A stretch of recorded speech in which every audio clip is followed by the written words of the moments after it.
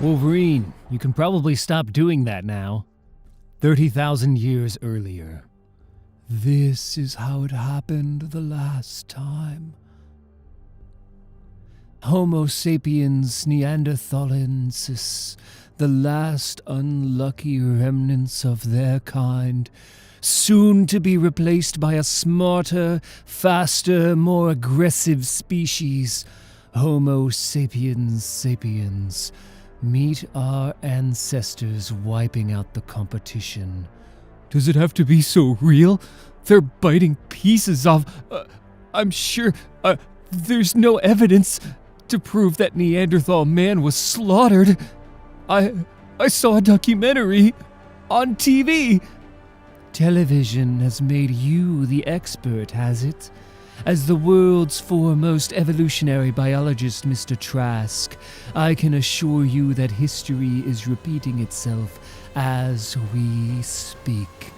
There is a faster, more aggressive race in our midst, eager to inherit the earth we stand upon. Science calls them Homo sapiens superior, the mutants. You saw my findings. The human race will be just as extinct as Neanderthal man within 4 generations, unless we fight back before it's too late. Unless we exterminate the mutant germline once and for all. Humanely, of course. But, Miss Nova, I'm only a dentist. Be careful where you put your head, Professor. The contacts on the mind phones may fall short of my usual deft finish. These brutish paws and I take full responsibility if your earlobes are torn to fringes by razor-sharp plastic. Otherwise, Cerebra is ready to rumble. I have no earlobes, Henry. Proceed. If Cerebra works, she'll amplify my psychic senses to the 10th power. Is that the idea? I very much look forward to experiencing that.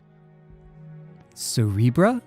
Imagine Cerebro's big sister. She can boost the Professor's mutant locating abilities to global range. Humor me, Jean. I'm hormonally imbalanced. You're incredibly upbeat for someone who's turning into the romantic lead from Beauty and the Beast on Ice, if that's what you want me to say. Soda? Diet, please. Diet? You weigh 600 pounds. So, do I want to get fat? I do a lot of leaping around. I suspect my latest beast form is connected to this year's mutant baby boom. Sunspot activity, manic depressive mood swings. I feel like a Hindu sex god, Jean. I'm going to write a paper when I relearn how to use a pen. The new look suits you, Hank. Distinguished. Feline. I like it. It all seems pretty natural. Everything okay, Professor? You know what Jean and I are like once we get started. I'm fine. Join me in my mind and take a look for yourself, Henry. The view's incredible. Your Cerebra networks like a global positioning system. The radiant peaks are mutant waveforms. We're observing the distinctive signature of the X gene, which gives each of us our special gifts, am I correct? This is very unusual, Charles. Your thoughts are actually forming some kind of condensation on the walls all around you. All those lights are newly emerging mutants, Jean. What's that? What's that big one? Use the zoom. I just saw this enormous spike in South America. Professor? I missed it. There's something around Colombia, Ecuador. Perhaps I thought I felt a trace, but enhance times 200. It must have been a trick of the twinkle in your eyes, Hank. It was like a flare, a genetic flare. Someone could be in trouble. I really did see something. Look at the world. There are so many mutants out there, Hank. More and more of us all the time. I wonder what it means. Scott and Logan are on their way home from rescue operations in Australia. Why don't we ask them to look in on your flare, Henry? I've never been lucky down under. But hey, enough about my love life. Tell your grandkids you just walked away from a Sentinel attack, bub. That's if it didn't scare you sterile. thing was as tall as a house. You're X-Men? He's Wolverine. I'm Cyclops. Steve, my mates mostly call me Ugly John. X-Men? No smoking, please, Wolverine. You have rapid healing gifts. The rest of us are running on lungs. I can't help smoking. Space Cadet Summers. The big bad Sentinel set me on fire, remember? I'm dealing with the emotional and physical side effects in my own way. Ugh. Sentinel hardware's getting old. 5,000 rounds of live ammunition, 2 death rays, 4 independent Rolls-Royce engines, $3 million worth of RAM. 5 minutes later, it's rust on my knuckles. Let's hope those were some of the last Sentinels we'll ever see. They looked like decommissioned government ordnance. Rogue machines left over from the big mutant witch hunts a few months back. You guys are all the good-looking muties, eh? Nice of you to notice, Ugly John. There's the last of them. Let me tell you, it's worse when the tissue has time to heal around a bullet. I better call my mates. We're in space, right? You lived one more day, Ugly John. Cheer up. That's as good as it gets. He passed out, Logan. Smell of cooking skin, I guess. Do we really have to drag this poor jerk all the way back to Westchester? He was hunted almost to death back there. If you can name any human doctors who'd be willing to provide the medical treatment he needs, go ahead. Prepare your forebrain for incoming, Logan. Professor X wants to talk to us. I have to get this off. The massacre you witnessed was only a simulation. Imagine the sickening reality. Imagine the day when the leering freaks and the mutations come, kicking down your door to bash your daughter's brains in. Evolution takes no prisoners. Very poetic, Mr. Trask. Your Uncle Bolivar built the first of the old Sentinels, is that right? The Philadelphia Trasks, controversial creators of android weapon systems designed to identify and terminate mutant X-gene carriers. They look wonderful, I admit. Design classics. But Sentinels have always been spectacularly ineffective against highly adaptive, homo-superior targets. Did you know your tax dollars helped fund a shadow Sentinel program, Mr. Trask? No, you didn't. No one did. What do I know about Sentinels? I have a successful dental practice in Albuquerque. What are we doing here? You said a basic master mold factory unit was constructed during a lull in the fighting. Rebel forces, government troops backed by the USA, that sort of thing.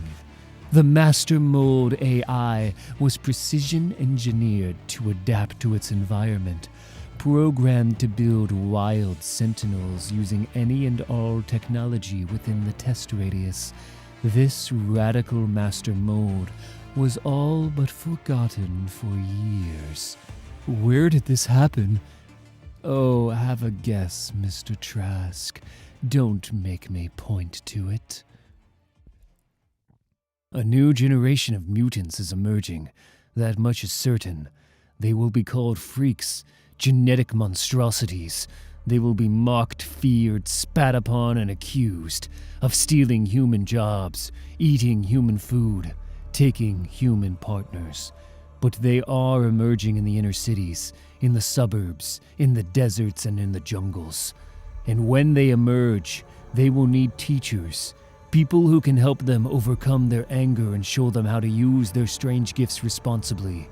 They will need us. Thoughts on the new school uniforms?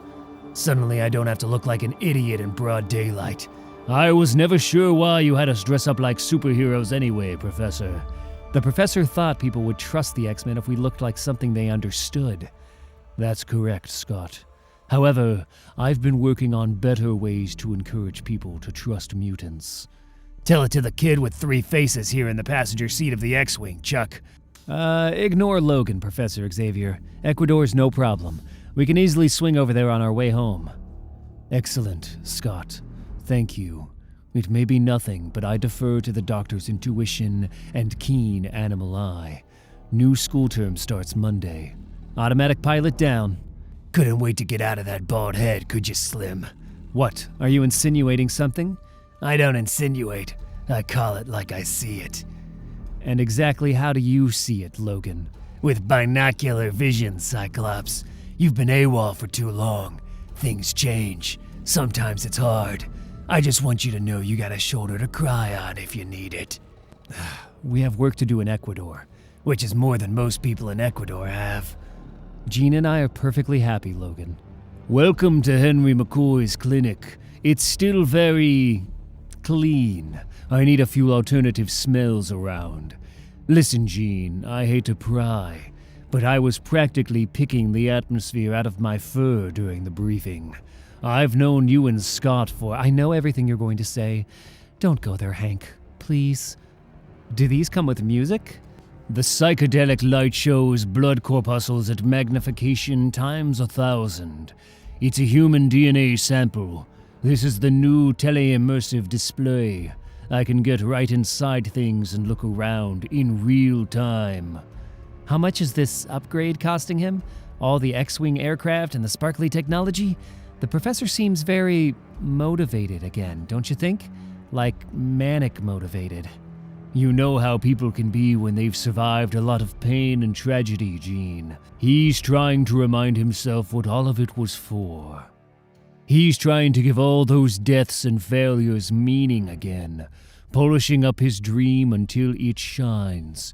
That's what Logan said in a rare, sensitive moment. Which is pretty much what I said to Logan when we talked about it. Said Logan. Oh. Two. Did you... Jean, are you having one of your embarrassing psychic moments? I just felt something odd. It's fine. I think I must have left something important in Cerebra. You go on, Hank. Thank you, Cerebra. Thank you, Henry. Very interesting. Hello again, Charles. The mind amplifier works like a dream, doesn't it? It led me right to where you are. What a special big new toy for a crippled little boy. It's almost like being able to get up and about. You can't form a single thought. Who? You. What? Shut up. It's all garbage in there. What are... I am what's eating your mind. Relax and be replaced. I'll be you now and make you a murderer, Charles. The first, the oldest, and the last enemy. The terror and the hate you thought would never return. Charlie's big, ugly secret. The nightmare on the dark side of your dream. Surrender, Charles.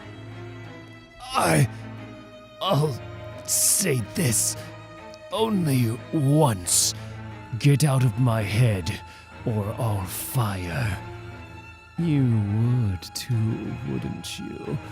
Well, this is only how it starts. Are you very afraid now? Charles! Oh my God, your thoughts are bleeding, torn. Charles, what was that mind quake I just felt? Where did that gun come from? Please don't come any further into these thoughts, Jean. Are these words from the future? Please, Jean. Pure, appalling hatred. Unstoppable. Scott. Logan. It's there. Henry was right. Warn them, Jean. Warn everyone. It's in Ecuador. I was miles away. I said I'm extremely uncomfortable. You told me you were a government agent. Utmost national importance, you said. I've endured an 8-hour helicopter ride, accompanied by horrific virtual imagery. I'm being eaten alive by enormous insects, and then there are sounds out there. You led me to believe I'd be performing Black Ops root canal work on the president. What are we doing in a guerrilla war zone? Stop quivering, Mr. Trask. No rebel forces remain. No loyalist troops are left alive. There's only a scrapyard here, scavenged and stripped of raw materials by the master mold. You keep saying that. What does evolution have to do with dentistry? Where are we going? You're here for a reason. Don't worry. Imagine self-made sentinels using spare parts to evolve themselves into more effective forms. I don't think I want to. What's that noise? Look, I demand to be taken back to safety. It's like a monster wasp. It's like some horrible giant lawnmower. It's them. Wild sentinels. Look at them. I can't. Oh God, you're crazy. Don't waste any tears on the soldier boys. They came pre-deceased. They make me look official, so I march the corpses around with my thoughts. See how the family androids have grown up, Mr. Trask. Go on, meet humankind's last hope against the mutant menace. Talk to them, Mr. Trask, or they'll chop you up and grind you into neatly filed segments. No, don't hurt me in the name of God. Stop them. Stop. Focal identification. Trask. Prime command protocols. Search. Online. Running protocols. Stop. Preserve Trask DNA. That must be your famous charm and captivating wit running down into your shoes. Don't be scared. These deformed, homemade horrors were manufactured in a master mold designed by dear old Uncle Bolly. Preserve Trask DNA. They'll do anything you say, Mr. Trask. I brought you here in my capacity as a biologist because I feel it's your duty to save the human species. They're not attacking you. Why be the small man when you could be the scourge and destroyer of monsters? These android assassins have obviously reached the limits of their ability to evolve in this environment. With a word, you can extend their reach. With a word, you can exterminate Homo Superior in its infancy, while the species is still too young to fight back. So lower that once commanding voice of yours a few octaves. Forget your dental practice, Mr. Trask. Your future lies in genocide. Well, when I got out of my bed this morning, I didn't expect to exterminate 15 million people. They're not people, Mr. Trask. They're dirty, stinking mutants. And here come some of them now. What happened? 1 minute I'm following through into my Calvins under a giant robot sentinel hand in Sydney Harbor, then I'm in space? Go back to sleep, Ugly John. We like you better. Did something just hit us? It's a sentinel. That thing, it looked like a sentinel master mold factory. The only reason they exist is to mass-produce mutant-killing androids. Looks like it's mass-producing all over us. You ever seen anything like that, Slim? For crying out loud, what are we doing in a nest of them? Step on the gas, why don't you, mate? Less of the murder machines, eh? I'm trying to cope with internal injuries. How'd you like some more? Shut up and strap yourself in. Engine 3 is out. How much? How much money do you think Xavier paid for this piece of equipment? Relax, I've survived more jet aircraft crashes than any other mutant. Insurance takes care of everything.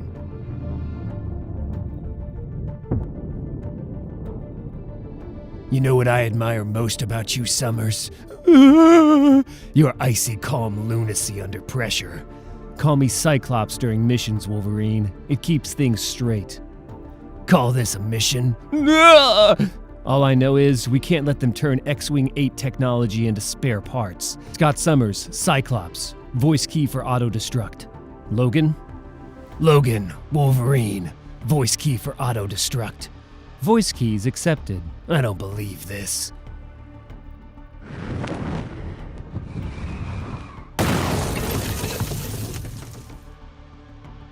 Okay, how do we get him out of this? Nothing much here. Old cans, scrap and salvage, and some electronics. You ever see a Sentinel look anything like this? I've seen enough. Sentinels hunt mutants, Logan. They know we're here. I figure our only option is to disable the master mold. So, whose idea was it to divert via Ecuador with a civilian in tow?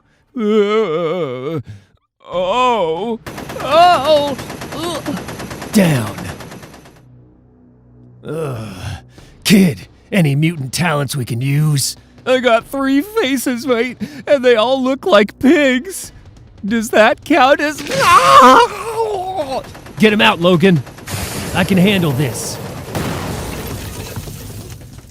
Well handled. Stay right where you are, Ugly John. I'll try taking him down.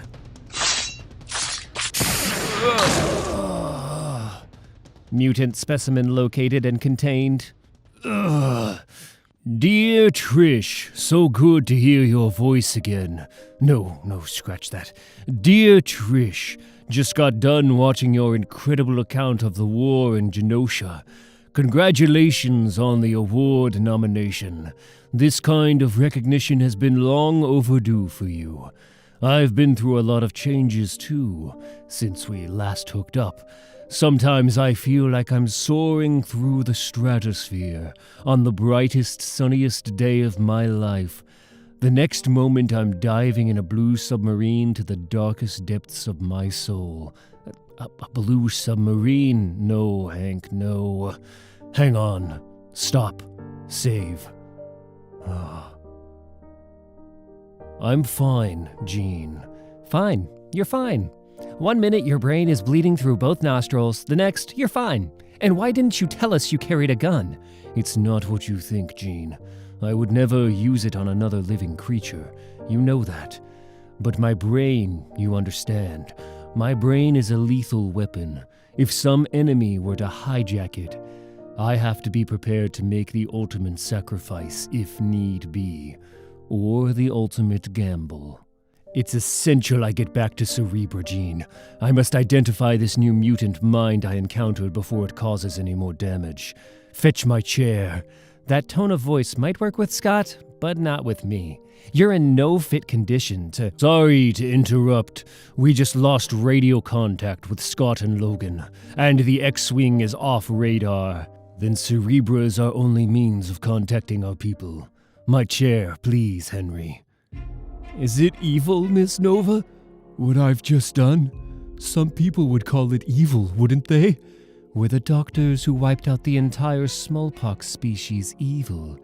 In a world without values or morality, good and evil are just choices on the menu of the mighty Mr. Trask. When they hear why you launched 4 supersonic death machines into the most densely populated mutant area on Earth, I think they'll say, by God, he was evil, yes, but evil in a good way. I woke up a dentist, and soon I'll be the world's greatest mass murderer. They say people can commit any atrocity given the right excuse. It's a special feeling, isn't it? Behind the mask of liberal respectability, with its safe opinions, we all hate the mutations, don't we? How can it be murder when they're germs of vermin? There won't be time for them to feel pain, will there? It will be humane? It doesn't seem real. I know how much all this sudden power excites you, Mr. Trask. I'd know it even if I couldn't read your mind like a t-shirt. I even know you dream of keeping mutant women and children as slaves in your basement. I don't hate you, Donald Trask III. Does the gourmet hate the steak? but it's taken me 10 hours to read and copy the 3 billion base letters in your DNA sequence. And I'm done with you now. Do you want to know the real message of evolution? All life winds up as manure. Mutant specimens located and contained. Prepare for vivisection and spare parts classifications. Wait. Vocal identification, Trask. Prime command protocols, search. Online. Running protocols, stop. Preserve Trask's DNA. Well... In ruins, sources in Cape Town, South Africa say parts of the city were devastated by the attack. The original Sentinels were restricted by their size and shape. These wild Sentinels can adapt and assume any form necessary to engage and destroy the mutant menace. Menaces like you. Am I really to believe you're from Charles Xavier's School for the Gifted? What are you, the ex-mascot? Eyewitness accounts, garbled, fantastic, monstrous things of glass and steel and fire are on their way south. Oh no, no, I shouldn't be here. I'm from Australia. Don't hurt me, missus. Don't hurt me. They think I'm a Trask too, you see. The most powerful mutant hunting machines on this entire planet will now do anything I tell them to. Don't worry, I'm not going to hurt you with this. Sentinel Man of War, terminate Piggy. Well, that works. Bacon. Sentinel Man of War. All I gotta do is think, and adamantium razors burst through the skin of my knuckles at 130 miles per hour, babe. So you better relax. Summers, for the love of God, the kid's dying in agony. It's okay, Logan. John, Steve, I'm so sorry. I know there's something more than just this world. Deep breath. Don't be scared. Just look into my eyes. As X-Men, we're trained to help mutants in trouble. We've also been trained to prevent genetic threats like you from hurting people. I've removed my emergency Ruby Course contacts, which leaves me blind. But I know exactly where you are, and so help me, I'll gut you with a blink of my eyes if you try to hurt anyone else. It's too late. Look around. This place was making them bigger and better, and the only thing Sentinels like to do bigger and better is kill mutants. You saw what she did to Pig Boy. Stone Cold, Summers. Look at her. What's so funny? What else did this psycho do that she thinks is so funny? Where did she send those Sentinels? Good morning, class. I have radioactive dog dirt on my shoes. There are luminous bird droppings on the statues of our beloved president, Magneto. Therefore, we shall not be singing the words to Genosha, Genosha, Promised Island, Mutant Utopia this morning, with your usual tuneless gusto or otherwise. Instead, I propose we spend today's telepathy period hacking into the minds of some of our favorite screen idols. A gold star to the first girl who discovers the awful truth about Tom and Nicole. Miss Frost, you think everything's just a joke, but I had the same nightmare 50 times last night, and I'm having it again right now. Everybody's going to die.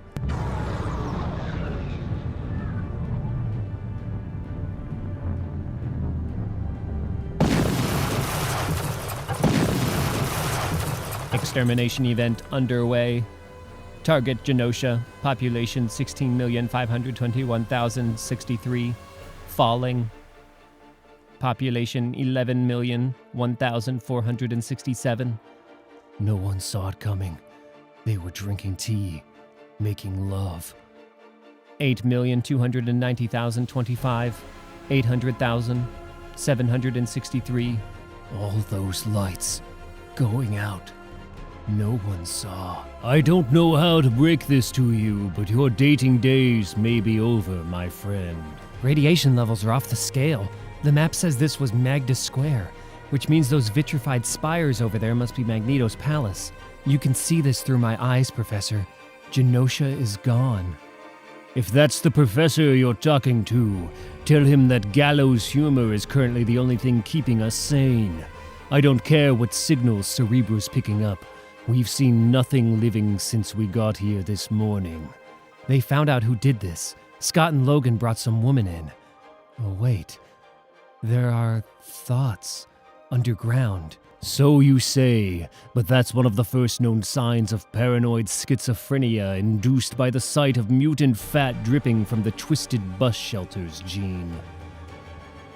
No, I mean it. There's somebody alive underneath us. These are really familiar feelings. X-Men, mutant rescue. Please don't be alarmed. I know I look like a special effect, but we're actually here to help. You can help shovel up the ashes if you want to. Everybody here was incinerated by the Mega Sentinel jets. You X-people have no official status. You know that, don't you? Please, there's someone alive. And there must be 50 tons of senior high school in that mountain of dirt, so you go ahead. These men have been digging since dawn. Trust me, I compensate for unnaturally thin wrists and ankles with an extremely buff mind. I've got it, Genie. You can ease off. Hello, is anyone there? We're here to help. You're right, there is something. I can see someone shining. Her name is Ellie Phimister. Her mutant name is Negasonic Teenage Warhead.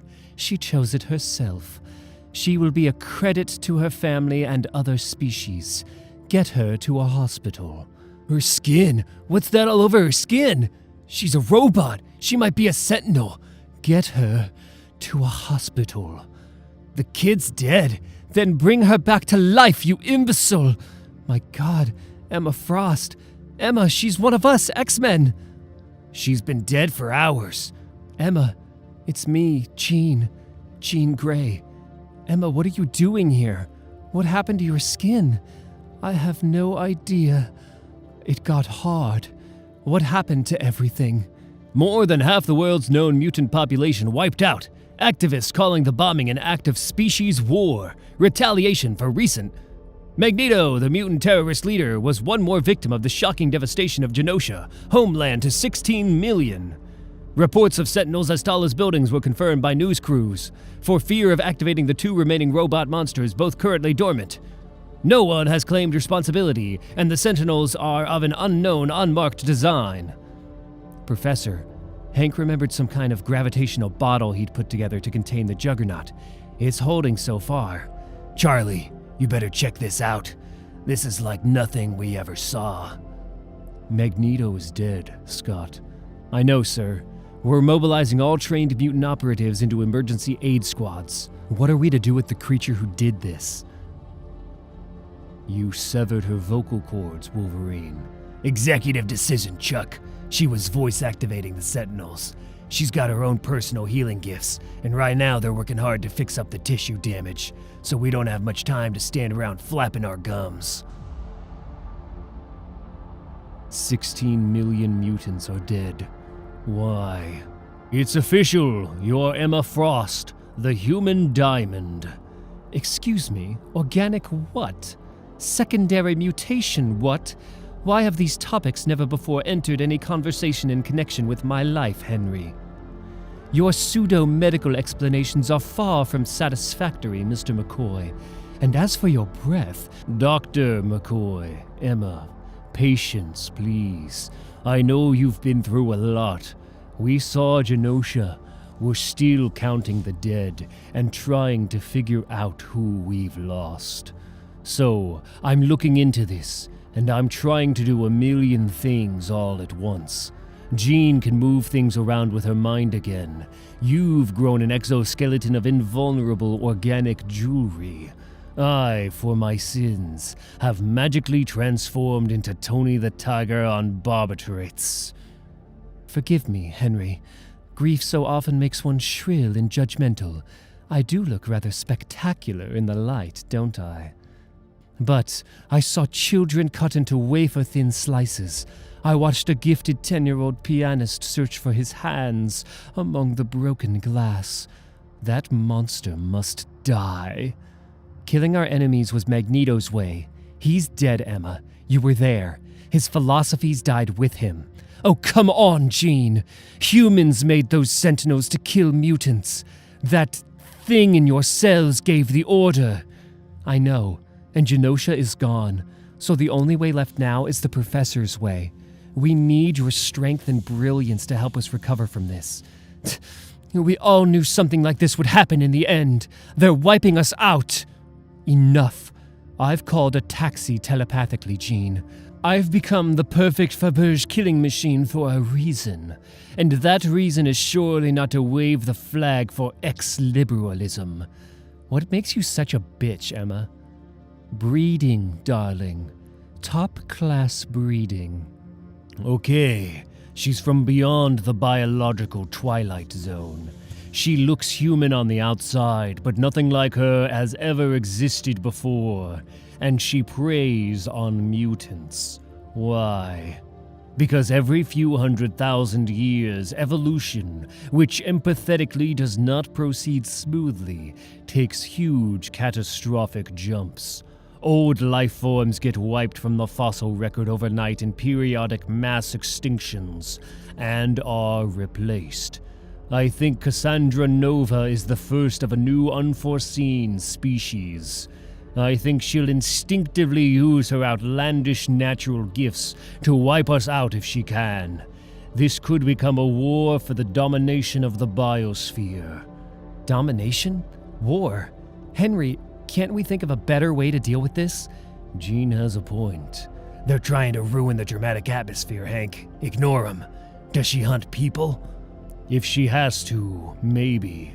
But she doesn't really need to. And that's the scary part of the story. Humans are no threat to her because she instinctively knows what I just discovered. Meaning what? Meaning this. I think I've found a genetic trigger for extinction buried deep in the human genome. This E gene turns on when an entire species is about to be turned off by Mother Nature. The data looks conclusive. The human race is at an end. Within 3, maybe 4 generations, they'll be gone, replaced by us, or something even stranger. Something like Cassandra Nova. Human beings are dying out? So tell me one more thing before I take her head off. How come she looks like you, Chuck? Well, see, I think I can feel. Too funny. Bad smell in my eyes. Inside-out thoughts. Jean, help. Head. Hank? Stay calm. Remember your formations, and no formations! Everybody on instinct! Don't let her speak, Jeannie. I'm going in around her consciousness. It's like a migraine. There's just a big hole where she should be. Charles, I need support. Her mind is a trap. Stay back, Jean. I think I can close down her motor functions from... Hank! Check. Logan! Ugh! Hello. Welcome to the Black Bug Room. Everyone has their own Black Bug Room. This is yours, Scott. Jean! No! Jean, listen to me. There are things we need to talk about. About a relationship. Jean, listen. The bugs say... Snap out of it, Scotty. Take charge. The bad guy is killing Wolverine. Jean, come back to us. Think about the oxygen molecules getting faster around Cassandra. Make them go faster, baby. Faster. Team! Logan, stay still. I have enough painkillers here to send a Brontosaurus to Happy Land. Ugh! Save him for your Brontosaurus, bub. She's getting away. You're learning, right? That's a marvelous thing. You know, I always remember my teacher, Miss Murphy. eyes that could look through any excuse you had. Then one day she gave birth to 100 eggs during a clarinet recital. My brother witnessed the whole thing. She was a mutant. I say genocide's too good for him, but that's just my humor. I'm as shocked as anyone by all this Genosha stuff. How about you? Well, I'm like Miss Murphy. I'm a teacher too. Is that an English accent, honey? Van Cleef and Arpels on 5th at 57th Driver. I intend to have myself valued. On second thought, I've just had an epiphany. Like St. Paul on the road to Damascus. Stop the car. I know you're just some fucked up thing that wants to survive. Wrong place, wrong time. See what she's trying to do. If she reaches the Cerebra system, her power will be amplified. Oh, dear Lord, no. Scott. Charles, don't go. You mustn't. It's okay. Shh. Cerebra! Oh, yes. Dear Charles. From here, I can reach out, take hold of every remaining mutant mind on Earth, and extinguish it. But I only want one. There are some things you just shouldn't be allowed to get away with. You okay with this? She had to be neutralized, Logan.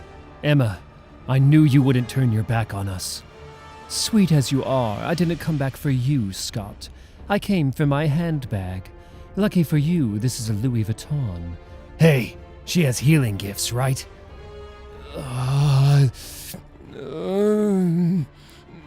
Charles.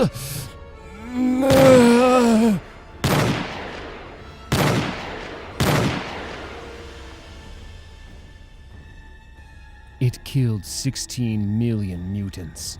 It would have killed all of us. May posterity forgive me. May our dry cleaners forgive you, Charles, dear. May God award you a medal for your uninhibited marksmanship. Hardcore, Chuck. I had to put a stop to it, Logan. I won't allow any more mutants to die. Things must change, now. To me, my X-Men. A horrified world reacts to the mutant genocide in Genosha, now changing stereotype portrayals of mutants in movies and on TV. Most mutants are decent, law-abiding people, admit law enforcement agencies. Renowned mutant expert Professor Charles Xavier now believes man and his genetic cousins must reach a new understanding in the wake of this terrible tragedy. Why is he doing these talk shows? People are talking. I don't know, does he seem mildly traumatized to you? Doesn't everything seem mildly traumatized to you, Scott? There's blood on the walls. Hank's in shock. And Scott, please. I can't stand you being so distant all the time. It's driving me mad. I can't make it feel like it used to. It's not. What's the point of it all coming out wrong? Read my mind, Jean. No. Read my lips. Nothing will ever break the bond between us. We both know that. But we've barely touched one another for 5 months. And right now this marriage feels very strange and cold, Scott. Jean, when En Sabanur was in my head, he spent a lot of his time stripping away a few of my illusions about life and about myself. I realized how many of my high ideals are just based on self-interest and self-deception. I denied it, of course. I beat him in the end, like we always do, and I cast him out of my thoughts. But the thing is, I just can't seem to cast his thoughts out of me. You're not the only person who was ever possessed by an evil spirit, Scott. The bad feeling goes away. I don't know if I feel bad, Jean. I just feel strange and different. That's all. And I don't want to hurt you or anyone, but with that in mind, I feel that it's finally time to put an end to masks. An end to hiding our gifts behind secret identities and ill-fitting clothes. Oh my God, Scott, what's he doing? He can't do this. Ladies and gentlemen, my name is Charles Xavier, also known as Professor X, and I am a mutant. Zorn, you have a new master now. You're fortunate you cannot smell the human dung and rotten metal in this room, Mr. Sublime. Zorn has been here in Feng Tu for over half a century. lead eye shades.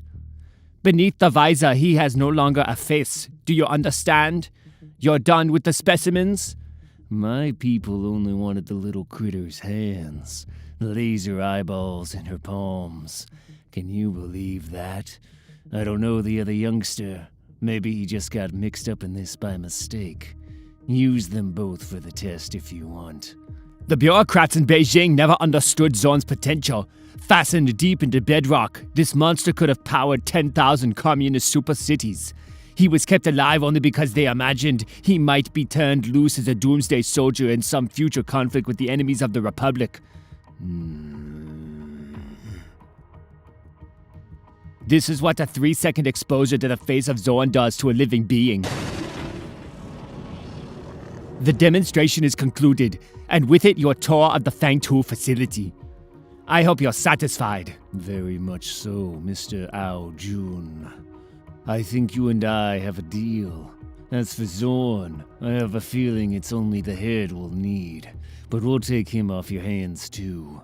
To Hong Kong then, Mr. Ao Jun. So tell me, Scott, what's all this I hear about your vow of celibacy? Your poor wife's loss is shared by the world's eligible women. Believe me. I'd be flattered by the attention, but I can't help remembering all the times in the past when you tried to kill us, Emma. What are you doing here, with the X-Men? I deserve sympathy for the sins of my sordid past, not scorn. Those were difficult days. I was probably very confused and out of my mind on drink or drugs. It's not always about good and evil, Scott, dear. Your X-Men are currently the only credible alternative to a world where mutants are simply ghettoized, persecuted, and exterminated. Hey guys, lighten up. We're going to a funeral. Since the 50s, when the first of the atomic generation mutants began to appear, the mainland Chinese government has unofficially enforced what you might call a hardline stance on Homo superior. Translation: X-gene carriers tend to get murdered at birth. Meanwhile, Professor Charles Xavier outs himself as the mutant Gandhi, opens X-Corporation offices in Hong Kong, Amsterdam, Mumbai, and Melbourne. The X-Corporation is me, Gloria Dolores Munez, aka the Glamorous Risk, a Cerebra connection and a mandate to monitor mutant rights violations in, and I quote, Asia. Domino, when did Gloria die? What happened here? 2 weeks into the big adventure, Gloria uncovers evidence of an illegal trade in mutant organs from the mainland. Evidence, in this case, being the testimony of a drunk with fins, which was usually good enough for her. She could implode things with her mind. The police figured she must have used it in self-defense. This is one of the people who killed her in the car park of Sublime Farm Solutions. We came to pay our respects, Beatrice. If there's anything else we can do, you know, the deeper I look, the wilder it gets. We're talking links to a high-ranking Red Chinese army officer and a radical self-esteem cult masterminded by a pharmaceutical company CEO. I'm in over my head. So, what kind of lunatic would attempt to graft mutant organs onto human tissue? Haven't any of you ever felt special? Haven't any of you wished others could see the super potential you know you have inside? Then maybe you're one of the third species, like me. Maybe you're a mutant soul born in a frail, powerless human body, afraid to express your needs. My best-selling book gives a voice to the people who have decided to transcend their species orientation. At the white-hot moment where today becomes tomorrow stand the You-Men, beings like you or I, but better. Jan, Beiro, and Harriet here call themselves Homo Perfectus, the self-mutated. We live in a world where new developments in spare parts cloning and cosmetic gene surgery are making it possible for people like us to cross the bridge between man and mutant. We demand the right to use these techniques to better ourselves. And until the day our demands are recognized, we refuse to touch the soil or breathe the air of this fallen world. We want to be mutants too, and live in a better world than this one. Society has come to accept tattoos, piercings, and other body modifications. Why not accept this? This makes a delightful mockery of Charles Xavier's mutant rights charter. Our beloved headmaster has opened the floodgates to every lunatic with an outrageous demand and a publishing deal. Face it, friends, the third species is here to stay. Allow me to offer an opinion. Scott Summers has a king-size bug all the way up to his duodenum. You're way off base, darling. He just got back from being taken over by one of them forces of evil we come face to face with every now and again. There's nothing funny about being taken over, and right now he's clinging to sanity with his teeth gritted so hard the beams are shooting out his ass. He's clenched so tight, when he farts only dogs can hear it. But you can trust that king-size bug with your life. Who's this old guy I'm looking at, and how many of him are there? Wait, let me get this contact lens menu online. Zoom, 2 blinks. Okay, that's Ao Jun. He's our Chinese army connection. Get this, for official worst mutant gift ever. Hair, skin flakes, dandruff. Anything he sheds grows into a short-lived, briefly conscious, totally naked Ao Jun golem. Some people get all the breaks. So, you need some company after this gig? Can't hide from the man with hypersenses, huh? No strings, animal passion, Logan. And you're paying for the drinks. The professor hands out platinum credit cards to his teaching staff. First things first, honey. Ninja business. Take care. There's a smell of death down there. All this money!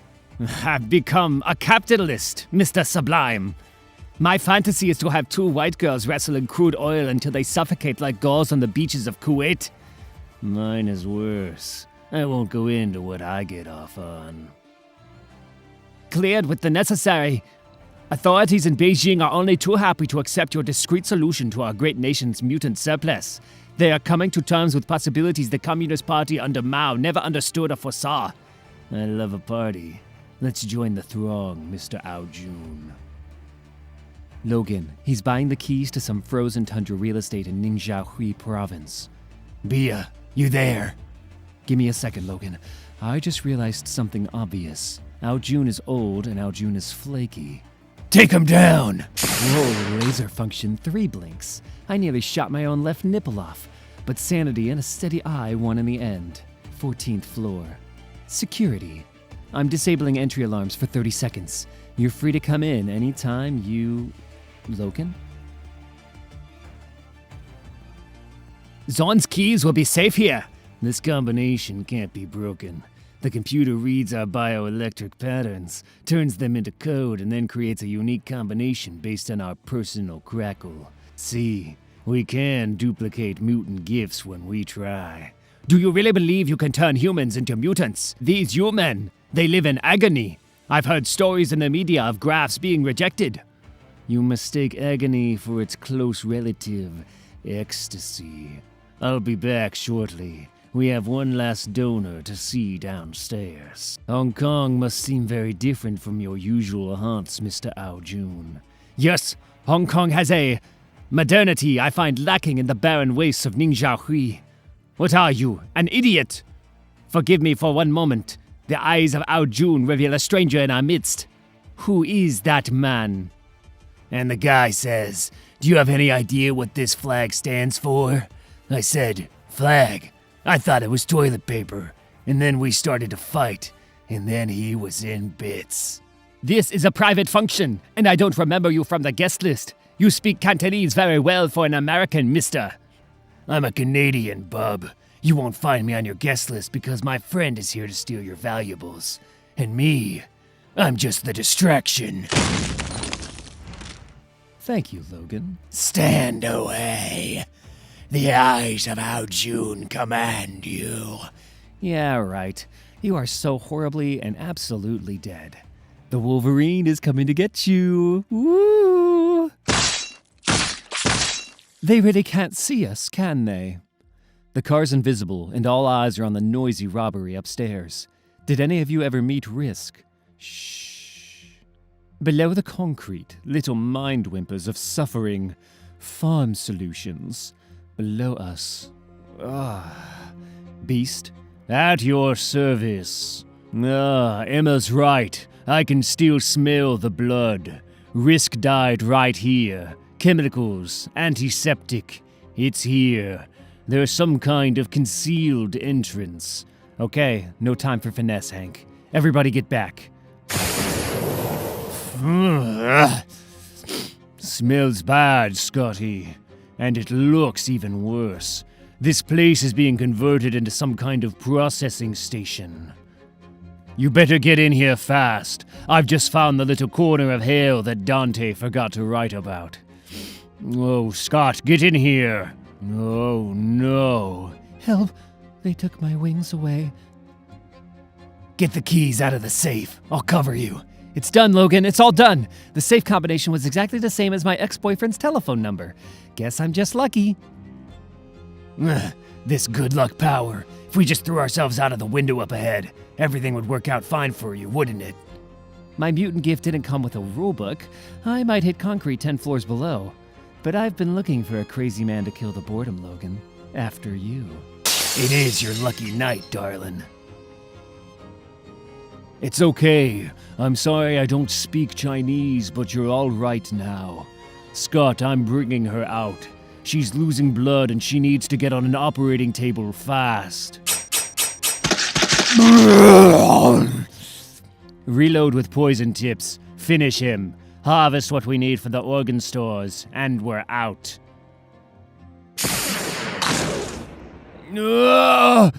I'm breathing air! I'm breathing air! The tainted air of the fallen world! Yes, you are, aren't you? I wonder if your nasty Auntie Emma can do something about that.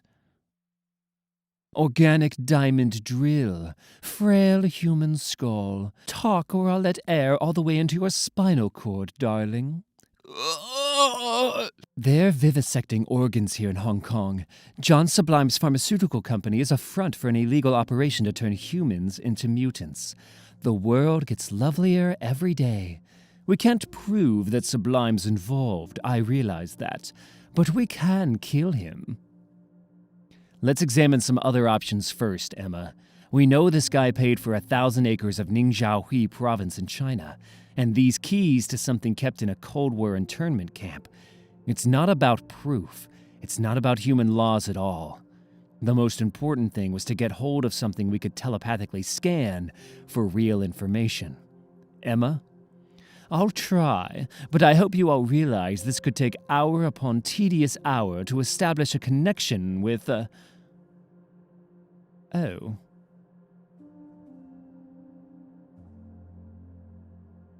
Zorn. His name is Zorn. 2 days after he reached puberty, his brain was incinerated by a microscopic sun. He survived. He should have been a genius, a healer, a Buddha. But he was born in the wrong place at the wrong time, so they built an iron prison around him. Without sunlight, without human contact, chained in a metal cellar, somebody died in the room next door. Enough! Enough! I've had quite enough of these painful emotions. I have no telepathic powers in diamond form, and no empathy, no compassion, just a cruel sense of humor and a cold, hard heart. So what's Fang 2? It's from mythology. It's the capital city of hell, and I can get up on my own, so please take your hand off my left buttock, Wolverine. The girl died on the table. She'd lost too much blood. Can we stop this? Jane? Are you there? It's Scott in Hong Kong. I can almost see you. I can see you too. Some weird churned up thoughts in there, Scott. Did someone die? Who's Zorn? You can download the whole thing from my memory when I'm sleeping, Jean. We've uncovered some pretty nasty mutant rights abuses here. Is Emma behaving herself? She's on your mind. Emma, I'm keeping my good eye on all of them, Jean. We're heading into China tomorrow, so be ready for me to yell for backup. Love you. Good night. Who's there? I couldn't sleep after the traumas of the day. Tell me more about the world of chastity, Scott. We'll have this place up and running as an organ farm before you know it, Aljun. Get some color in, maybe cheer up the place. Zorn escaped once in 1969. It took us 2 whole weeks to subdue him. As a punishment, they rebuilt Fang 2 around him where he fell, using the fragments of the original. To punish me after my herbal gene suppressant wore off in the midst of it all, I was made his jailer. Why do you want to be like us? Mutant lives are short and fearful, or worse, long and fearful. Mutants will inherit the earth. Lord knows I'm prepared to adapt, but my body has trouble accepting the tissue grafts. My throat implants are fine, but the rest, well, my back is in constant pain. But one day I will fly. One day I will fly. Now our deal is done, and Zorn is. I fear the star in his skull has grown old and sick along with Zorn. What have you done to him, Aljun? Mr. Sublime, sir, I used to be a keen amateur astronomer before I got my implants. If he's swallowing light like that, there could be a micro black hole in his skull. Well now, wouldn't that come across as a completely insane turn of events? What's going on here? There's no key. It's a note. I can see it. We are the X-Men. Boo. So we're allowed to do stuff like this now? We just did, Logan. Let's see who complains. Which one of you creeps is ready to own up to killing Dolores Munez? You betrayed me, Aljun, after everything. Of course I betrayed you. Here is my revenge on a world that locked me under the ground with this incoherent monster. Last night I fulfilled all my fantasies. Today I die happy. Beijing dies with me, and all the world dies with me. What a freak. Feed him to Zorn. Let's keep this going as long as we can, and hope the mutants fix it up. Can anyone tell me what's going on in this room? We think that's his event horizon, the point at which nothing can escape the gravity of his brain. There's nothing where his thoughts should be, ideas, identity, sucked into the emptiness.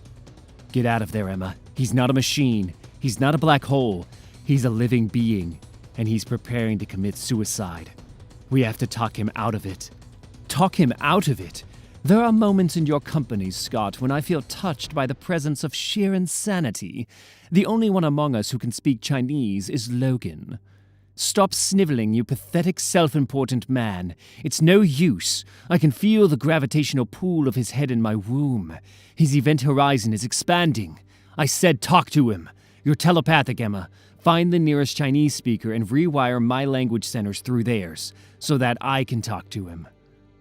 I bow to the master of diplomacy.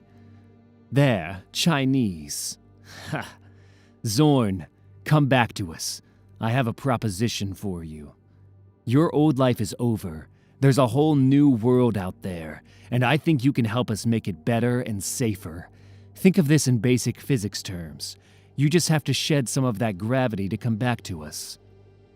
What's he In 60 seconds, the human black hole in that room will consume mainland China. After that, we have about 2 minutes to evacuate the planet Earth. Don't worry. Scott's very good with the depressed. It's not so hard to lighten up.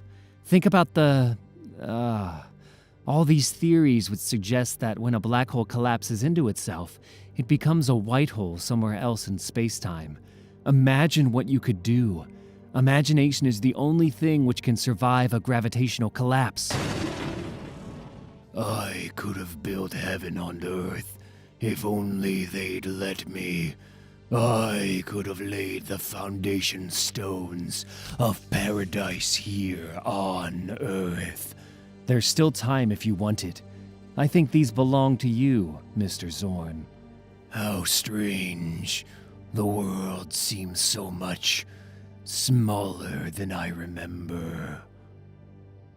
7 little words, one awful concept, unknown, insanely powerful mutant on the loose. He's not loose. He just accepted my offer of a job with the X-Men. Fly! Come on, Barnell, you can do it! That was pretty good. You're crushing my lungs. If you'd been for real, I'd be totally dead. What's so good about that? Your evasion time was up by 30 seconds on your last exercise, and you got those glider feathers to move. Stop being so hard on yourself, Barnell. Danger room off. You're here at Xavier's to learn, and to develop your mutant gift. Nobody expects you to graduate to the X-Men overnight. So you're sure about this mutant name you're choosing for yourself? Yeah, it was something this girl called me back in Rotterdam when they would find me hiding under the beer barrels. Ladies and gentlemen, I'd like you to meet Barnell Bowhusk, the Beak.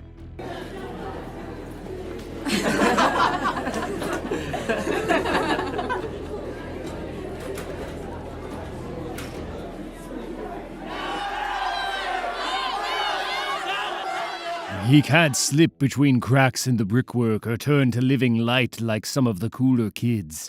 He's isolated and insecure, and it doesn't help that the school is turning into a fortress under siege since you told the whole world we were all mutants.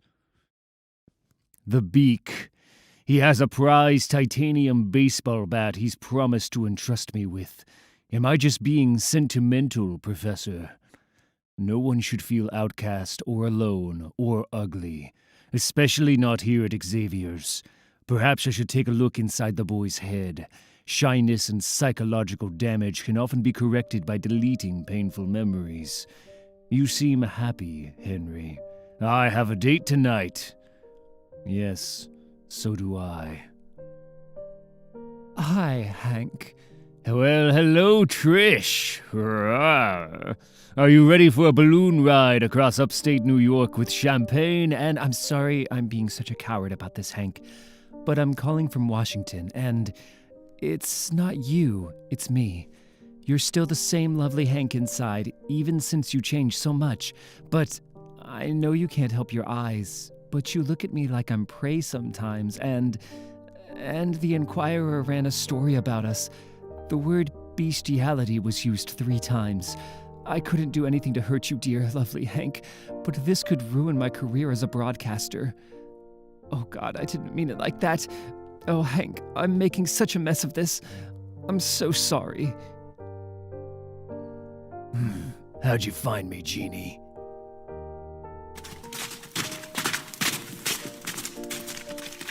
Alpha waves. They make your mind glow. Is that yoga? Zazen, sitting meditation. I got half burned to death and then the flesh was stripped off my arm. All in one day. Kinda maxed out on my healing factor. Meditation strengthens the immune system, flattens out the pain. That's why you've been up here for 4 days? Something like that. I've been trying to figure out what that big star is. There, in the middle of Orion's belt. Looks like a spaceship. Yeah, well, that's because it is a spaceship. After coming out as a mutant on global TV, the professor has decided to take a surprise vacation with Empress Lilandra in the Shi'ar galaxy, leaving us to deal with the mob at the Institute gates. Maybe I'd do the same if my ex ran his own space empire. It all seems so weird. What about you, Jeannie? Long climb for a fortune cookie. Oh, you know. Scott, me, same old, same old. Forget it. You always belong with that guy, Jeannie. Couple of Dudley do-rights making the world safe for whatever it is this week. I don't think even Scott knows. I've never felt anything like the feelings Scott and I used to share. And when we found him again, I thought it would all just go back to normal, but he's so different, Logan. I don't know who he is anymore. My telekinetic gifts are coming back, and it's like this big muscle.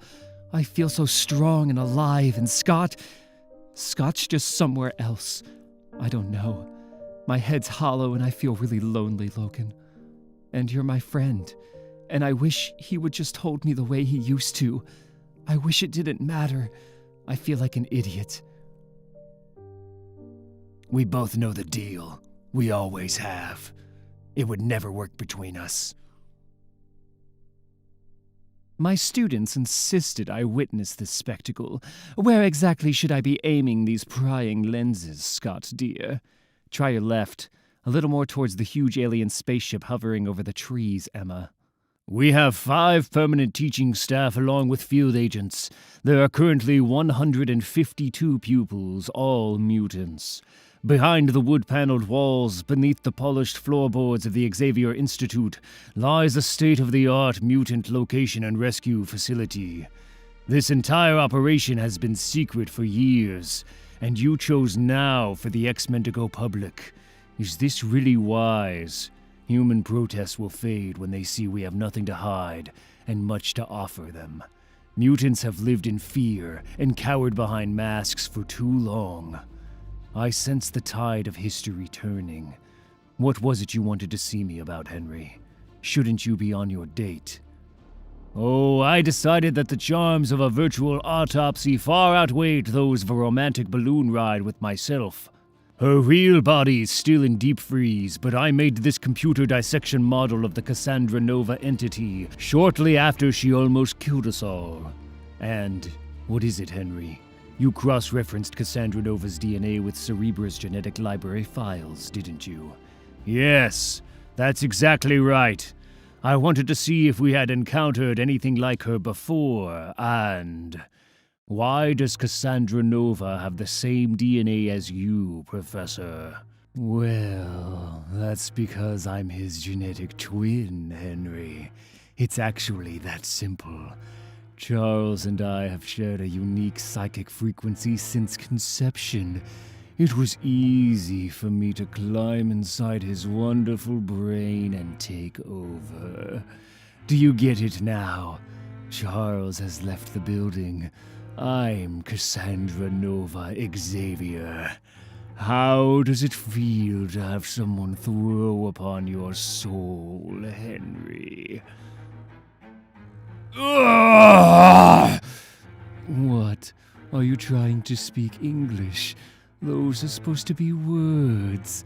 You can barely talk, you freak. Remember when you looked almost human in the mirror? Then it started. The fall from man to ape. From ape to feline. Poor, ugly Henry McCoy.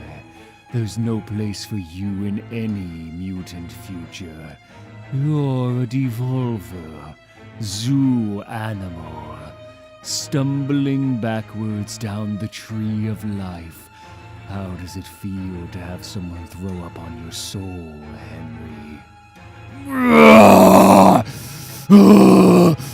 You're a worthless, failed experiment, and you brought it all on yourself. Is this your special mutant gift manifesting itself, Henry? This slow crawl backwards down the evolutionary spiral. Where will your gift take you next, I wonder? Will you become an insect, a worm, a slithering, incoherent slime mold still trying to charm human women with its awkward poetry? I am a member of the evolved species Homo sapiens superior. I have a doctorate degree. I can turn the periodic table into a dirty rhyme if that's what it takes to get you out. I can't help noticing the litter tray. Hydrogen's a kind of gas. The Big Bang blew out of it. Then came the proton. Like, take your medical degree from its frame, beast. You have no choice. Charles' brain was designed by nature to control the brains of others. I'm sure it can be used to house train a filthy animal. Now, so, take out your diploma and use it to clean yourself from now on. Prove to me you understand the basics of life as a domestic pet. Dr. McCoy, I wondered if you'd like to accept this... Professor X? Yes. Get out of here, Barnell! You're right. Every day I wake up and I look in the mirror, and I feel like more of a monster than the day before. Every day.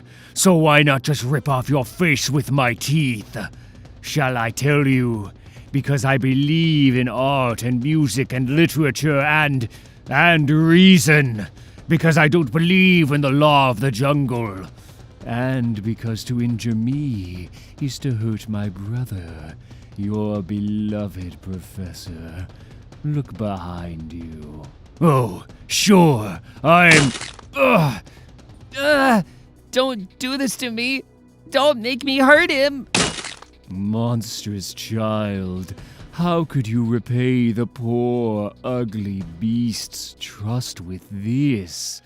No, I don't want to. I don't want to. Charles tried to murder me once, a long time ago.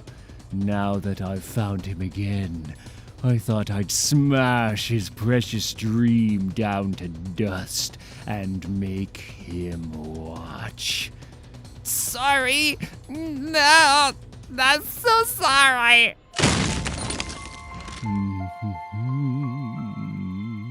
I have to say, I've seen better on the cinema screen.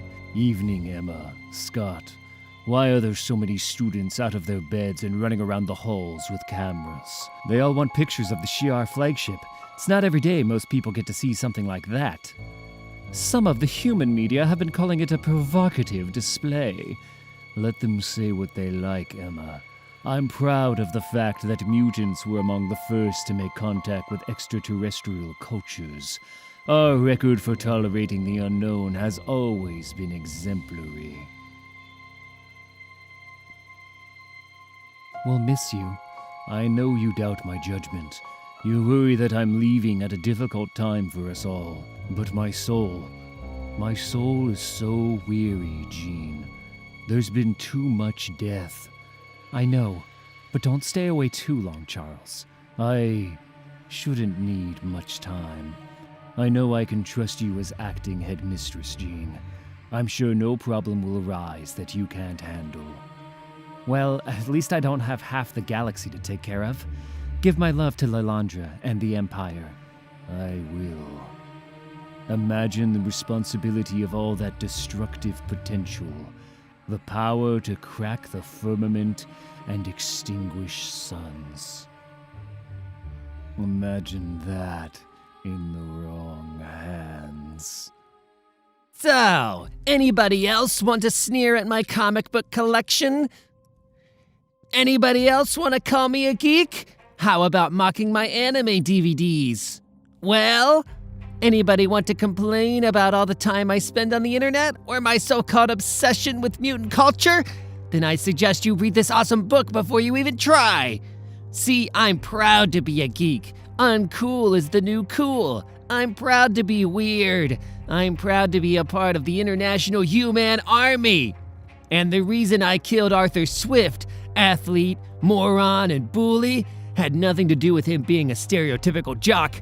It was mostly because of his big secret. Yes, Arthur Swift was a closet gay, but that's incidental to my cause. Arthur was also a mutant, and these are his X-ray eyeballs. When I join the U-Men and have them implanted, they'll be my eyes. Welcome to a world where the weird are kings. No girl in the hall will be safe from my X-ray.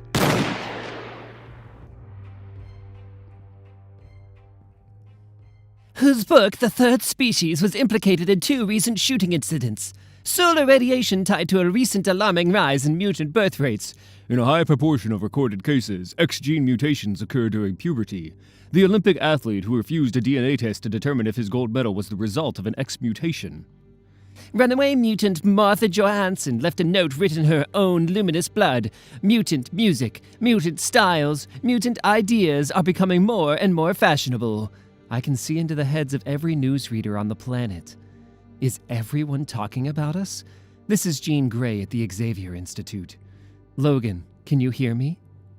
Loud and clear, Jean. Get the hell out of my personal fantasies. You want me back at the school? No, I need you right there in Wyoming. I'm picking up a strong new mutant signature about 56 miles northeast of your position. I'm on it, sweetheart. How's Henry? Take a look.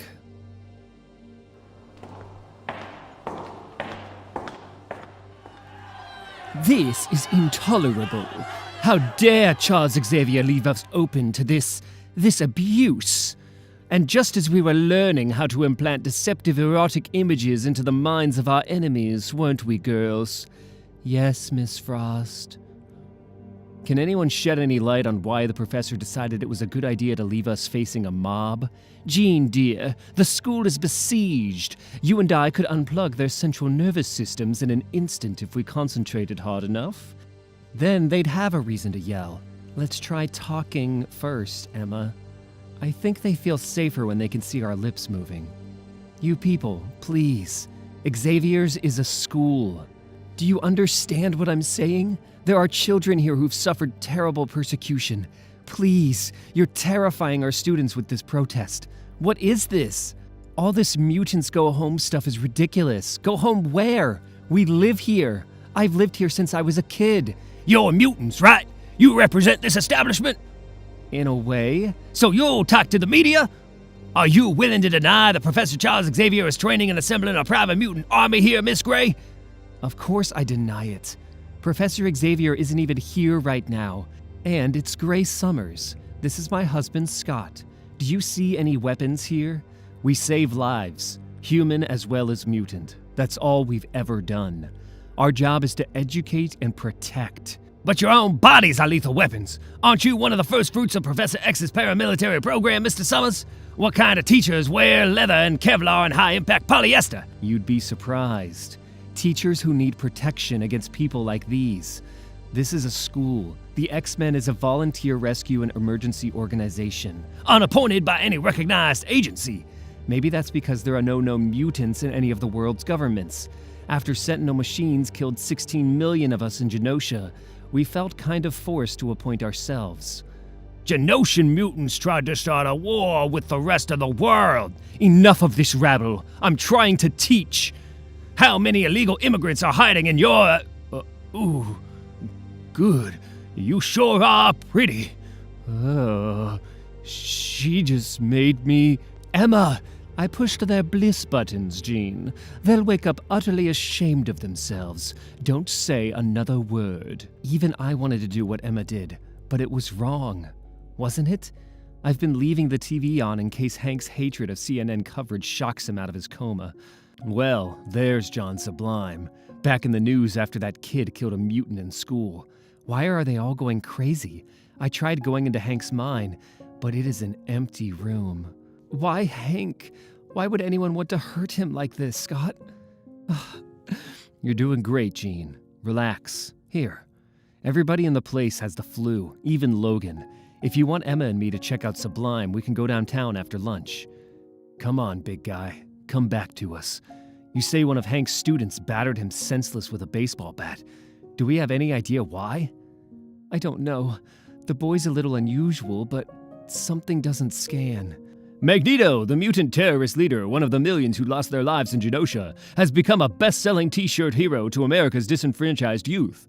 Elsewhere, John Sublime, millionaire spokesman of the trans-species movement, denies that his third species doctrines are behind violence. Magneto on lunchboxes? Scott, be straight with me. I haven't tried reading your mind. You didn't sleep with Emma when you were both in Hong Kong?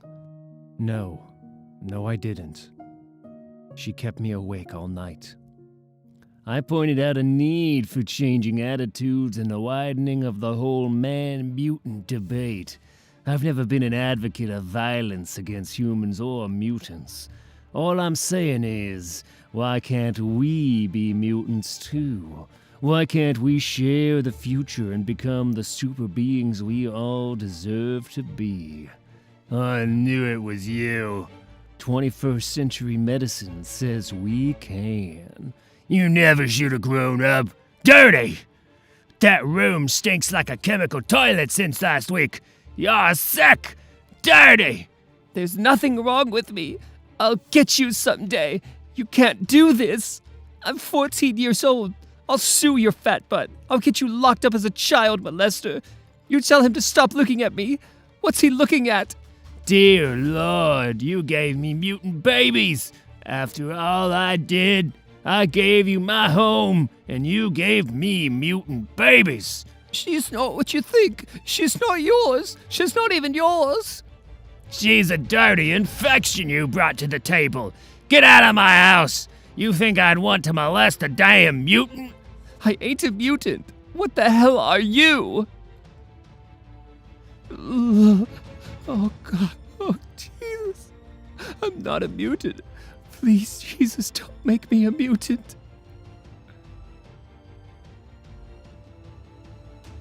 Morning. This won't hurt a bit, you freak. Ah! Don't let it get away. We need the wings. We need... Kill it! Kill it! Wings! Deafening!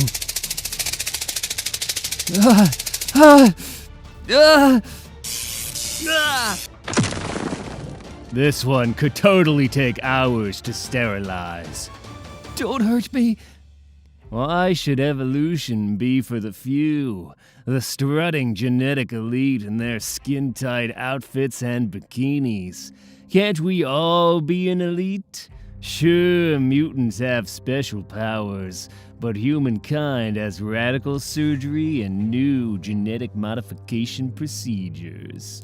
My book is about empowering the difference, celebrating the strange, and about taking that step into a new world. I was already 30 and the president of a successful pharmaceutical business before I recognized my own tendencies, and those of others. Sure. And what about your part in the illegal mutant organ smuggling scam we just smashed in Hong Kong? Your species truly is more aggressive than Homo sapiens, and even quicker to persecute and demonize others. We like to model your behavior, you see, to learn from your every move, so we can be more like you. Even the way you sit betrays an arrogance and self-confidence few ordinary humans attain in a lifetime. But no, I don't believe I was ever involved in the kind of atrocities you describe.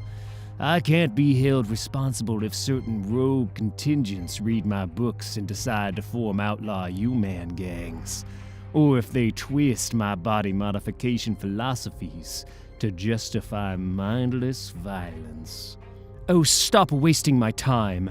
We closed down your Hong Kong operation and we intend to close you down, you greasy little stain of a man. Well, as I said, we use only the latest surgical techniques and X-hormone mutagens to release the mutant within. As for you, Miss Frost, your rudeness is as infamous as your ruthlessness in business. How dare you accuse me of bigotry? You master race types sicken me. We'll find proof. Emma! Broke my nose! Something in my head. Sit down.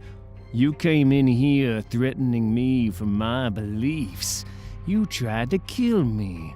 I had to defend myself. That's what I'll tell the police.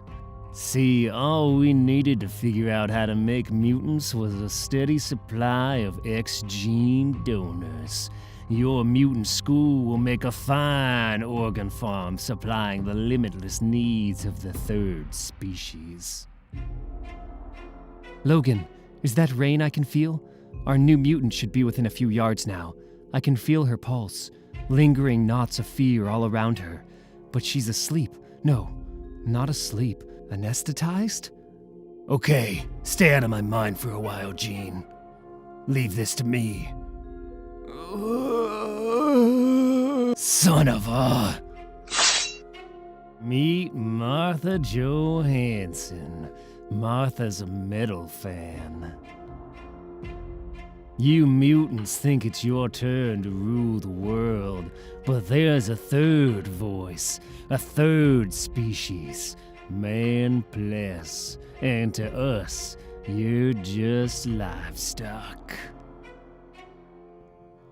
Martha Johansson was a powerful telepathic operator, a broadcaster of psycho chaff which blinds mutants' minds. Now she does it for me. I control her supply and her little glass body. Would you believe it? You two coming here. This is like a kind of destiny. Don't you think, Miss Frost? In diamond form, I know you feel no pain, but you also lose your telepathic protection against Martha. U-Man Bell has mutant eye implants which give him passable microscopic sight. He identified the flaw in your molecular structure. Here, a signed copy. Every diamond has its flaw. Yours is your vanity. Oh, you must really hate me now, huh? Maybe we could split you into living shards and turn you into some kind of kinky human chandelier. You like all that weird stuff, don't you? You will die. Liquid diamond lipstick. Heck of a good name for a band. Don't you think? Nobody listens to a word I say. They call this one Cyclops, on account of his optic condition, right? There must be some control here for his designer. Woo! If looks could kill, surgery, cut his head off. One by one, we'll round you all up and cut you into pieces, Mr. Summers. All of you, even the hairy guy. Somebody want to finish him off now? You're joking, bub, right? I'm sorry about the mess. I just went red for a second. I'm here to help, darling. Trust me. Like shit. I'm here to help. Get back off of me. I don't need a hospital. Stop it happening. Acid burn. No worries. A well-stocked pirate pharmacy like this one must have some alkali round. Try not to throw up on me again, okay? I'm the rescue mission. Name's Wolverine. Everything's fine now. When I move, you're gonna move with me, okay? They won't hurt you anymore. Don't even think about it back there, bub. Not with pure oxygen hissing out of your tanks. You dead? Me, Tarzan. I do stuff like that every day. I've been doing it most of my life. No big deal. Eat something. You're hungry, right? Angel, that's your name, isn't it? Yeah, I'm hungry. You still have stuff sticking out of your neck. Missed one. Oh. I'm going crazy, like people on TV. What did I turn into? Hey, I'm gonna ask you people to leave now. My niece got sick, bub. My apologies. I'll pay for any of this. I am not your niece just because No, I know what she is. And you too, by the look of it. See, my son was born X-gene positive.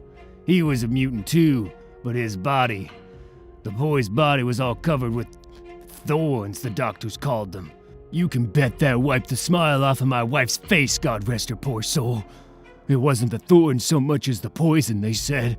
I broke my own boy's neck rather than let him go through life as a monster, and I live with that every day of my life. So I know you can't help what you are, but I'm asking you to leave, and so far I'm asking you polite. Up yours. I'm trying to eat here. I don't want to know about any fucked up babies right now, okay? Bad enough I'm having to look at knives sticking out of him and throwing up on my pizza to get it right. Angel, forget it. Your wings are all busted. Where are you gonna go? Get out of my...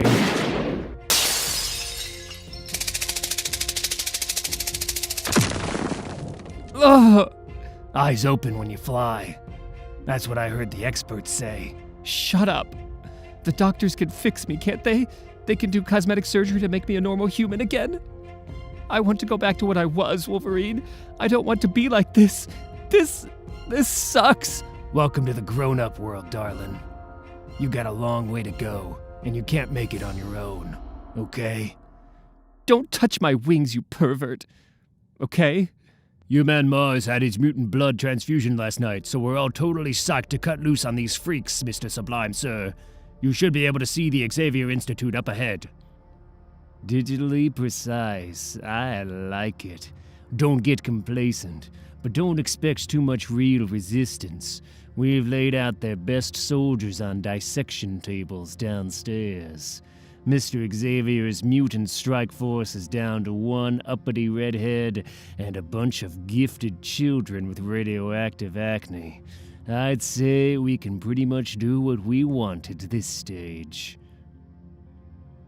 Hank, we all have weird colds and infections. Something's happening, isn't it? I can feel something crawling around the edges of our lives, circling, picking us off one by one. Barnell? It's okay. It's okay, I won't come any further into your mind than you want me to. There. I know. It's all right. Stop shouting. I won't hurt. Oh, she smashed it all up. Everything's smashed in here. Oh, you poor thing. Oh, no. You didn't want to hurt him. It wasn't you. I know. There was someone in there with you, wasn't there? Who was in the clinic with you? Who made you hurt Dr. McCoy? Charles!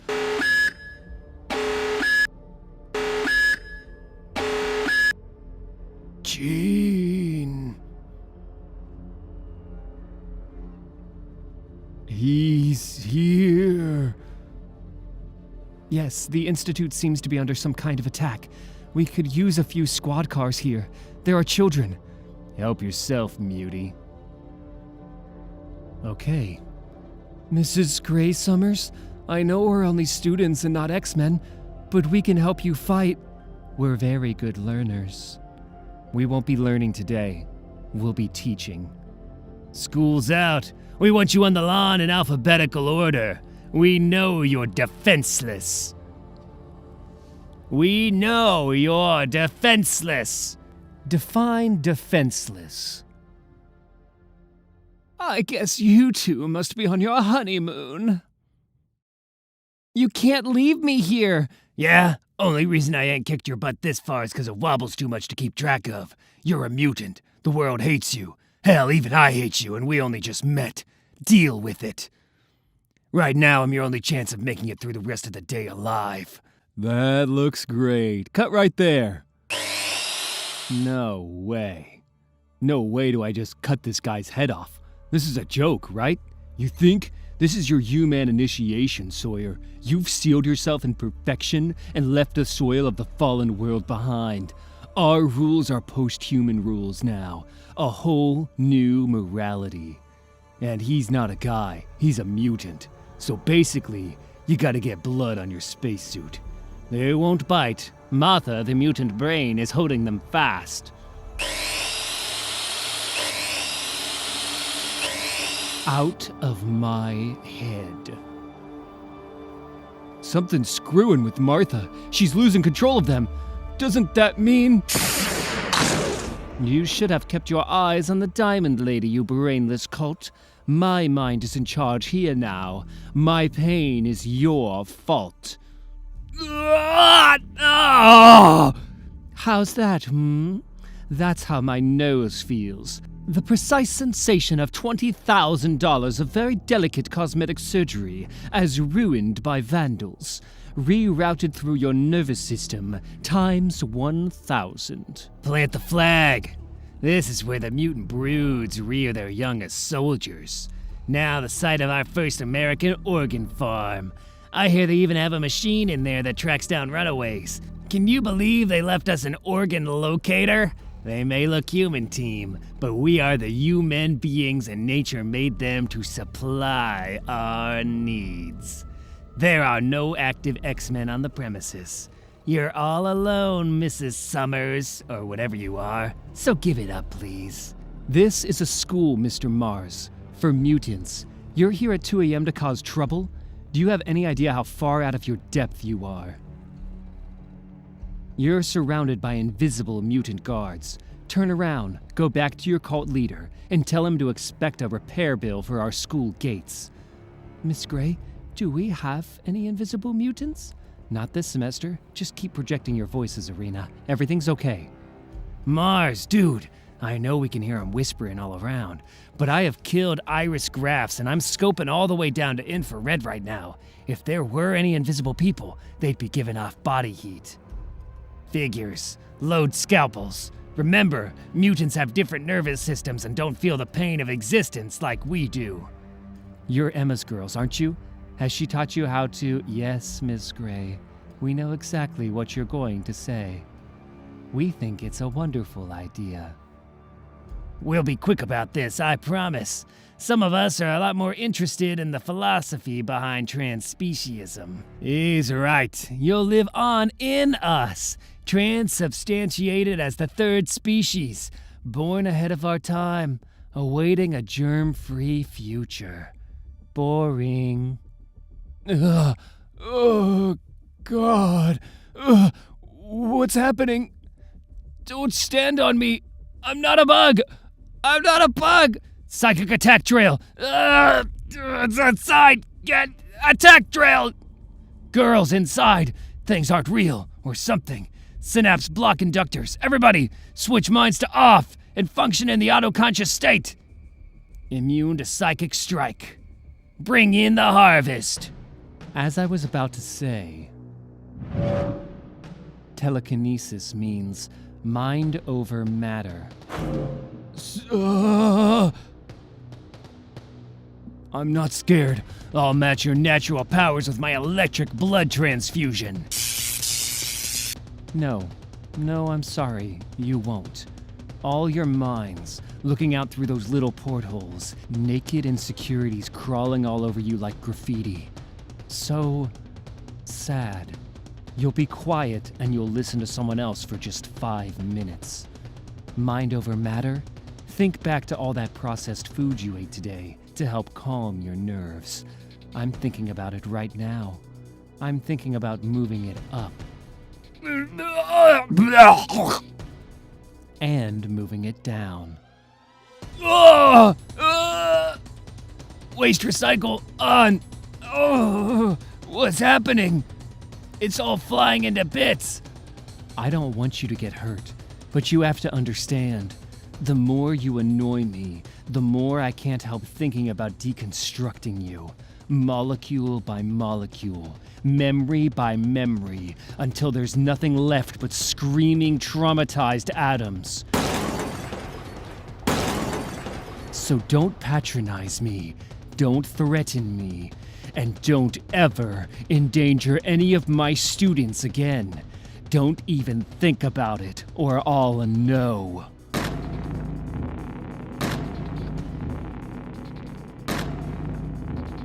Xavier's Institute for the Gifted and Strange. Welcome home to the best-dressed asylum in town. This is your so-called safe house? There's nude guys running out the door screaming. Stay back. Yeah, right.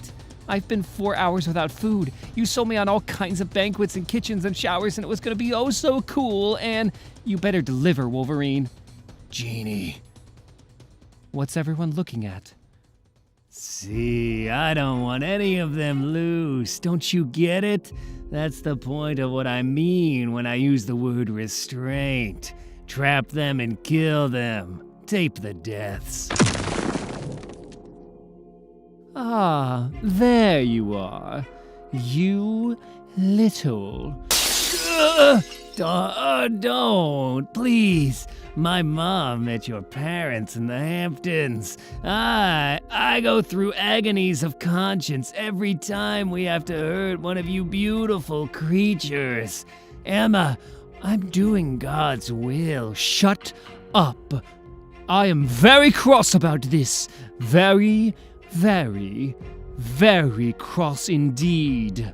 I look like a bloody heavyweight boxer. Emma, don't lose it. Please, Jean's right about this. Killing him would make things much worse. We can expose him now. We're X-Men, not vigilantes. Humans have to know they can rely on the morality of at least some mutants. Voice of reason. You can't kill. Kill. Alright. Kill me's good. Please, Emma. She says I should just let go. Martha says... Damn. It was deliberate. I don't care what you think, Scott. He practically somersaulted from my grip. Great. So what now? We hope nobody saw? Publicity-hungry John Sublime says he has another stunt ready for the world's press this morning. The controversial and flamboyant entrepreneur who shocked the world when he admitted he secretly longs to be a mutant has vowed to... Martha? Jeannie, you're shaking. You're okay, right? Last time you lit up like this, the whole universe peed its pants. No, yeah, I mean, I feel amazing, Logan. I had all these negative feelings about Scott, but they're gone now. I feel great. Did you see what I just did? Blind people saw it in Seattle, Jeannie. Hey, maybe you want to take the adorable angel off my hands before one of us has to die. Who are these freaks? Oh, they're not, Hank? Jean, help. Professor X is trapped in this old woman's head. Help!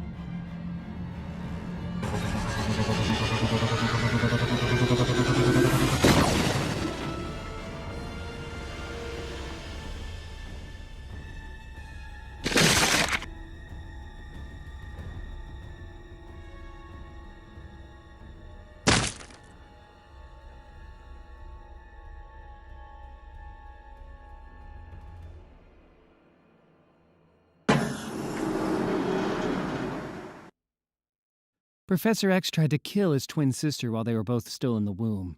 We ought to talk. Empress! My Empress! The wheel is broken! The world is lost! You must hold your course, Steersman Imundra. We are all that stands between planet Earth and the Shi'ar Super Destroyer fleet. Do you understand? Smasher! My lady.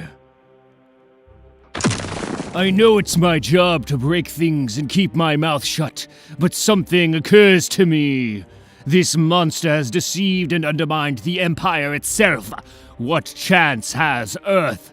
Our craft is crippled, blind, but we are not yet. Keep trying to communicate with the craft.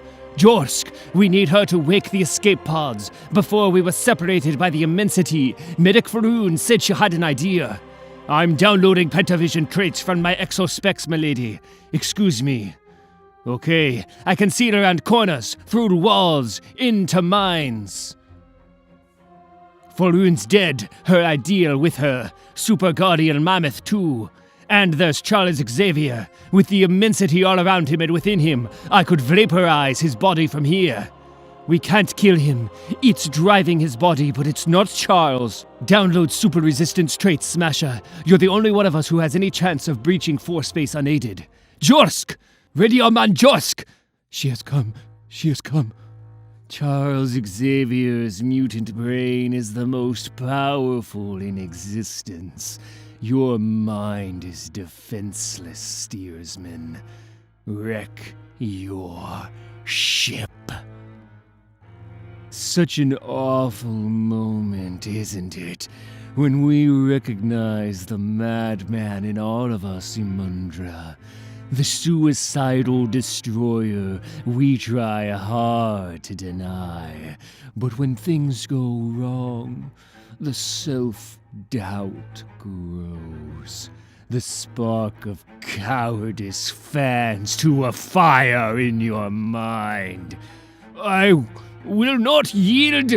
If there is one last remaining memory of the great man you were, I call upon him to resist. Nothing of Charles Xavier remains in here, and if his mind fell, what chance has yours, steersman? That cracking sound in your heart is failure, Imundra. Become insane for me. Destroy your beloved craft. I destroy! Imundra has fallen. Go, Smasher. Warn the Earth. I can't leave you. Without you, life has no meaning. Empress Elandra, Lux Gloriana of the Shi'ar Imperium. I know who I am. Shut up and go, Smasher. Go now and tell the X-Men. She has come. You have my vow. I will not fail. I will not.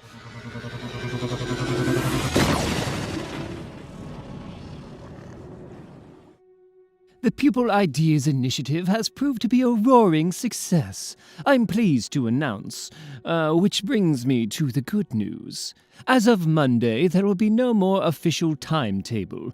The traditional human education system, upon which we have based many of our methods here at Xavier's, is to be scrapped in favor of some more fluid approaches to learning. Our mission is still the same, to teach you the skills necessary for survival in a world which still prefers to see us as freakish and threatening. But we also want to learn from you. We need your thoughts and fresh ideas for the future of mankind. In the meantime, I hope you'll join me in welcoming back the very popular Dr. McCoy. Perhaps now that he's managed to drag himself out of that comfy coma, he'll be able to tackle our flu epidemic. Finally, anyone still wishing to complain to Mr. Logan about injuries sustained during yesterday's field expedition will, I'm afraid, be completely wasting his or her time. The whole world is watching us now. We must be nothing less than fabulous. Scott, hi. I'm just trying to rearrange the school curriculum according to Charles's notes. You should read this stuff. It's amazing. I'm trying to save and implement what I can. Jean, slow down. Should we be worried about this? About what? About me? It's not the telekinesis. Logan told me you manifested a Phoenix Raptor display when the U-Men attacked the school. Jean, you know what happened last time you lost control of these enormous thoughts and emotions of yours. Do I look like I'm losing control? These are different times, Scott. Everything is different. Charles is right. We can't afford to be ashamed anymore. We can't strap down our wings or hide our strange eyes and our brilliant minds.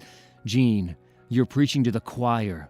I walked through every miserable year of my adolescence with my hands in my pockets and my eyes pointed at my feet. You knew me then. Remember how long it took for me to raise my head with pride? I have absolutely no illusions about what you and everyone else think about me, but I don't care. I'm not being uptight Scott about this. They're not like us, Jean. As far as we know, humanity is slowly dying out.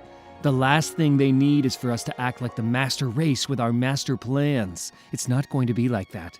Charles was imagining a whole new world for everyone, a new way of thinking and living. We have more important things to do than worry about whether our glowing eyes frighten the Republicans. Do we? Yes, we do. Professor X is dying, Scott. If you could see past your own fears for just 5 minutes, maybe you could find a place for that in your scale of importance. Jean. One good thing about looking the way I do now is that my skull's much tougher than I thought. In fact, I'm beginning to wonder if my mutation might not be nature's way of providing better protection for my prodigious brain. The point, Hank? Logan. Got my beer right here, bub. So Chuck just climbed inside your head and drove you away like a truck, huh? Pretty much. Even trapped in someone else's body, our headmaster remains the world's premier superconsciousness. It's strange. If Cassandra hadn't put me into a coma, my limbic system wouldn't have been vacant for the professor to use when he did. He steered me to the morgue, where his consciousness was trapped in Cassandra Nova's brain. Don't ask me how, but I'll have a theory by tomorrow. What's all that bug stuff on him? He grew that shell around our own life support equipment. Cerebra's all that's holding his thoughts together. And if his mind is in her body, I know. It's why she came in here the first time we fought her. She used Cerebra as a booster. She trapped him in her brain's right hemisphere. But Emma and I managed to bring him back to awareness, here in her body. He's very weak, but we're communicating via telepathy. There's also another reason why she could do what she did. She's Charles's twin sister. Kind of. So how come we never heard about any twins before? Because the professor didn't even know he had a sister. The last time they met was in the womb. I'll show you. Ugh. Sorry, I know the emotional content of this stuff is very strong. This is a partial replay from my memory record. By rights, Cassandra Nova should be dead. Ugh. She was born without a body of her own. I know that much. She had to improvise using Charles's cells. She appears educated and intelligent, but I think she's only mimicking human traits. She's living emotional energy, formless, immense, and totally unique. In Cassandra's mind, our universe and the womb she became aware in are one and the same thing. Only she and Charles are real. This is insane. We have no idea how she survived their first battle, but her motives are basic. She has to kill Charles for mastery of the universe as she sees it. She announced our existence to the world. She wanted to expose and weaken us. She probably even gave us this flu. Are you serious? Maybe. And there's her connection to John Sublime's U-Men. I rather fear she's not done yet. In fact, I think she's softening us up for the next attack. I hardly need mention that she's borrowed Charles's body to fool the Shi'ar into accepting her, which demonstrates the scale of what she's attempting. Oh, good lord, this is outrageous. Well, wouldn't you want control of an interstellar empire if you were a psychopath? The Shi'ar Empire is a highly advanced Type 5 space civilization. We have to hope the Shi'ar sensitives see through her. But Charles's brain has incredible protective shielding, so we're amping up the mansion defenses as of today. Cassandra is much scarier and smarter than we thought. She plans in advance and she thinks of everything. She even booby-trapped her own body to disable Charles. So far, I've found motor neuron disease, a kind of rapid Alzheimer's, and a new form of degenerative Creutzfeldt-Jakob disease. He has about a week to live, and 4 days before that, he'll be a dribbling vegetable. I've talked to him. Cassandra set us up, but we're going to turn it on its head and make it work. Charles asked me to invite the world's media to the school. He wants this to count, and he says he's prepared a mutant rights charter, his final statement to mankind, his last testament. We may need to get some humans on our side before Cassandra gets here. Scott, what are you doing? Is something wrong? Apart from everything, no. But I've had an idea, Jean. Zorn. Maybe the healer can help us. Jeannie, this Nova knows how to hurt us, and she wants to mess with Charlie by screwing up everything he cares about, right? You know, same as me. She ain't gonna let him die without being here to watch. I know she's coming back, and she's probably not coming back empty-handed. I don't even want to think about a full-blown invasion from space. You want me? I'll be sharpening my claws. Hank, you coming to eat with us? You must be starving. No, not really. Are you sure you... I said no, didn't I? You know, I'd actually be fine if everybody would only stop talking for 5 seconds. I can't hear myself think! Hank, what is it? It's nothing. It's... Cassandra called me an animal, Jean. She said I was devolving into a worm. You're not devolving. Hank, look at me. You look magnificent. It's an improvement. Oh, come on. Jean, don't patronize me. I used to have fingers. You knew me when I could play the guitar. So now you can learn to play the drums. You always wanted to. It's not funny. I'm so scared I'll just wake up someday like Gregor Samsa in his bed and find I've mutated into a bug or a virus. What use would a virus have for art and music and poetry? Nothing else matters to her. We're just things she could move around to hurt Charles. I'm scared of her, Jean. We're all as scared as you are, Hank. But there's a 15-year-old boy upstairs who has to live inside a force field because his skin is so sensitive he can be cut to pieces by a breeze. You're his hero. Tell me, what were you working on here? I was trying to find a way to use the human technology to restart Charles's immune system. Then I'll leave you to it. Cassandra has no concept of cooperation, Hank. That's how we'll beat her. Zorn came here for healing. You speak Chinese very well, Mr. Summers. I learned it only recently. I don't know how long it's likely to stay in my short-term memory. Rinpoche, you said Zorn was... Here. Rinpoche, the bird was dead. I saw it die, but he took it in his hands and... Scott, it's good to see you again, my friend. Zorn, I'm not here with good news. I think we may need your help.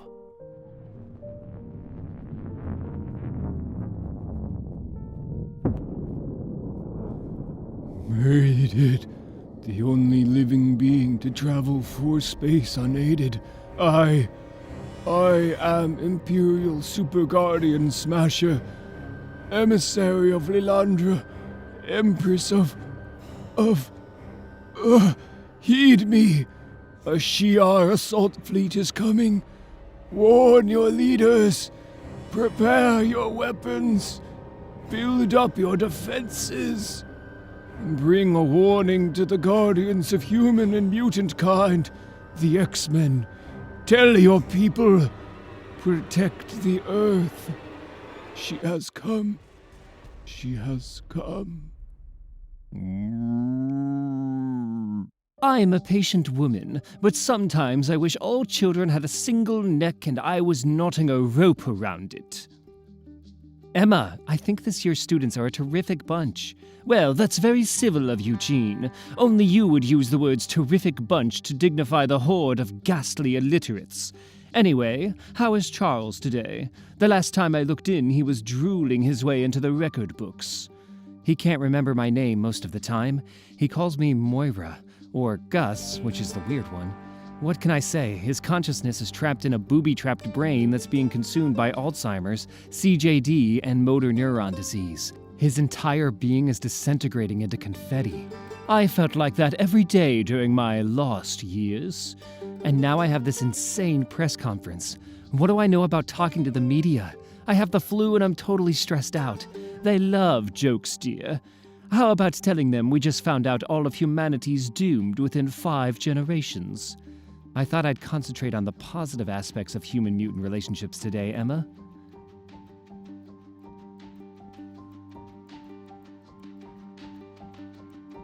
And that's exactly the sort of thing we're talking about, you see? She's kissing him now. That practically makes her a slut. Really, girls, who is this boy? Is he some fresh addition to our grisly cast of misfits? We have absolutely no idea. He's from Japan. He has 3D recall, whatever that's supposed to mean. We think he's completely taken over Esme's mind. Well, the first blush of young love can often feel exactly like the invasion of the dignity snatchers. But treasure those feelings, girls. It all turns sour soon enough. We're the Stepford Cuckoos, Miss Frost. Combined, we're a single brilliant supermind. Without Esme, we're just 4 smart blondes. Actually, if you really want to know, we think it's a plot of some kind. It's not like her to do this. Perhaps not previously, but for now, he is her Dante, she his Beatrice. Think Romeo and Juliet, Tristan and Isolde, Tom and Bloody Jerry. She'll grow out of it and her diary will be filled with regrets. That's the tragedy behind all Cupid's twanging, girls. This place sucks. I hate those kids. They all think they're so perfect and special. It makes me feel sick. They're just kids same as you, with the same crap going through their heads. Stop trying to be such a hard ass, it's old news. Get down out of your tree. I don't have to do anything you say. So, where are you always going, if it's so great around here? A man's been around the block as many times as I have. The unfinished business kinda piles up. But right now I'm on the trail of liquor and pool and some easy company. Better hurry, Logan. The zoo will be closing its gates in 20 minutes. Up yours, lady. I have remarkable hearing, you horrible little urchin. Angel, isn't it? She ain't gonna understand your sense of humor, Emma. You been through the wars, or is that Band-Aid the latest from the Paris collections?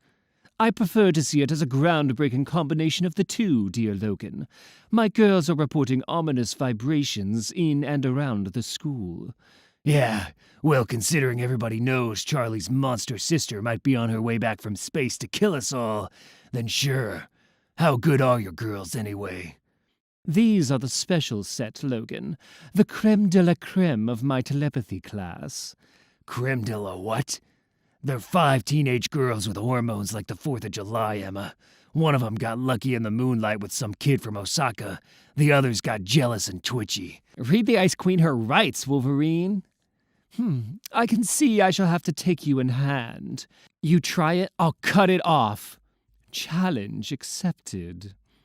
Ladies and gentlemen of the media, welcome to the Xavier Institute for Higher Learning. You can set up right through here. We vacuumed especially. Can you believe I've been to the bathroom 15 times this morning? I don't think I've ever been so nervous, but I won't let you down, Charles. I promise. It's beautiful, Charles. The world you imagined is so beautiful and good. What's that? I can't see it properly. Oh, I wondered about that. Gus was a good dog. Yes, Charles. Don't be sad. He looks really nice. You're right. Gus was the best dog in the world. And now, at the exact moment I finally run out of amusing mutant anecdotes, I'm very pleased to present a respected alumnus of the Xavier Institute and our acting head mistress. Ladies and gentlemen, Mrs. Jean Grey Summers. Give 'em hell, Jeannie. Hi, everyone. I didn't expect so many people. First of all, our founder and headmaster, Professor Charles Xavier, is very ill, I'm afraid, and that's why he can't be here. But it's his spirit that informs the content of what I wanted to say to you all today. Charles Xavier discovered he was X gene positive one day at the end of August, 30 years ago, after a long, strange summer which ended when the thoughts of the whole world came crashing into his head all at once. His mutation had made him telepathic, and his telepathy plunged him into a new reality, one of naked minds turned inside out, with all the fear, lust, guilt, and terror people normally hide, exposed to him like raw guts. He was only 11 years old when he saw through all the lies we tell ourselves. Charles Xavier grew up in a world where mutants were hunted and feared as monstrosities, but he saw through the hate that's nourished by ignorance.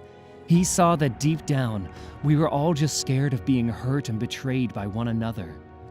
Welcome to the headmaster's office, our telepathic meeting room. I thought it would be more interesting for you in here. This is, I was going to say that mutant issues are very much to the forefront in the wake of the Genoshan tragedy. And, well, it used to only be mutant terrorist factions, but now we have mutant celebrities and corporate CEOs making headlines. I mean, there are even people pretending to be mutants just to seem cool to kids. Are you guys the new rock and roll? Am I talking rubbish? Hi, David. No. I can see exactly what you're getting at. I know it sometimes seems like everyone wants to be a persecuted minority these days, but the Institute tries not to encourage that kind of defeatist worldview. Xavier's is a school. We're here to teach our students to take care of themselves and other people. We're very proud of our achievements. Ah, you were thinking of asking me something about the X-Men. What, yes, we've all heard about some kind of private army attached to the Institute. There is no army. We have a group of highly trained volunteers, myself included, who've elected to monitor and resolve mutant emergency situations wherever they arise. We're here for everyone's protection.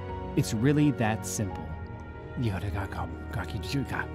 Well, casually violating the privacy of our thoughts may seem normal to you, but I don't necessarily want people prying into my personality and telling me what's right and wrong. You run around fighting like Greek gods and monsters. If you want the truth, it's that people hate mutants because trouble follows you wherever you go. I beg your pardon. This man is a world-renowned scientist, and you, madam, are a witless bigot with brightly glowing masochistic tendencies. I am... Emma, stop it. Sit down. You realize I'm going to have to wipe the last 30 seconds from their memories now? I am a witless bigot. I see that now. Well, how dare she? Monster, she practically has a beard. Emma, thanks. It's okay. I've been called worse. Listen, I'm actually down in my lab right now and, I've just found something weird. I can't concentrate enough to maintain my presence here. Oh my god. Oh my god. Yes, our people have been persecuted and exterminated. The truth is, we've barely begun to even comprehend, let alone recover from genocide on an unprecedented scale. 16 million of our people died in Genosha. That's 16 million possible cures for cancer or AIDS gone. 16 million potential Shakespeares, Einsteins, Kurt Cobains, lost forever. You know, this flu we've all been suffering from, this unknown virus that's been chipping away at our white cells for days. You know how we thought Cassandra Nova was behind it somehow, wearing us down. It's 10,000 times worse. But right here at the Xavier Institute, we have 12-year-old autistic savants who can talk to atoms in their own language. Here, we still believe in the future. Oh my stars and fucking garters. We're not training mutant terrorists, but mutant artists and scientists. We're giving the world mutant musicians, mutant politicians, mutant doctors and athletes. How about mutant bartenders? Yeah, I'll drink to that. Our telepaths can voyage into the depths of the human mind and free people from ancient destructive behavior patterns. Humans and mutants are branches on the same evolutionary tree. Our roots are planted in the same soil. We breathe the same air, and the very idea that we should fight is absurd. It's like one finger fighting another. We're tired of hiding and running. We've endured the worst the world can offer, and we've survived. All of us, humans and mutants, have to spend the rest of our lives in the future. Let's get together and make it a nice place to live. Thanks. I hope I didn't go on too much. All of this is, incredible. It's a whole new world to me. The possibilities of what you're doing here, I have to admit I knew practically nothing about mutant culture until now. I know you can't speak for all mutants, Jean, and I can't speak for every human being, but this sure as hell looks like some kind of utopia to me. However, it might have seemed in the past. I can tell you that there are a lot of human beings who support everything you're doing here. Maybe not all of us, but a growing few. Well then, why don't a few of us talk? It'll be a start.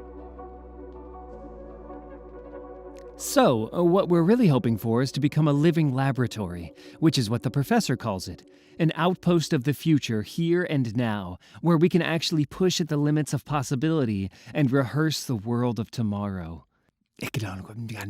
Kato, who are you talking to? Is there something I should know? Hi. Oh, I may as well tell you, Esme.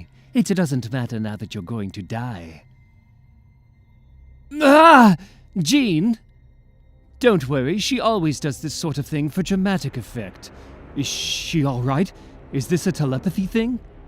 We've all been a little iffy lately. Oh, what was that? Everybody please move towards the mansion. Oh god, did you feel it? We were scanned. Emma, go to diamond form. Telepathic shutdown. Scott's in danger. No, he's in Tibet. Jean, they're nano sentinels. Get these people indoors, Henry. Now! Not now. They got Scott. Oh god, it's happening. Not now. Trouble follows us. Octa Gladiator. Primary injection successful. No surprises here. They didn't expect us. We're on our way back to the Super Destroyer with 2 mutant samples in the bag. The specimens are secure. They test positive without plague contamination, as the Empress warned us. We are to proceed with total life form sterilization. Gladiator, you know my penchant for black humor, but these X-Men were friends of the Empire. And sometimes life forms turn toxic. The Empress almost died in force space as a result of this mind infection. Don't you think I hate this too? Yet would we spare a deadly virus that was ravaging the galaxy, Ark? Remember the Shi'ar 9th vow of destruction. Be strong and be merciful. If they plead for their lives, do not falter. The Empress commands us. Something terrible's about to happen, and your so-called boyfriend's a part of it. No, you're just jealous. It's true, Esme. We tried to tell you there was something funny about him. What? Kato is just my human disguise. I am Stuff, advanced scout of the Shi'ar Super Guardian team, assigned to life form sterilization procedure. But you read me poetry. You said we were in love. And like a fool, you believed me. Prepare for sterilization. I am Gladiator, Super Guardian of the Shi'ar Imperium. My sworn duty is to preserve stellar harmony. May the eternal heavens forgive us for what we must do here. Destroy all mutants. Try not to let this experience put you off boys, Esme. Is this typical of life with the X-Men, Scott? It sometimes gets quiet, too. I'm sorry, Zorn, I have no idea what hit us, but we're on board a super destroyer of the Shi'ar Space Empire. They're usually friendly towards mutants. Nothing here suggests a welcome, Scott. Silence! I am to recite the hymn of purification prior to your impending atmospheric cremation. Scott, poor Scott. He too is mad. I think they're going to fire us at the Earth. G-Type, for God's sake, stop! It's me, Cyclops of the X-Men. You're making a big mistake. Now everything has been lost. We must save what we can of the Xavier Institute's mutant gene base, in the hope of rebuilding our species as clones on some other world. Lalandra, this lunatic isn't Charles. Listen to me. Silence! Lalandra and I barely survived an encounter with the monster Cassandra Nova in Forespace. She wrecked our craft, then fled back to her nest on Earth. Now, some very helpful Imperial Super Guardians are mobilizing to cleanse the planet of mutants. We had to rescue the Empire and stop the spread of the dreadful Psi Plague. All of this is lies. That's not Charles Xavier talking. Lalandra, Arak, please, it's me, Scott. Silence! Your very words are contamination. He is not mad. Scott is my friend. What is this world of liars? The Cassandra Nova entity must be located and quarantined. Yes, trained Imperial Super Guardians will root out the mutant plague at source. Yes, we'll preserve what we can. Yes, and these, your majesty, your Imperial Majesty Lalandra. Puh! Lalandra, Cassandra is in Charles. She's controlling your mind. Fight her! He speaks blasphemies, Empress. It's not right that you should hear.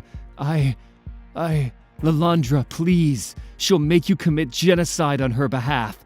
She won't stop until we're all dead. You must fight. Puh!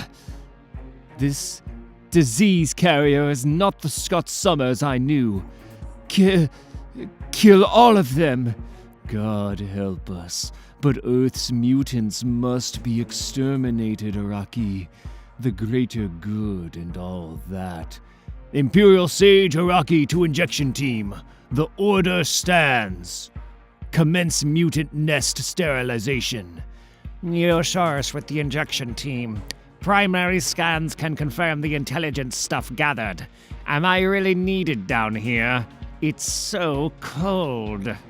Telepathic activity sources all over, and especially huge emission from underground. Probably the Phoenix. This is awful. Remember that time we were sent in to raise the anti-heaven of Adune? No, I don't understand your concept of memory at all, Oracle. Infrared confirm on the body count. Plutonio investigating unusual signal activity. A flight patch alarm on Imperial broadband. One trained Super Guardian can sterilize a city. What's so tough about these mutants? You know what I'd really like on these missions? Some kind of reliable heating system. Why isn't G-Type with us on this mission? At least his skin's at a constant 6,000 Kelvin. What? Look, I'm the galaxy's most magnificent artificial brain, okay? Sometimes I get a little persnickety.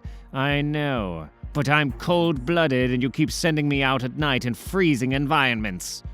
You know, just for once, I'd like to be treated with the kind of respect I deserve.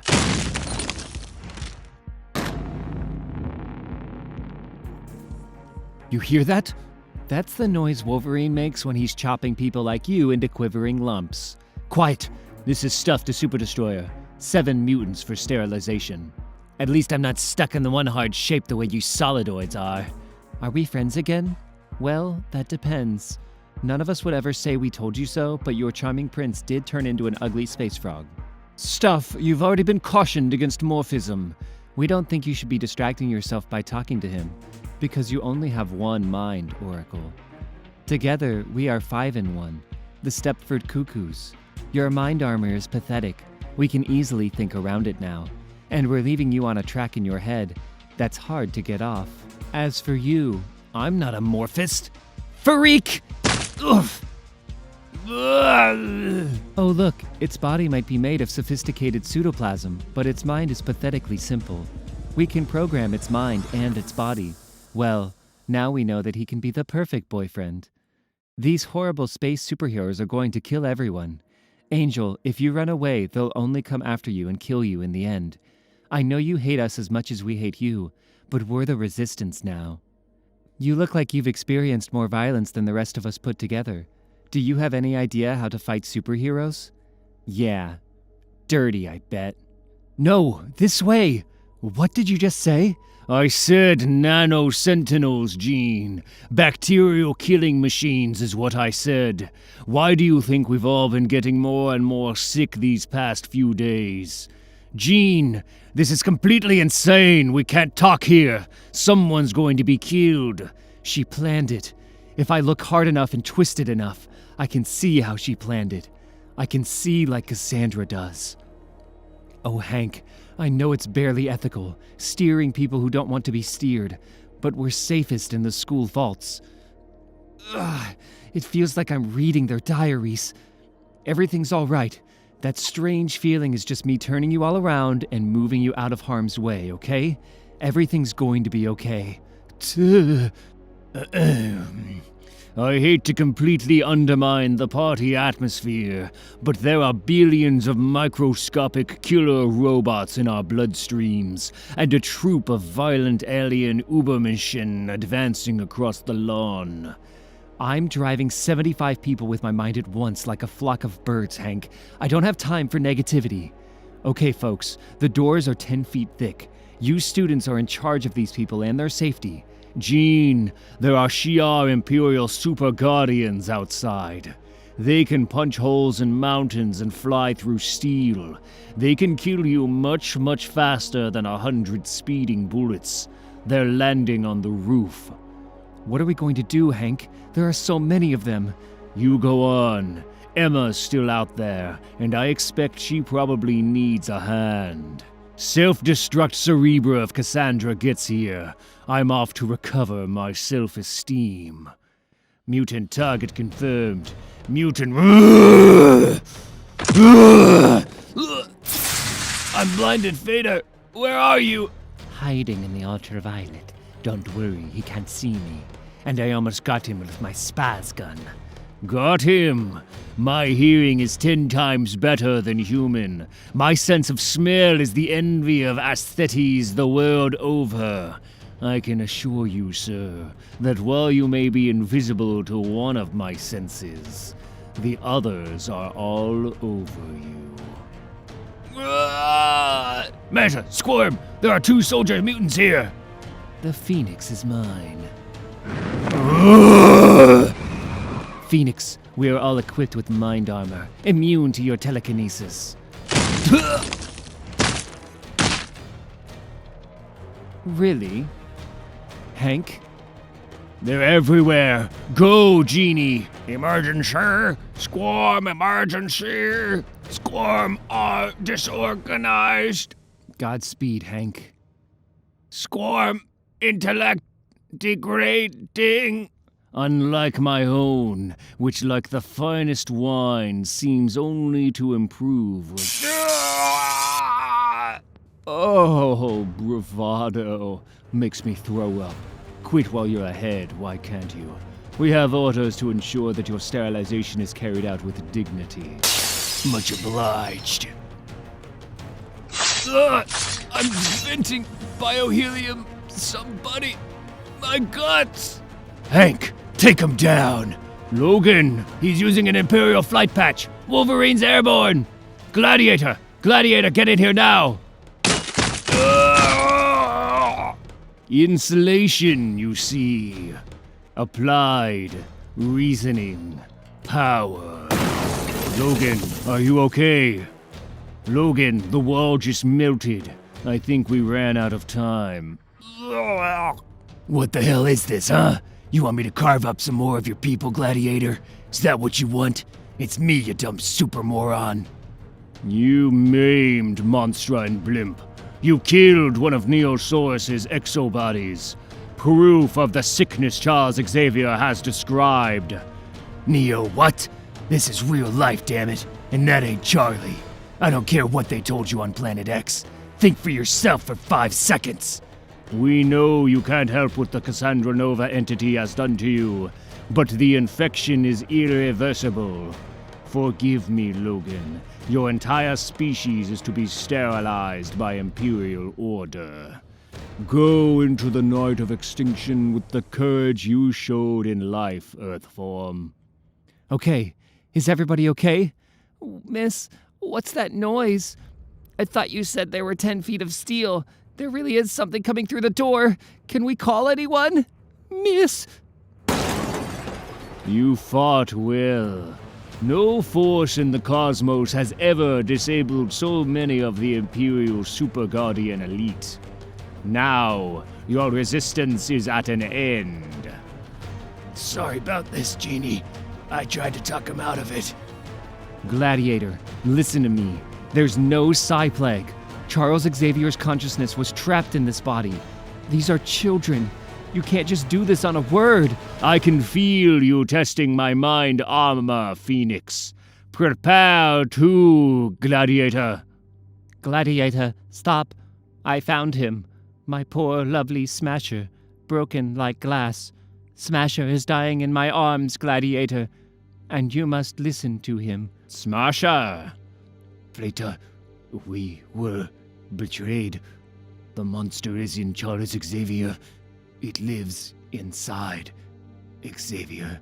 But the Empress said the Empress is beyond reproach. No, it's taken her mind too. I was there. I broke against force space. Tried to warn you. Oh, thank you. Sanity at last. Gladiator, the Empire is polluted! Hank, it feels like I'm dying. We can't fight Cassandra like this. She's done something to us. She thought of everything. What did she dose us with? Hank? She dosed us with tiny Sentinel machines developed in the Ecuador master mold. Don't worry, I'll think of something. I'll try to think of something. What the hell are you talking about? Hank, come on! Miniaturized Sentinels, Logan. Bacterial robots hiding in the blood Cassandra showered us with. They're inside us, eating us away. Scott, I tire of these chains. I tire of this treatment. Me too. Enough of restriction and death. I can probably work my arm out of this restraint in about 10 seconds. But you have a star for a brain, Zorn, and G-type is living solar plasma. Think about it. In the name of Her Imperial Highness Lilandra, Lux Gloriana of galactic space, I, G-type of the Imperial Super Guardian Elite, do solemnly commence the ordained extinction of species Homo superior. My core is in flux. There is an unknown gravitational source interfering.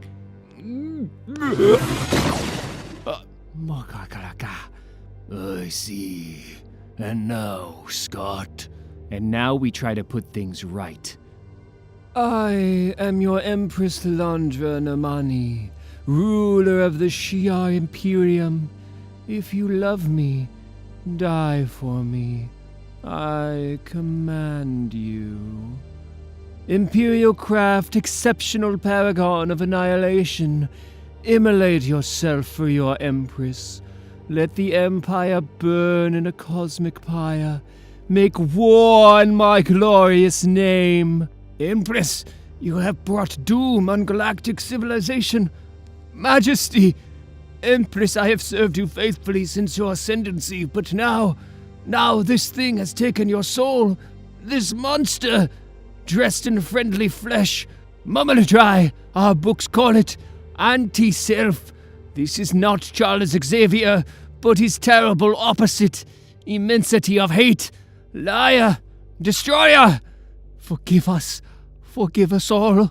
We did not believe in such things.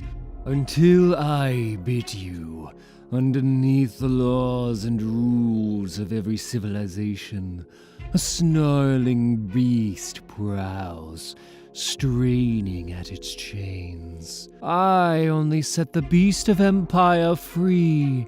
and let it tear the stars apart. Imperial Majesty, we came when we heard your command. Are the skies falling?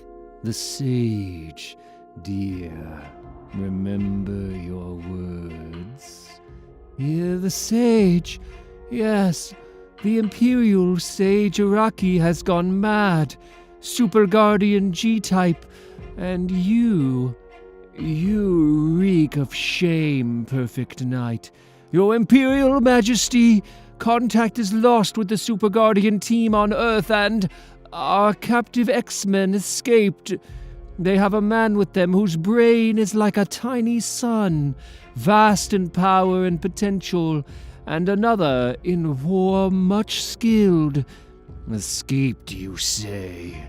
The star mind man induced in my plasma core a reactor failure. Very bad, this. The trick will never work again, I vow. No, it will not.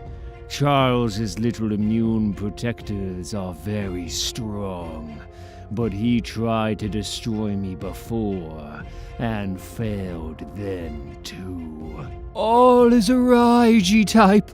You must destroy Araki. In a fit of madness, he has unleashed the engines of war and brought chaos to the Empire. Me? Oops, the mutant mind plague has infected the Imperial Sage G-type.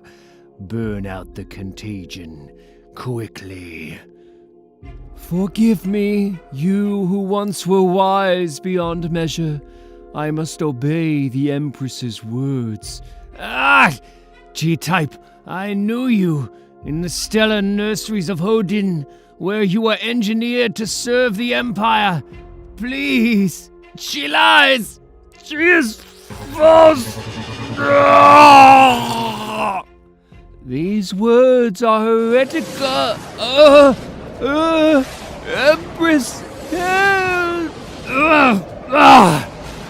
Help me!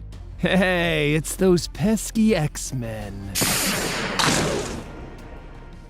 Scott, I don't think I'll be needing you anymore.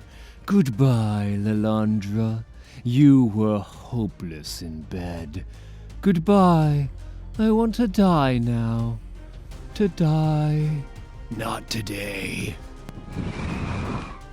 Tough as a roach, aren't we, Mr. Summers? Always escaping from everything. But what if I send you back to the Black Bug Room forever, Scott? What if I leave you with the crawling, shameful things where you belong? I know what goes on in your mind. Your wife, Jean, how she hates the weakness and timidity and restraint in you, how much it mirrors her own, how she wishes you could be more of the hero behind closed doors. Afraid to lose control in case people find out. The woman you love puts chains of expectation. Trapped, frustrated, confused spirit. You're a bodiless life form. Pure emotional energy which needs the professor's nervous system to work through. Chains. Terrified of your own depths and desires.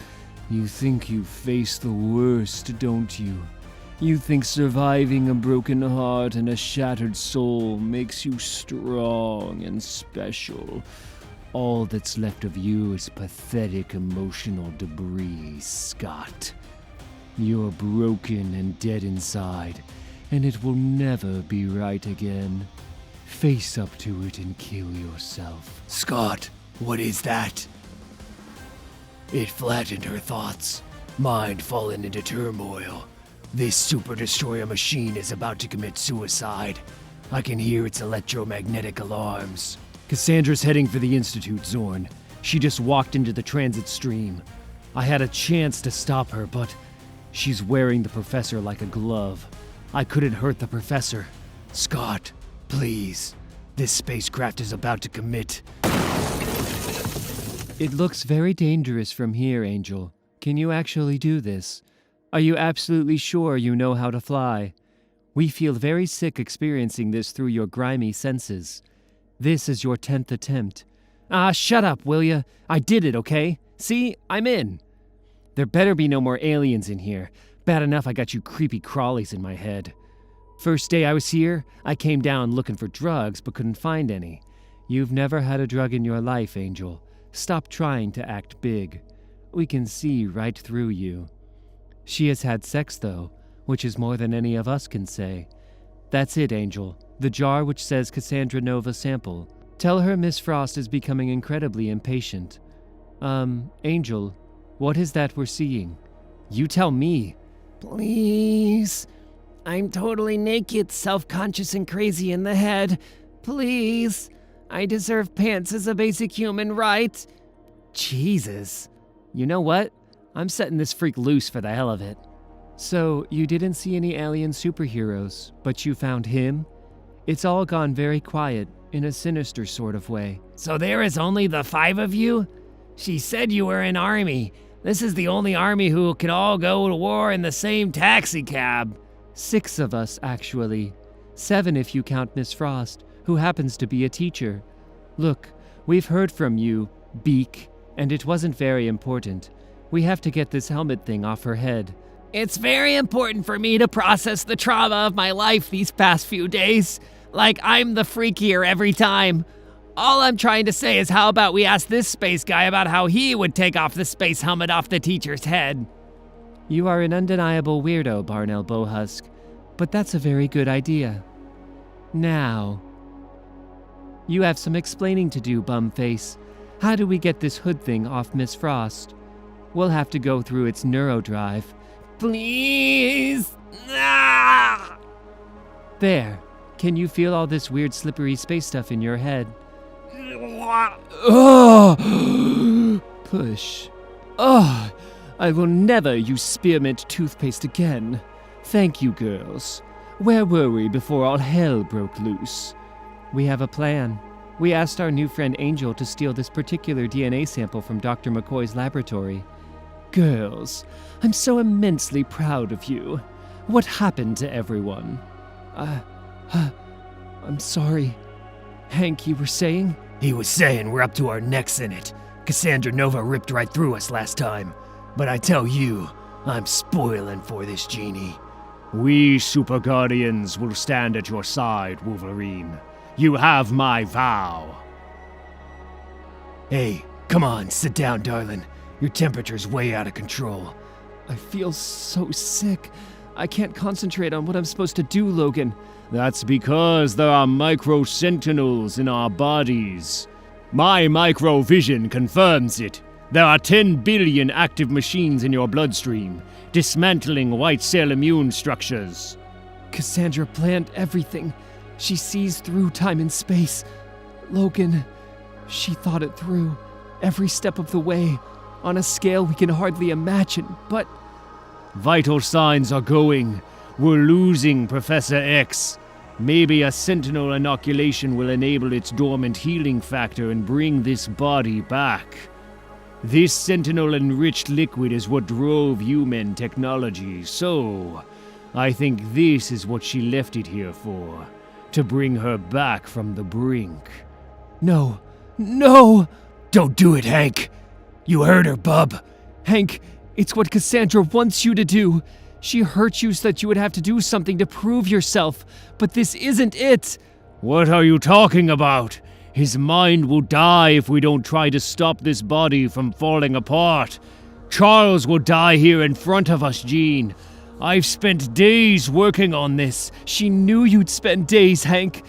She was counting on you to bring her body back just in time for her to get here and retrieve it. But I can save Charles's mind. He won't die. Jean, you're delirious. Enough! I've watched you pushing yourself to the limits of your telepathy, Jean. Enough! It's going to consume you, and you cannot confront Cassandra in this condition, no matter what you think. Hank, listen, you idiot. I haven't been pumping my brains to fight Cassandra. I've been making space in here. I think I can evacuate Charles out of Cassandra's body before she gets back. I think we can leave her with no body to come back to. Cassandra wants you to save her, but what if we break the rules, Hank? Forget the Hippocratic Oath. Don't do what she's expecting you to do. And Jean's just going to file his entire living consciousness in her brain. Is that the latest big idea? Store it. Where? She has a temperature of 118 degrees and rising. Jean, your head could burst and we'll lose both of you forever. We're already losing him. I've been storing his memories as they flake away, but if I don't get him out whole now, it's all over for Charles. I have to be strong enough, Hank. We ran out of time. The bitch is back. Okay. Civilians to the danger room, Henry. Okay. My apologies for involving the ladies and gentlemen of the press. If it's any consolation, Cassandra only kills mutants. We need to get you all to safety. Who's that man? Mr. Logan is our, most shadowy and mysterious member of the staff here at the Xavier Institute. This way, please. You should all be quite safe in here for the time being. I know it looks a little drab right now, but as soon as I install one of my favorite R-rated chill-out sequences, you won't even know you're within 10 feet of a desperate battle to decide the fate of mutantkind. Dr. McCoy, there are people here who will not stand by and let someone kill these kids. This woman murdered millions of people, and she'll be brought to account on live television. No, she can't be brought to trial. Human laws are meaningless here. This is down to us. And I promise you, we'll stop her before she hurts anyone else. We do this sort of thing all the time. Dr. McCoy, I'm sorry I called you a monster earlier. Oh, did you? I must have missed that. I'm sure you didn't mean it. Would you please excuse me? Trish, Forgive me. I didn't even realize you were here. It's all so chaotic and you changed your scent. The station sent me to cover Jean's press conference. Hank, you've been magnificent through this whole thing. I've been so proud of you. That's very kind of you to say, Trish. Oh, Hank, I'm sorry about what happened between us. I overreacted to things and I really didn't mean to hurt you in any way. You know that. I appreciate that. We had some fun together, didn't we? When you think back, I have some great photographs. I played Chopin by moonlight. You danced naked and fell in the shrubbery.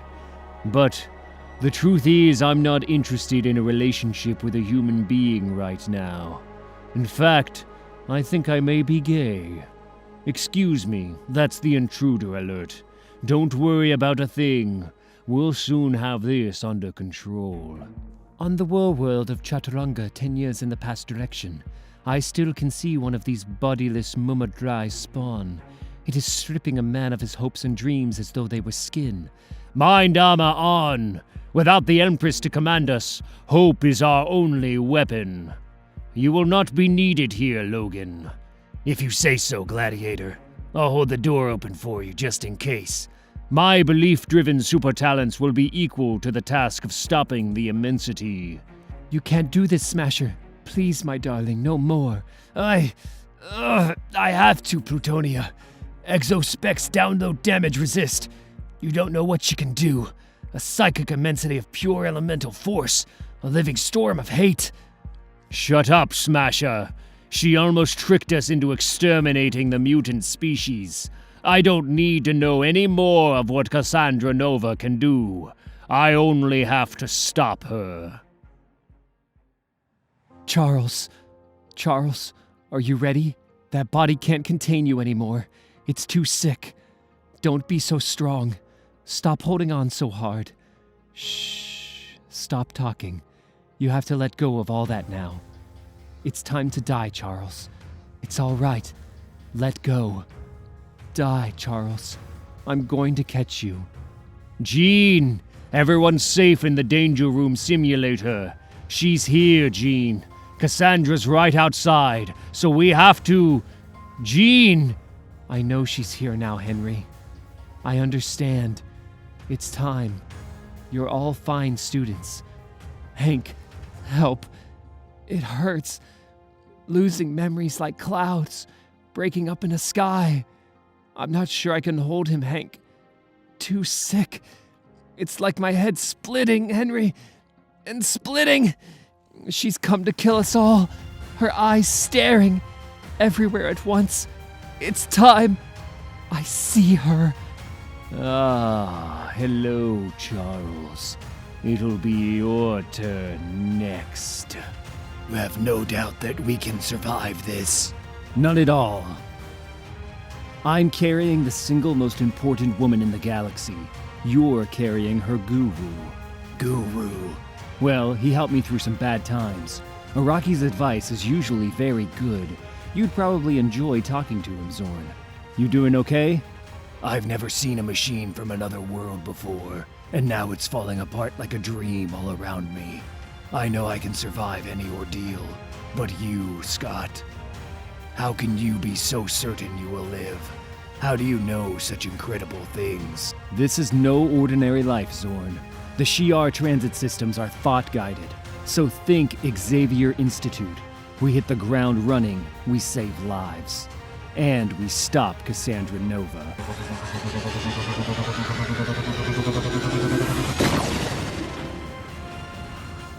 See it?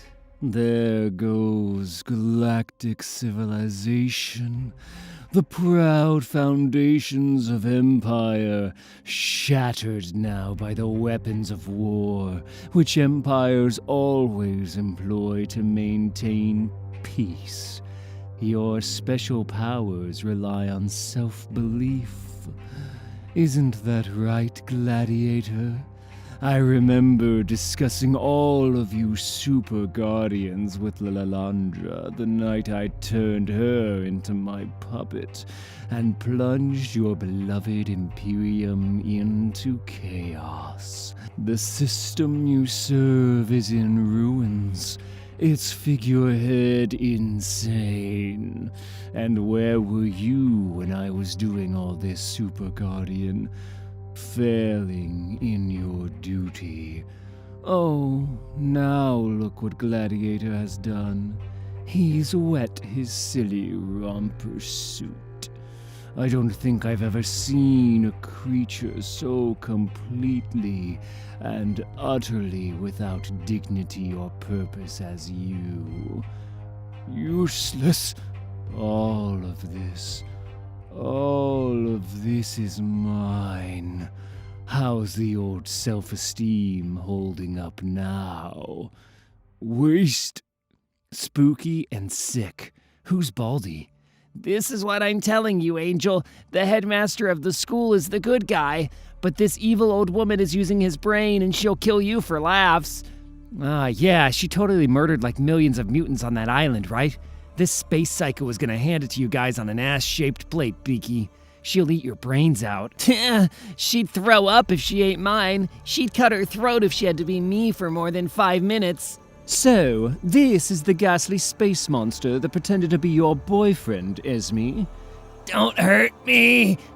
I am stuff. Please. He says that all the time, Miss Frost. It's immensely dull. Well, poke him again with your thoughts. Remember what I taught you and swing him merrily from a psychic gibbet, girls. Braid his thoughts tightly until they ooze. There we go. Morphic record and copy function online. The possibilities are endlessly lewd.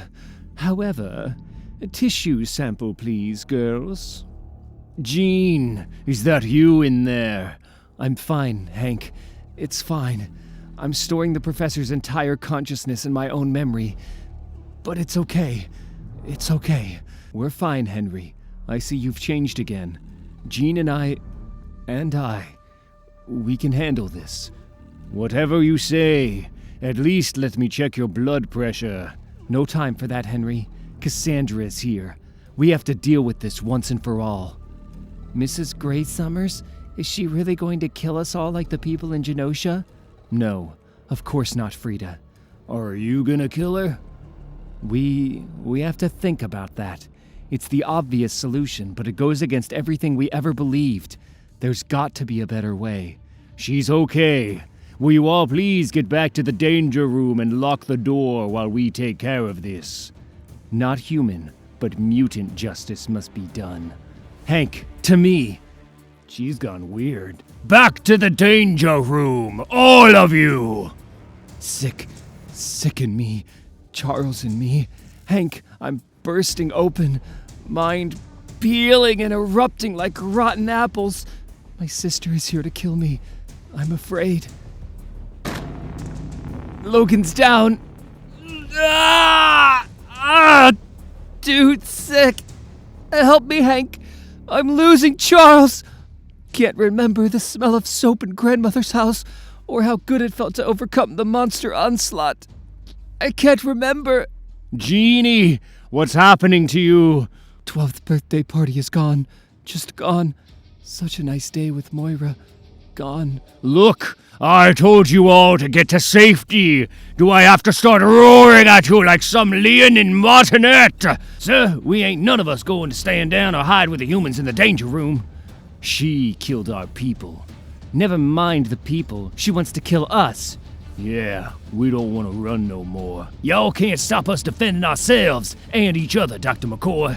That's the way our teachers taught us. Don't let them go. They mustn't go. Jean, hang on. Oh God, somebody please help us. Whoa. Jean, thank God you're okay. Is Cassandra here yet? Scotty, I was just about to utter the fateful words, we need a miracle. You do know that, don't you? Scott, you're my favorite superhero. I love you too, Jean. Hank, bring me up to speed. What's wrong with her? What's wrong with me? We were infected by microscopic Sentinel machines from the Ecuador master mold, and they're resistant to every antibiotic I've tried. Cassandra made us sick to weaken us. It's a miracle we're still alive, but Jean has septicemia. Scott, she could go into toxic shock and die. I don't believe that, Hank, and neither should you. Come on. This one is dead. You were wrong to bring me here, Scott. You said you could heal us. You're a healer, aren't you? You said you could bring the professor back! I can, but he is gone from that body, and my true task is now clear to me. I'm here to heal you. Jean, I am Zorn. Be still. There, the sentinels in your bloodstream. They are dead now. Oh, God. It's okay, baby. We're going to be okay. Now you, Scott. Then Henry, the strongest, while there's still time. What is she? Cassandra, what are we dealing with?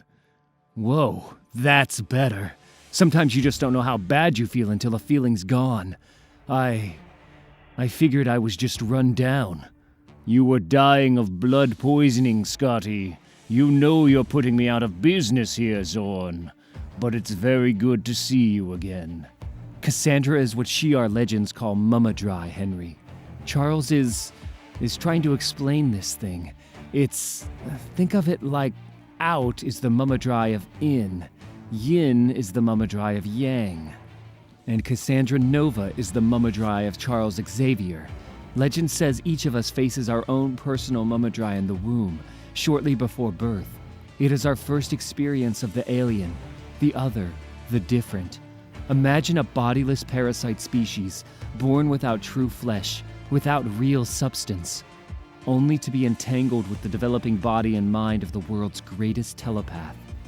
The mumma dry copied Charles's cells to build its body. It accessed the full spectrum of latent mutant functions in his genome. And I felt her crawling, monstrous thoughts. I sensed a raging hunger, vast enough to consume me and the whole world. And I lashed out in our mother's womb, my very first act as a conscious being. And it was a murder attempt. My twin sister Cassandra was born dead, stillborn, they thought. but the Mumadry survived as chaotic cellular matter. 40 years clinging to a sewer wall, waiting until she was strong enough to walk free. My original sin, my flaw, my failure. Why does nothing ever stay buried? She wants to reach Cerebra. She can take control of the minds of the entire mutant race from here and wipe us all out at once. She's planning a holocaust, an irreversible genocide. Yeah, well, she can plan as much as she likes, but the more she sticks to her plan, the more room she leaves us to improvise. She's powerful, but her strategies are pretty basic. I think we can take her if we work together. Just remember that's Professor X's body Cassandra is occupying. Confuse her, disorient her, but don't hurt her. If she attacks your mind, roll with the bad feelings and let a teammate pick up the slack. I'll protect Jean until she's done what she needs to do. I don't think I can hold Charles's thoughts any longer, but I have an idea. And can I just remind everyone that Emma is still on the loose?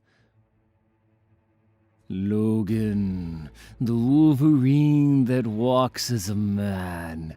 Or is it the man broken down by torture into a screaming, mindless, unfeeling killing machine? That old healing factor of yours made you a perfect, reusable experiment in vivisection. And now you torture yourself over and over again, just to feel that same intensity of sensation you once experienced on the racks of the Scientific Inquisition. Take me to Charles, and I'll let you survive as one of my soldier drones, Mr. Logan. That's my best offer. Otherwise, what's your black bug room like, James? Don't work on me, sister. You're right. They did make me like an animal. I can just switch off and go to pure instinct, where your telepathic rage has trouble reaching. And I, too. I made the mistake of trying to resist you with my rational mind before. Snarl all you like, you pathetic poser. You don't dare hurt this body I'm using. That's so. See, if I have to kill Chuck to get at you, I will. That's the kind of crazy, fucked up son of a bitch I am. But truth is, we've handled much worse than you, and never lost a man. See how I just slowed you down by making you think about something, missus? You can't even see your own weaknesses because you don't know where to look. But I do. Can we help? Logan, she's controlling the students. No shit, Sherlock. I have no weaknesses, Mr. Logan. Human and mutant ideas about good and evil cannot be applied to me. Like the storm and the flame, like the rocks and sky, I simply am. I will humiliate and annihilate you all. No, you will hurt no one. You will humiliate no one. I am Zorn. I can heal you. Henry, now. My pleasure. Oh, I'm not just an animal. I'm not. Get out of my head. I'm.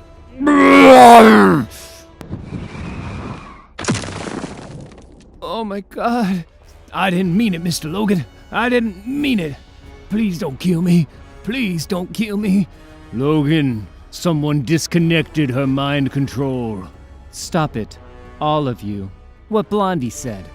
We've all got enough to worry about as it is, without attacking the teachers, too. Jeannie! She's coming. I can feel her crawling around the edges of my thoughts. Jean, I don't think I can keep her out. We have to self-destruct Cerebra now. No, Scott. Cerebra's our last chance. Charles's consciousness is much too strong for one mind to contain. But maybe I can use Cerebra to split him and hope. And and hope he survives the ordeal. Scott, I think it worked. Even my memories of what I've done have gone with him. Scott? I'm sorry, Jean. I'm going to let you down. I can't help it. I'm going to ruin everything. Your husband is busy with his many inner demons, Jean. It's just us now. Give me Charles, my body. I thought I'd be scared when I saw you again, but I'm not. There's only one of you in the whole world, and to tell you the truth, you don't stand a chance.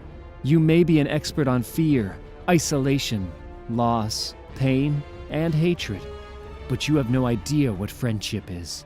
You don't understand the emotional mechanics of people who stick together and support one another. You just seem really vulnerable to me. Shut up! I'll make you tear your friends to pieces. Where is Charles?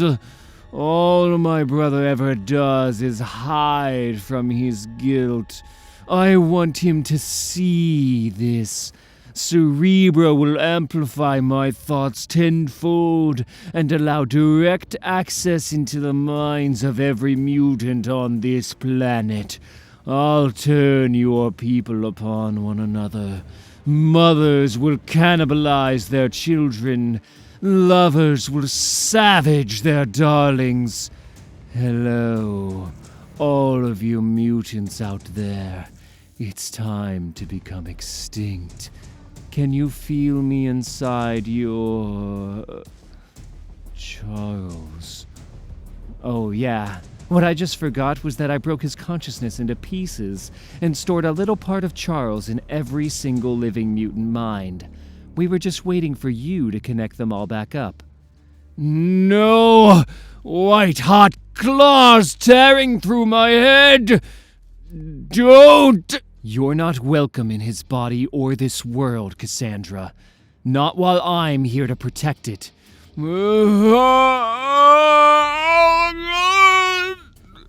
Bodiless, blind, cast loose, empty, dark, hungry, thoughts,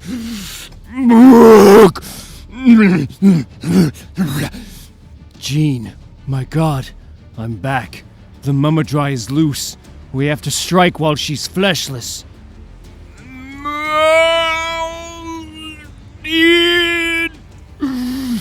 Skin, bone, divine, grow, inside. No, wait. I have your body right here, darling. And if you want it back, I'm willing to trade. Go on. You can check the DNA before you buy, but I assure you it's the living, breathing, real deal. I know we can't stop something like you, but surely we can still bargain. If you let my girls and me live, this body is all yours. Emma, no! If she gets back into her own skin, she's practically invincible. You can't do this! Hold it, Hank. Just hold it. Flesh! True flesh! You'd better do this before I change my mind. You want to live.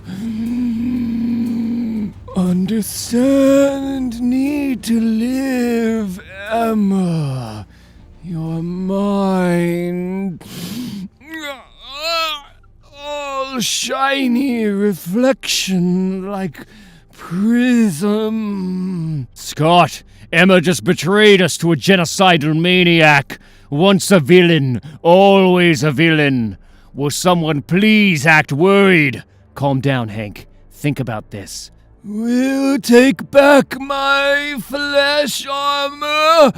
Divide. Replicate.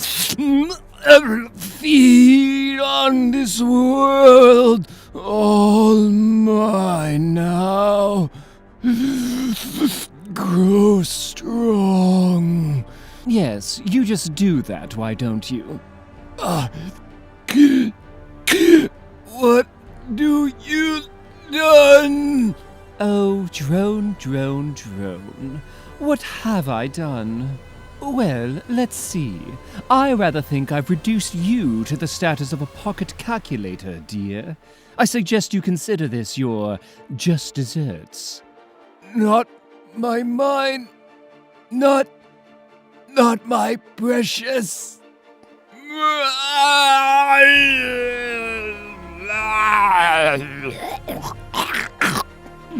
Oops, I'm afraid so. What am I doing? Well, you're new here. What am I? How come no think much good? Don't worry, that's okay. This is a school. You're here to learn. So, we'll start at the very beginning, shall we? A is for atom. B is for bomb. Trapped in a synthetic brain, programmed to learn. All of you have my girls to thank for this 11th hour plot twist. The children were a revelation. Wow. I'm sorry I said all that once a villain stuff, Emma. That was quite brilliant. Jean, you okay? Tell me you're okay. Oh, Scott, what are we going to do? My X-Men. God bless. God bless you all. I feel like a very, very long lie down. Wait! Don't try to get up, Professor. I have your chair right here. Thank you, Henry. But it seems I won't be needing my wheelchair anymore. If I could save every life, I would do it. Everybody! Get down! Everybody! You heard him. We're the X-Men. Everybody's thinking nice, calm thoughts now, okay? How are we supposed to be calm when there's a monster on the loose? A mutant monster 7 feet tall! Nobody here is a monster. Yeah? Tell that to Snuffy. It came from Mutant Town. These people don't belong anywhere near normal folks. I need my medicine. Get her autograph, then let her burn. They're all monsters. Look at them. They all support one another. Cannibals. Close them down, Jean. We only want to stop them hurting one another. Why are they so angry? Monsters. I too was called a monster by my jailers. You healed my spine, Mr. Zorn. I now have one more reason to be rather fond of monsters like you. Think of it this way. With no special gifts other than its intellectual skills, humankind survived for many thousands of years in a very dangerous world. One of the ways they survived was by forming themselves into groups or tribes, gathering around flags and books and laws. A shared ideal is one of the best ways to hold a tribe together in the face of chaos. But now the tribes are all sharing the same tent, and we can all be guilty sometimes of mistaking our ideas for things. Sometimes the idea of the monster is more real than the monster itself, if you see what I mean. I see it as the job of the X-Men to help build bridges between human and mutant thinking. That is my gift. I like to mend broken things. Would you mind carrying that tubing? I'm still not used to legs. Scott and Jean spoke very highly of your skill and sensitivity during the riot assignment downtown. I do not know what I am, Professor. I was once a boy in China, who then became a mutant son inside an iron mask. I know colors and wavelengths. I feel the movement of energy and emotion on many scales, and speak your language by shaking the particles in the air with my gravitational senses. But you could look into your finding machine and see if there really is a monster lost and afraid in Mutant Town.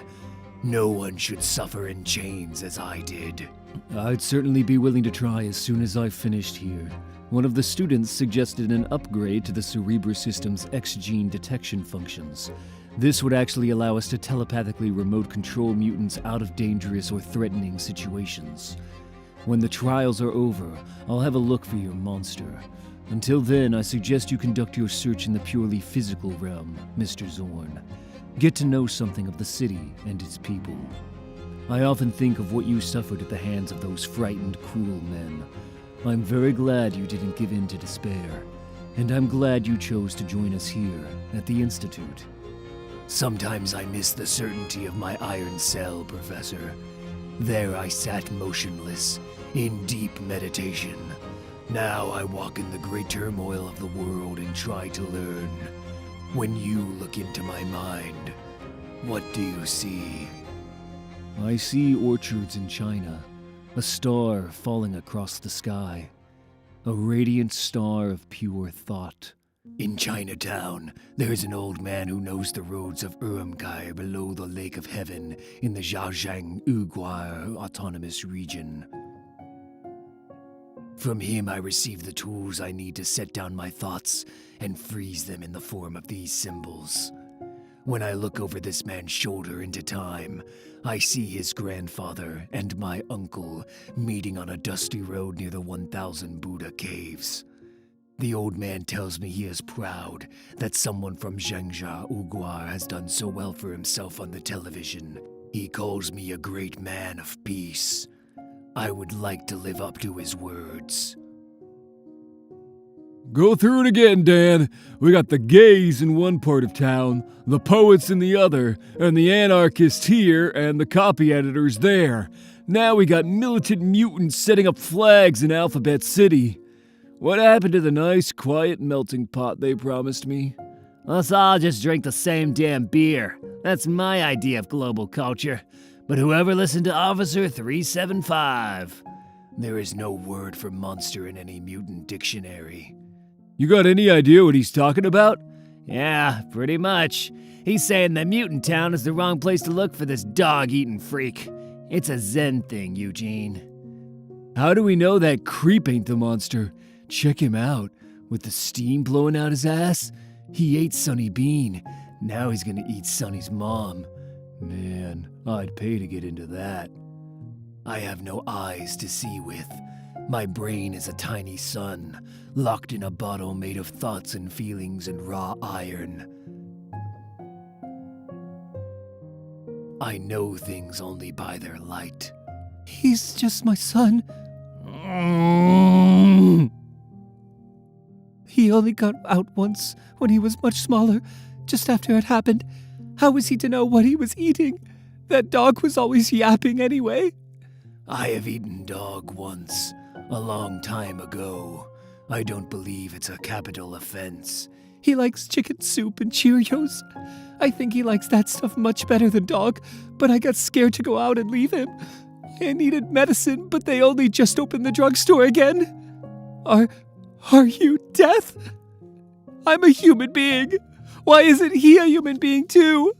What happened? He's a 12-year-old boy. No, he's a mutant, like me. This is a great time of change. He will not be alone in this new world. No, he'll be a monster. I took half of these and I gave Sonny the rest. So it's got nothing more to do with you or anyone else. I don't want them to hang him from a traffic light. I don't want to see people cheer while government robots trample him into mush. Those pills you swallowed are damaging organs vital to your body's function. Stay still and let me help. There's nothing wrong with your son. What?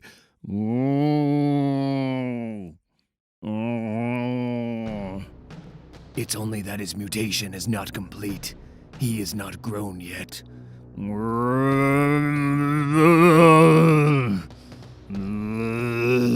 I can still help her. Take care. Holy shit! Not yet grown. In 10 days he would have become something new and wonderful. Something never seen before. Something rare, unique. Medicine! Be still. Fire at will! Fire at will! Bring it down! Wait.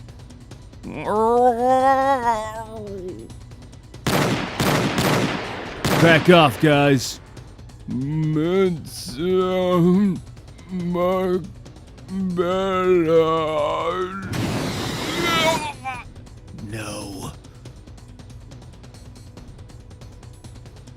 10 days. In 10 days, it would have been all right. He would have awakened to his potential.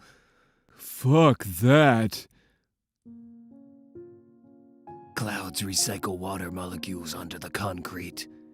You wish to see my thoughts, and were blinded by the sun beneath my mask, Professor Xavier. So I have tried to capture my feelings for you, in the form of symbols here on this book of paper leaves.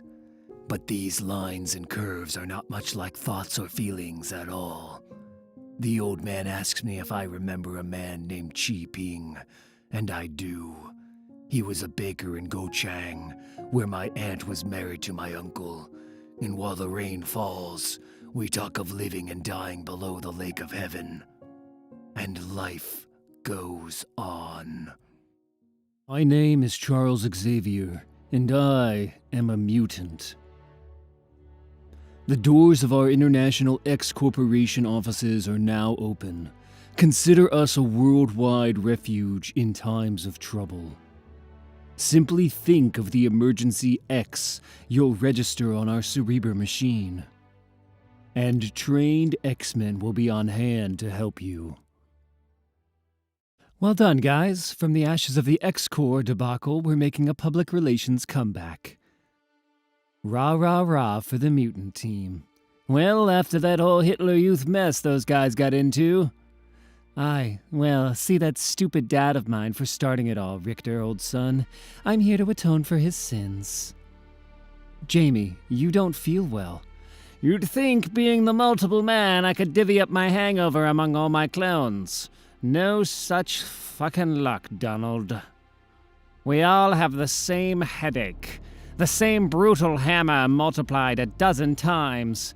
Whose idea was it to have an emergency mission the day after we all go mental on the dance floor? So what's the gig, Jean? Hen? I know this one. A train wreck in the Channel Tunnel left 120 passengers and 30 asylum seekers trapped in the wreckage. Teacher's pet, eh, Monet? The professor's contact in London mentioned a potential gene hazard on the train, which is why X Corporation Europe got the call. Gene hazard meaning? Meaning you get the people out of there before anyone else gets hurt. You've all been doing this for years. We'll keep you updated via Cerebra link as soon as we have more. Siren wanted to talk about code names. Aye, well, can we not use our school nicknames instead of these daft Ponzi gladiator names? Cool. I was jet ass for 5 weeks when I was a kid. That's better than Cannonball. Forget it. I'm supposed to be a superhero called Stinky? I wouldn't mind ditching Darkstar. I'll stick with just Monet, thank you very much. I was bullied at school.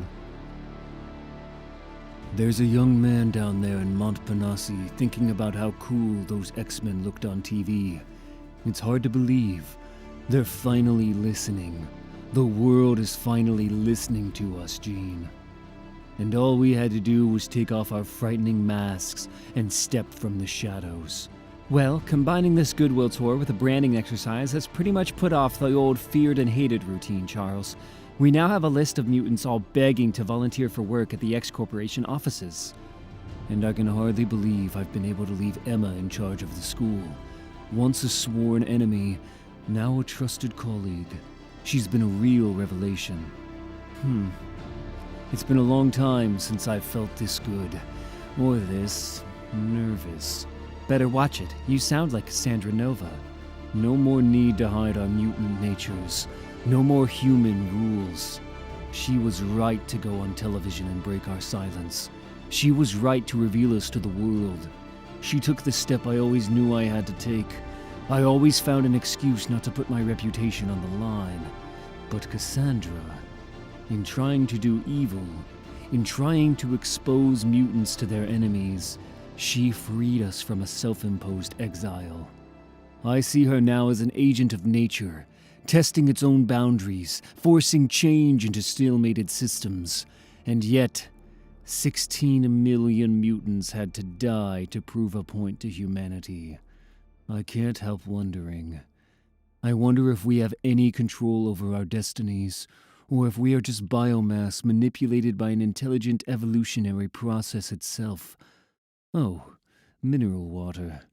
Thank you, Jean. Please excuse my rambling. Now that we finally have a quiet moment, I thought... You asked me to take a look at this growing power source in your skull. Well, everybody at the school seems terribly worried about my expanding telekinetic senses.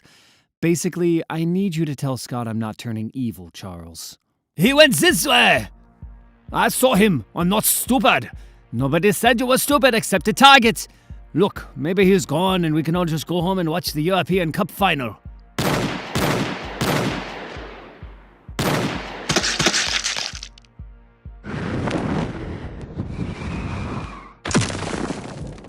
No cup final today! It seems like I'm seeing more of everything, but it all melts together. It's not just sight or sound, it's all of my senses at once, sort of rippling out through my surroundings. What's this? You think I'm nuts, don't you? Of course I don't, Jean. I've known you for years. This is simply an experiment I devised, using the very expensive dining set someone ordered for the staff canteen. You see, when I was dying, you held my consciousness together. Oh, I lost a few memories of certain days, certain years, but what you did was impossible, Jean. To store a human mind intact, and then to splinter and hide it in a million other minds and reclaim it the way you did. That shouldn't be possible, even for an Omega-level mutant like you. If I can think it, it's possible. Take a look for yourself, Charles. I'm ready. Okay, this is the beginner telekinesis. Even so, there are dozens of moving parts here. Your mind's ability to precisely operate matter extends far beyond your physical body and deeply into your environment. But I think there could be more to it. More what? Tell me something, Jean. Can you feel this? Yes, I didn't know I could do that. Oh my god, I can feel your pulse through the stainless steel. Jean, telekinetic sensitivity this extreme is known as the manifestation of the Phoenix by neuro-mystical surgeons of the Shi'ar space empire. The X-Men underwent great trials and loss during a previous rogue Phoenix manifestation on this planet. People died. No one wants anything like that to happen again, Jean. I know, it's nothing like that. How can I explain? It's not words, it's more like colors on fire, burning in every direction. I feel it. I'm on the shores of what seems an ocean of psychic light. If I actually dared come any further into your consciousness, all my thoughts would turn to ash. Only the ones you don't need in the light. Jean, can I talk to the Phoenix? Jean is the only house where I live, Charles. I am born and consumed in blood and flame and sacrifice, and return, always coming back. Jean, what is this place? Are these words from the future? What's happening? It's not a place. It's how it feels to be the last hope, and to know you'll win against all the odds. It's the wing of the phoenix touching your heart with flame. Jean, my mind feels blinded, dazzled. Are you all right? Jean, you look strange. I'm okay, Charles. I'm just looking at that. What's it doing here? My apologies. I'm afraid it's me they want. What? I can read your body language, so I know that you're wondering how I got in and how you only see white roses when you try to look into my mind. Thought-proofed ceramic panels. I heard your speech on TV and decided to put you in a morally compromising position. I'm asking you to harbor the most notorious mutant criminal in Europe, Fantomex. Pleased to make your acquaintance, Professor Miss Gray. I want what it says on the tin. I'm a mutant. I demand sanctuary. I wish I'd never eaten that fucking sandwich. So does everybody who went out without an umbrella in downtown Beauvais. Madrix, was that really you trying to sing Justify My Love?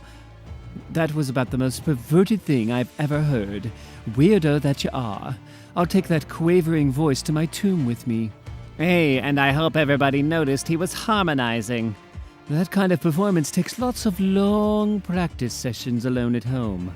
I'm Madrix the Multiple Man, you doughball. I'm never alone with myself. Respect. So, did you ever have an orgy with just yourself, Jamie? I'm seeing 10 of you writhing on silk sheets. What? Conversations stop. I'm just interested in the sexual habits of Madrix the Multiple Man. Don't try to tell me you're not Monet, you dirty old slag. So what's happening in the tunnel? Looks like nothing to me. I haven't seen anyone. Listen, did you really throw up over Beauvais? They're surrounding us. They have orders to bring him in at any cost. They're terrified of him because they don't know what he can do. I'm a thief. I stole something I shouldn't have. And something big and bad got loose in the train wreck. They call it Weapon 12. Your emergency team is probably already dead. Fall back! Fall back! Hundreds of them! Don't let them touch you! Don't let them touch you! I suppose I just wanted to talk to somebody about Jean and me. You know, through all the death and horror and wonder we've seen, trying to hold on to that shining, unshakable thing we felt once on the moon together when I thought I'd lost her forever. But it's phony. We were faking this teenage unconditional love in the face of unstoppable chaos and change. And our lives seem so straight and safe now. I mean, she ran around in a corset for everyone, but with me it's sensible shoes and roll necks. I don't know. I love Jean. I love her more than my own life, but I'm not who I was, and I can't seem to tell her who I am, in case she hates what I've become. I can save the world a dozen times before breakfast, but I can't talk to my wife about the stuff that matters most. And I guess I thought you could help. Well, you've been keeping rather a lot bottled up, haven't you? I think you came to Auntie Emma just in time, Scott dear. You are surrounded. We will not hesitate to fire. Hand over the terrorist Fantomex. Yes, Pierre. I'm sure you and everyone else in the 18th arrondissement heard that. Well, they're practically holding my staff hostage downstairs. Yes, Fantomex, the man who's bleeding all over my floor. I realize that. It's becoming very clear that he's the most wanted mutant in Europe. Believe me, that doesn't justify... The Xavier Corporation will not hand over a badly wounded man without a better explanation than he's dangerous and must be destroyed. I see. Thank you for trying, Pierre. My friends in high places have realized there are higher places, Jean. Apparently, we're dealing with an international strike force, sanctioned to capture this man using any means necessary. Sanctuary, that's all I want. A moment to catch my breath. Why do they want you so much? You kill people? You steal? It's all fuzz where your thoughts should be. Look, I'm trying to concentrate. I'm bleeding quite badly from ephemeral artery. Oh, fuck. Stopped. How are you doing that? Telekinesis. I can make your blood clot by thinking about it. Charles, I think we have to help him. I agree. I'm already planting doubts in the pilot's minds. One boy's worried about his promotion. Suddenly, sweating, heart beating faster. Another is becoming afraid that his collection of mutant pornography might be found by his wife. They're no longer sure what their orders were in the first place. Forget this mind stuff. They'll switch to robot targeting and launch systems. Okay, I'll see if I can think my way into the computer system. No, please keep your mind on my blood flow. I'll handle this. I have special powers too, you know. Just let me call my partner. Something's happening up there on the... Whoa! The guys in the choppers are spacing out.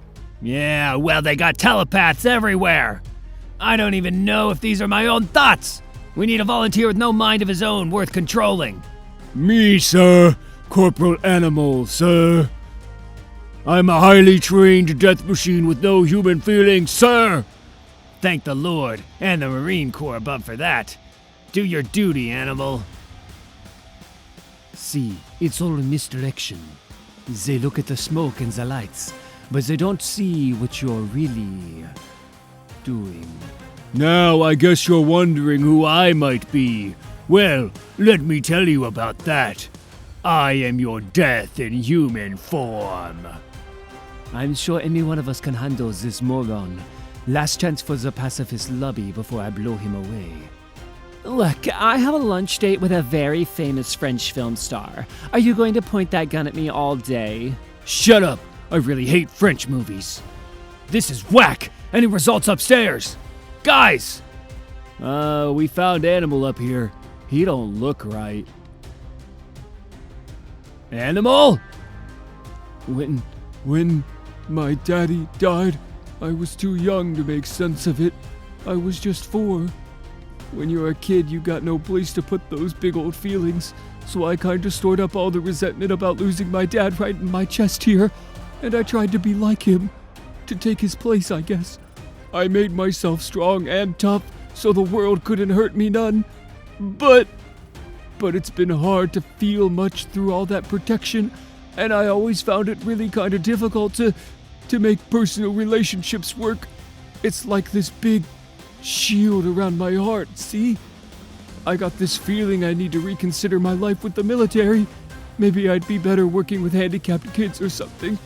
Jeez, what the hell they do to you, Animal? Nice trick. What do you think of mine? Meet Eva, my partner. A flying saucer. I can barely get used to walking. My head seems too far off the ground. That's right. A flying saucer. Pretty good, huh? Hello? Is that you, Jean-Philippe? Of course it's me, Mother. I brought you a new CD. Your musical tour of the globe reaches the mysterious Orient with the flutes of the Tibetan damned. Sleeves notes in French Braille. You know I always take care of you, Mama. Are there people with you? Just the radio, Mama. I'm recording a play on the radio for you. Oh, Jean-Philippe, how happy we are in our little house. Yes, Mama. How happy we are. I'll try to ignore the deliberate strangeness of all this. Why ignore it? Embrace it. I do. 30 million euros, Professor X. I use these as toilet paper. I'm sure I heard voices. It's just a play, Mama. Don't spoil it for yourself by listening. We did what you asked, Fantomex. We protected you from the mob, but we're not in the habit of aiding and abetting self-confessed criminal terrorists. No more misdirection. What's happening to our X-Men in the Channel Tunnel? What is Weapon 12? Team, what's just happened? I got separated from everybody when it all went crazy. Richter, Madrox, Siren, somebody talk to me. Weapon 12 is the latest in a series of living weapons tests carried out by the military-industrial complex. The new batch were bred like flies in experimental time incubators at secret laboratories outside London. They heat time itself up until it starts to flow in all directions at once. Then introduce human test groups into this pliant, fast-moving substance. This is Monet! Where is everyone? Weapon 12 is humankind's latest answer to the mutant threat, Professor X. Everyone is here. Artificial evolution? I'm sure you've heard the whispers from the scientific community, Professor. Rumors concerning the discovery of an extinction sequence in the human genotype. Artificial evolution is human science's alternative to inbuilt self-destruction. Imagine human genetic material crudely spliced with adaptive Sentinel microtechnology. Now run the mix through 500,000 years of cyborg mutation and development in less than 18 months.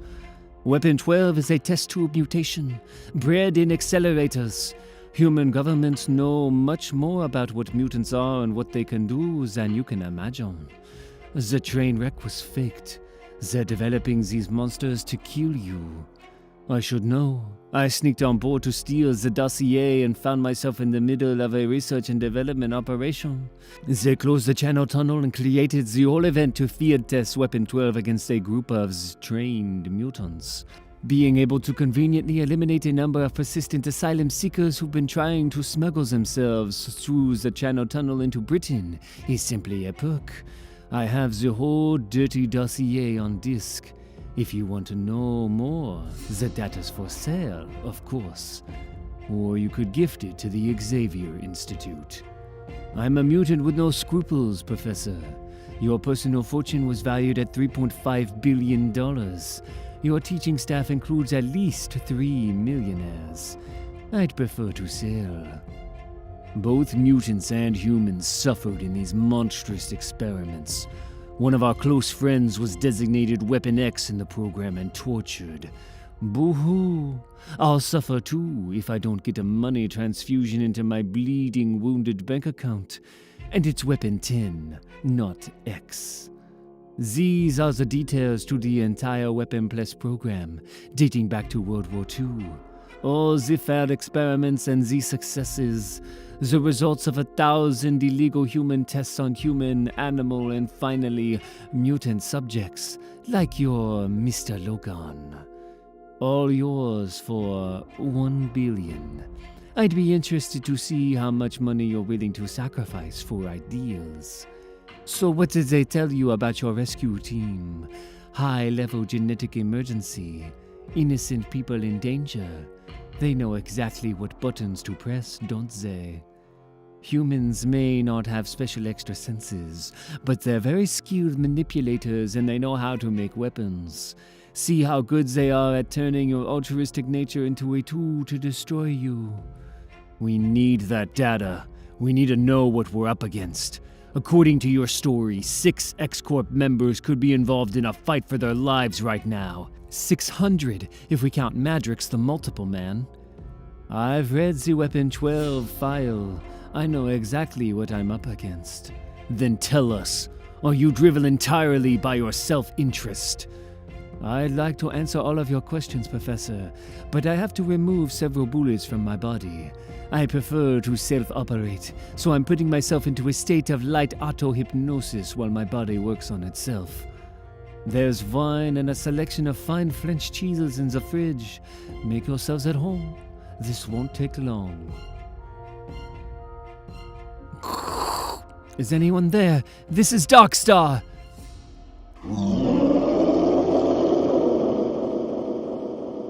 Everybody try to calm down. The exit's back this way. What are they saying? Don't let them touch you! Things in the tunnel! Don't let them touch you! What is it? Why did Siren scream at me? Oh God, what's happening? Are there any X-Men online? Team, this is Darkstar! I just regained consciousness and there's something coming down the track. People, animals. Can anyone hear me? Don't let him touch you! Don't let him touch you! I don't want to die. Mama still thinks we live in our family home as I must say. I didn't have the heart to tell her the house was demolished 4 years ago, so I just recreated it here in the mountains.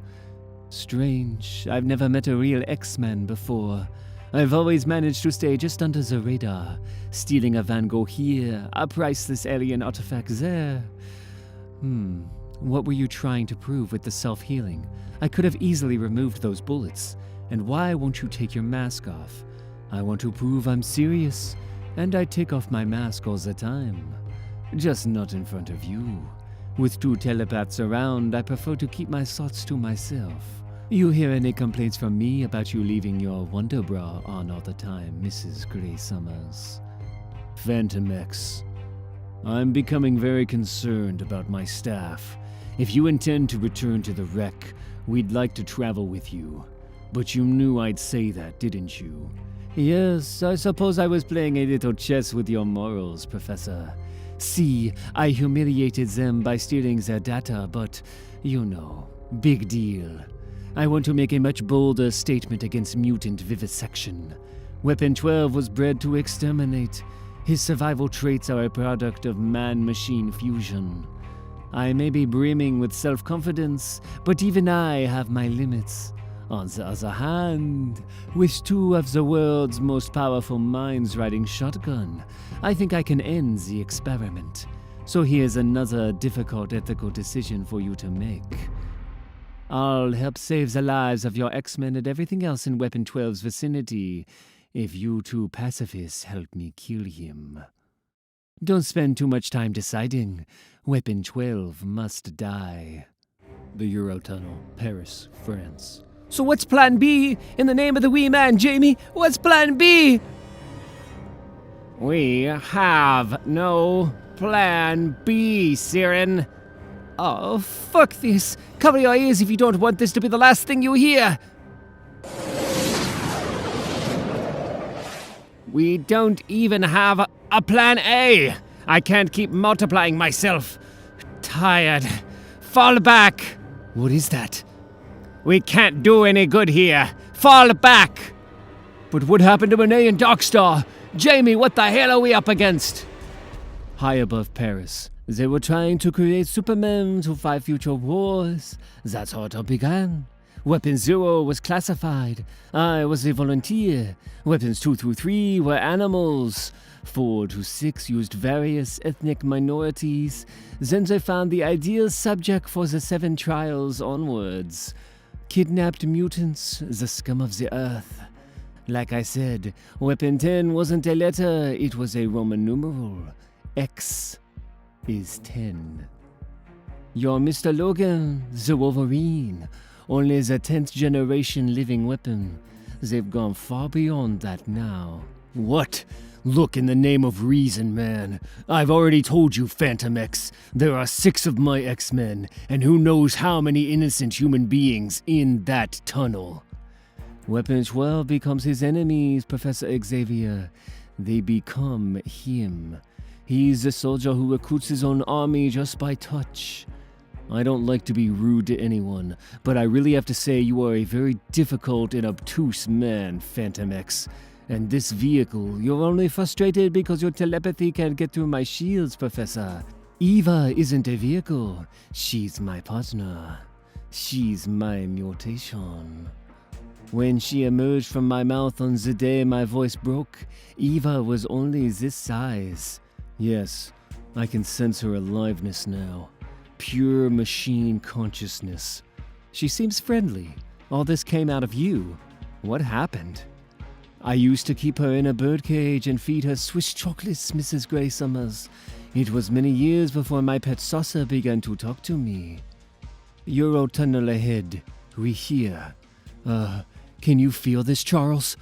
Oh, it's like a mind, but I feel it dividing and crawling, like germs on a slide. Fantomex, is this what you were talking about? Oh, yes, Professor. Weapon 12's mind spreads like a disease into whatever he touches. If you need help, we're here to help. To help mutants in trouble, like you. You mutant in trouble. Oh no, it's worms. It's like worms. Ah! His voice is eating me, thinking my thoughts. Ah! Jeez, it's a bacterial consciousness. Scabby touch. Birds, animals, people. Everything he touches spreads his thoughts.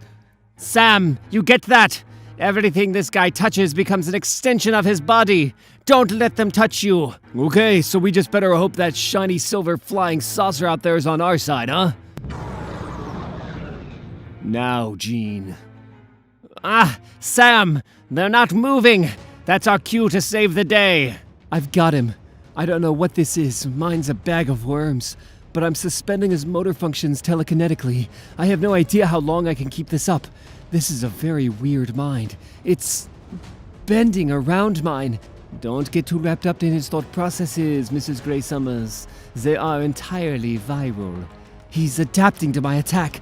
Millions of little brains, all thinking at once. These adaptive war machines are like that, but you can probably paralyze him long enough for me to finish this. The off switch for Weapon 12 is in the train that was transporting it, Mrs. Grey Summers. They couldn't risk the experiment getting completely out of hand. To me, my X-Men. Weird. Richter has some kind of natural psychic defenses against Weapon 12's infection. Everything's going to be okay, folks. You saved Siren's life, Sam. That's my job, Professor, sir. I think I can do more here. We'll call you if we need you, Sam. First, I want you to get her to safety outside. Her vocal cords are bleeding very badly. Hi, I'm Jamie Madrox, the Multiple Man. Yeah, good for you, Zona. What? The giant with the eternal brains. His name, Zona Cluster 6. He had a life in the world before the program twisted him into a super-evolved murder machine. We have to kill Zona now before he can be returned to his pod and debriefed. I have to kill him now. But he can't be killed. His mind's filled with millions of moving machine parts. Fantomex, there are still people trapped in there. Can you cover me, Charles? Jean, no! Oh, for God's sake, Professor Xavier, its touch is contagious. There are hundreds of infected people and animals. Darkstar's in there, and so is Monet. It's all right, Jamie. We're relieving you of duty. I believe I can beat Weapon 12 at his own game without further bloodshed. All I need is to borrow your nervous system. No bother, Charles. Just don't even try to explain it, eh? All I need's a little rest, sir. Then rest, Jamie. You deserve it. I'll take telepathic control now.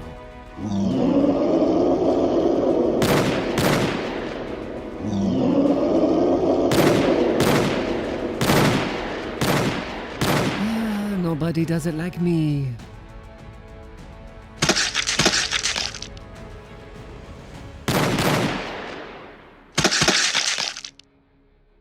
You lunatic ninja matrix freak! You killed her! You just killed Darkstar!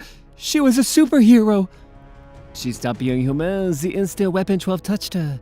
The lack of any genuine concern in your vocal modulation and body posture tells me that she was only some girl you never much cared for. An associate at best, yes? You were standing here in the middle of this and I didn't get the chance to make friends. And you never will. Life is so tough. Jean Grey is buying you time, miss. Use it to do your job as a rescue worker. Weapon 12. My name is Charles Xavier. I too can see through 1,000 eyes and operate 4,000 limbs. I was born to make war on the mutant race. Has war begun? Is this war? Has war begun? Make a new world for man. Make war in the name of eternal man. This isn't war. Call it medicine, if you like. Get the survivors out, Monet. The way's clear. Jean, there were no passengers in the train. Everything went nuts and he killed Darkstar. Because it wasn't her anymore. Take it easy and walk slowly back towards the floodlights, Monet. Fantomex? And this one other. Fantomex, I hate to bring this up, but if there was only one Weapon 12, why are there two of these cages? This was your pod, wasn't it? And everything else, all of it was a lie. That's why we never heard of Fantomex. Oh, our minds are leaking, aren't they? They dipped us into liquid time, Jean. Injected us with micro-sentinel machines. The world is smaller than this one. Its rules and its people are very, very different. Zona turns his enemies into himself. And me. I'm much smarter than they bargained for. I won't be anyone's soldier. Please don't tape up your thoughts. It was just getting interesting. There is no European super thief, is there? There is now. Illusion, Jean, misdirection. I'm a new form of life, and this place is so much bigger and more fun than the world in the Weapon Plus program. No, but Wait a minute. What about that house in the mountains? Come on, who was the old woman? What old woman? We didn't do that, did we, Jamie? I didn't think too hard at Weapon 12, did I? Do what, sir? For crying out loud. Everybody's dead. Yes, I was rather hoping we could avoid this kind of brutal, pointless solution. My God, look at his bizarre branching brainstem system. It's almost like coral. Everybody, Jean Grey's still in there with some gun nut. He shot Darkstar. She's dead. Otherwise, mission accomplished, I think. Lies, Fantomex. Weapon Plus is real. The world is real. But there's no dossier, no disk. The secrets of the program are here, in my head, available at a price. This is my off switch. Disabled now, see? Jean, England is that way down the track. The tilt of your pelvis tells me you find me too attractive to permit them to capture me again. 10 minutes of falling debris, Fantomex. Au revoir. Run. The X-Men have this deliberately engineered emergency under control. We've just lost one of our rescue team, do you understand? We're in no mood to play chimpanzee politics. Hey, I seen you on TV, with the light wanging off your sweaty shaved head just like it's doing now. Well, you look into this dumb chimpanzee's head all you want, you bald-headed bigot. You won't find anything except reruns of the adult channel. Oh, I thought you were joking. Little thing they've been teaching us to protect the privacy of our minds. So here's the official story if you want your activities to continue to meet with the encouragement of the appropriate authorities. Take or leave, Professor. The nice X-Men were on hand for a biological weapons accident in the Eurotunnel. Many lives were saved, but one fine mutant died a hero. Boo-hoo, we love you. Now step aside, please, while we take back what's ours and get this hole cleaned up. Sorry guys, don't know how it happened, but he slipped right by me. Weapon 13 has left the house. Darkstar, our sister, is dead. She died protecting the lives of others. She laid down her life for the dream. So I'd like you all to join me in a shared telepathic experience. Close your eyes and taste the life of Lania Petrovna, and understand what we have lost today. So, what I'm saying is, whether you have feathers, skin, veins, or just very powerful levitational gifts, flying is really all about confidence and concentration. And here at the Xavier Institute, we value cooperation too. So look out for your classmates up there. I'm gonna fly any damn way I choose. Who says you know what's best for me? If I had my way, I'd have these wings cut off by a top Beverly Hills surgeon. I'd rather be normal than a freak like you guys. Angel, right? And Beak, how about you? I am hoping to go into space to help with the relief work also, but I have no wings to reach the spaceship. You look fit enough to me, Barnell. You just need to let go and relax. Follow me. Remember to sail on the peaks and trows. If you make it to the Shiar flagship, you can consider today's lesson well learned. Confidence and concentration? Look at them, all trying to be famous superheroes like Teacher. How about money and smugness being all you need? Calling himself Angel. You want some of this, Beak? We'll go kick his tail into space. His name is Archangel. It's a totally different thing. Keep your beer and cigarettes. I'm straight edge hardcore. My body is a temple. Yeah, like a temple to Satan, you weirdo. You really want to go with them into space? What is there here for me? Maybe out there with the space aliens. Maybe there, a guy like me could sing normal. Dream on. There's nothing normal about this stupid place, least of all you. If you hate the Xavier school so bad, why not fly away? You at least can fly to join them. Like I wanna. I'm hanging with you because you make me realize there's worse things to be than me. Yeah. Well, this is normal for me. To be the big joke, yeah? Yep. Baka. Kentucky. Baka. Where's Miss Frost so I can pretend not to be looking down her bra? Buck. Oh, yeah? Buck, you. Buck. You. Oh, no. Okay, well done, everybody. Skywalker, keep your arms tucked in when you want to go faster. So who do we lose on the way up? It's official. You're a disgrace to the school, Beak. You see this? This was once neck here, now broken in about 1,000,000 places. I will never, ever try to fly again. Space, how stupid was I to think this? For me, there is now only the circus. Aw, Beaky, I bet I know how to get you into orbit. Come here, you freak. Inside the Institute. So, do I detect you're in agreement with Scott on this particular issue? You think I'm being deliberately provocative? Henry, darling, I'm one of the world's most renowned and prurient telepathic talents. I actually know for sure that you've never had any kind of physical relationship with another man. I even know you made hoax phone calls to superheroes' headquarters when you were younger, didn't you? Always something of a practical joker, The Institute's already being portrayed as some boho experiment in mutant sociology.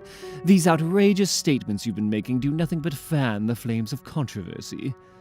I'm doing this to challenge preconceived notions about language, gender, and species. I'm also learning to play the drums. Please excuse me, Emma. I have medical class in 5 minutes. Oh, and by the way, don't mess with Scott and Jean's marriage. It's undignified, and Jean will kill you. Over France, the X-Plane. So how was Madripoor, Logan? Kill anyone? Couple of bad guys. First time you and Jeannie been together for weeks. You two should talk more. I said, how was Madripoor? Boys, big sister's watching. It's hard enough keeping tabs on everyone without you distracting me. I can't believe what some mutants are up to right now in the privacy of their own homes. I was in the air most of the time. We didn't get a chance to talk. All I'm saying, man's gotta mow his own lawn. Rawr. Don't listen to him, Scott. That's better. You simply have to relax. You're with me now, Scott, and I'm looking out through your eye. No, it's more like yellow. The light turns yellow in the ruby quartz shield, Emma. Oh, I knew that.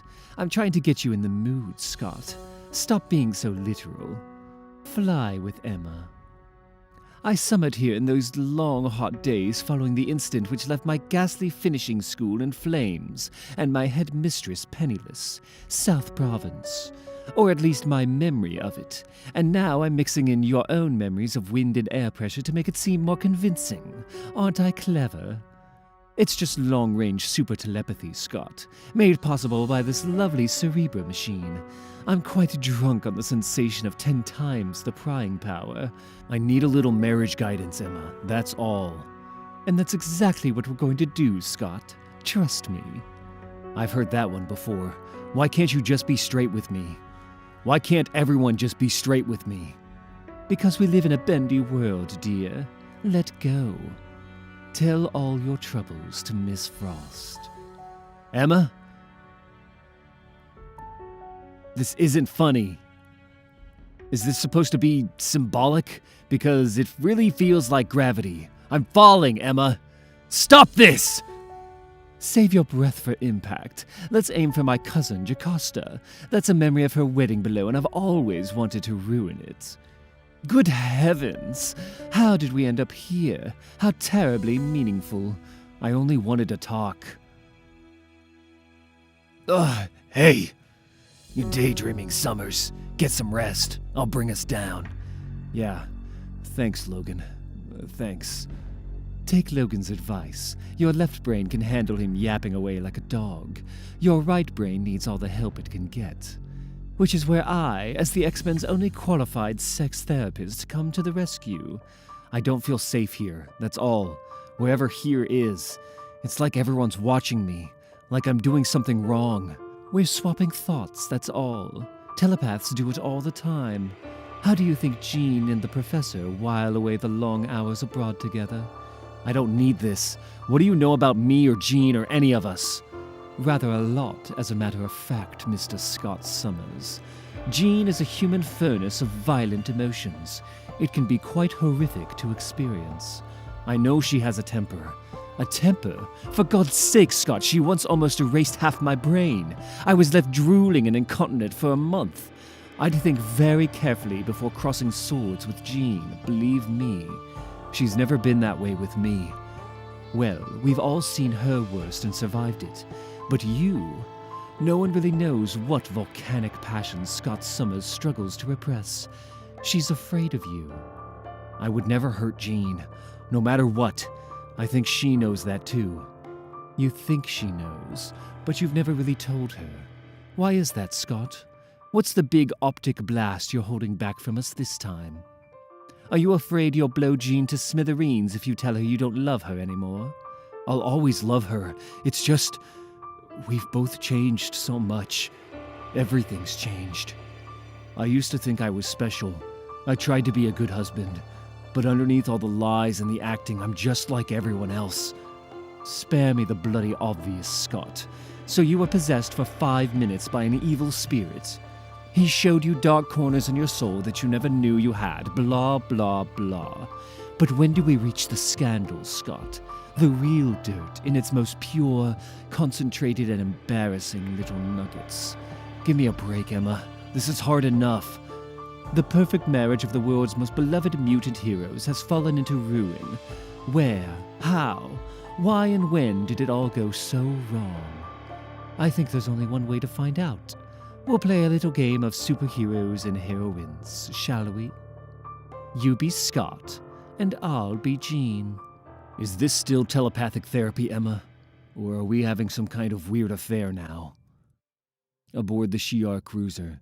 The ship leaves at dawn to rendezvous with the surviving vessels of Lalandra's Imperial Armada on the dark side of the moon. I know it sounds like the concept album from hell, but it's true. If you're part of the relief team, you'll have a couple of weeks in near-Earth space before the Armada heads back to the Shi'ar homeworld, which is where most of the devastation occurred. That leaves the rest of you with precisely 5 hours to help where you can and get some sightseeing time. Class dismissed. You've all... Belay that dismissal, sir! Mr. Archangel, check it out! Is it Teamwork 101 or is it Dumb and Dumber? Incoming! Incoming! Whew! I figured you'd make it. Ugh! Congratulations, Beak. Now, are you sure you have enough stuff here for a whole year in space? Oh, and very impressive work, Angel. Gold feather commendation. But I must now tell you something, Mr. Archangel.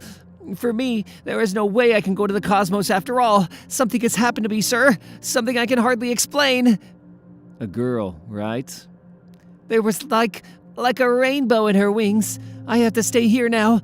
No girl has ever kissed me before, but she kissed me. For real. Okay, $20 is yours, you disgusting skank. You guys actually bet her that she wouldn't kiss the Beak? Are you serious? She'd kiss a rat with AIDS. Where Angel fears to tread just ain't been invented yet. Hello, universe. This is the greatest day of my life. So anyway, I am power and song and life incarnate. But the truth is, no matter how hard I try, I can't help playing with fire. How about you, darling? Sure, Jean. Why not? Genosha. I remember when all this was fields and spires and monorails. This is where Magneto died. I'm sorry, Quicksilver, but good riddance. Magneto was a master race lunatic who coerced the entire Genosian mutant population into a war with humanity, and brought this on himself. Sabra. Magneto was my father. Otherwise, you're right. I'll meet you both back at the Dome. I'm impatient to rendezvous with Professor X and get the hell out of this godforsaken graveyard. Quicksilver, please, I didn't mean... oh no. I wished I'd just stayed in Paris with X-Corp. This has been the worst weekend of my life. I keep saying the wrong thing and Quicksilver is so uptight all the time.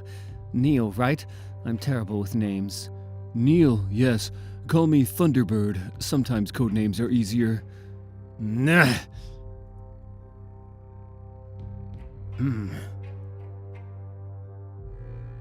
Do I know you? Untouchable. I'm supposed to be untouchable. But they came right through. They came right through my force field. Ghosts. Millions of ghosts all buzzing. Millions of voices talking in me. Following her. Ghost stories, Gene. 16 million mutants died here on one day. Is it any wonder there are ghost stories? If anyone wants to score brownie points, Charles Xavier particularly loves Japanese green tea. Spoken like a prize pupil, Storm. He's here. Try to look busy. Morning, everyone. We're beginning to wonder if the decision to stop here on our way to India was a wise one after all. The word is grim as hell, Professor. Professor Xavier. It's so good to see you again. You look well. I feel wonderful, Neil. Traveling seems to suit me. And Sabra, glad to see you made it, Ruth. I think we all have to see Genosha for ourselves at least once. We heard something happen just before we arrived. Eunice, the untouchable man. They were ghosts. You tell me what else they were. Tell me what else can go through walls and skin and bone. He kept the magnetic fields alive, see? Angelo, Bambino, calm down. Charles, can you see what he's seeing? These weird shapes. Passing right through his force field. It's all right, Angelo. Your protective shield is intact. Listen to Jean. So many million voices of the dead, and this girl running at the head of the procession, with hair like the sea, green as the sea. Do you mean Polaris? I keep thinking, what are we to do here, Aurora? What good can we bring out of this horror? I arrived only 3 days ago, Charles. I've seen nothing but charred bones and the ashes of children. So far, I can only bring grief and pity. But something survived. Everyone seems to think so. Eunice saw something. Do you believe in ghosts, Charles? No. Sometimes I wish I could. I think I do believe. Ghosts come in many forms. We don't get to talk often enough these days, do we? We know only one green-haired woman. Lorna Dane would be able to generate the kind of magnetic field anomalies we've been recording. If that's what they are, with respect, Professor Xavier, the previous X-Corporation relief team reported strange visual manifestations. Figures were seen, voices heard, green tea. But Eunice wasn't alone. We know that now. Jean and I have become aware of several living mutant minds here on the island. They're here for some reason we don't understand. Which is why I'm suggesting a search party before it gets too murky to see. What is that? If Polaris is causing these magnetic displays, then she needs our help. The radiation levels out there are toxic. She couldn't survive for more than a few hours. The X-Men are not the only mutants to come here, Professor X. There are people who think my father survived the Sentinel attacks. I know. I've seen the t-shirts. What do you think, Pietro? I think my father's greatest trick is to be more dangerous dead than he ever was alive. This was Magda Square. The Mega Sentinel attacks were concentrated here in the Parliament buildings, am I right? Wouldn't Polaris come here? This is right where Magneto died. There's something here. A strange, troubling presence. It's not a human or mutant mind, whatever it is. Should we proceed? Charles, you look like you have something on your mind. I do, Storm. Excuse me, but I keep glancing in the rearview mirror, and I don't know if I'm imagining this or if there's actually a face appearing on the huge, standing Mega Sentinel machine. Well now, it had to happen, didn't it? Here we are minding our own business, trying to pay our respects in our own way. And who turns up but the mutant police? What happened? Eunice show up drunk somewhere and turn us all in for beer money? We're not police, Toad. We're not here to fight any of you, especially not here. This place has seen enough fighting. Wouldn't you say so? That's right, Professor. So clear off while you've still got the legs to trot with, eh? Bring on the species traitors, human collaborators. So what now, Xavier? Stand easy, Toad. We're only searching for one of our people, a mutant, Lorna Dane, Polaris. We think she's in danger. No one knew Magneto better than you, Toad. Wouldn't he want you to help us protect her? You know all Magneto ever wanted, Xavier. He wanted you to admit that human beings were murderous scum. He only ever wanted you to admit that he was right. Old man Shocker here and Toad in waiting, as I call the teenage tosser. Ugh. We've all seen things, heard voices. Magneto won't let Genosha or Polaris die. Not like you think. Sure thing. I was outside picking up scrap for the memorial when I saw the junk moving in patterns and rows all around her. She was gathering the dead, see? What's happening here? I've been looking at this place. Have you people been building some kind of insane monument to my father? Quicksilver seemed quite eager to help in the construction work. These are strange times where the superhero and the super-terrorist work together to make art. The ghosts are back! What are they? Voices, like repeated thoughts, all broken up, fractured. Radio echoes. It's not just one person, it's crowds. That way. Can you see where the air is bending, Jean? They're all around us, all sweeping in the same direction. It's her. That's Lorna down there. They're inside her. Millions inside her. Oh no. There's a big light outside. I have to go see if... What's that noise? I thought I heard President Magneto speaking. The noise is... I think I'm blind. Mama, I think they're like sentinels. Bigger than any sentinels ever. I can see them from the window, miles away. One of them's turning to... She's acting like a magnetic pole, repelling us. I'll need your help in just a second, Neil. Right now I need to concentrate on moving the corrosive sludge away from Lorna. Her entire nervous system is overloaded. She's carrying millions of magnetic patterns, recordings of the last moments of Genosha. Charles, what's going on in her mind? Aurora! Lorna's safe. Naked, safe, and more than mildly deranged. Okay, Neil. You're the only X-Man completely immune to radiation poisoning. What was she trying to get at under the surface? I don't know. Magnetic activity is strongest of all here. This is the source, Jean. My dental fillings are coming loose from my skull.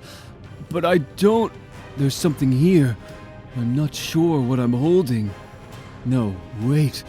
Can anyone tell me what an aircraft flight recorder would look like? Oh, the phones are ringing. Can you hear me? The floor just fell. Lorna, her consciousness is bursting open. We have to... Jean! Aurora! Help me! We have to purge these forces from Lorna. An exorcism, Charles. Hold her, Aurora. He put himself in the recorder. He recorded everyone. Voices. Everywhere, voices. I have to boost the signal. I have to boost the signal. Daddy. Even I can hear them. Millions of them. I can feel the walls shaking. I think this is the end. I love you. I love you. Love you. This is the voice. This is the voice of Magneto. This is the voice of the Genoshan nation. It's a strange thing to die in the darkness. What's happening? In the last moments of his life, he recorded everything. These are the last words of Magneto as he lay dying in the ruins. It's a strange thing to die. I was Magneto, the master of magnetic forces.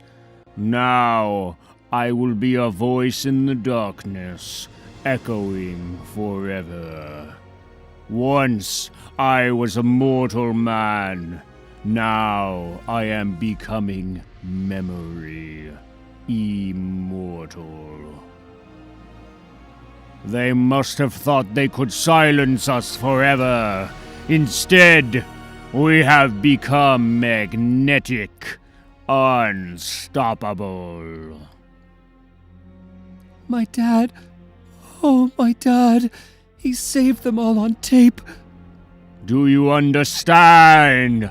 Our voices will be broadcast around the world, into space, at the speed of light, at the speed of radio. Our voices traveling without end through the depths of time and space, beyond this life, and far, far beyond this death. What does it take to get you people to listen to reason? You know, here's me trying my best to honor the strict pacifist principles of the Xavier Institute, and here's a bunch of slave traders filling me full of lead. You can't kill me, bub, but if I have to get stung by one more stupid bullet, you lose the hand, okay? Drop the gun. Wise man. And tell those reinforcements you called to turn back. I'm feeling mean.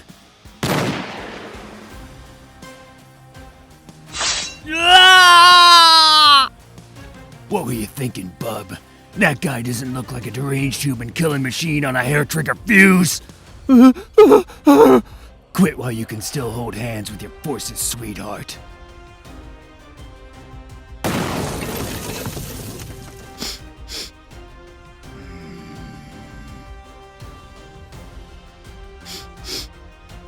I know you, bub. Fantomex, Monsieur Logan. Europe's most wanted super thief. Thieving as usual. Fancy meeting you here. Your Professor X and Miss Jean Grey ran into me recently on their way west. Perhaps it's them you smell on me.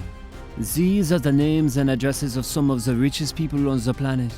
The trade in mutant slaves joins the lowest with the highest. Can you imagine what they'll pay to keep their names out of the press? Money. Women and kids treated like furniture and all you can think about is money. Well, I'm only human after all. I am nothing like your X-Men. I even wonder how much you will pay to learn the secrets of the Weapon Plus program and your own lost past. As Weapon 10, you spent the best years of your life being tortured in the project laboratories. Did you not, Monsieur James? Who? What the hell are you talking about, Fantomex? You're Weapon 13, X111, the latest state-of-the-art super soldier. Am I right?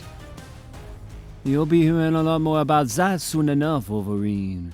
In the meantime, I didn't kill these slave traders. The girl did. They tried to remove her burqa and something happened. The flesh was stripped from their bones. I count 13 armed and inquisitive mercenaries heading this way. I'm sure you can talk some sense into them. You bet. Air India, Flight 1212. In the name of the liberation of Kashmir, this aircraft is not a weapon in a righteous cause. Here is your airport security. Here are your x-rays, passports. Stay in your seats. Tell the captain to turn towards New Delhi. Excuse me, those are wax guns, aren't they? I'll kill her. I'll kill her first and then I'll kill you. No, you won't. Shut up! You speak Pakistani. What should we do instead? Well, wouldn't it be much better for everyone if you all turned around and walked back to your seats? You could just stay there until we land at Mumbai. And disarming the bomb in your bow might be a very good idea too, Mohammed. Jean can probably do that for you. She's telekinetic. I'd just been reading about these so-called dirty bombs, Jean. The world seems to get more dangerous every day. Mumbai Airport, India. This is Mohammed. An hour ago, he was convinced that territorial injustices allegedly perpetrated by one tribe against another justified turning an aircraft into an atomic weapon and killing thousands of people. We've all had a talk since then. I explained some of the destructive inconsistencies and contradictions in his thinking. It's true. I don't know what I've been doing with my life. Well, we have them now, Professor Xavier. The people of India are in your debt. Yes. I'm a telepath to Jinder, and I can absolutely assure you that none of these men will ever again use violence in the service of abstract ideas. Just as I can assure them that they will not be brutalized in your custody. Professor! Professor X, look out! Die, monster! Die!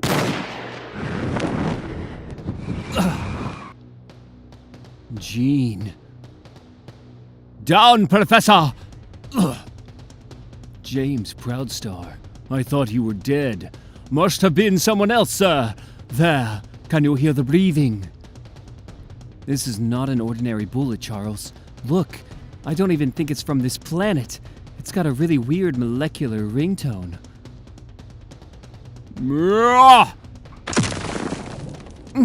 Help me here so we can see who's under this. Foul! Thorn! Please, some dignity! Help yourself, you treacherous cow. Cassandra! Oh no, it's the Londra. She still thinks I'm Cassandra Nova. Charles, that car has exactly the same molecular tone as the bullet. It's not from here. Jean, it's Lalandra, my love. I'm really sorry about this introduction to the Mumbai branch of the Worldwide X Corporation, Professor. We were going to all dress in our new costumes and sing the national anthem for a laugh. I think she's an alien. Any idea why she'd want to assassinate you? Her mind is sick, James. She thought I was someone else, someone who hurt her badly. Lalandra, forgive me. So, who is she? I missed that bit. Are you stupid? Don't you read? She's a space empress. You must come with us, Professor Xavier. The heavens are in turmoil, and judgment must fall on the planet Earth. Lalandra is a woman from another world. My wife, my consort. Jean will explain. I'd better go with them. X-Corp Mumbai HQ. I couldn't wake him. He was here when I returned from my Russian mission. Better just leave him, Sunfire. He does that. His healing factor always takes a lot out of him. That's Wolverine, right? You can tell by the stink of his jacket. So, wasn't Logan supposed to have someone with him? Oh yeah, he left a message to say he was on the Afghanistan-Pakistan border rescuing some mutant refugee, but we'd all headed out to meet you guys. The professor's wife is a pretty good shot, huh? Sorry, this place is such a disgusting mess. I'd clean it myself, but it seemed so demeaning for a so-called superhero. And the Hindu Times called me a superhero last week. You know, it's weird how much they really love our old outfits here. Asia goes crazy for all the tight, spangly Bollywood costumes everybody else hates.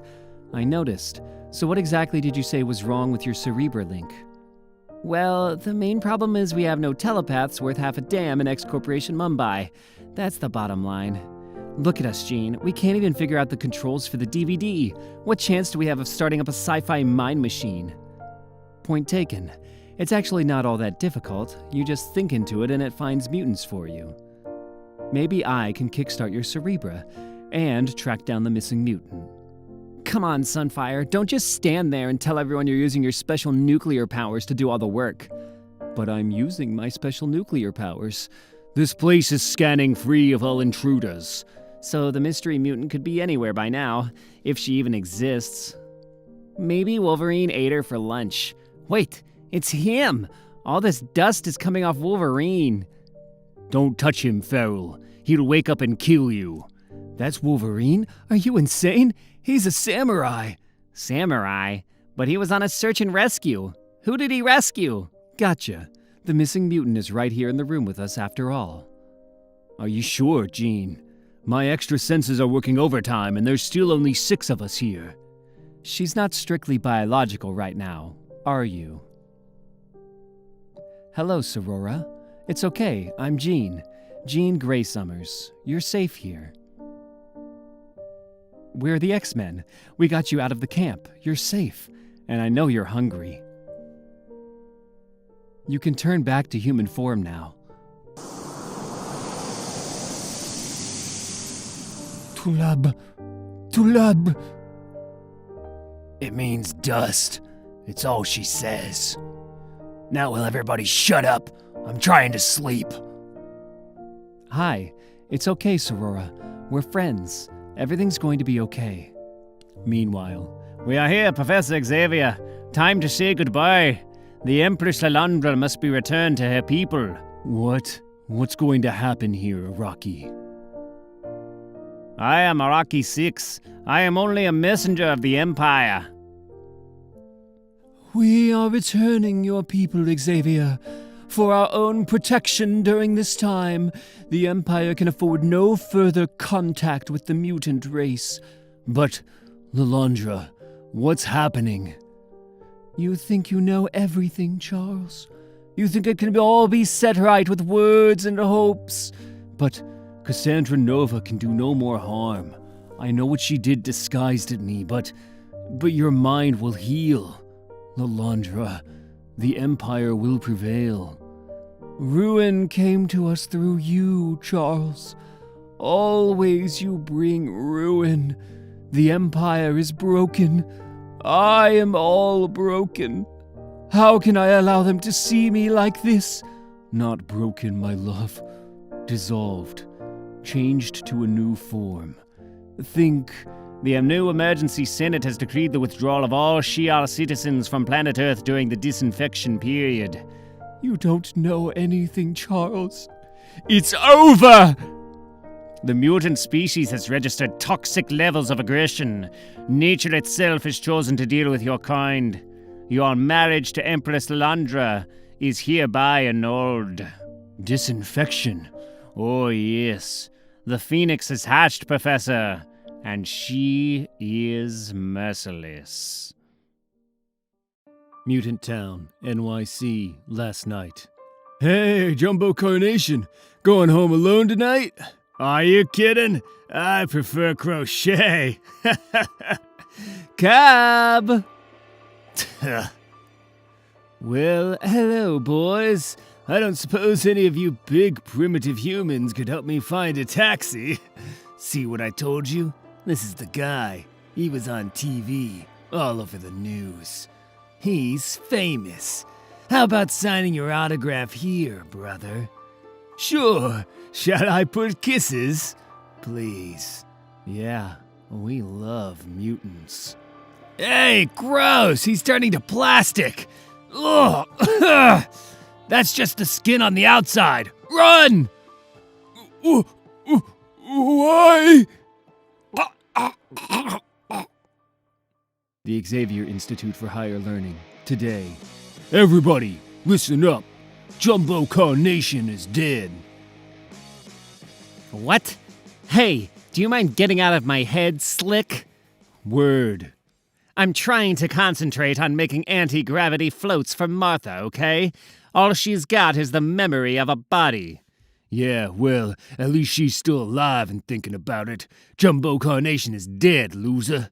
The best mutant designer to ever live. Some bunch of human retards blazed him right outside the X Factory in Mutant Town, Quentin. Oh. I've been working on some songs as tribute. Anybody wants to see me perform them can check out the benefit gig after lunch. Just thought it seemed important. Come on, Tattoo. Gah!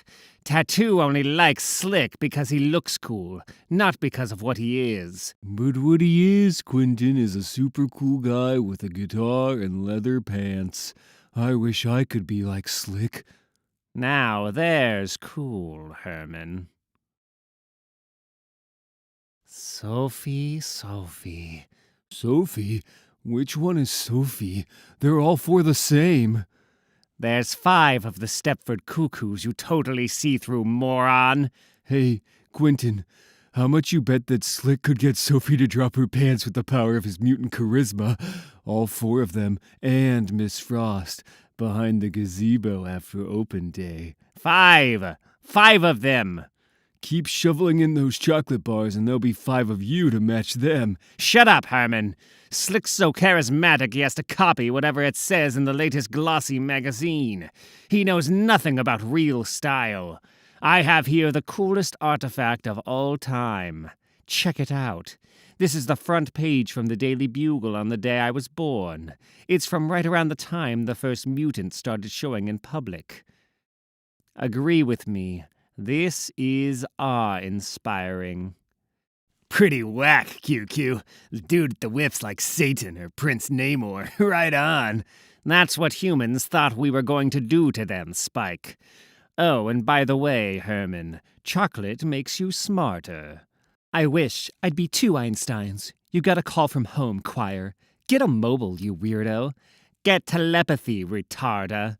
This insane pop art masterpiece goes on the common room wall as soon as I'm done. What? My mom is what? Jumbo Carnation. Let me guess. His parents didn't choose his name. Jumbo was a mutant fashion guru, Miss Frost, and a flamboyant young club entrepreneur. It's not the sort of thing we're normally keen on, but he made some lovely clothes for the X Factory store. Tentacle stockings, wing gloves. Fascinating. And where can I meet this style prodigy, girls? You can't. He's dead. He was murdered by humans, and everyone's very cross about it. Oh, and P.S. We don't want Quentin Choir to be involved with the Dance of the Planets display on Open Day. There's something very creepy about him and his see-through mind. Or could it be that he's Professor Xavier's prize pupil and your chief rival, I'm afraid I'm much more interested in hearing about the misfortunes of Jumbo Carnation, girls. Mutant Town. Smells delicious, I'm ashamed to admit. The explosion killed him instantly, and his internal organs were cooked inside his own Teflon skin. He was a little drunk on vodka and orange juice. He'd been dancing all night. You smelled all that? This is my first all-mutant homicide since they assigned me to the new division. Mutant side? What's the word, Henry? You'll know this. Homicide Superior. So how are you, Henry? Dr. McCoy here saved my wife and me during a Super Terror meets women in labor incident a few years ago, Cyclops. I did. Ah, you remember, Henry? Oh, I'm sorry, Officer Foster. All humans look alike to me. It's all save this and save that. Ha ha ha! He cracks me up. He was like that all the way to the hospital, driving a tank, would you believe it? It's that dry humor. Could you please ask people to take photographs after I finish, Officer Foster? The light's distracting me. And no cigarettes, aftershave, or perfume, please. I didn't agree to having my picture taken for the press. I seriously hate having my photograph taken. I always come out looking stiff and inhuman. The camera never lies, my friend. Leave Cyclops alone, Fred. Jumbo's blood was contaminated, and I'd like to take this empty inhaler we found on him to nose at. Nice work. And if it saves you some time, I can tell you the inhaler probably contained a steroid called hypercortisone D. Keep in touch, yeah? Hey, and I heard you came out gay. Well done, Henry. He's not gay. Hypercortisone D. This is the new drug I told you about, Scott. Mutant kids are calling it Kick. You should listen more. Hank, what is this nonsense? What? The gay stuff? Come on, Scott. I'm challenging all kinds of stereotypes here. Really? Okay. It all started as a cruel, calculated strike at Trish Tilby's fickle heart. I admit it. And it could have ended there. But my dear ex-girlfriend chose to prolong this ghastly game of emotional chess and leaked the news about my sexuality to the entire world's media. So I thought, why not? But you're not gay. I know you're not gay, Hank. So, I might as well be. I've been taunted all my life for my individualistic looks and style of dress. I've been hounded and called names in the street, and I've risen above it. Oh, for crying out loud, Hank. I love you, but you're officially on the road to apocalyptic mind loss. No one but you is going to find this funny. Come on, I'm as gay as the next mutant. I make a great role model for alienated young men and women. Why not? Like you should talk about apocalyptic mind loss, Scott. Never mind me, Hank. What about Jean? All this manifestation of the Phoenix stuff. You're the doctor. Scott, look. Jean is a grown-up Omega mutant. On the Richter scale, she'd be a 12. If she was a mountain, she'd be Olympus Mons on Mars. I ran her through every diagnostic and she's fine. I want this to be true, Hank, but you can't run a diagnostic for what Jean's experiencing. There aren't instruments to measure where she is. Well, as your physician and best friend, I think you're just projecting your own fears onto Jean. You seem to be holding back a lot, Scotty. More than usual. Jean will be home soon. Consider this a friendly warning. And beware of late summer frost, if you know what I mean. Funny. You know, I caught a whiff of something back there that made me think about when we used to hang around the school library, remember? While Warren and Bobby were out chasing girls. We were trying to be these really studious guys to impress Jean because she wore glasses. But you remember those little scrapbooks Professor Xavier used to hand out? Now they were bizarre. And we had to learn to identify the colors for all the weird costumes the bad guys wore. Whenever life seems strange, think about that. Bobby used to have nightmares about that weird pendant. Who was that guy? El Tigre! My God, can't you still see those drawings with the beautiful watercoloring? The idea of Professor Xavier sitting up nights hand-painting those things scarred my psyche more than any actual mutant terrorist ever could. After Genosha, the old troublemakers don't seem to bother, do they? Everyone's in shock. Ah, just in time to become useful, boys.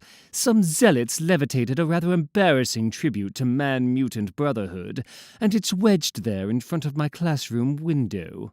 My call, Emma. You're a darling, Henry.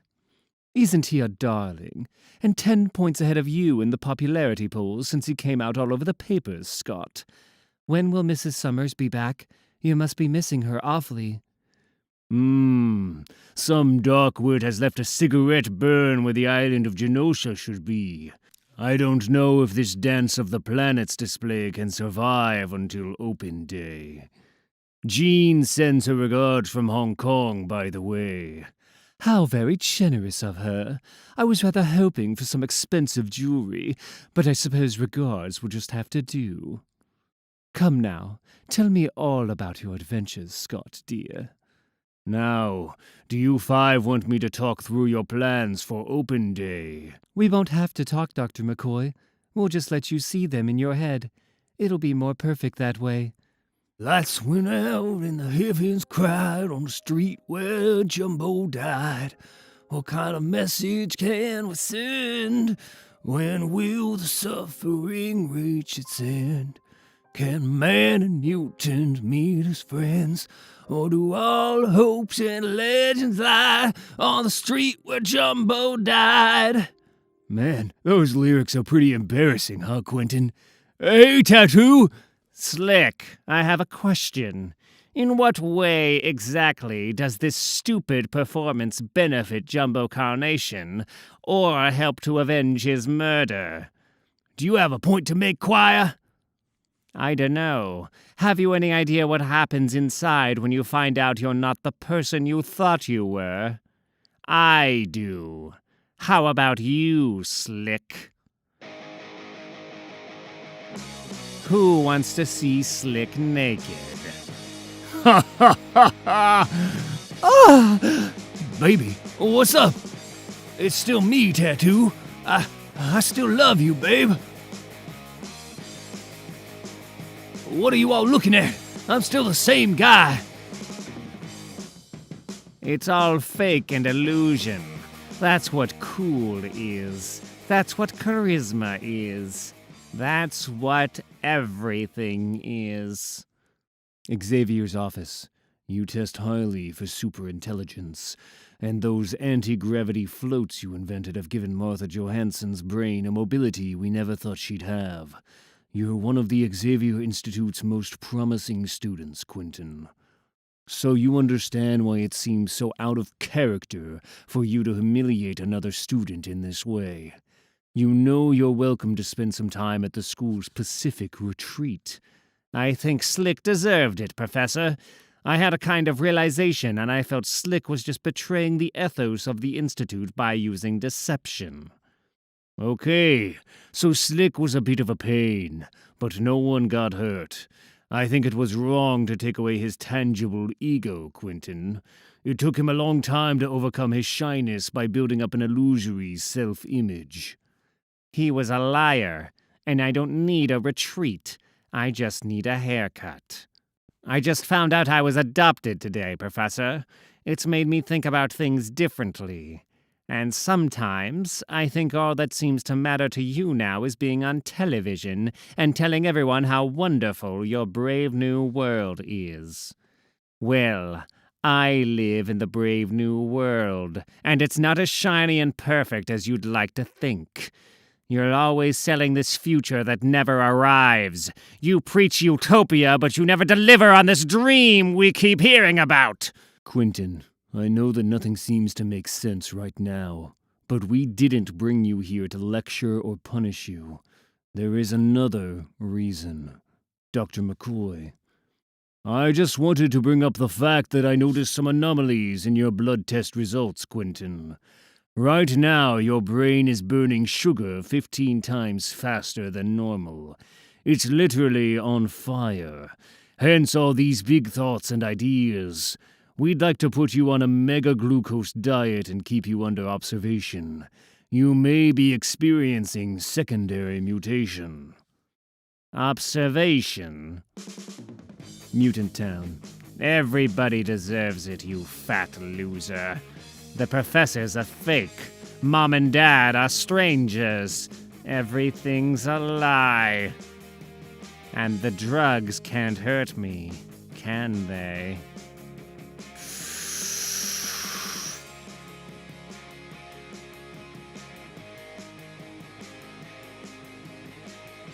So, what's it gonna be, kid? The shaved looks big on the streets. Forget it. That's so out of date. There's this new thing. You see this insane pop art masterpiece? Can you cut my hair like the guy in the picture? The Xavier Institute for Higher Learning. Welcome to the special class, everyone. My name is Zorn. I am to be your teacher, but I also wish to learn from each of you.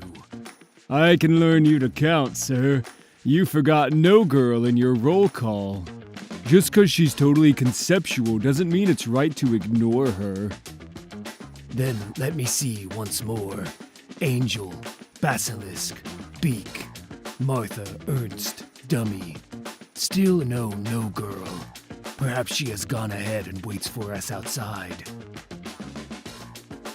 Come, let us learn from one another as we share the beauty and mystery of this great world together. You bet, Mr. Zorn. This is awful hard work, Mr. Zorn, sir. Yeah, how come everybody else gets to sit in class and watch mind movies? Because maybe special equals garbage, Angel. All the freaks and losers are now halfway up the mountain, so no human has to throw up when the school's open day happens. I'm sure I explained that we will be back long before open day, Beak. The hardest part of our climb is almost done now. Mr. Zorn, is it true you were locked away for years and years? Martha says you were locked in jail for something. Once, men chained me down in a great iron dungeon for many years, until the X-Men found me. Now it is my joy to walk these hills, with their radiant stones and fertile living systems. Inside my head, where you and others have a brain, I have a little star, Ernst. I was bound in darkness, but I never lost the freedom to dream. I know, but how did you pee? What? Back at Xavier's. I agree, certainly, that stereotypical portrayals of mutants have come a long way since I founded the Xavier Institute. My X-Men and I have spent many years working to liberate the negative image of mutants from the hands of bigots and propagandists. But in light of our efforts to heal the split between humans and mutants, and especially in the context of the upcoming Open Day for both races, let's just say your mode of dress seems somewhat deliberately provocative, Quentin. That's all. These clothes are part of a creative history project, Professor Xavier.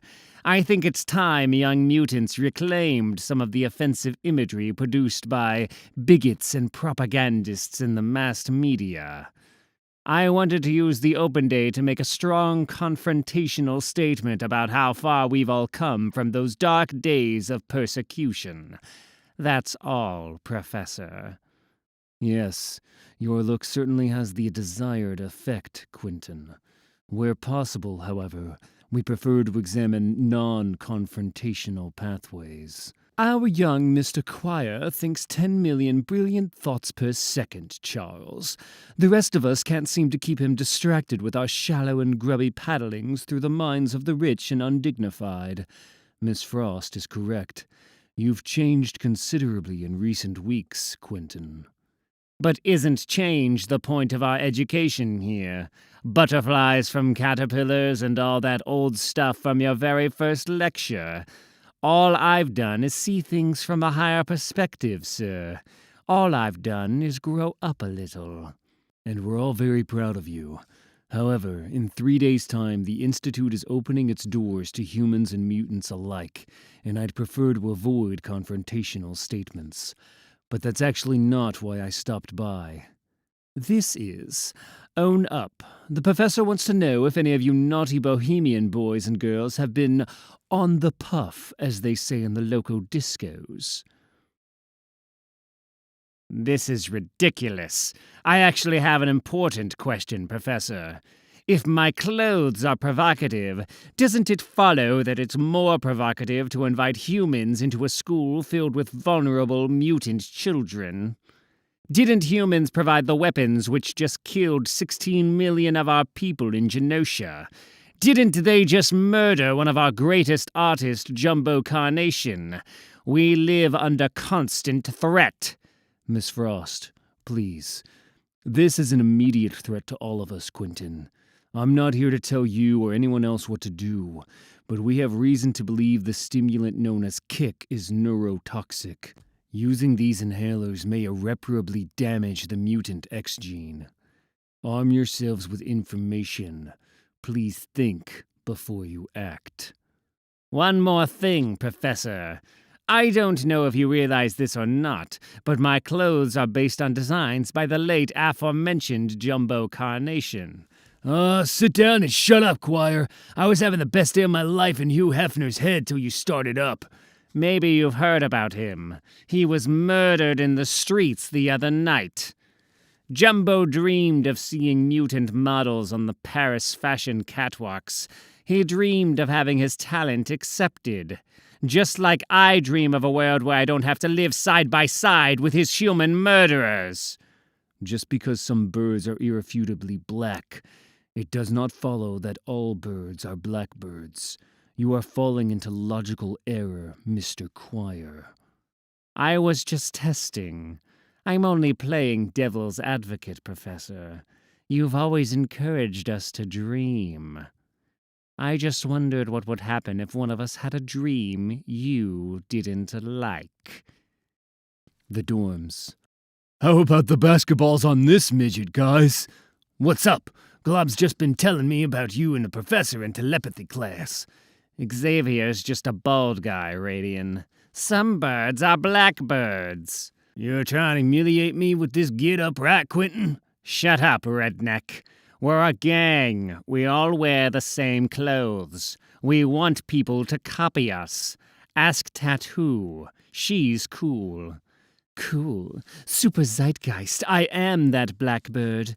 Glam, industrial, clockwork orange. Next level, Quentin. You score. See? It's based on what humans thought we might wear when they were most scared of us. That's where Jumbo got the idea, and that's where I got my idea. We're going ahead with this, all right? We have to make people scared again. Lasts for 5 hours. One puff enhances your mutant talent up to 5 times. Gimme that. What's it like? I never done anything like this before.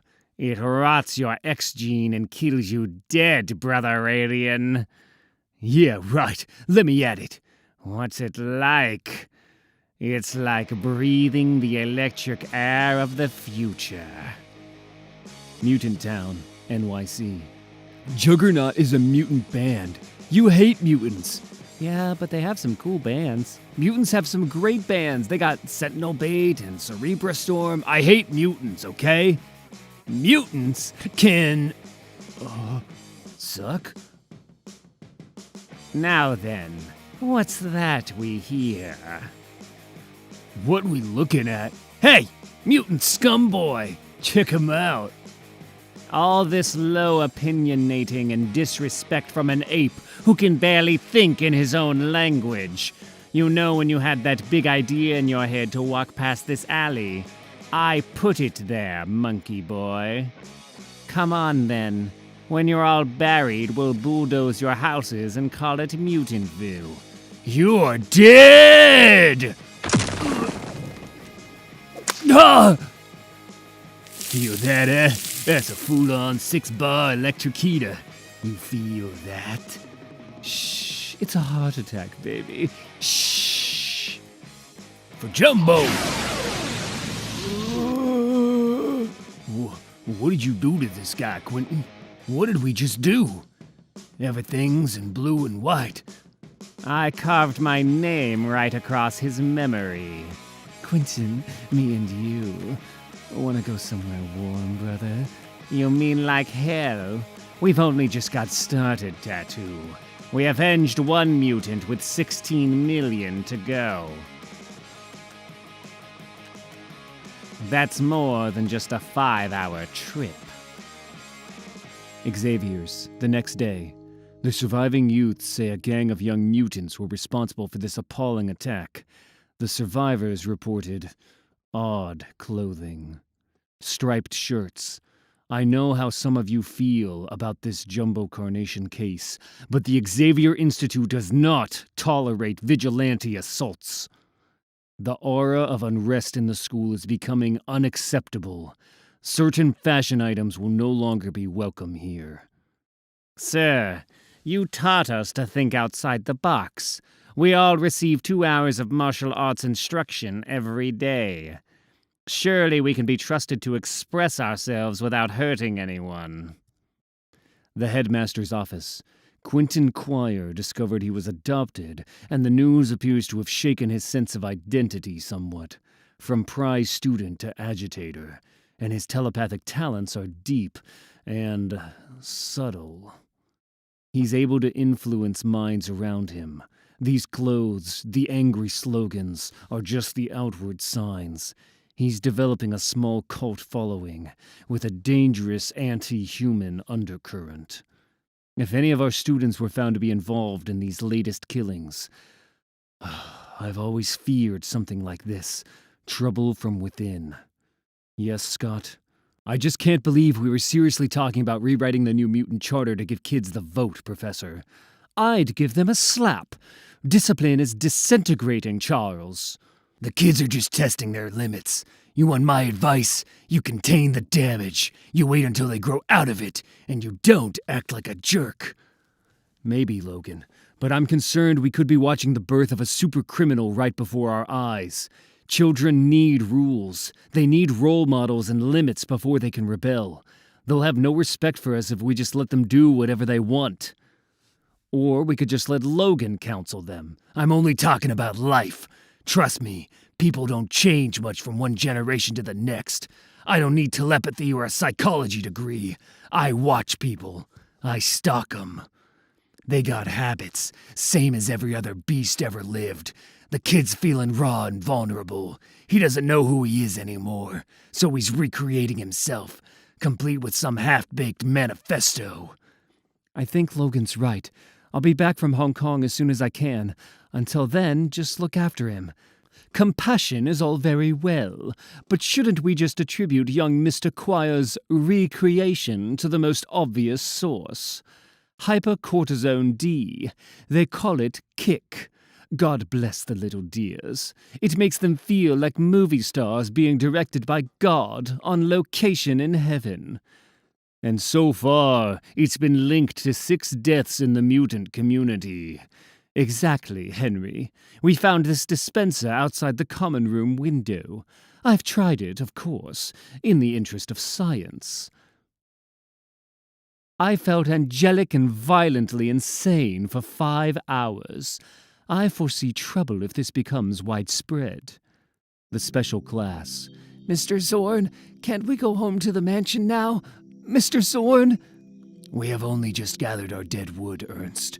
Now, step back. There. We are the heat and the light in the forest sea. Without us, this is only a place. With us, it becomes an adventure. Mr. Zorn, no girl says she needs to go into the bushes, so somebody else better keep Dummy moving before she blends into the environment.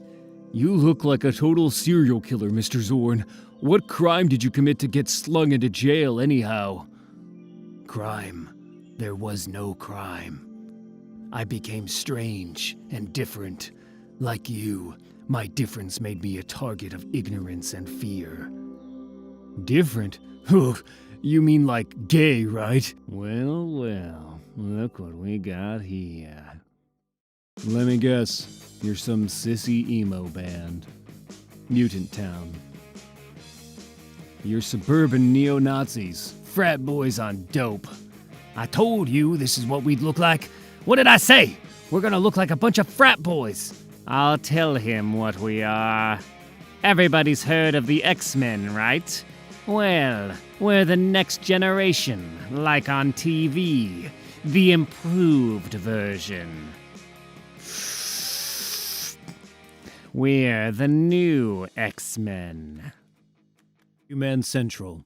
For we human beings, a funeral like this is an occasion not for sadness, but for rejoicing.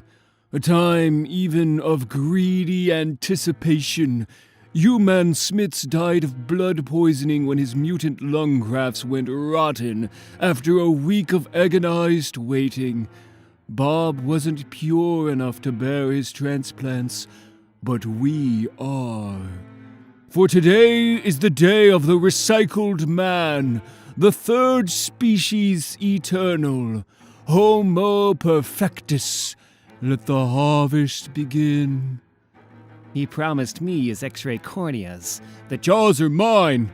Do we all get a bit of him, or is it just the group leaders?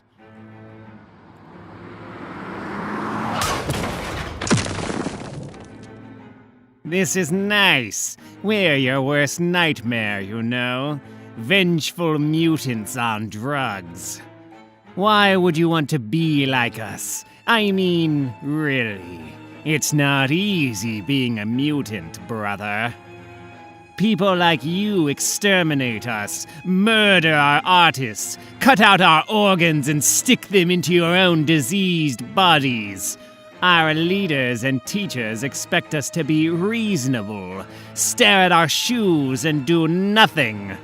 But I don't think Homo Inferior should have any right to mess up the future the way they've messed up the past. Don't hurt me. Agree with me. I can't touch the ground. I have to breathe pure air. It's my religion, please.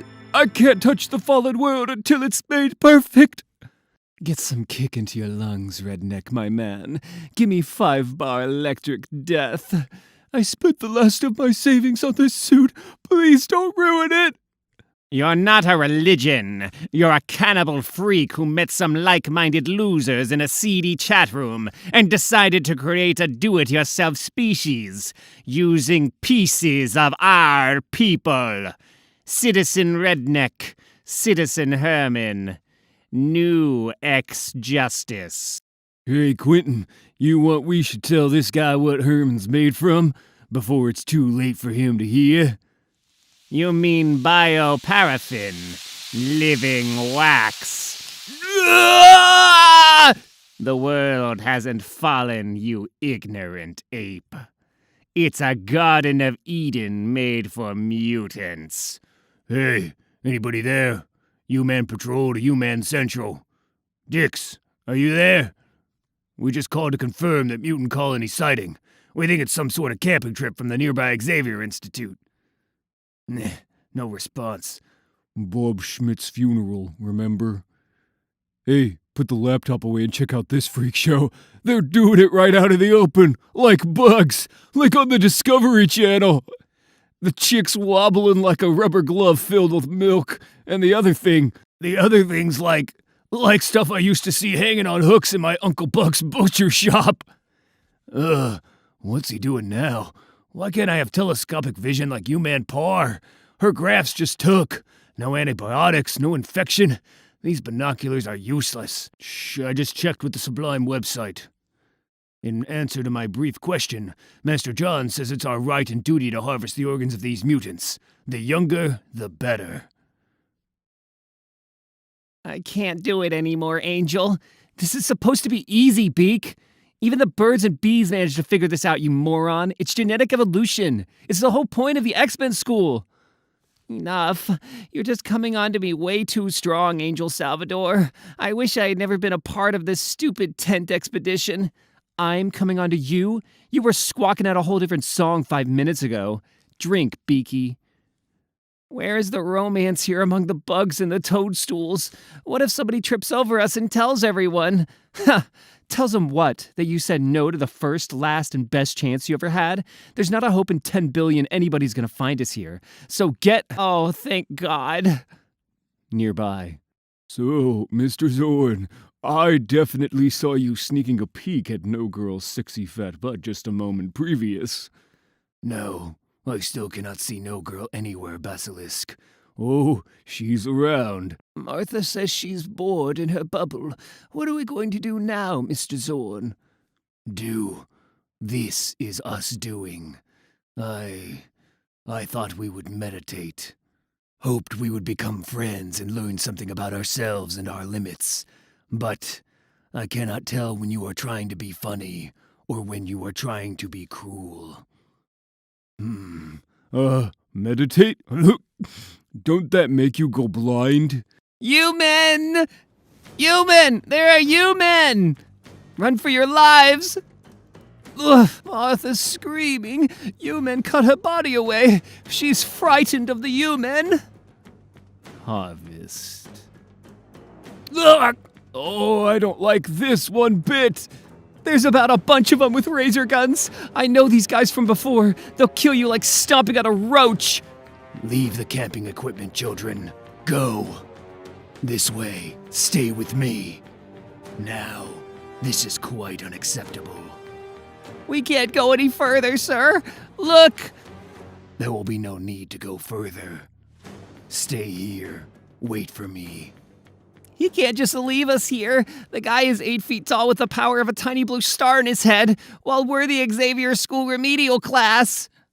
Zorny is so dead. I bet we'll find him all cut up with his head severed off and stuff. He's got a son for a head. You can't sever a son, Basilisk. Can you? Oh, no. We all have to work together as a team, like they tell us every week in assembly. Hey, this guy's making a really creepy hissing noise, like your grandma dying. Ugh, what is that horrible stink, like egg and Parmesan cheese? Was that you? That's Dummy, dum-dum. He's a living person. Martha says he's right. The smell is Dummy escaping into the air. Dummy's an intelligent gas in a suit. A smart fart. So when did common sense stand on its head and make you the leader anyhow, Beacom? You are the ones who make me the leader by standing there doing shit. You guys make me look like the X-Men. But we're supposed to be losers. That's the point of us. That's why they put us in Mr. Zorn's special class. No way. No way are we losers. Do I look like a loser to you? You'll never be X-Men material, Peak. And Angel's only here because she likes the taste of finger-licking frozen chicken. Okay, leader. 15 minutes ago, you were begging me to tell you what went where. Now you're the big man with the plan? Why is everybody now picking on me? We are in a life and death situation. You are the one who could fly, Angel, so fly for help. What kind? Psychiatric? Excuse me. Help, please. Don't want to leak away. The smell of this guy is escaping from the hole in his pervert suit. He's gonna die. I never saw a human fart die in front of me before. That is what you think. All we need is something rubber to patch him up, yeah? Aha! Whoa. So, what's in it for me if I save everybody? Which of you lovely ladies will be my bride? Do something and even I will be your bride. I did my bit.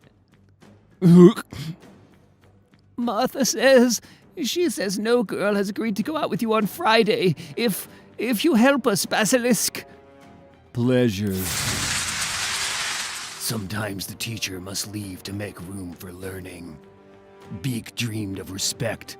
Ernst could find no one to be responsible for. Basilisk had no focus for his energy.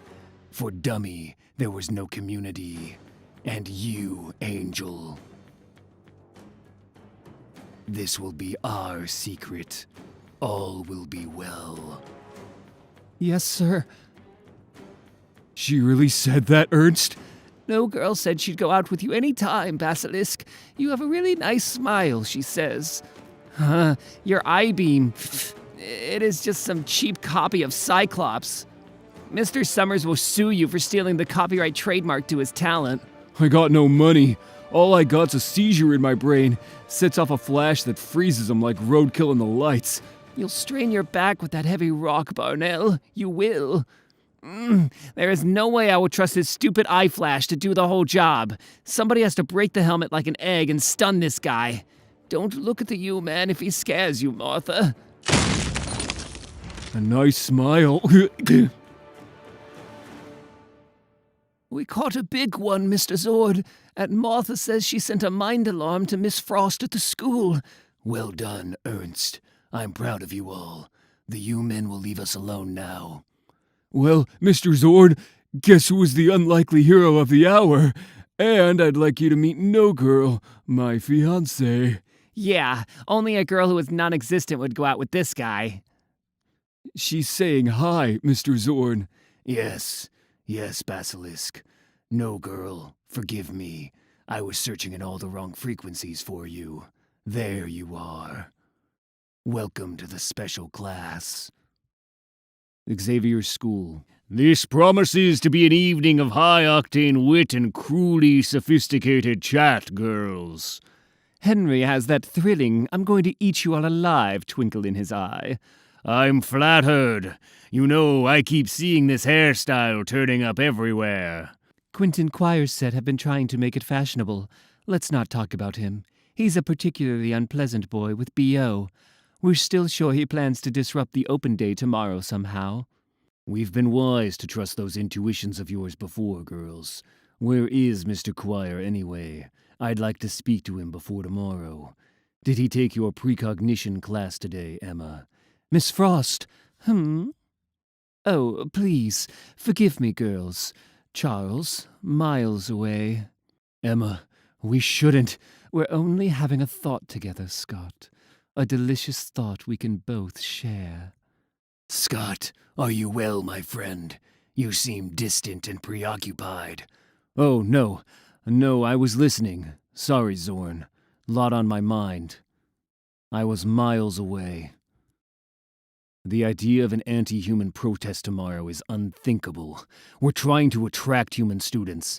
The last thing we need is some lunatic movement arising to fill the ideological void left by the death of Magneto. Later. Thank you for a very enjoyable and amusing evening, everyone. I'll be shutting down my thoughts until tomorrow.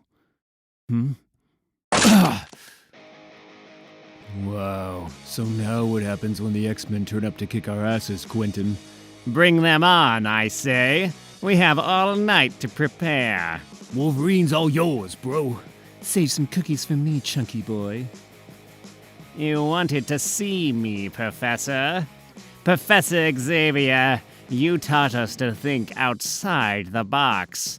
Do you remember doing that?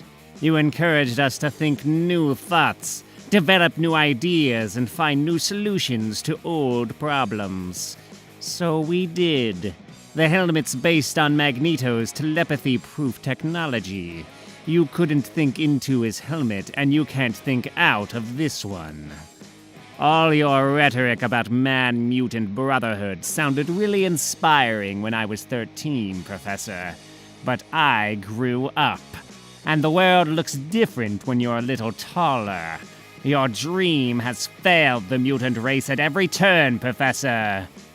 Humans can't be reasoned with, and the only thing we haven't actually tried yet is Magneto's way. Total extermination of the human race.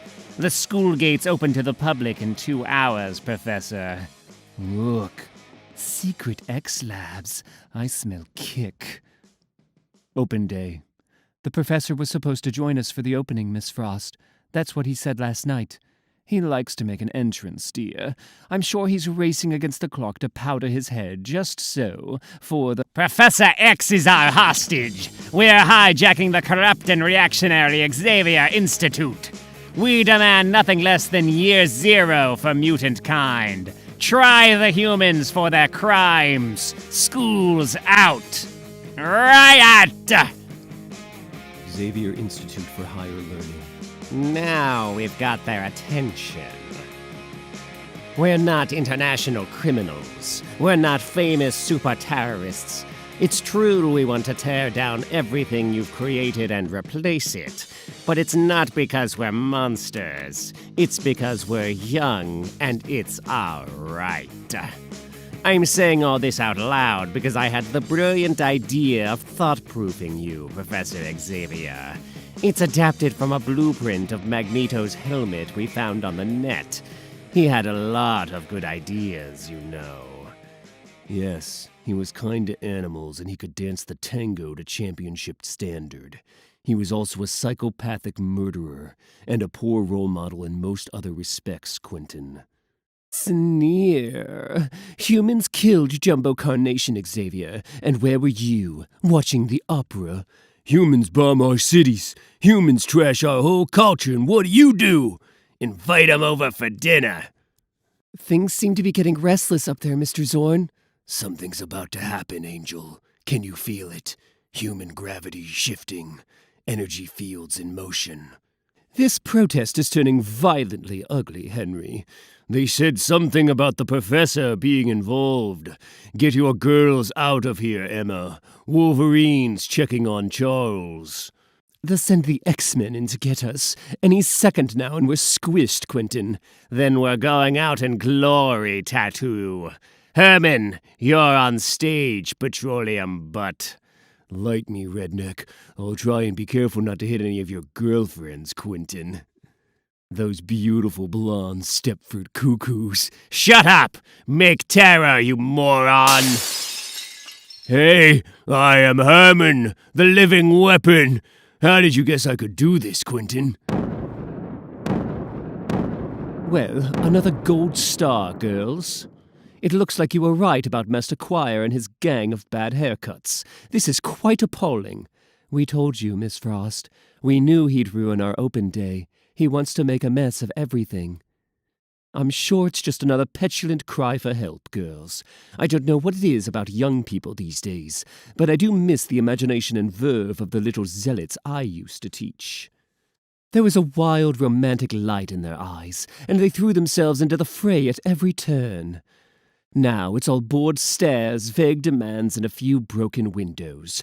Hardly the stuff of mutant legend. But weren't they all killed, Miss Frost? The students you used to teach? Esme! There were one or two fatalities, yes. But for heaven's sake, Esme, let's try not to dwell on the downside. She's only trying to inspire us. Seize the school! Try the humans for their crimes! Oh, for heaven's sake! Seize the school, and then what? And then what? Quentin, I can honestly understand the attraction of violent change. When I was your age, I used to imagine using my telepathic talents to short-circuit the minds of despots. You were never my age, Professor. 16 million mutants died in Genosha while you were imagining new ways to do nothing. Real change takes lifetimes.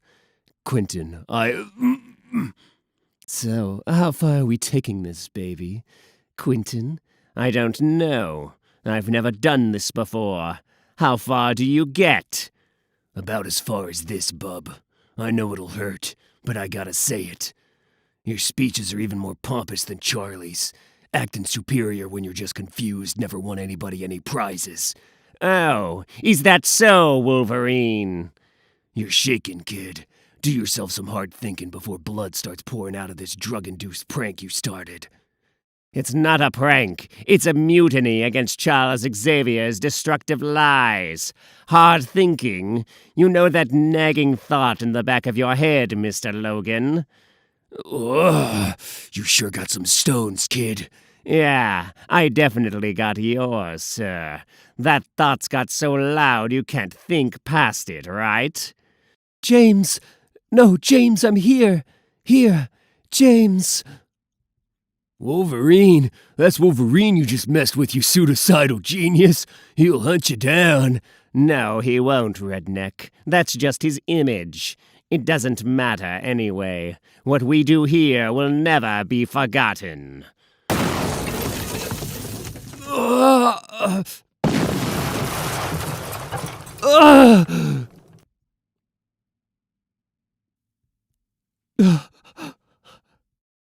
This is way out of line. Break it up now. Lay down your weapons unless you want the Xavier teaching staff to turn this into an impromptu martial arts lesson. How about turning some of this big tough justice on the humans who killed Jumbo Carnation? How about that, Mr. Summers? You just gonna let the humans walk all over?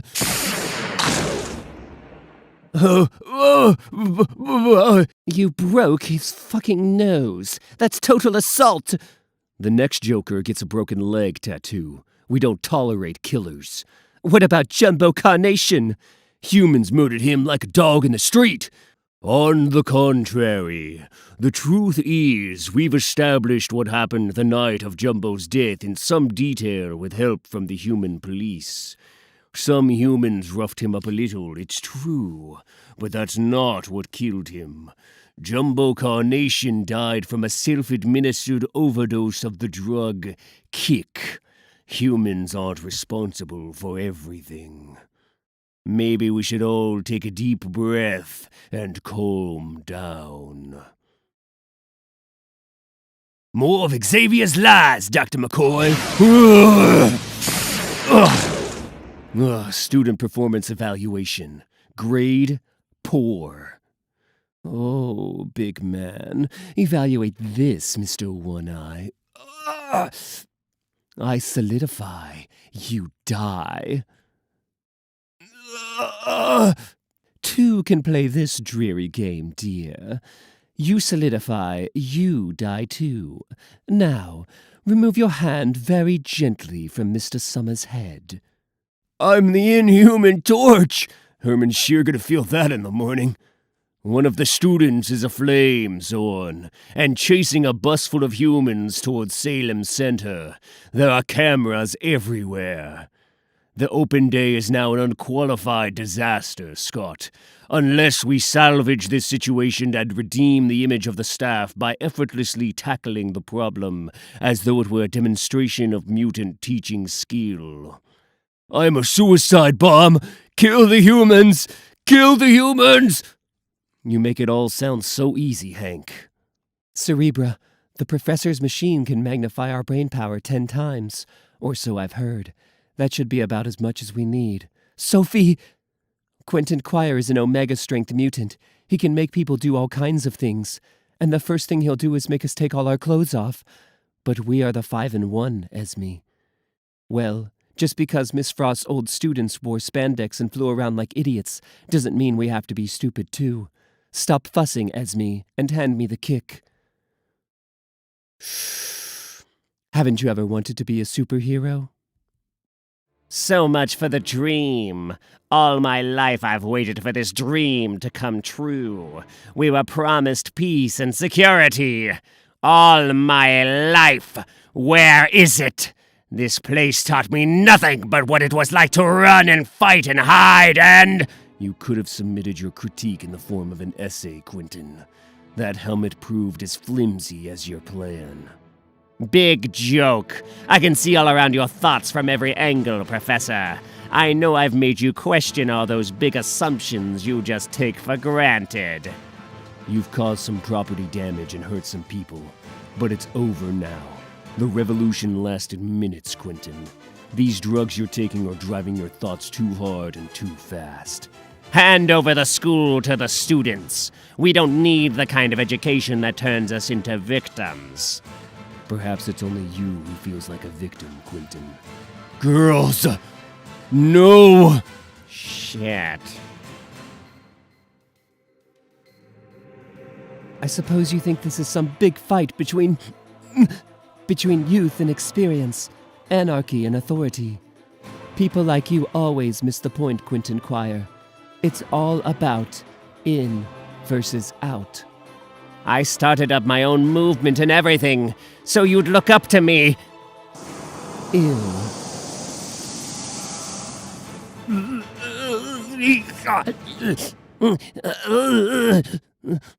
I didn't mean it. I just wanted to change things and be famous or something because I was adopted and I don't even know anymore. I don't even know. I didn't want to hurt anyone. Then you didn't think this through at all, did you, Mr. Choir? Sophie?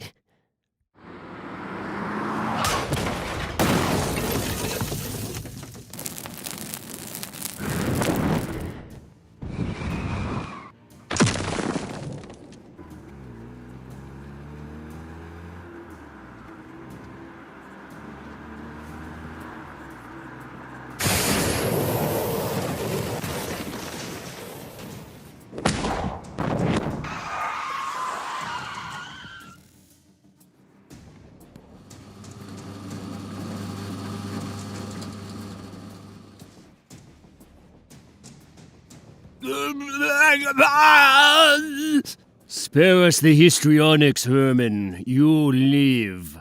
Trust me, I'm a doctor. The Xavier Institute for Higher Learning. All you Omegas are gonna do time in a human jail. When the professor finally convinces the authorities to hand you back, you'll be sent to the Third World. And that's where you'll get to put all that revolutionary energy to good use, helping people who need it. You're gonna help people until you bleed, and you sob, and then you're gonna help some more. A bright kid with her whole life ahead of her is dead because of you people. Another is missing, presumed evaporated. You can't put us in a human jail, Wolverine. We were totally under the influence of a superior mind. It was Quentin Choir. He made us do it. Yeah, and I'm making you do this. Clear? The Rose Garden, Tuesday. Beside me, gathering beauty as she grew, like the bright shade of some immortal dream, which walks when tempest sleeps, the wave of life's dark stream. We must be strong, girls, as strong as our dear Sophie who gave her life yesterday, with such fearlessness and glory and panache. I propose we create a shrine here among the roses she loved so much. Sophie's Bower, where... girls... What good is a shrine, Miss Frost? Or perhaps you're hoping it might inspire more children to their deaths. We were the 5 in 1. What are we now? Oh, and we shan't be coming back here after the prize giving, Miss Frost. We'll be working to restore our telepathic talents in Switzerland with Madame Lafarge. Lafarge? But Lafarge has hair on the back of her hands. Girls, what are you saying? We're saying Sophie's dead because she believed all the rubbish you talk about being superior. You're all shiny surface with nothing underneath. You have no feeling and no heart. Just nasty jokes and cleverness. People like you are a danger to impressionable children, Miss Frost. Goodbye. No, that's not true. I love children. Teaching is my life. If you love them so much, then why do you let them die all the time, you silly old woman? Old?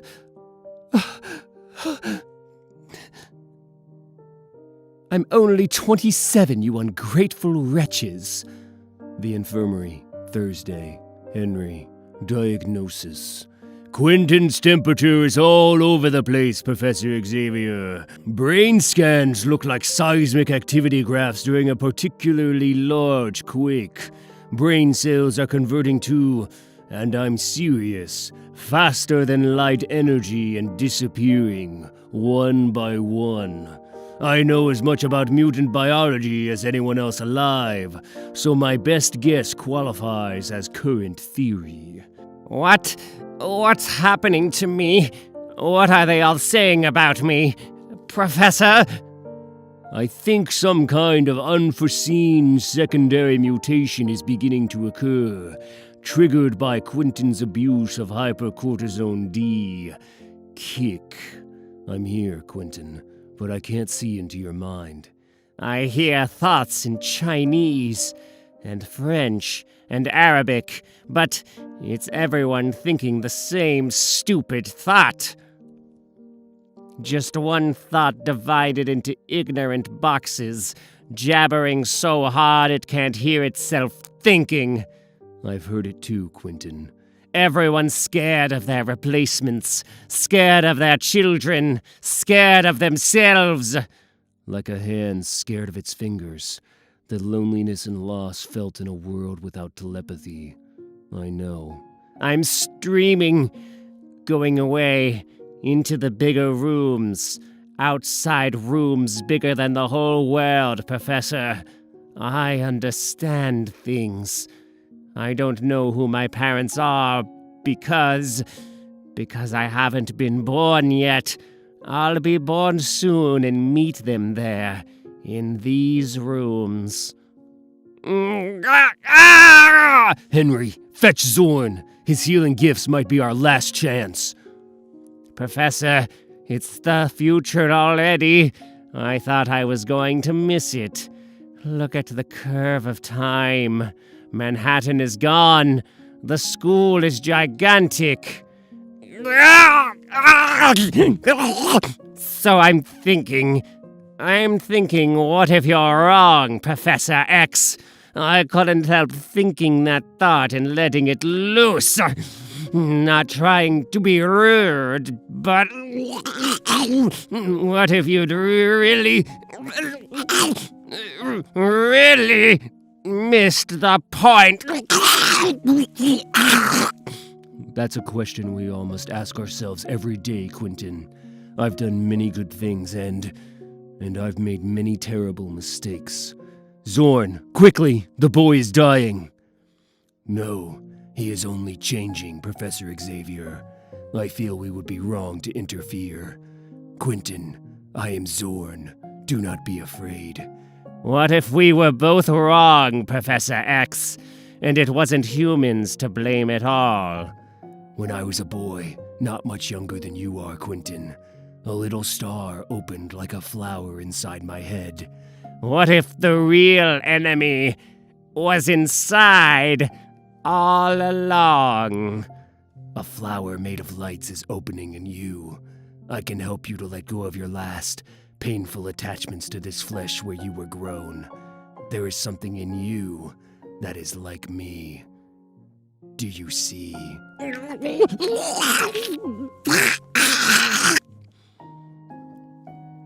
God help me. So much potential wasted. Later, Quentin Choir was liberated from his physical cocoon and born into a higher world at exactly 4:32 this afternoon. I know how ridiculous that sounds, but in this case, we believe it to be the literal truth. My goal is integration with humankind through peaceful coexistence and mutual self-development. My methods are non-violent and require time and patience. In light of recent events, I'm willing to consider that my approach may be an error. You're free to continue this protest for as long as you have the inclination, bearing in mind that the school will be closing for the summer in exactly 6 days. Following the break, I will be stepping down as headmaster. I hope to see you all at the prize-giving ceremony. Manhattan, Friday. I look totally stupid. Nonsense, Angel dear. You've left totally stupid far behind, and now you look exquisite. Pose in the mirror, dear, and you'll see. Listen, Miss Frost, there was something I wanted to talk to you about. Like, important stuff. Any time, dear. I've been searching for a new project, and right now, no one needs my advice more than you do. The journey from ugly quacker to glamorous swan has begun, Miss Salvador. Let Emma be your guide.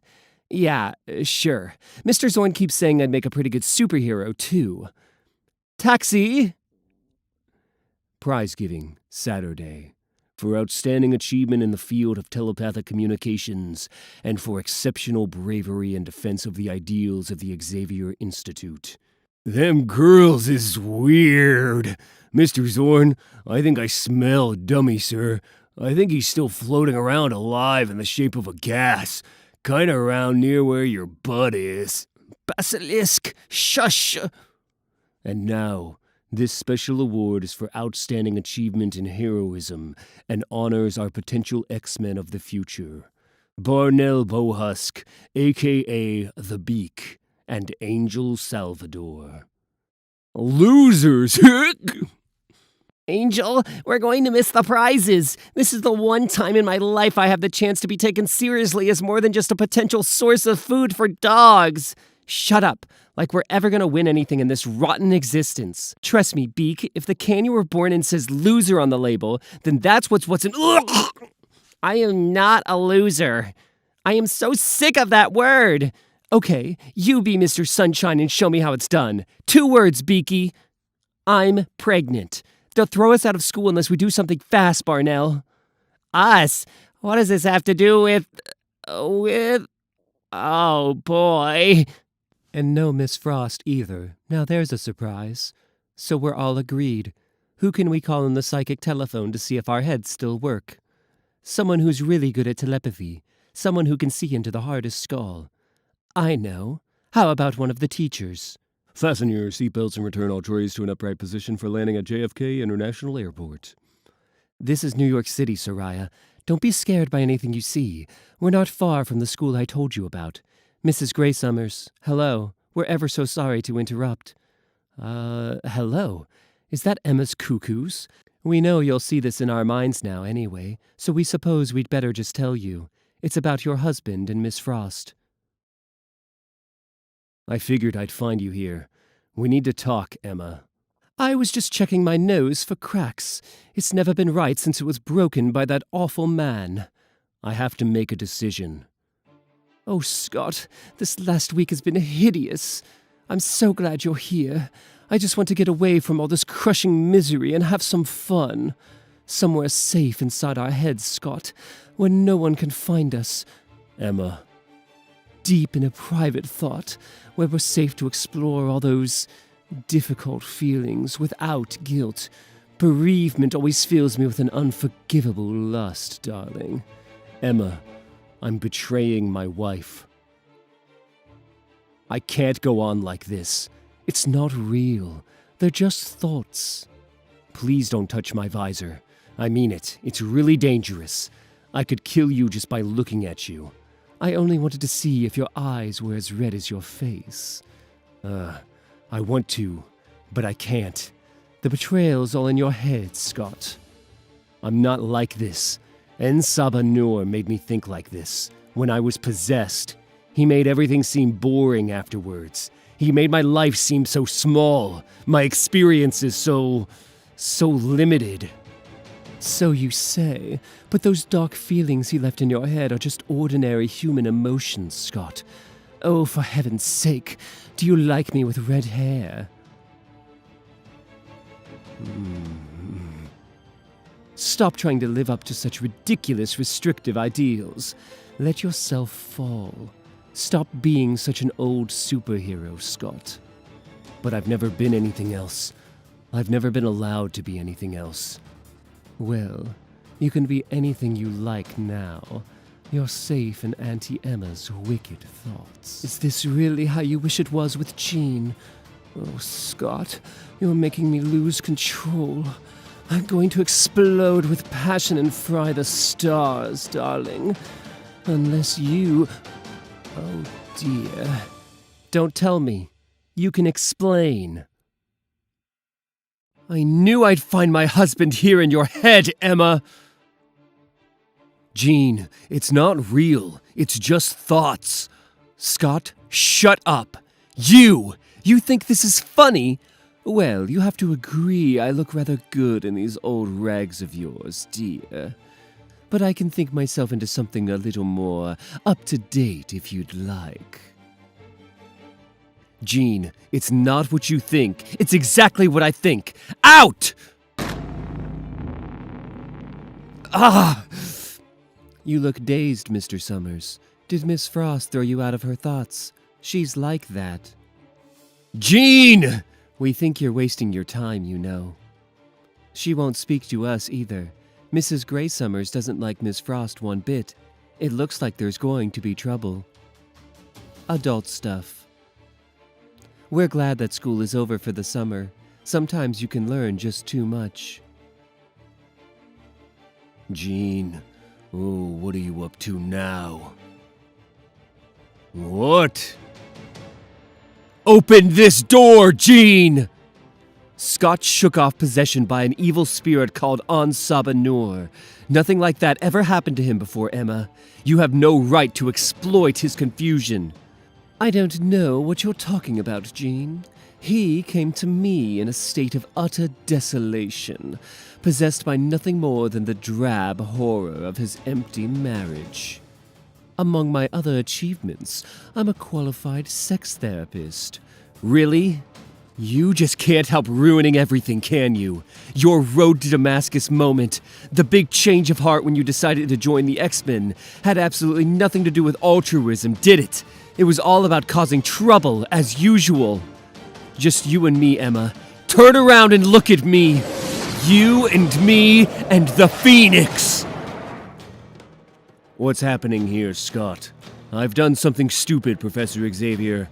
Emma and I did something stupid. And Jean's holding the door closed with her telekinesis. I can feel such stress and pain here, like gravity bending space. Scott, my friend, how can we help? I don't need any more help, Zorn. I asked Emma to help me, and it turned into some kind of affair. We've been telepathically sharing these thoughts, and now Jean's found out. But it's just thoughts, isn't it? I actually don't know why it feels so wrong. I don't know what's wrong and what's right anymore.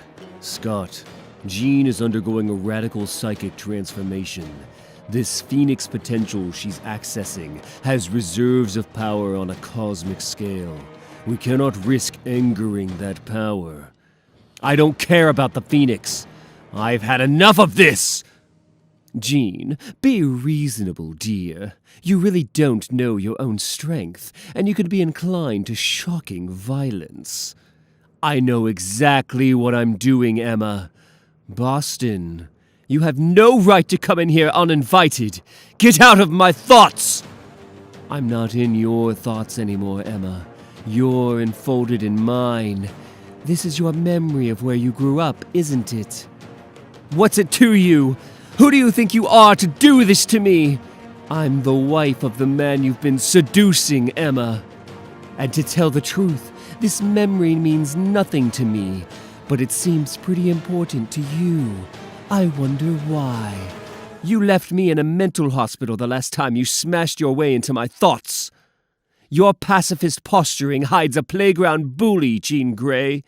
Shut up, Emma. I promise I won't throw big lightning bolts of psychic electricity at you this time. But the fire of the phoenix burns through lies, you understand? The gaze of the phoenix is like an X-ray tearing through every self-deception. So burn, Emma. Jean, listen to yourself. Don't do this. I've been having a difficult time recently. Everything in my life has changed. I'm trying to be honest with you. Don't hurt me like this. Don't bring me back here. That's your father. I know I'm wasting my time with Christian over there, so let's see how the remaining heirs to the throne live up to my expectations. Which of you can I trust to steer our fortunes into the future, Will it be you, Cordelia? Should I pass my kingdom into your subtle, dark, and devious hands? Or should it be Adrian? Heartless, brilliant Adrian seems the obvious choice. But then there's Emma, rebellious little Emma. Yes, it's true. I had cosmetic surgery. What's it to you? That's not what I'm looking at. It's what's going on beneath all this. Your mother's barely conscious. I can feel 3 different prescription tranquilizers. Addiction seems to run in the family, along with a fear of your father. My brother Christian didn't stay a user. No, he went insane. Stop this! But what about you, Emma? Emma, rebellious little Emma. Yes, I remember Adrian gasping suddenly as the horrible truth she denied was revealed. Second best. Poor Daddy. After all those years, he was finally telling me he cared in the only way he knew how. He was giving me a chance to shine, an opportunity to prove my worth. So I looked him in the eye and said, I think I'll make my own way. I had $400 in a savings account. I decided to start from the bottom. Why am I telling you all this? You're not. It's just happening that way. The Hellfire Club was hiring dancers, and since I could make men see whatever I wanted them to see, my graceless efforts were automatically declared a modern dance of the 7 veils by mesmerized onlookers at my audition. Dear Sebastian, he thought he was in charge. He thought I was absolutely besotted with him, completely misreading my desire for a brilliant, ruthless father's substitute as love. Together we seized control of the club from Buckman and that old tart Paris Seville. And you set about building your empire of mutants. To which end, I became exactly what Sebastian wanted, the Ice Queen, the dominatrix from hell. And I watched how he did business. I learned how simple and predictable the desires of men can be. Which is absolutely none of your business. Scott came to me because he couldn't talk to you about his feelings. Because the truth is, you don't know what ordinary feelings are anymore. You're not human at all now, are you, Jean? What's in there where you used to be? Emma, do you honestly think you can protect yourself against this? You think you can do what you like, but I know what haunts your every waking hour, Emma Frost. Stop hiding from me. Something happened in Hong Kong. Show me what happened between you and Scott in Hong Kong. Now, Emma. Or I'll make you relive the life of every single child you've allowed to die. All my students, don't make me look. I couldn't sleep after the traumas of the day. Huh? Tell me more about the world of chastity, Scott. No, none for me. I don't really drink much, Emma. You must forgive this absolutely appalling cat pee. Not my choice, but the bellboys. I had no idea life with the X-Men would be so racy. Logan and Domino are making farmyard noises together even as we speak. And here you and I are, two lonely souls with so much in common. Here's to L'Amour. Oh, excuse me, Scott. I thought this was real, but it's just a memory. I have to go now. You have no right to judge me, Jean. I loved those children. I wanted them to be independent and strong and... You're way out of line, Jean. If you want to know what happened between Emma and me in Hong Kong, read my mind. So anyway, this bad guy Ansab Noor wound up worming his way into my thoughts. Even when I threw him off, I couldn't stop thinking all this awful stuff. I mean, people like Jean and the professor just shrug this kind of thing off like it's some occupational hazard. It's hard to talk to them. And only you could use the words bad guy to describe a murderous disembodied consciousness, dear. So all you're saying is that some mind monster put a lot of dirty thoughts in your head, and you're embarrassed in case your telepathic wife sees what you're really thinking about her. Oh, Scott, how ordinary. Why can't you just give up your place on the Olympic suffering team and relax with some wine and adultery? Emma, I'm serious about the whole celibacy thing. It's Jean or nothing. But they were thinking about it. They were thinking about it the whole time. Jean, I'm hoping this is only jet lag. The Phoenix has come to disinfect the planet. Those were your words earlier. What does that mean? What can this force make you do next? I don't need lectures, Charles. Scott is my husband. Jean, let me try to talk. I'm not sure I understand this turmoil. You'll get used to it, bub. Summers took the bike I've been working on for months, and I know he's gonna wreck it.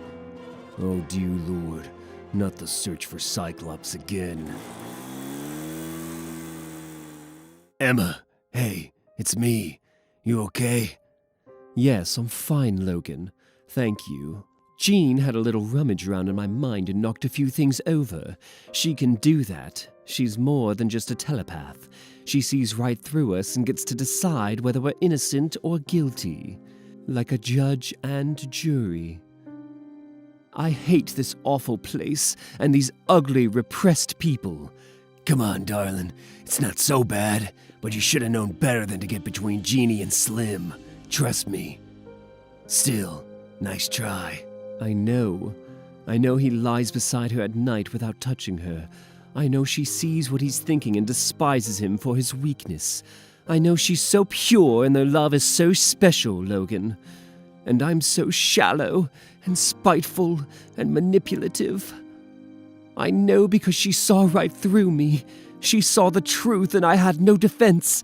And she knows too. Why did I allow myself to become so stupid and vulnerable, Logan? Why did I have to fall in love with Scott Bloody Summers? The Xavier Institute. Later. Dici, no m'avanza, più soccorso, più speranza, né dal mondo, né dal ciel. Emma, c'est moi, la bête. Emma, it's Henry. Logan said you were pretty down, so I brought that book I was telling you about, and...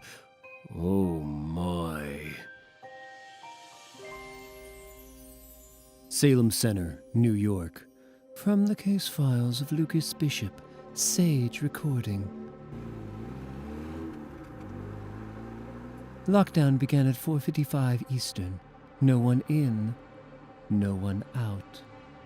Summer vacation is canceled until further notice. Most of you know me as Sergeant Lucas Bishop, but I'm also a mutant detective. My associate's name is Sage. This is the diamond bullet that killed the White Queen. Everyone in this room is a suspect in the murder of Emma Frost. Nobody leaves till we're done. You want to see the body, Lucas?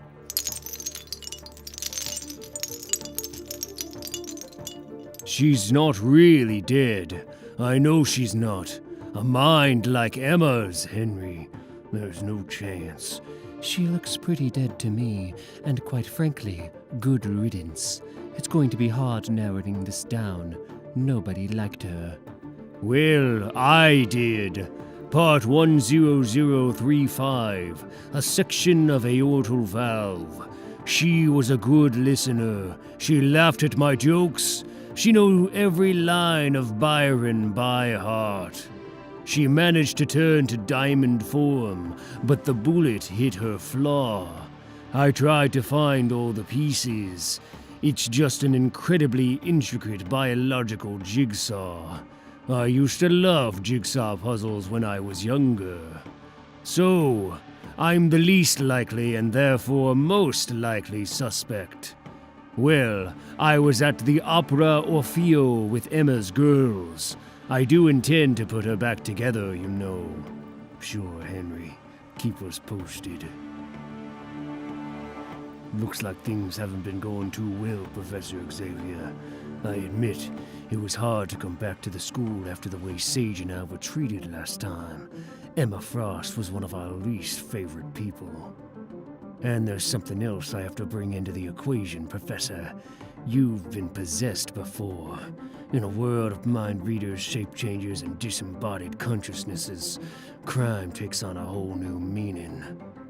Yes, I've had to give some serious thought to this, Lucas. Violence haunts us. My teaching methods seem to have failed in so many ways. But I am Charles Xavier, Lucas. This is the real me, not some alien imposter bent on world destruction. Mr. Zorn healed my legs. Jean helped heal my mind. Neither was able to restore my power to dance. I understand. Monsters don't usually have a sense of humor, Charles. But even they can fake it sometimes. I'll see Zorn and his pupils now. These are vulnerable children, Bishop. Please be careful with your interrogations. All of them have been exploited and abused. They are very sensitive. Say that again and I'll have to kill you! There is no such room as the toilet in Clue! There is now. Professor Sex in the toilet with the lawnmower. That's who done it. I see what you mean. We have to interview everyone, Mr. Zorn. I understand. The girl, Angel, alone. Angel Salvador. Angel, these people wish to discuss your relationship with Miss Frost. What? Who wants what? What am I supposed to have done? I didn't have any relationship. What are you trying to say? I did it. I did it. Nobody said you did anything, Angel. You've seen the TV. You know how this works. We have to question everybody. Even you, Mr. Zorn. Where were you when the White Queen died? Meditating, I believe. So, Emma Frost took you on a shopping trip to Manhattan a few days before she was killed. What did you talk about then? How should I know? She was all like, you are my new project and all. But mostly she was helping me choose a dress. Mostly for the prize giving. I want a commendation. I have a certificate. I know, Angel. But do you remember exactly where you were when Miss Frost was shot? What? I don't even know when she was shot. I'd have been with Beaky. We hang out. Beaky. Yes, I completely understand the necessity for this investigation, Mr. Bishop. But I really do have to leave. I'm meeting someone shortly. School ought to have closed for summer, and this is a little unfair to the non-resident students. I understand your impatience, Esme. Forgive me if I find it hard to tell you all apart. I know you were Miss Frost's prize pupils, but I understand there was some kind of falling out. Am I right? Miss Frost taught us to conceal our emotions as a way of keeping one step ahead, Mr. Bishop. It seems only fair to tell you that. But you are right, we did. There were 5 of us, Mr. Bishop. Sophie, our dear sister, was killed in the school riots after Miss Frost encouraged her to do stupid, supposedly heroic things. Don't do that. Don't even try to read my mind, girls. I absorb psychic energy as easily as all the other kinds. Would what happened to Sophie make any of you want to hurt Miss Frost? Miss Frost taught us everything we know. Yes, we were very angry with her, but why ever would we ever want to hurt our favorite teacher? We were at the opera with Dr. McCoy. You can ask him. Orfeo. It was to cheer us up. Our minds were traumatized after what's happened. I can imagine. Thank you, girls. This is hard for me, Jean, but you fought with Emma. She had some kind of telepathic affair going on with your husband, Scott. By all accounts, you didn't pull any punches. You think I killed her? It's true, I have the worst temper, Bishop. I run around the world preaching peace and brotherhood, and when I come home, the first thing I do is fight. But I can only tell the truth. Take a look for yourself.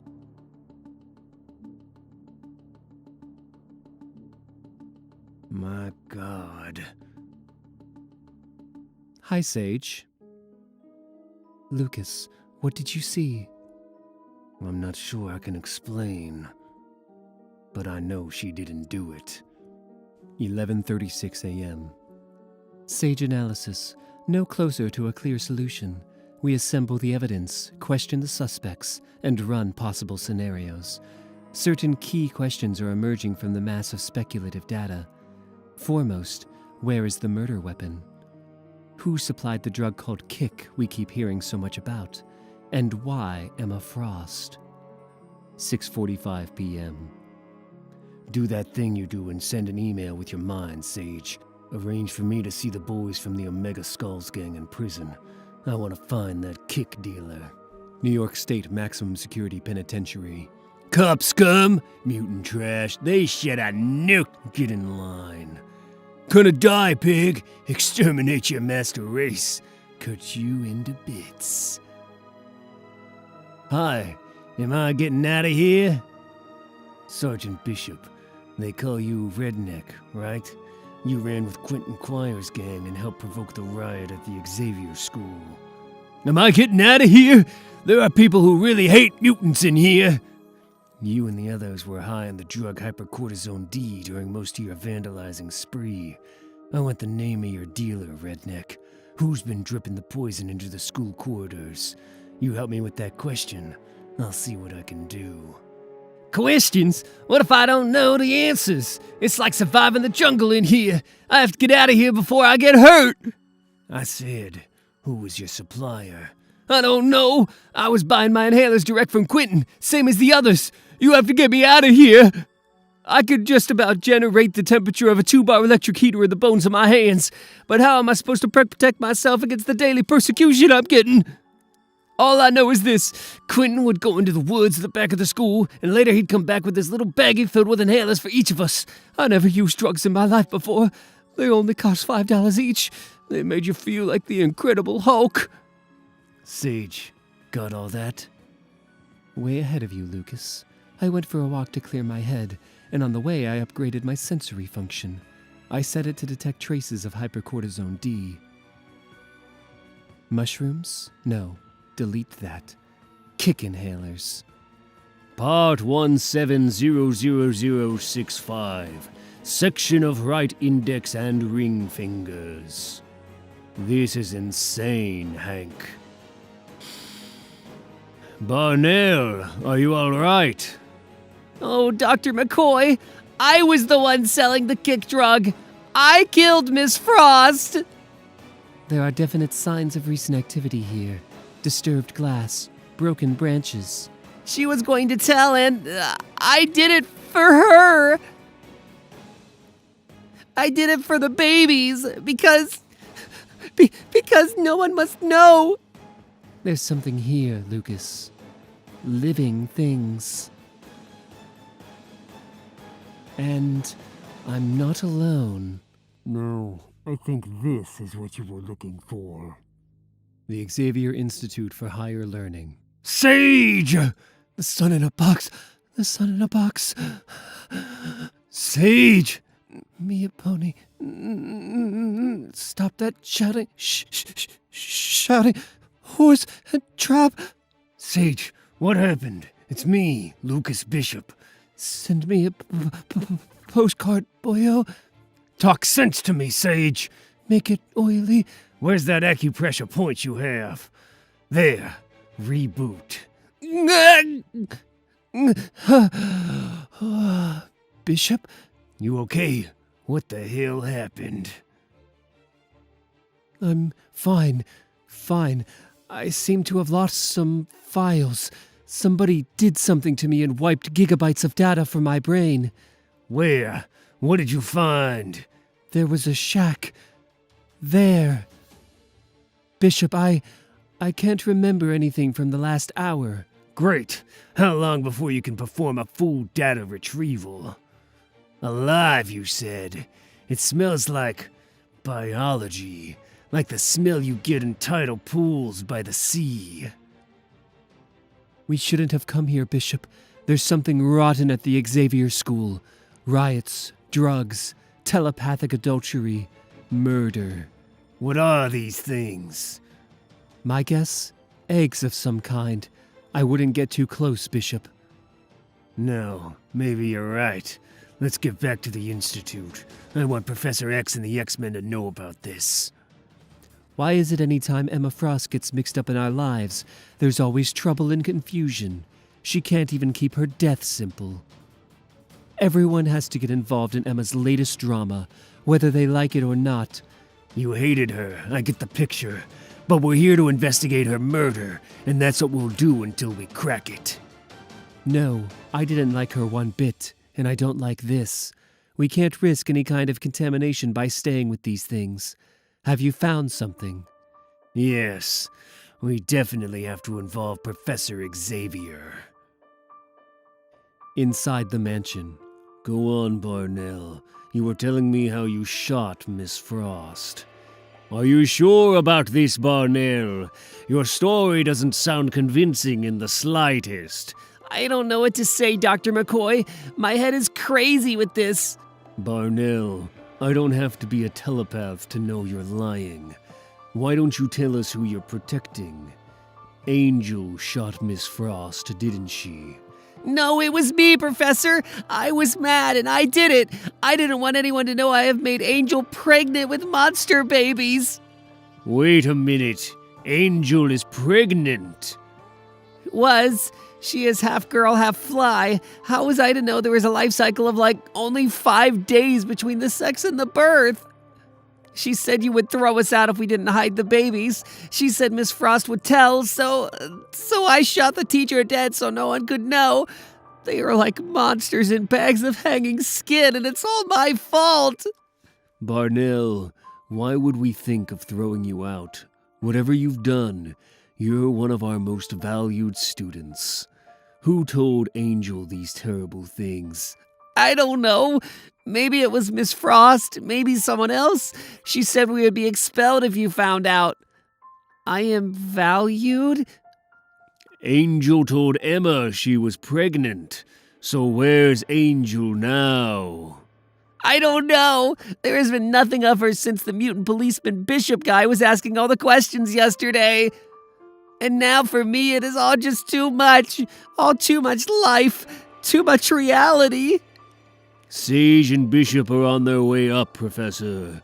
I have to get back to Emma's body, if there's still a chance.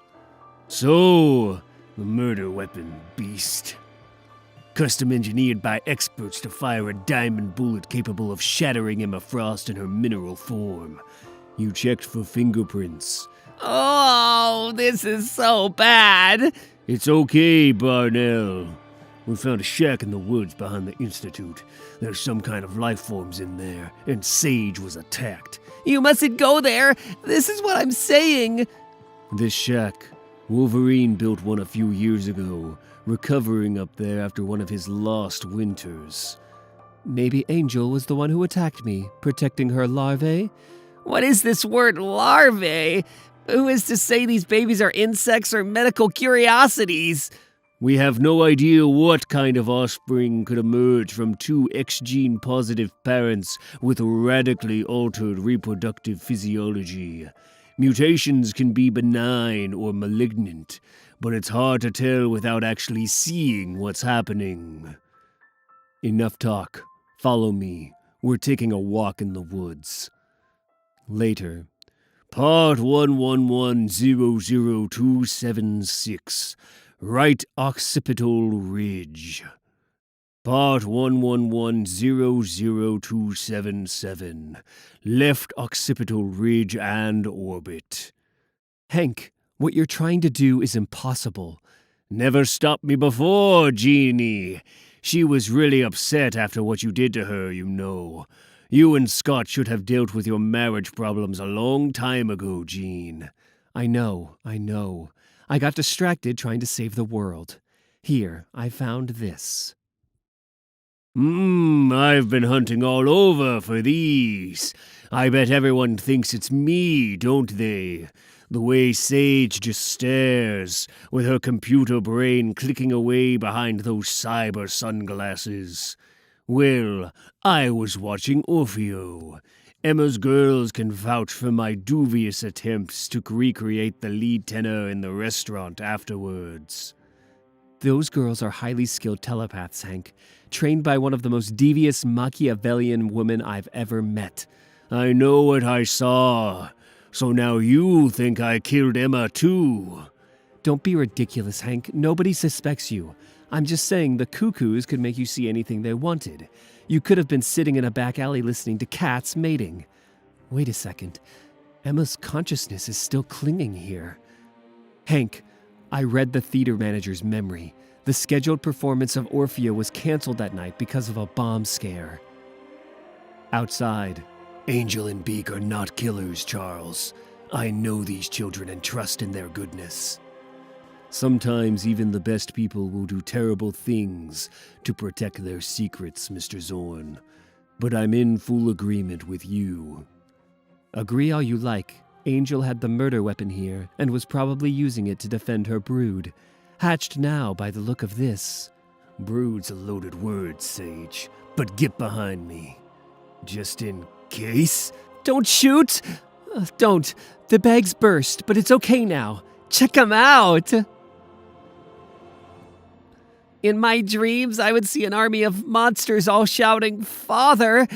But look at these! I'm gonna call him after the Jackson family. Yeah, this little freak looks about as cute and useless as you, Beaky. I have told them I was the one who shot Miss Frost to protect our secret.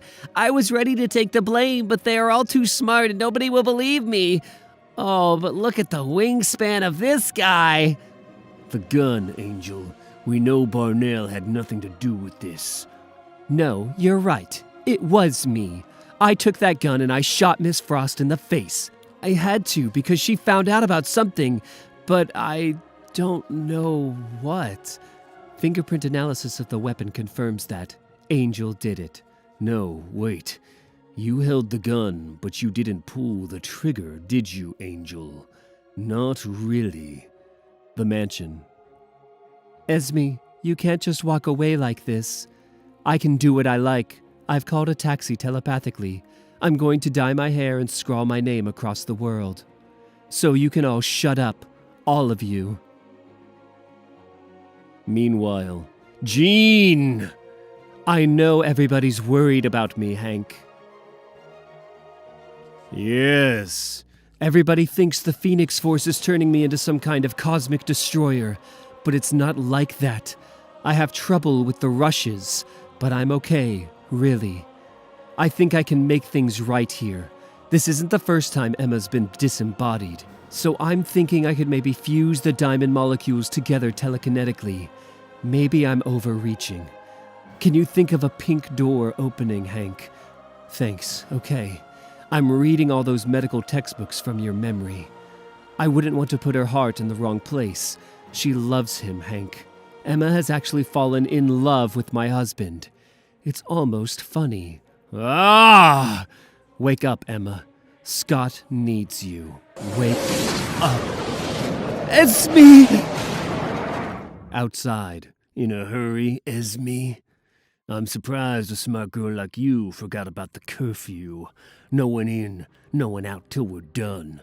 Remember?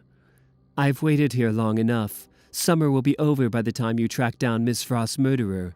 If you can't solve the crime, it's your own fault, not mine.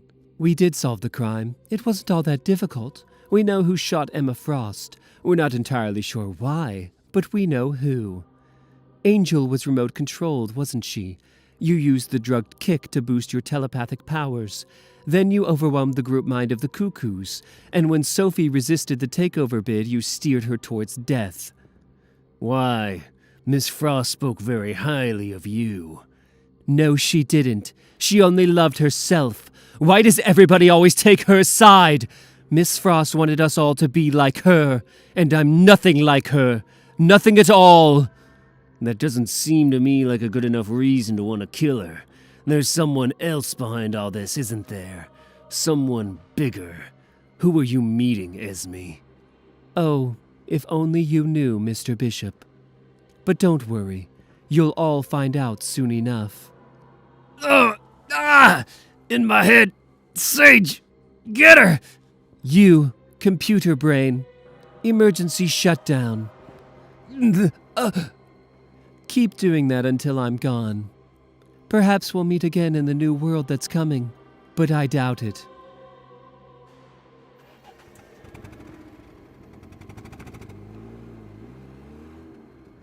Snap out of it, Lucas. I'm not your father and you're not in any trouble. Ugh, what did she do to me? Feels like I relived the worst day of my childhood. You okay, Sage? That kid's like a barracuda. Yes, no. Excuse me, Bishop. The memories are returning from my hard drive. Esme's psychic attack seems to have loosened something. There, I can smell the pines, sweat, and male pheromones. The gun is pressed against my fifth vertebra. The angle of the muzzle would make my assailant at least 6'2", possibly taller. It wasn't Beak or Angel.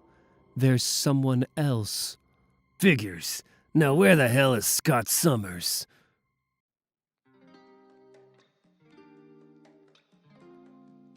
So, why did you choose me? Is it because I remind you of someone? Someone who doesn't look this way anymore? Someone who wouldn't dare do anything like this? Or is there someone else I could be? Someone who would do anything? Who do I remind you of? I can be anyone. And I know you're thinking about how good it is. How good it is to just call the shots once in a while. Am I right, Mr. X-Man? Actually, I was thinking about how weird and sexless and unarousing this is. Sorry, I didn't mean it to come out like that. I mean, don't get me wrong, you look beautiful. It's just, it's not real, is it? It's just your job to create a fantasy. You're not my girlfriend, and all we're really sharing here is some weird financial transaction which is helping you through college. I know you probably have jeans and a sweater to change into backstage, and a boyfriend back home. I can't fool myself that there's anything more to this. So you're just making me feel a little self-conscious and embarrassed, to tell the truth. Wow, you really know how to murder a nice romantic mood, don't you? Yeah, I guess so. I think it might be my mutant power. Well, what am I looking at? When did you start drinking, ex-boy? Sparkling wine. What kind of a gay drink is that? You used to be such a Boy Scout, Cyclops. I remember you.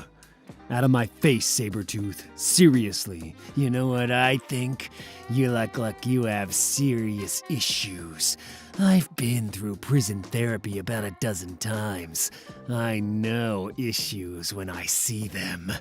I bet if I tore your scalp off with my teeth, you'd soon get your priorities in order. You think? Enough. You know the rules, Sabretooth. The Hellfire Club is a haven for mutants with money to spend. If you intend to harass my guests, you will not be made welcome, Mr. Creed. Is that so?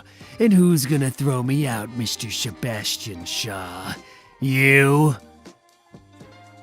Don't toy with me, my man, or I will gleefully destroy that ugly, wheezing engine you call your mind.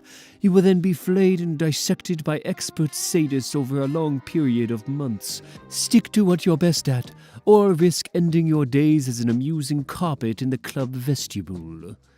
In the face of such wit, I'm all but speechless. My apologies, Mr. Summers. Oh dear, hardly the connoisseur's choice. I'd have anticipated a little more sophistication from one of Charles Xavier's lackeys. I hope this isn't some kind of raid. Xavier's been overzealous recently, shall we say. I'm not a connoisseur, and I don't belong with the X-Men anymore, Shaw.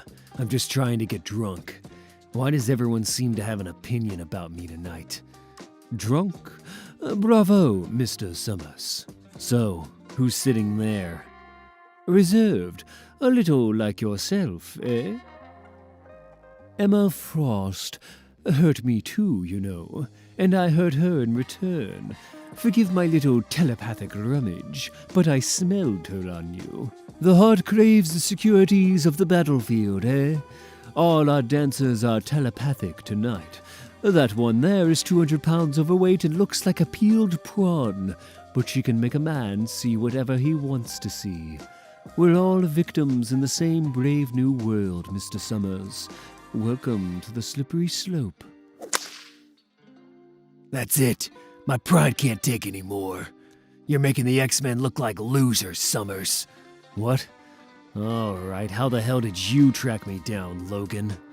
Just lucky, I guess. Want to join me for some serious drinking, Slim? Why can't you all leave me alone? I got my own business here tonight. This is the last place I'd have expected to find you, Summers, but I'm glad I ran into you. So the professor sent you to talk me out of leaving the X-Men, right? This isn't going to work, Logan. Emma Frost got shot right after you took off. You're a prime suspect, Slim. Now here's how it works. We drink, we talk. Whoever's left standing is the winner. You win, and you can go lose your mind and your dignity. But if I win, well, I'll tell you about that when I get back from the VIP urinals.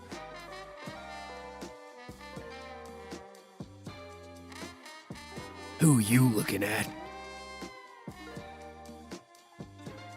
You know, you got the same color eyes as that girl in Arnhem Land, 1943.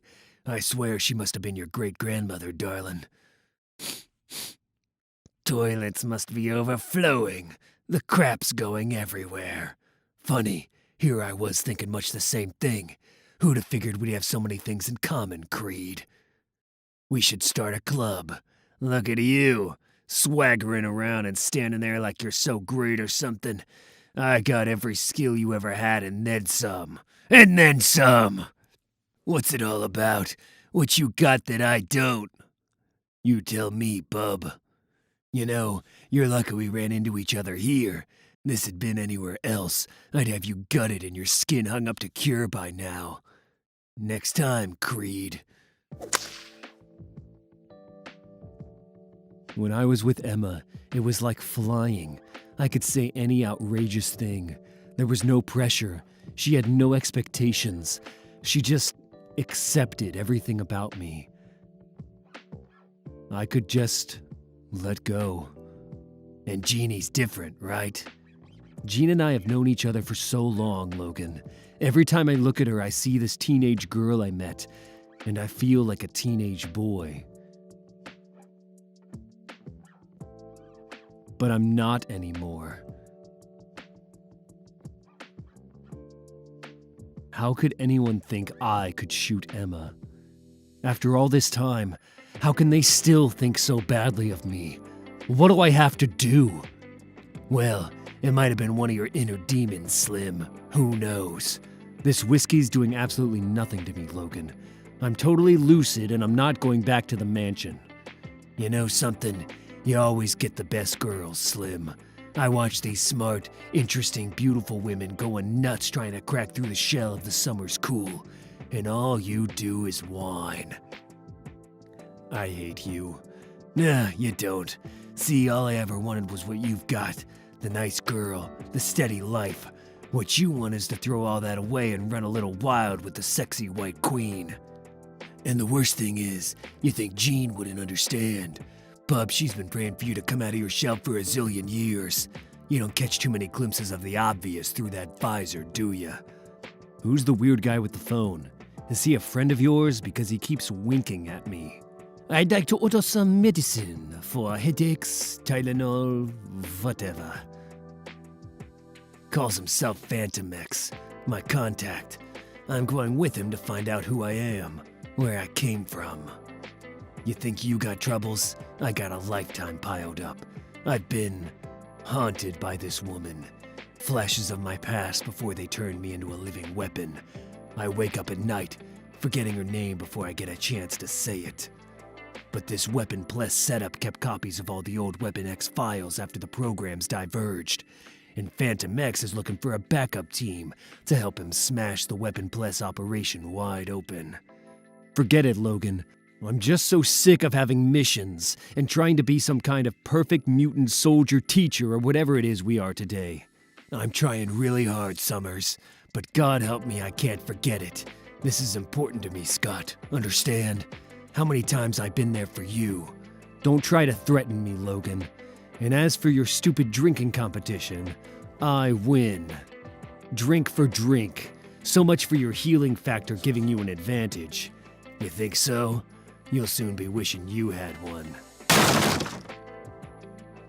This guy's one of the best. Trust me, Phantom X. It's like I promised. There's nobody I'd rather have in my corner than Scott Summers. Ugh. All of this is mine. My home, my history, the world, and again the great bells of the euthanasium welcoming the weak and the strange and the misbred of the world to their joyful reward. But what if, says the terrible voice inside. What if there is no joyful reward in the fire? Gotcha. Welcome to the world. Don't drop your camera, Lou. You'll probably want it round about now. Jeez, I didn't believe when you told me. How do they hide this dome from the public? Hide it? This is England in the 21st century. They've been performing illegal genetic experiments on homeless people and runaways for years. But nobody wants to know, and nobody would believe it or care if they did. They're all too busy discussing who's doing who on Big Brother. Shall we take some incriminating pictures then? Looks like somebody's left us a hole in the fence. Basically, the euthanasium setup allows us to fine-tune population levels in the world. After splicing human genetic material with Sentinel microtechnology, we're then able to sculpt the resultant strains through high-speed real-time scenarios using artificial evolution technology. Regular gamma bombardments induce new mutations in the population, and eugenic calls like this one maintain the herd at manageable levels. Artificial evolution allows us to accelerate nature's own processes to create highly evolved and specialized super soldiers. You'll find it's all very neat and clean. Excuse me, Professor Dalton.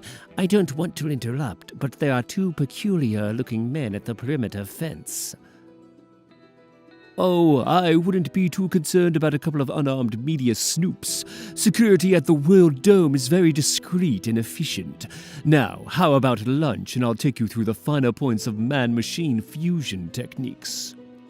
What about the two test specimens in the euthanasium? Them? We froze the world just as microwave disintegration was beginning. They'll burn in eternity together, at least until we press restart after lunchtime. Like Paolo and Francesca in Dante's Inferno. Yes. Inside the World Dome, time is completely under our control. That's what makes all this possible.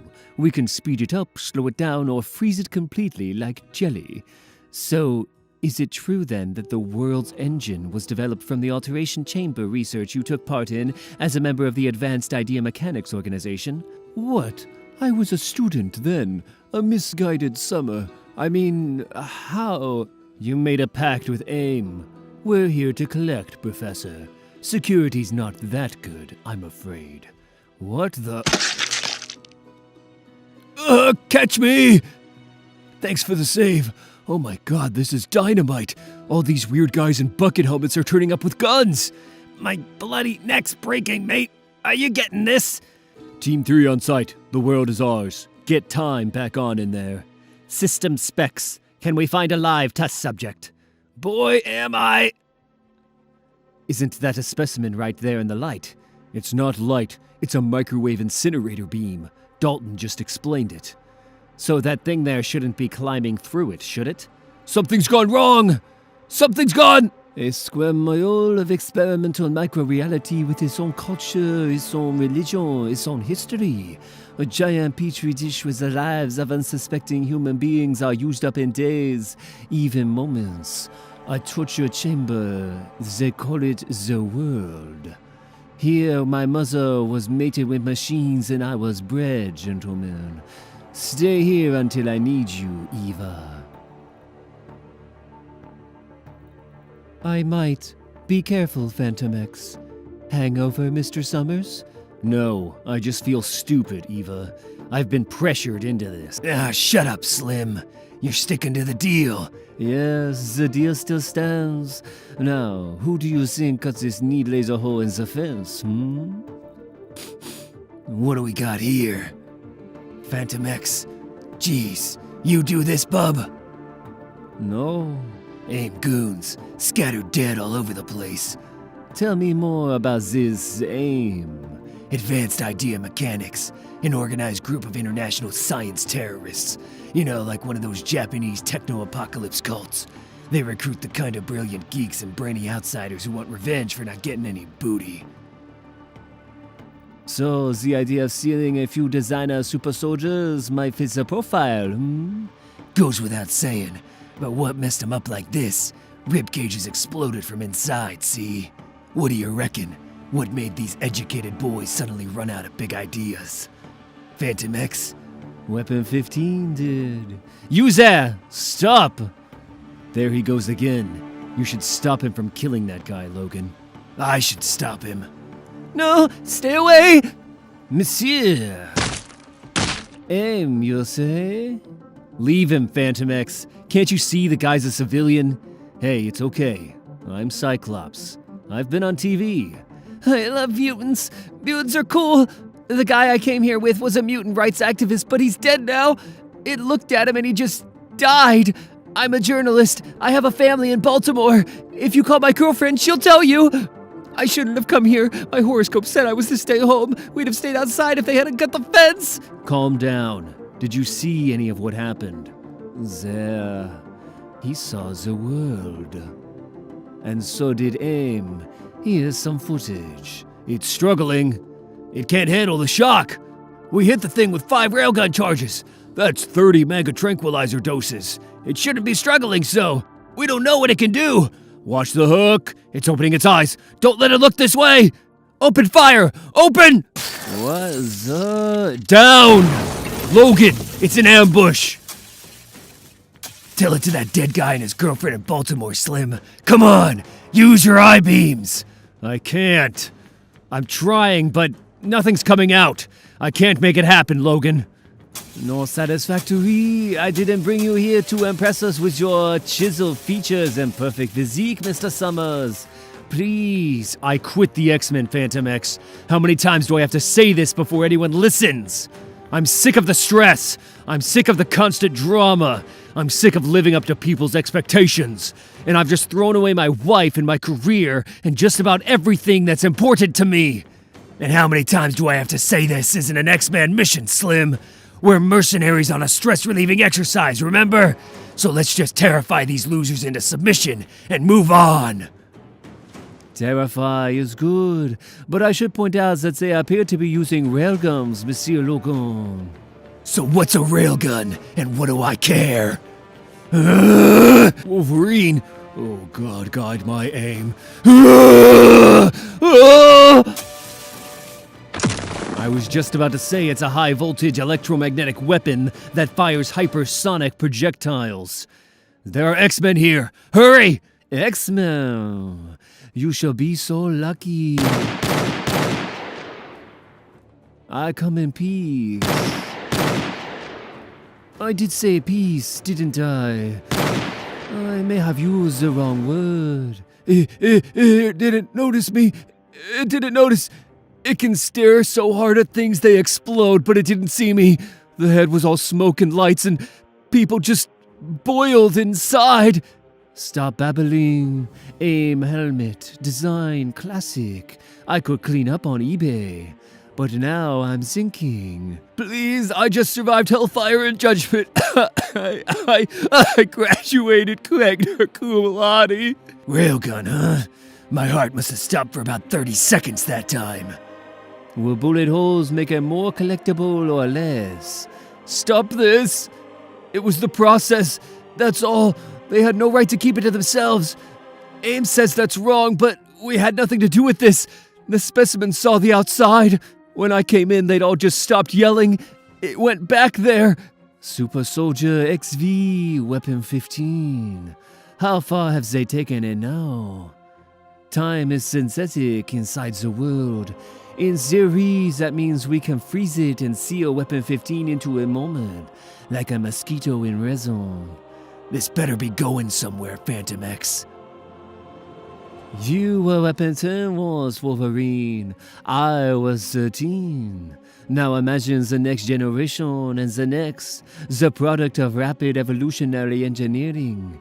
Weapon 15 designed and perfected to exterminate the mutant species. You don't have to go any further with this, Slim. Everything smells wrong. You didn't bring me here for my chiseled features, Logan. I notice Fantomex keeps holding back his secrets. It's James Logan. The Weapon Plus files give his real name as James Logan, Mr. Summers. His healing factor made him an ideal subject for vivisection and false memory graphs. Welcome to the world. Weapon 15, where are you? So, who's the monster? Is this Weapon 15? Fantomex. No, just a cock-up. World police. Inside the world dome, normal time is now on pause, Monsieur Summers. Bizarre. It's been, what, a few months since I escaped from that transport train. But here in the world, entire generations have passed. Only these buildings stay the same, and the cock-ups. Living remnants of the earliest artificial evolution experiments. There, what happens when you put a whale's brain under the hood of a truck? You sure you're ready for Weapon 15? Your expression has all the unendearing qualities of a clenched fist. I'm still a trained X-Men. If there's a threat, I'll do whatever I can to contain it. Then let's pray that some lumbering martial arts and a commanding voice are enough to carry the day. I can only hope you're waiting for your moment, monsieur. I usually work best under stress, but super-evolved mutant killers might be asking too much until I get my stare back. If I don't, it feels like my head's going to blow up. So, here you are in the lion's den, stripped of your mutant gifts, handicapped, emotionally crippled. What in hell drives such a train wreck, Monsieur Summers? Who, me? I'm here to look out for Wolverine. I'm here because I don't trust you, Fantomex. I'm here to make sure you don't just string along Logan with false promises because you need some indestructible muscle by your side. Oh, and how will you do all that? By appealing to my better nature. I'll probably try that first. Logan was tortured and brutalized by the Weapon 10 program. It took him a long time and a lot of hard work to reclaim his dignity after what they did to him. So, he's not a pawn or a weapon. He's not their Weapon 10. He's not Professor Xavier's weapon for peace. And he's not your weapon, Fantomex. He's a man. He deserves respect. Why can't you just tell him what you know about his past and give the guy a break? Because he's no good to me dead, Monsieur Summers. And I think it's safe to say that the knowledge in the weapon plus files has the potential to kill him. The world was built to breed and supply artificially evolved super soldiers. Part man, part machine, bioengineers who wins the imminent war between man and mutant. War? What else? The human species is dying. Their only hope lies in machine fusion and a program of sustained mutant extermination. Genetic war is coming. My partner, Eva, has a story about a space traveler traveling at light speed through the stars for what seems to him to be only days. But when he arrives at home, breathless with tales of the great beyond, he finds that hundreds of years have passed, and everyone he knew died long ago. My generation lay down in these cells like battery hens, battery supermen and women, absorbing lies in the form of narcotic nano-sentinel pollen. They told us there was nothing but endless solid rock beyond the world's wall. My name is Charlie Cluster 7. The world operators tell me I am a living hall of mirrors. I am a stealth fighter. I am Super Soldier Generation 13. They say mutant monsters will come to steal the world and kill all my friends, but they shouldn't have made me so smart, or I might have believed them. I thought you were French. No, I just like the accent. We all find our dignity where we can. Mine is in Fantomex. If you say so. Logan, anything up ahead? Everyone's dead, Slim. Judging by the smoke and the trail of damage, Weapon 15's right down there by the chimneys. What got him so mad he wrecked his own nest? He saw it for what it was, and everything lost its meaning. He saw a factory farm. Weapon 10 and Weapon 13. Compared to 15, we're walking fossils. You and I are dinosaurs, Monsieur Logan. So, would you want to go head-to-head with a Tyrannosaurus? Hey, you know the creepy AIM guy I warned you not to leave alone with the equipment?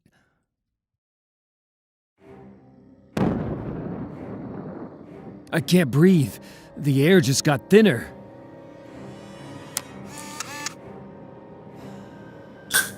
It moved. That bird just moved. It's time, starting up all around us. A cock up! I see it. Organism sterile environment breached, world under threat. Aim for the control chip. 6-inch area, just behind midbrain. You could have easily joined in, Monsieur Summers. It was your head he was aiming for. I guess my moment didn't get here yet. Then you better understand this. It needs to come fast. Yeah, everything else around here's on the move. Which means Weapon 15 is also free.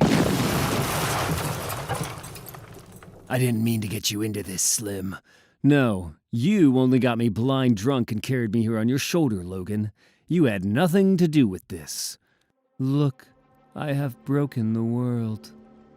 But do I build a new prison here in the ruins, or dare go beyond? I will ask. Are you real? What kind of question's that? Real? I grew up right around the block. We're neighbors, relatives maybe. Gibberish. Now that all the old rules are gone, no one remains but me to make new rules. We're doomed. He has no sense of humor. I don't know why I'm even bothering to point my guns at this monstrosity. His head's lighting up. These big bad mutant killing machines are all the same! Fantomex, say something that isn't... These new encounters suggest puzzles I must solve. Equations of brute force. Calculus of conquest and annihilation. Barriers to my understanding of the world and its lies. Not good. Fantomex, you okay? Your skin's burning. A few 100,000 volts. I'm not so easy to hurt, Mr. Summers. Lucky for me, I keep my nervous system outside my body. Eva, take control! I love it when you say that, Fantomex. Let me see through your skin. Anytime, but there's bad news.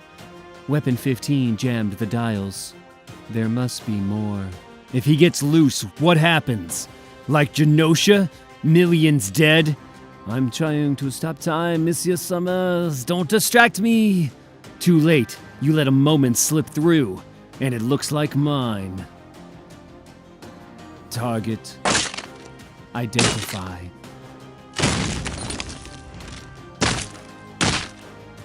Mutant. Mutant. Ah! If you got all these powers, why are you just hitting me? More. Slugfest. Default 0. More. That went well. He stopped. There must be more than this. I can feel it inside. I was born for more. Don't let it get out. It'll kill everyone. If I am wrong, I will break against the infinite rock beyond. But if I am right, if the world is only a dream in which I slept for a while, if I am right...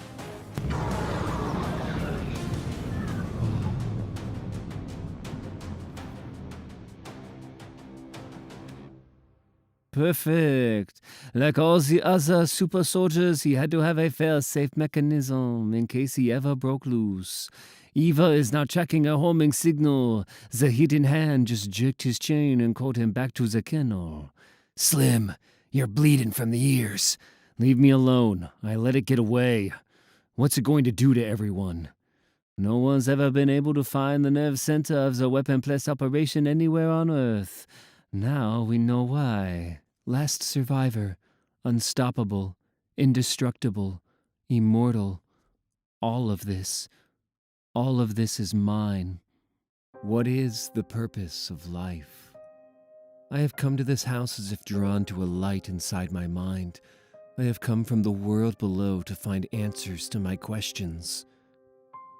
But there are too many questions, too much emptiness, too much everything. All of this is mine, but it's all too much. I wish someone would just tell me what to do. Inside, a second world. It's on its way in, exactly as planned, Doctor. Weapon 15. Welcome home, son. It's inside now, sir. Can we evacuate? Oh, don't worry about 15. He's just a little confused. War trauma can do that. Mutants obliterated the world colony where he was born and raised. Hellish business. But don't you worry. You'll get your revenge soon enough, 15. This is the mansion we have prepared for you and your kind. Super Sapiens, we call you. Part man, part machine. You were made to serve as the protectors of humankind against the menace of mutations. You're part of a biological arms race. You remember your primary function now, don't you, 15?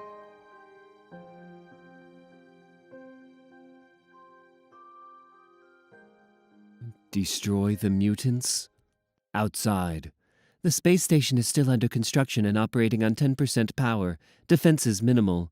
The door is open, Fantomex. Thank you, Eva. Shall we complete our campaign of righteous destruction, gentlemen? Why didn't it kill me, Fantomex? Weapon 15. It was like running a fight program, like pro wrestling. You're complaining, Monsieur Summers. I always wondered what you got up to outside of X-Men hours, Logan. Now I know. Oh, and X-Jacket's off. The professor wouldn't want to be associated with vandalism on this scale. Whatever. Stay back, boys. Eva senses 15 armed targets. You seem pretty restrained, Logan. The smell of blood around that lunatic is driving me half crazy, Summers. But somebody's gotta watch your back. Skeletal staff. Get it? Charges are all in place. We blow it all to here and we leave without a trace. Look at this. This station was become fully operational within 2 weeks. Weapon Plus is going public with designer supermen. You mean designer mutant killing machines? Now, as promised, you helped me get this far, Monsieur Logan. I'm opening the complete Weapon X database. You have 10 minutes to browse. This is your life. Since the dawn of the mutants, humankind has searched for ways to match their uncanny powers. The Weapon Plus Super Soldier Initiative has led the field in human enhancement technologies. Yeah. Looks about right. You guys go on. I'll catch up. Weapon 1 trials still remain the most successful application of the technology to date, but the quest for the perfect soldier, equipped to win the evolutionary war, goes on. It's the whole history. Weapon 0 all the way to Weapon 15. And the Lost Weapon 10 files, right? Listen, I'll be fine here. You guys should get back before... Freeze! Station security! Oh, the other 8 targets, c'est la mort. Use of criminals, psychopaths, and violent mutations in later super soldier trials yielded some experimental advances, but no reliable or repeatable procedure. Attempts to control the aggressive response of subjects using medication proved unsuccessful, and beginning with the Weapon 10 trials, a radical new behavior modification technique was devised using false memory implants. Logan, we're done here. We get back to Eva and all's well. Logan, just go, will ya? I have to see this Weapon 10 stuff. This is about who I was before Weapon Plus found me. This is everything I can't remember about who I am. What? Eva! Fantomex. Hello, Fantomex. So you all came home today, We know your weakness, Fantomex. Your nervous system is stored outside your body. Who's Fantomex, what's wrong? Switch to my backup nervous system. I can only see in black and white, but I can't leave Eva to be tortured. Logan, we're moving on. Sure. Mutant test subject James. Lethal variant genetic anomaly. Subject designate. Weapon 10. First recipient of multiple memory implants. I won't be long. I just found what I was looking for. Fantomex, what is this place? A meeting room? It looks like a movie set. This was to be the headquarters. Our headquarters. I was supposed to sit here, brooding under the spotlight while we targeted mutant nests for extermination.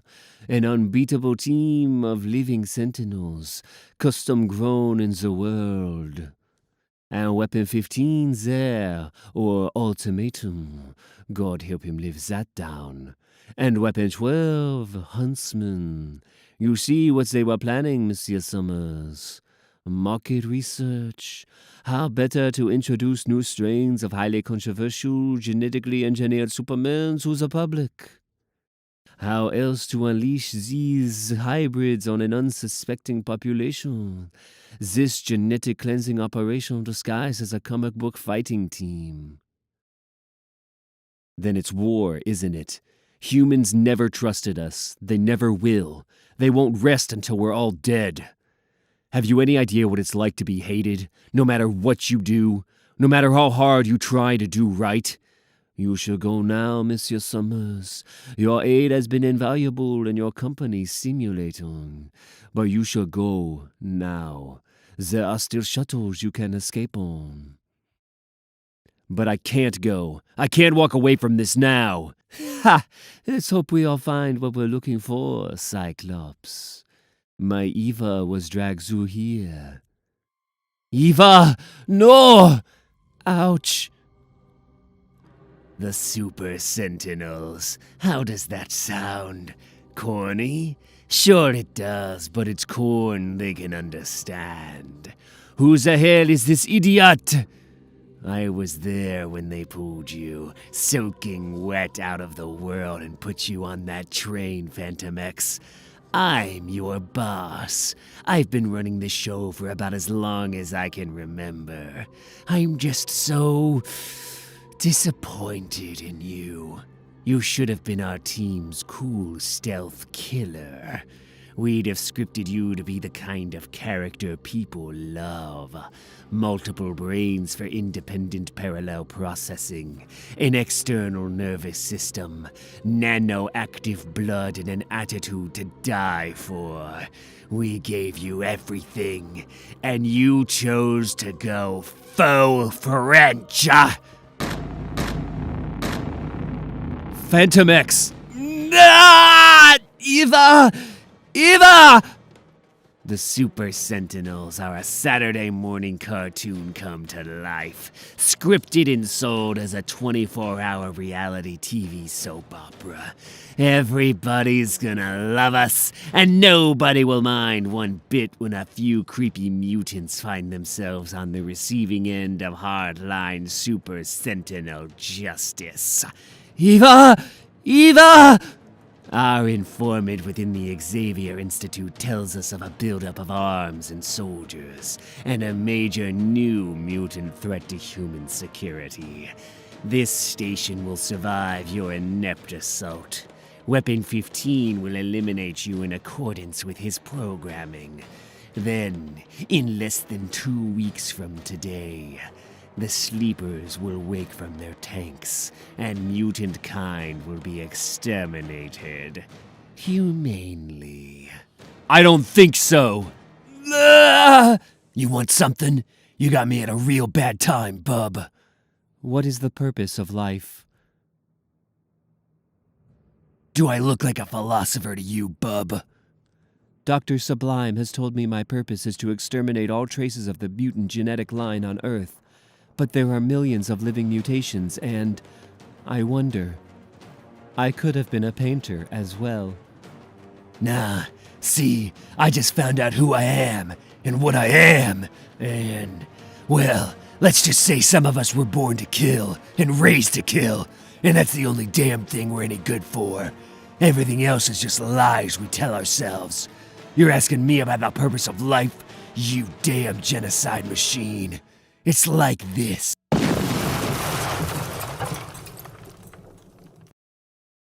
The Xavier Institute for Higher Learning, Cerebra. X-Men, emergency! In orbit above Earth. Logan! Logan's still up on that satellite, Fantomex! Logan! X-Men, emergency! Professor, is that you? I'm sorry I ran out on the X-Men like I did, sir. I'll try to explain later. I feel like I just woke up in a burning microwave oven. Eva was hurt. Logan's been blown to hell and needs immediate assistance, Fantomex. Your spaceship can wait. And I need you to check allegations of a government informant inside the mansion, Professor. Looks like we're above the Pacific Ocean, maybe 200 miles southeast of French Polynesia. Scott, to me, my X-Men! I'm leaving this awful place the instant you're done with these tests on me, Henry. Am I all right, or aren't I? You'll really be missed if you go. You're a great teacher, Emma. To me, my X-Men. Wait, did Charles say Scott's alive? Yep. You coming? My word, Henry, you are nimble. Why do I have the impending feeling that my life's approaching some kind of horrible closure? Hurry. I'm going away soon, Charles. What gene? I said I'm going into space. Cerebra has located Logan in near-Earth orbit, and he's still alive. Gene, slow down.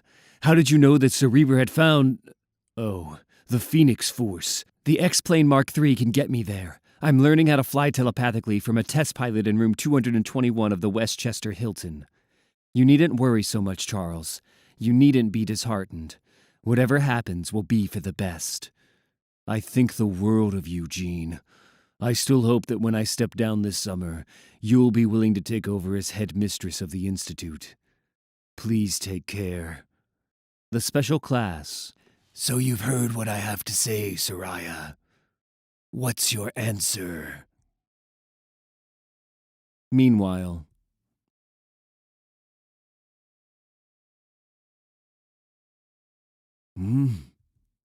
I thought I felt someone nearby. Your telepathic presence is almost undetectable in granular form. Incredible. Oh, this is Cerebra. The helmet amplifies my telepathic gifts. I'm sure I'd be able to locate you with this on if I had to. Using this equipment, I can watch over every mutant on Earth and scan the whole globe for trouble.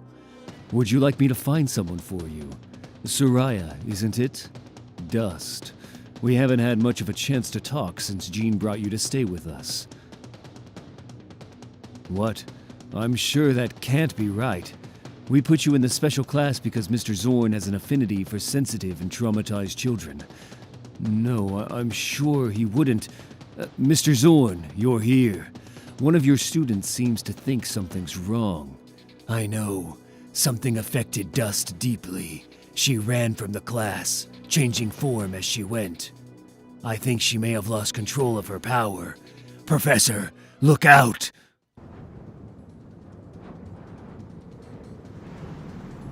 Soraya, stop! Ah! Zorn, what's happening? In this form, she could cut our flesh to the bone. Soraya, not Cerebra! That's very delicate machinery. Without it, I can't keep in touch with my X-Men!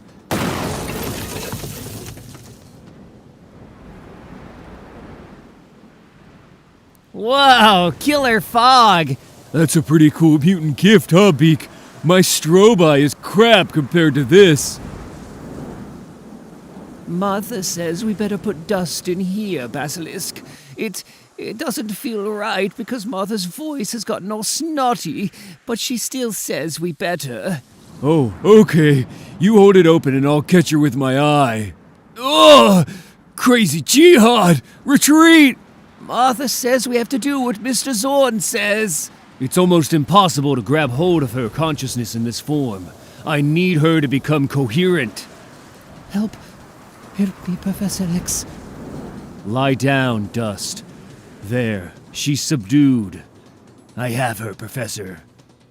What a beach! The Pacific. He's near here, Henry. I know it. Scott gives off the most bizarre and aloof psychic radiation I've ever experienced. But there's something wrong, Henry. He's found something out. A traitor at the Institute. We have to get closer. What? A traitor? Tell him he's nuts. What kind of traitor would let us fly all the way out here to save him? Above Earth. Professor, did something just happen to Cerebra? Professor!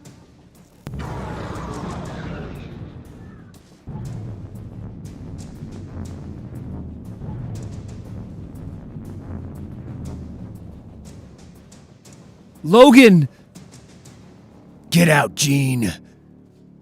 Logan, what's happening here? Get out of here, Jeannie! It's a trap! Don't you recognize this place? Oh my God! Asteroid M! Xavier's.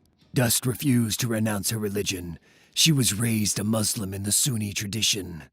I tried to show her the errors in... I tried to tell her she was wrong to exalt spurious faith over her species' loyalty. You were making her do those things in the Cerebra chamber, weren't you? Zorn, why is that map upside down? It's a picture of the future, Charles. I call it Planet X. I'm teaching my students to imagine tomorrow and giving them the tools to take them there. Let Soraya out of the jar, Mr. Zorn. She's very afraid. She has reason to be. It's too late to stop it. I've been educating the next generation of terror right here under your nose. And as for these posters, these images are inappropriate for the school, not to mention baffling. You've had it all to yourself for too long, and nothing much has changed, has it, Charles?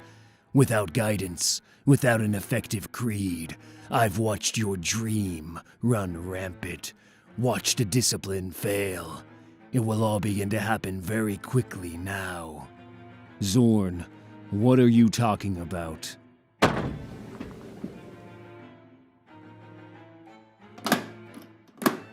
A man in an iron prison.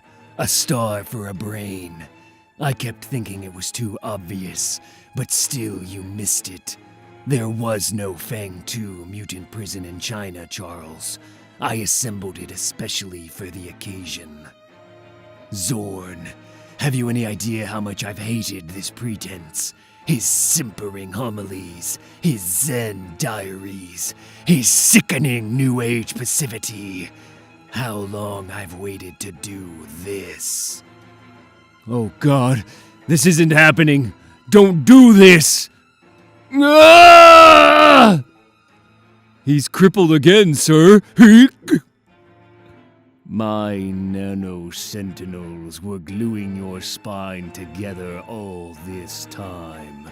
I've been holding you up, and now I'm cutting your strings.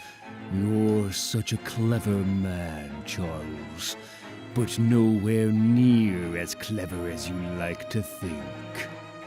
But he's dead! How can he be? He's trying to provoke a war. Magneto's not dead. Magneto set us up!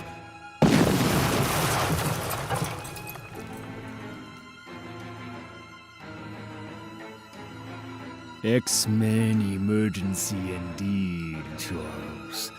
The dream is over. New York City. One day.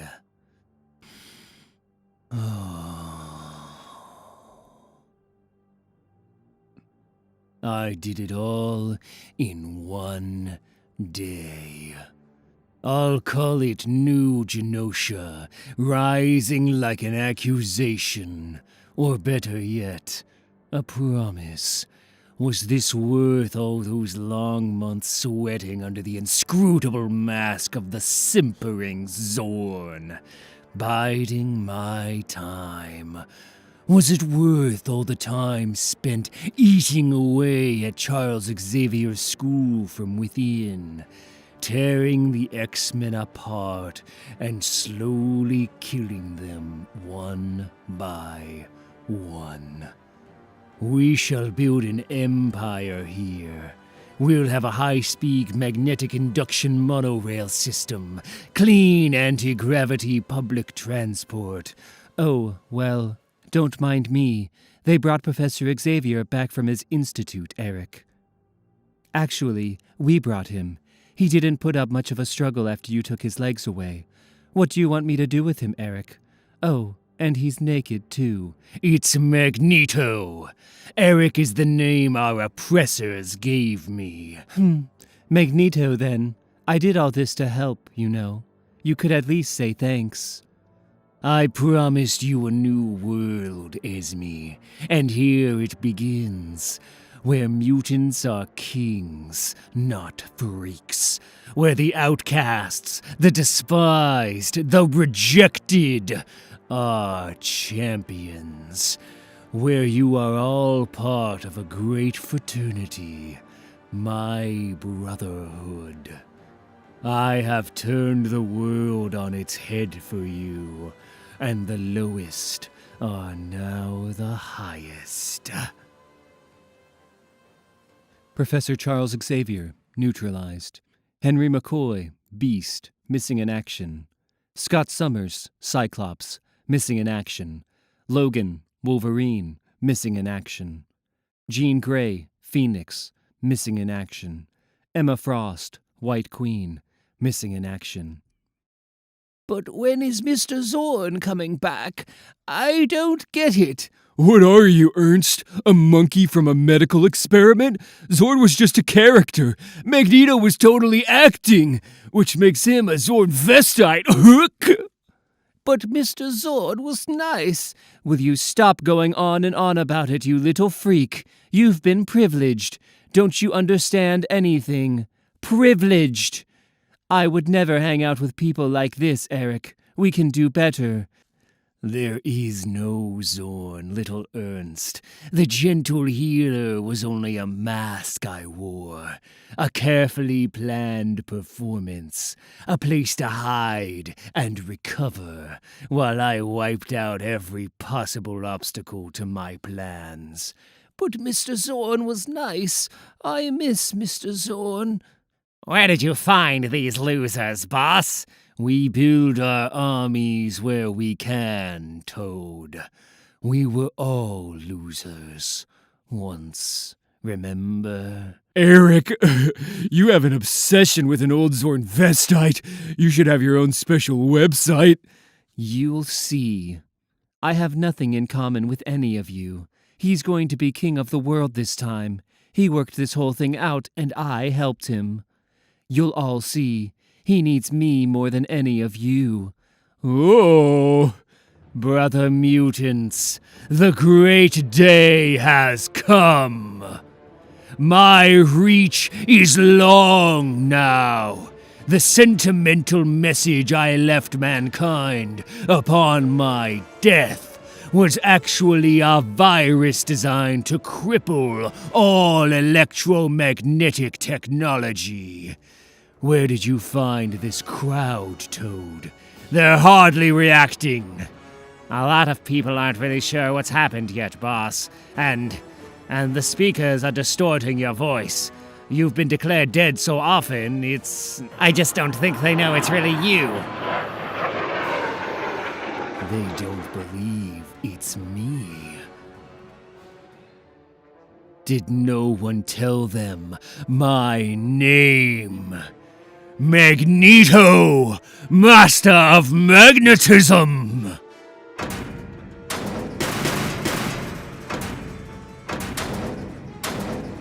An end to fear, an end to hiding, an end to man. That's good, but what's happening? Toad, they're all looking away.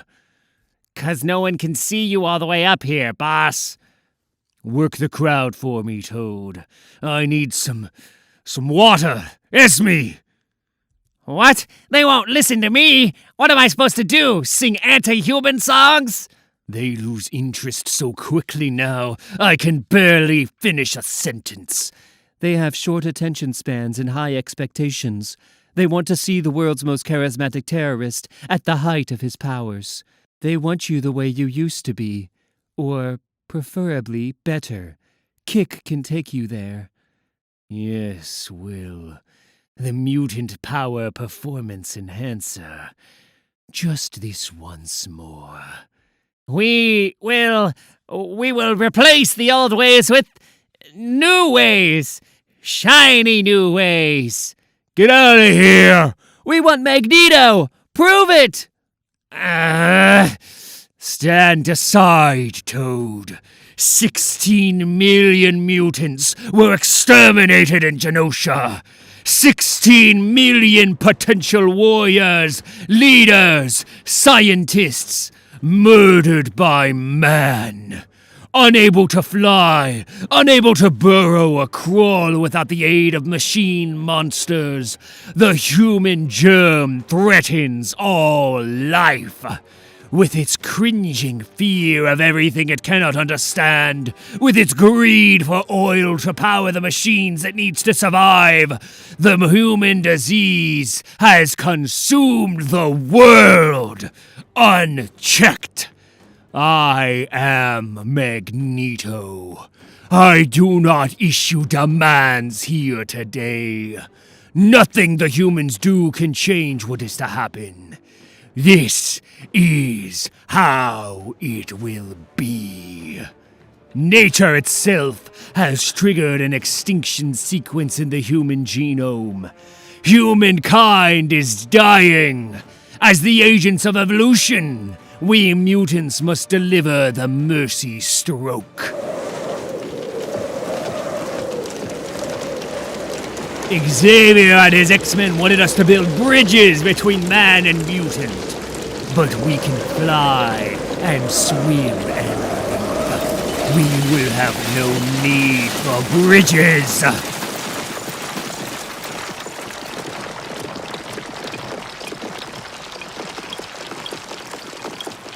We will have no need for human laws or human opinions or human beings. Later that evening, I'm pushing the humans along with my mind. The whip's just for show. Push me around with a whip any time. Kill the human flat scan. Only a total drug addict could think this up. Magneto really hates people, doesn't he? This is terrible. This is terrible. I wish I could exterminate them all at once. But one can hardly expect mutants to clean the sewers or carry away our trash in the midst of this great transition to a new way of life. These creatures have no desire to integrate, Charles. They never have. I worked it all out, waiting, meditating. Your Pacifist Institute is where I train my soldiers now. A place for young warriors to be indoctrinated with a burning hatred and contempt for the genetically impure. You remember the Institute, don't you? I had to redesign it a little, but it's made all the difference.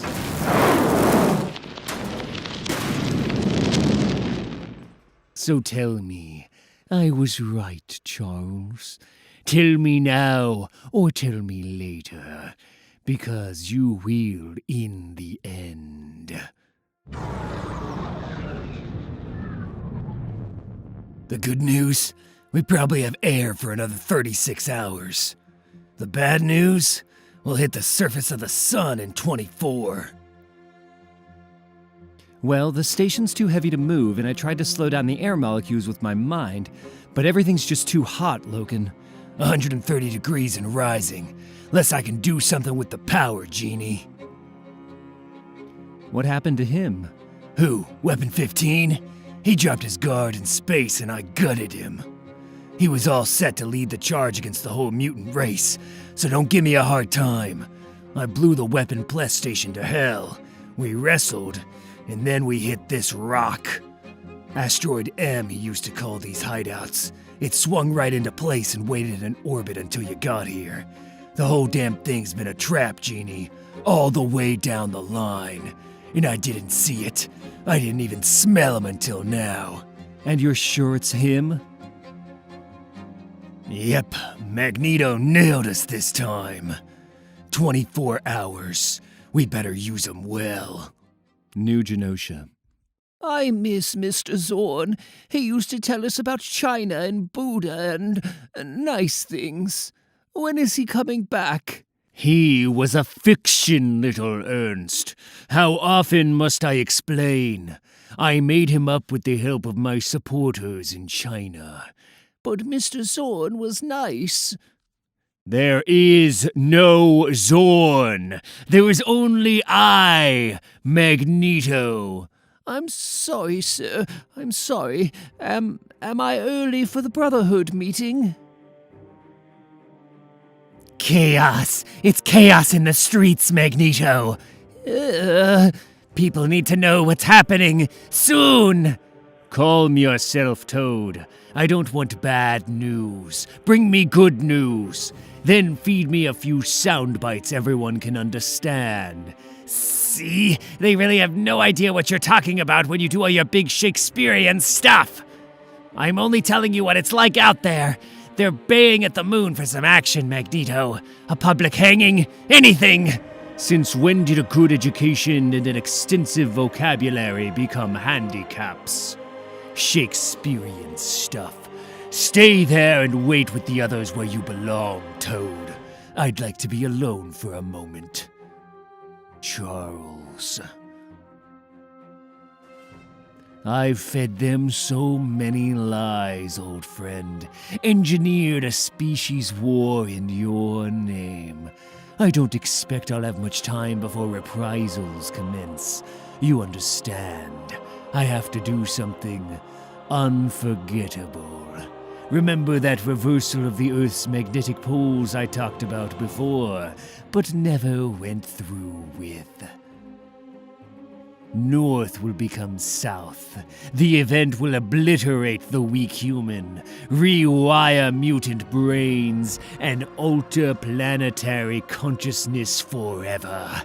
One of my old ideas, admittedly, but still a good one. Each day, more and more mutants flock to my cause, empowered by supplies of the drug kick. Your timid, colorless leadership has been forgotten! You failed to inspire, Charles. While I became a legend in death and a savior upon my return. I always come back, haven't you noticed? Perhaps that's my secondary mutation. To always come back. Don't look at me like that. You have no right to judge me. We're establishing a nation, a species. I'll rest when my work is done, and the devouring sickness of man and his ugly machines has been erased from our planet. The drug is only for as long as I need it to boost my strength.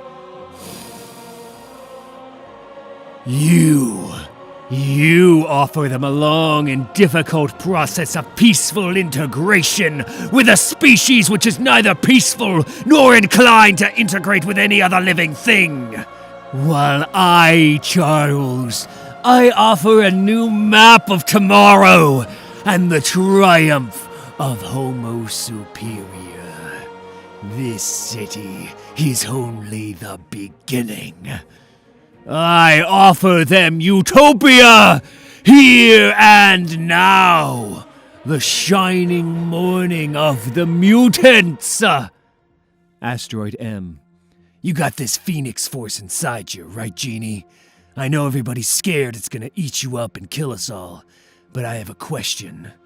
Ugh! Can it fly in space? 'Cause if it can't, we're on a one-way trip. Nothing works in here. Don't talk, Logan. Telepathy conserves oxygen. Let me tell you what I know about the Phoenix. When I was 13, I realized I could control matter with my mind.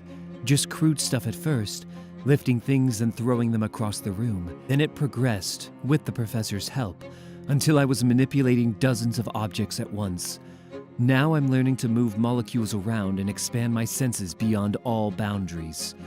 So potentially, you could do anything. You could be like a god, Genie.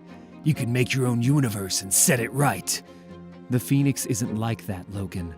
It's more like it burns away what doesn't work. It eats planets and stars. It talks to me. And if I get too close, it replaces me. I'm still waiting for the note of hope here. If this Phoenix is here to judge the Earth, then why the hell would it allow you to get killed before it's done? Maybe it's judging me, too. All I know is my body still needs oxygen and water to function, and there's nothing but vacuum out there. I can't fly through space. Not yet. Not the way you mean. There's gotta be a way out of this. There's always a way out. I'll find a way. Esme, the little blonde girl from Emma's group, she was caught dealing kick. She tried to kill Emma and incapacitate young Angel. So where does Magneto fit into all of this? New Genosha.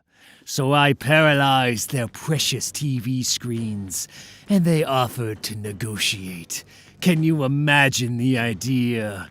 Homo Inferior seems to have forgotten the unresolved matter of 16 million murdered mutants in Genosha. Well, I think we should have the most appalling series of human sacrifices as soon as possible. It has to look like we're absolutely serious about changing the world, doesn't it? I am serious, and I will set the agenda for our campaign, child. Stop interrupting me! Now, several of Charles's X-Men remain unaccounted for. It will be your task to locate any troublesome survivors using the Cerebra machine, Esme. Magneto sees through your bra-stuffing tricks, child. Shut up, you freak. Yes, Basilisk, shut up. Beak, it's time we put some steel in you, boy. You'll be in charge of tomorrow's mass extermination of all remaining Homo inferior in New Genosha. Extermination? So say that again. Sorry, my mind's drifting all over. I can't stop thinking about ice cream. Or a long cold beer straight from the icebox. I'm saying somebody's been undermining the school and dividing up the X-Men. And now here we are in a death trap that looks exactly like Magneto's old headquarters. Hell, maybe Magneto has nothing to do with it after all.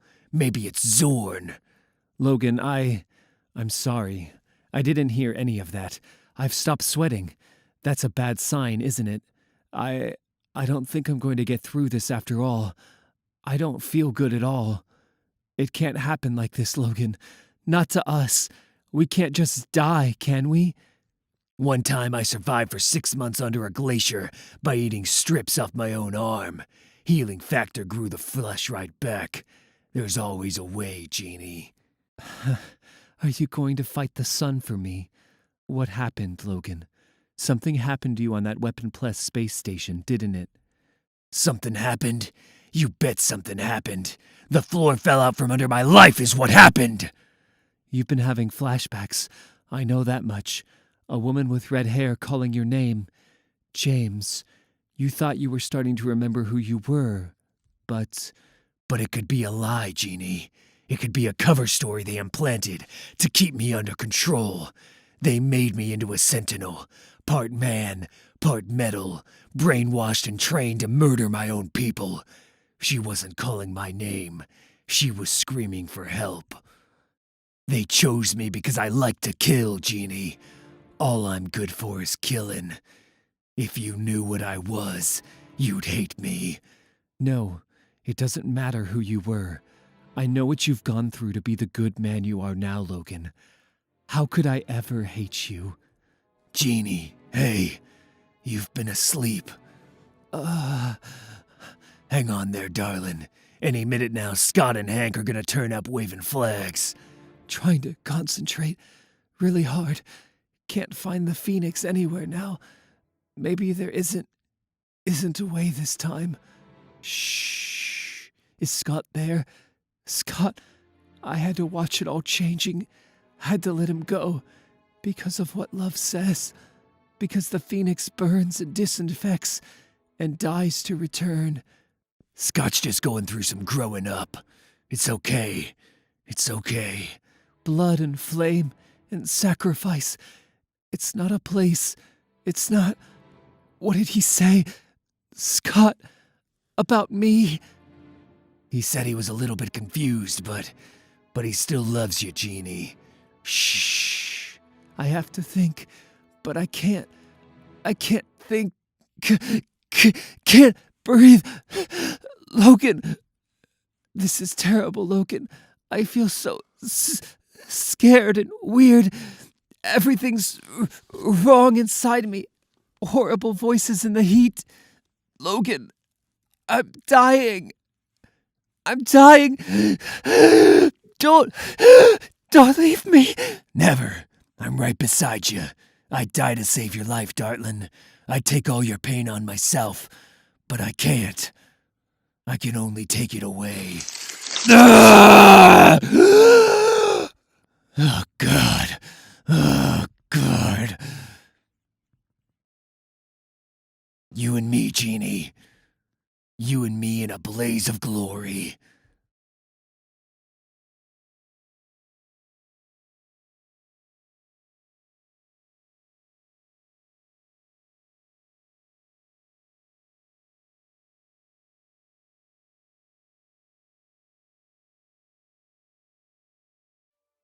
New York City. Humanity.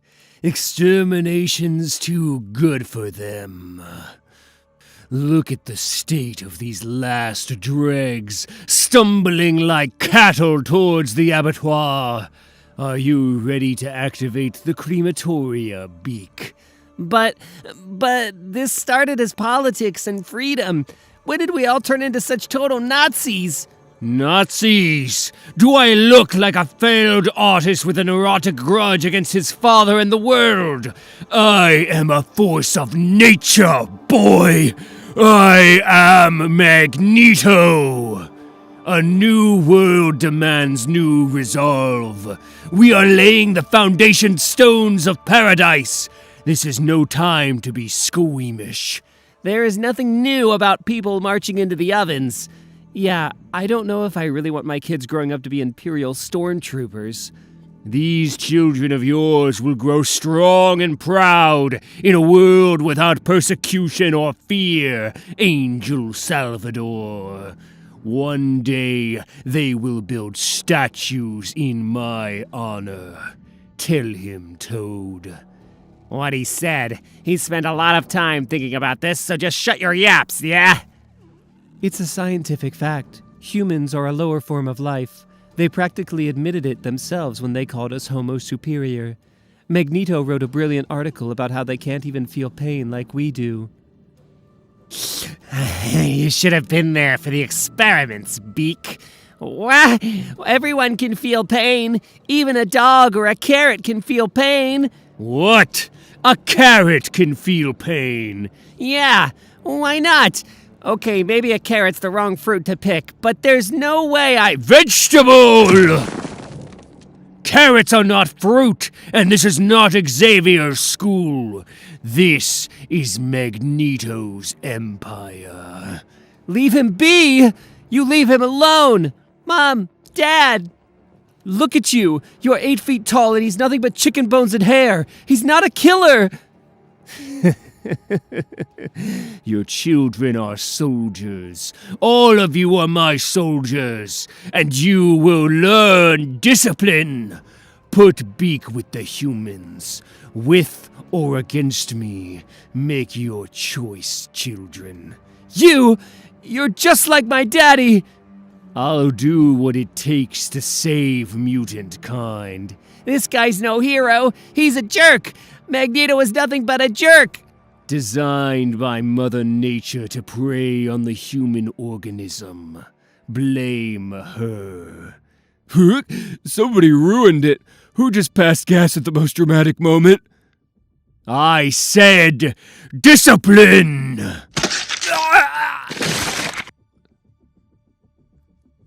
Eric! I didn't mean to. I only meant to teach Basilisk a lesson. The Brotherhood will be recruiting a new inner circle, Toad. You heard him. Find a pyrokinetic and dispose of that body, or else we'll need a truck to get rid of him. You're losing it big time. The X-Men will beat you senseless, you crazy psycho killer. Dad! I had such hopes for you, Beak. I thought you could transcend your limitations. You will be a soldier, or you will be dead. Jerk! I'm a father! People like you shouldn't be allowed to breed. Call this natural selection. Mom! This ain't right. What are they doing to him? Dad! Spectacular. Listen to them screaming, Eric. Are you going to fling all the humans into space? Shh, I'm trying to concentrate, Esme. Ah! I can fly. I can fly. I can.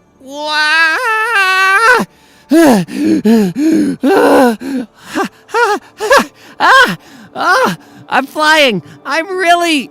Oh no.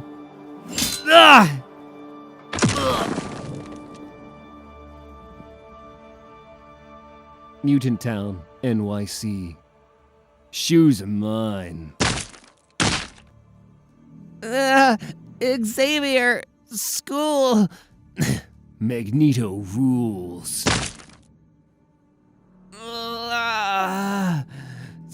soldier. Soldier. I'll show you. You wanted a soldier, Magneto? Well, he is not working for you, huh? Hello, X-Man. My name is Eva. You can fall over now. Concussion. Agreed. Fractures? No sign. You have a skull of concrete, Barnell Bowhusk. Too bad the rest of me is of cheap broken glass. Where is this? Your sister said you were all dead or gone to Magneto's army at the Institute. Well, Esme's not part of us anymore. We're the 3-in-1 now, aren't we, Phoebe? Esme is the worst liar. There are actually still quite a few of us, and we're all very cross. Why is everybody looking at me like that? Mr. Zorn tricked us all. We totally trusted him. Yes, maybe. But Dust here told us what you all did to the professor. Lucky for you, I'm a telepath, Barnell. I know Esme was using Martha Johansson's superbrain to influence your minds. This is a very nasty cut. Magneto is not for beginners. I hate to say it, but he would kill all of you in 1 minute flat. Is there one guy here who can fight? There's always us, Barnell. Will we do? Mr. Cyclops and Fantomex. Oh, now we are saved.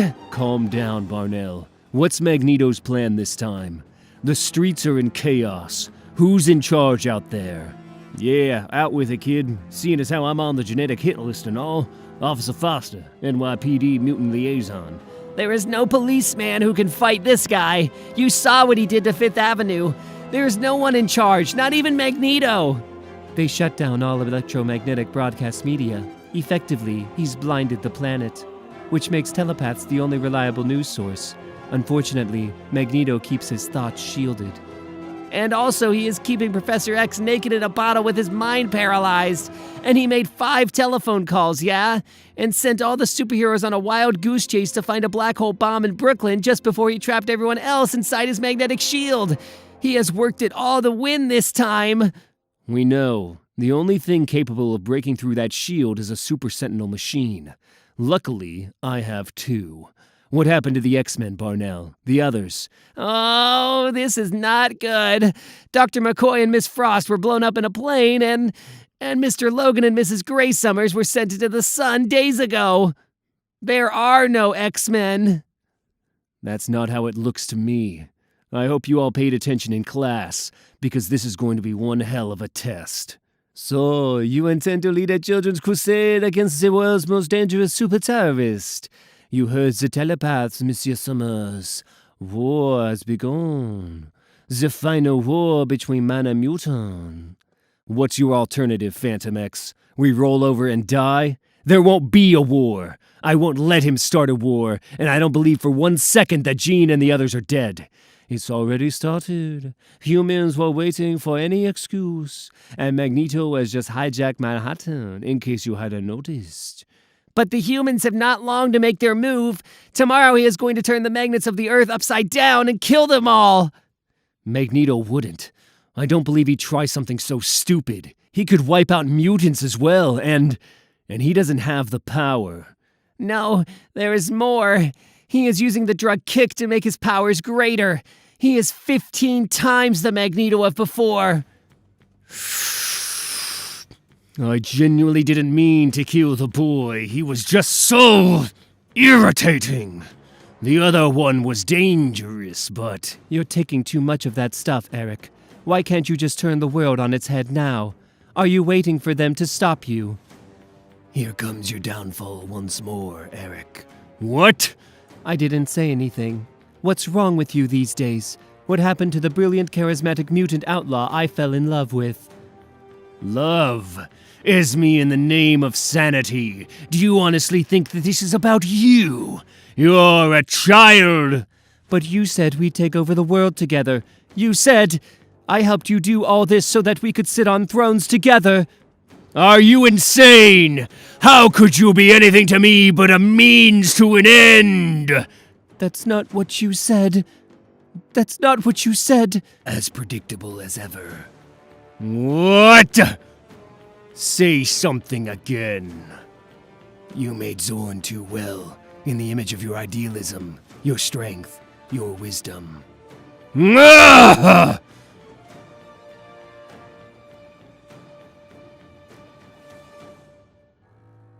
I am your inner star, Eric.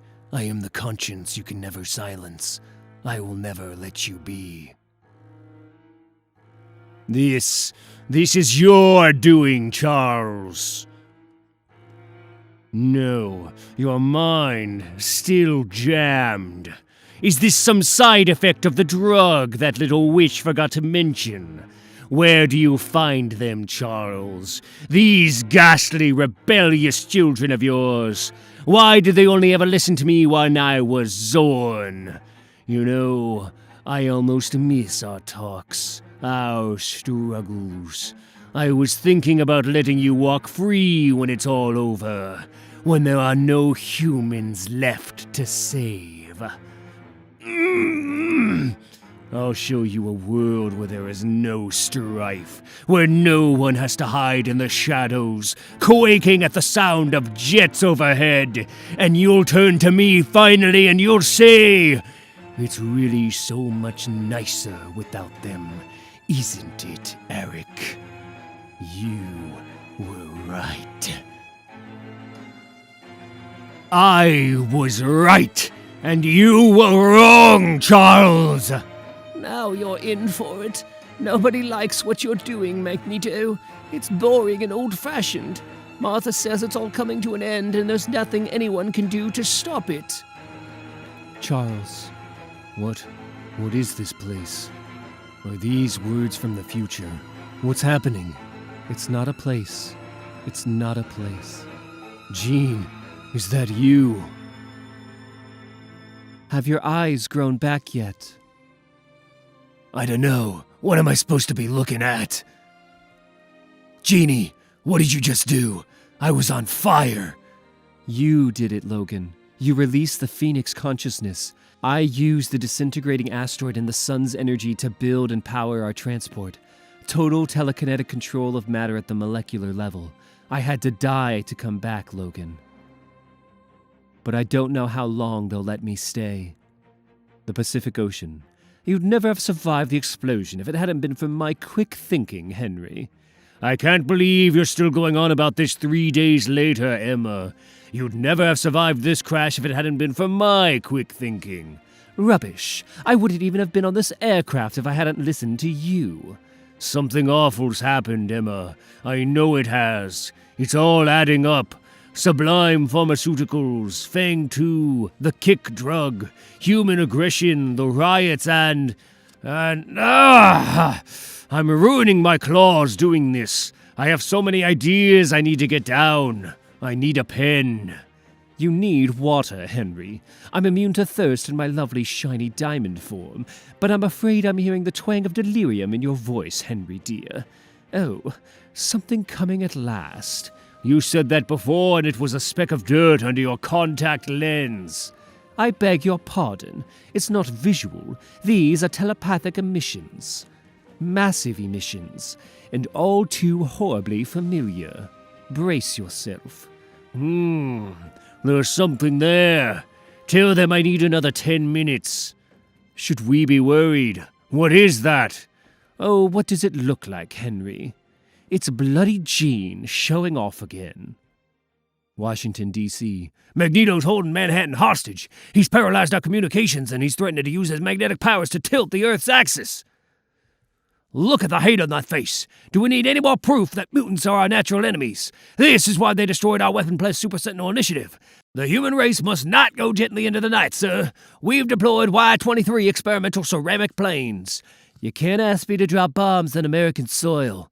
Ours is a species fighting for its life, and these are neutron warheads, sir. Kills all known mutations stone dead. Leaves our architectural heritage intact. Just say the word. New Genosha. You can yell at me all you like. I'm only telling you the truth like I always do, Magneto. If something doesn't happen soon, we'll lose any support you still have. They've gone days without food or water out there. You're all so impatient.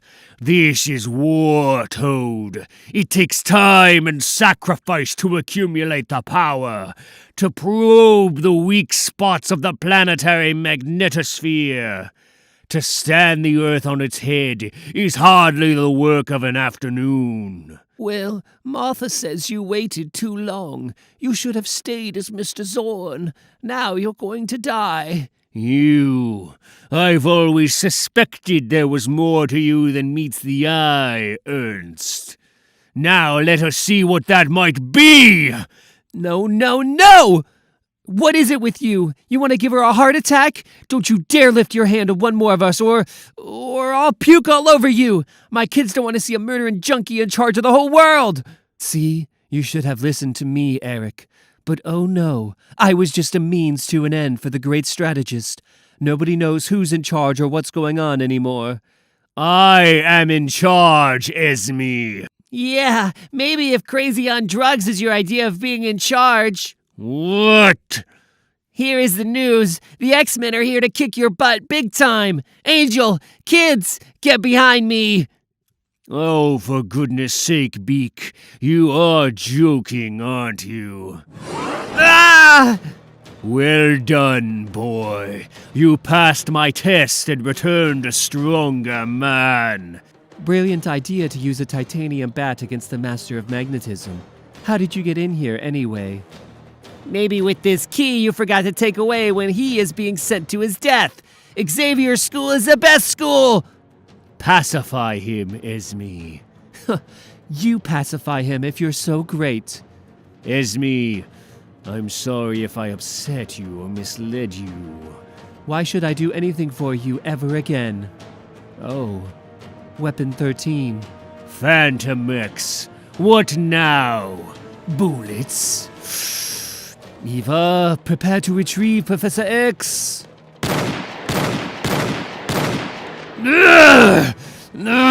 Destroy him! What, and get ourselves shot? He's mine! You and whose knees?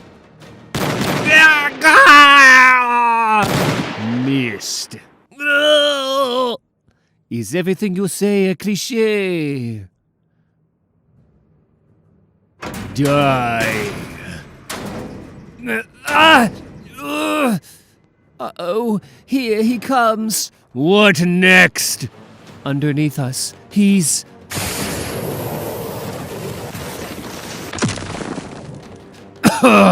Summers. You know something? Even after everything that happened to me, I still trusted you. I thought Zorn was a genuinely good man.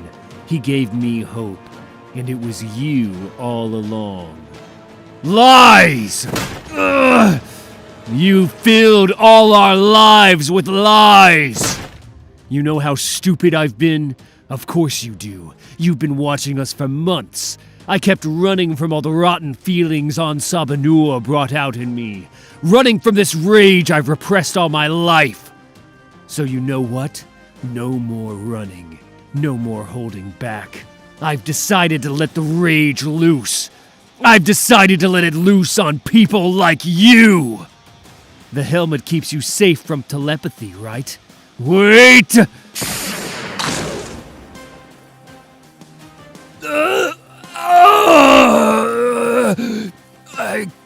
I can't see. What have you done? My eyes bleeding. Eardrums burst. What? Look, I didn't mean to. You want Zorn. Have him, Mr. Summers. Ah! X-Men street teams on 5th Avenue. Telepathic crowd control is underway, but the pilots overhead are preparing to drop their bombs. Welcome back from all of us, Professor X. Ugh, what's he done to me? My head's ringing. Charles, is that you prowling? Charles! Do I look like an old bald man? I mean, have you ever noticed how I look? How I dress because you made me believe in myself? I thought you were special, the greatest mutant who ever lived. But you're just a fossil. This is how Alzheimer's feels, Eric. In fast forward. You're squeezing my mind. Breaking. Don't do this. Don't make me.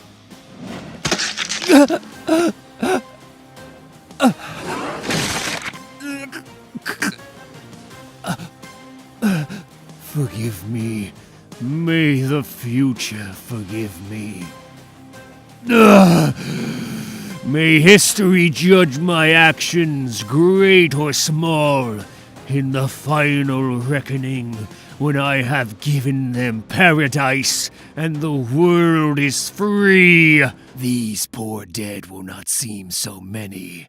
Now, let the sky fall. It just appeared! There are 2 suns up here. Figure it out. And one of them says we shouldn't be engaging bomb release. The baritone is mine. This is Dr. Henry McCoy, Ph.D., from the Xavier Institute. X-Men mutant rescue and emergency teams have the terrorist situation in Manhattan under control, and we ask for a moment to confirm Magneto's capture. Magneto has declared war on the human race. Our scientists tell us we have nothing to lose. So tell me, how can we trust a word you people say? I'll leave the details of that to you, but you may just have to accept that not all mutants are your enemies. You see, there's only one person in the world who's figured out how to repair the gene that's threatening humankind with extinction.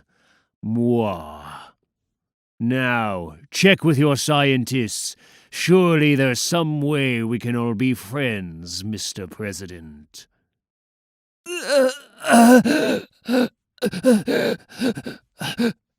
Oh, Esme. You turned into such a wonderful little femme fatale in the end, didn't you? I'm ever so proud of all my girls. But you...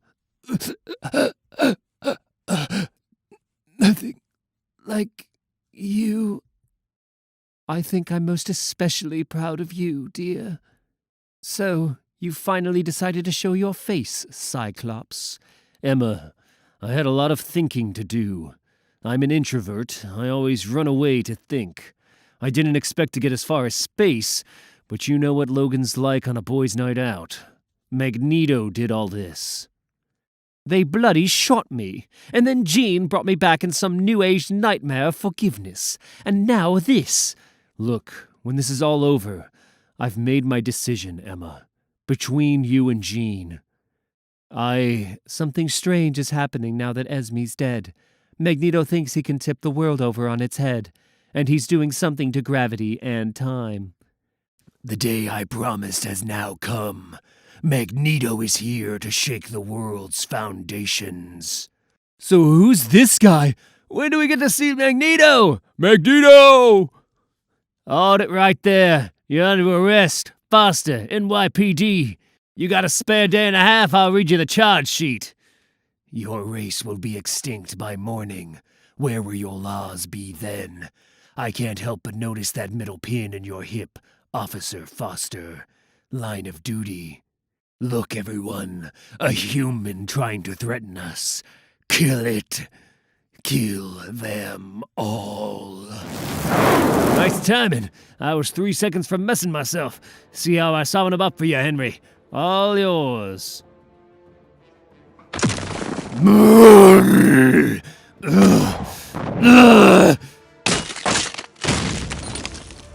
Gotcha.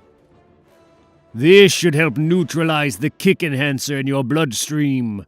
I can't believe you do this, Zorn. You of all people, Zorn.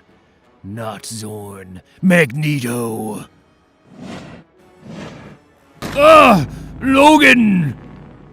I am Magneto. That's what you say. Remember me, Zorn? I'm the guy you threw at the sun, bub. And let me tell you, right now, the only thing keeping your breathing's a pacifist creed I don't wholly subscribe to.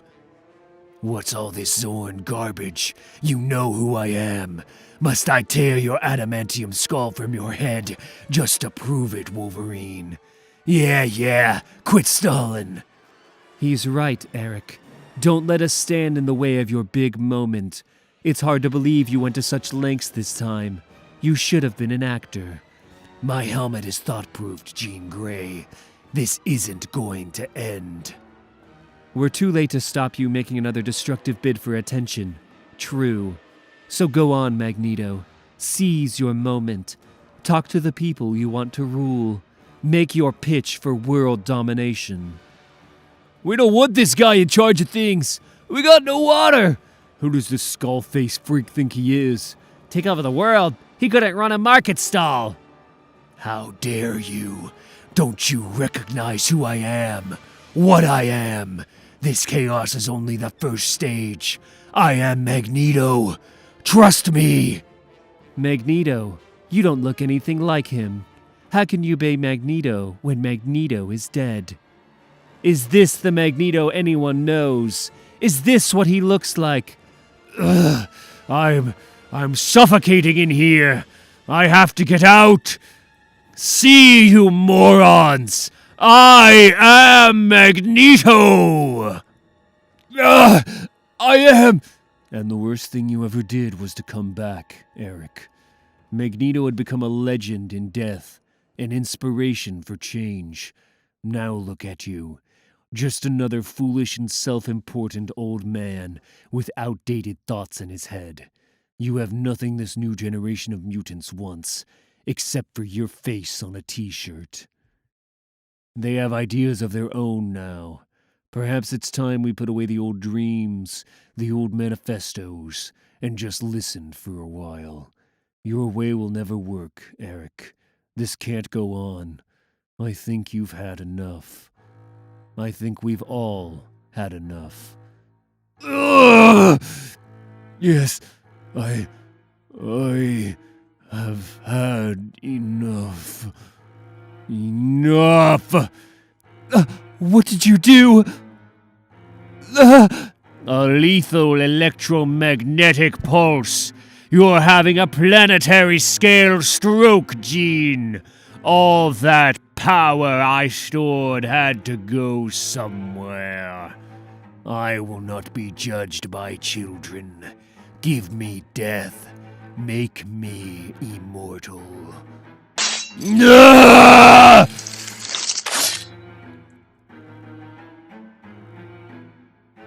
Jean, hold on! No, Scott, no.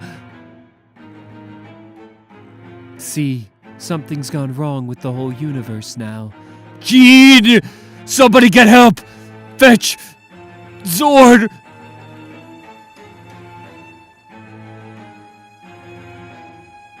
Logan's gone feral! Jean, I'm so sorry about everything. I didn't ever mean to hurt you. Shh. The Phoenix understands. I haven't seen you so alive for a long time, Scott. My best friend. Have to go now. Live, Scott. Live. All I ever did was die on you. Jean! No! Jean! 150 years later.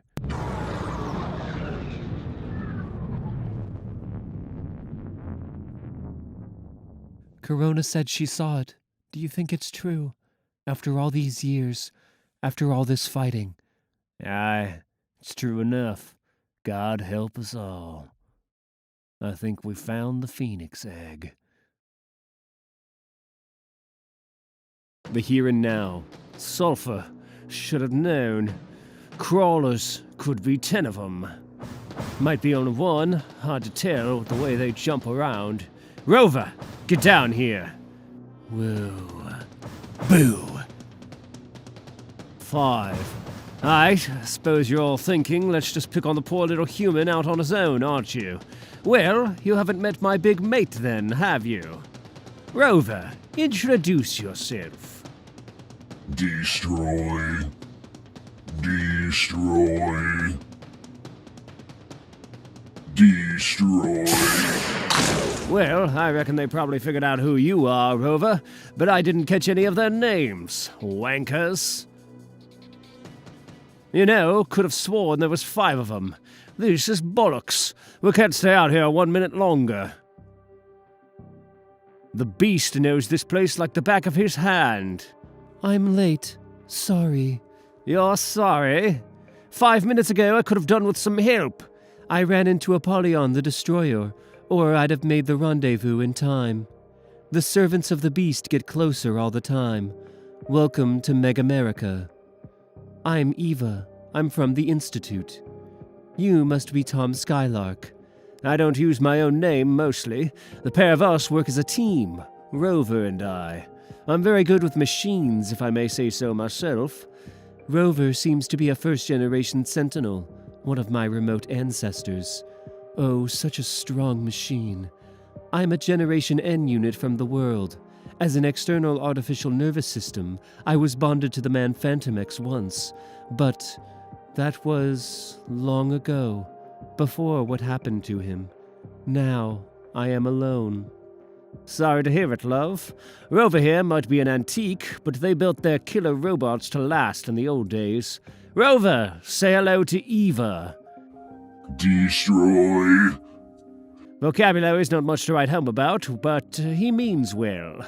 And he's saved my life more times than I can add up. Tom, that thing on its back, the energy signature is so symmetrical, so profound. Is it really? Well, what do you think?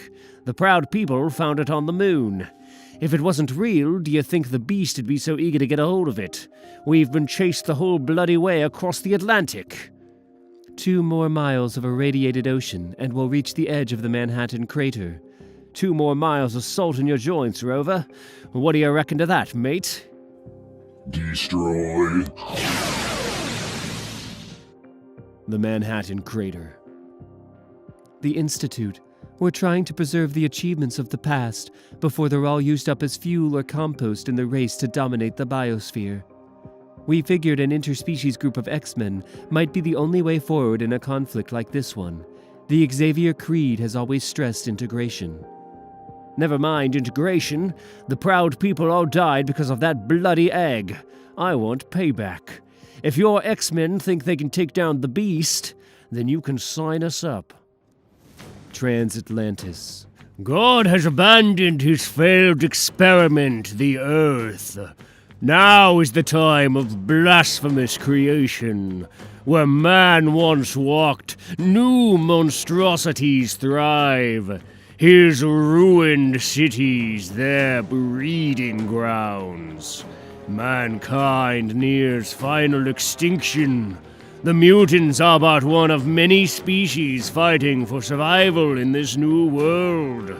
All, great and small, rich and poor, will fall to my dominion and receive their maker's mark.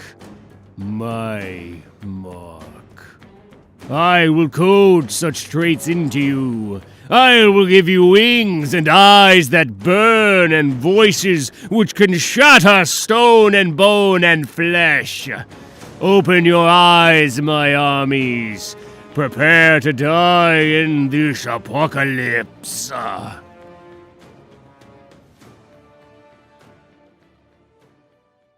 The Institute. The attacks come more frequently now. The beast is pumping crawler chimerae out of his biofoundries as fast as he can dream them up, and he has the entire stolen mutant gene base to code and splice from. Great. And the good news is, they can't find us here, right? You have security shields. I saw you opening them to let us in. So when do I get to meet the new X-Men, and... Destroy. A crawler hitched a ride. But I thought they couldn't teleport through your shield. No, there was only one, but it's duplicating itself. Scanning DNA, Cyclops traits, and multiple man codes. Within minutes, there could be hundreds. Rover, protect!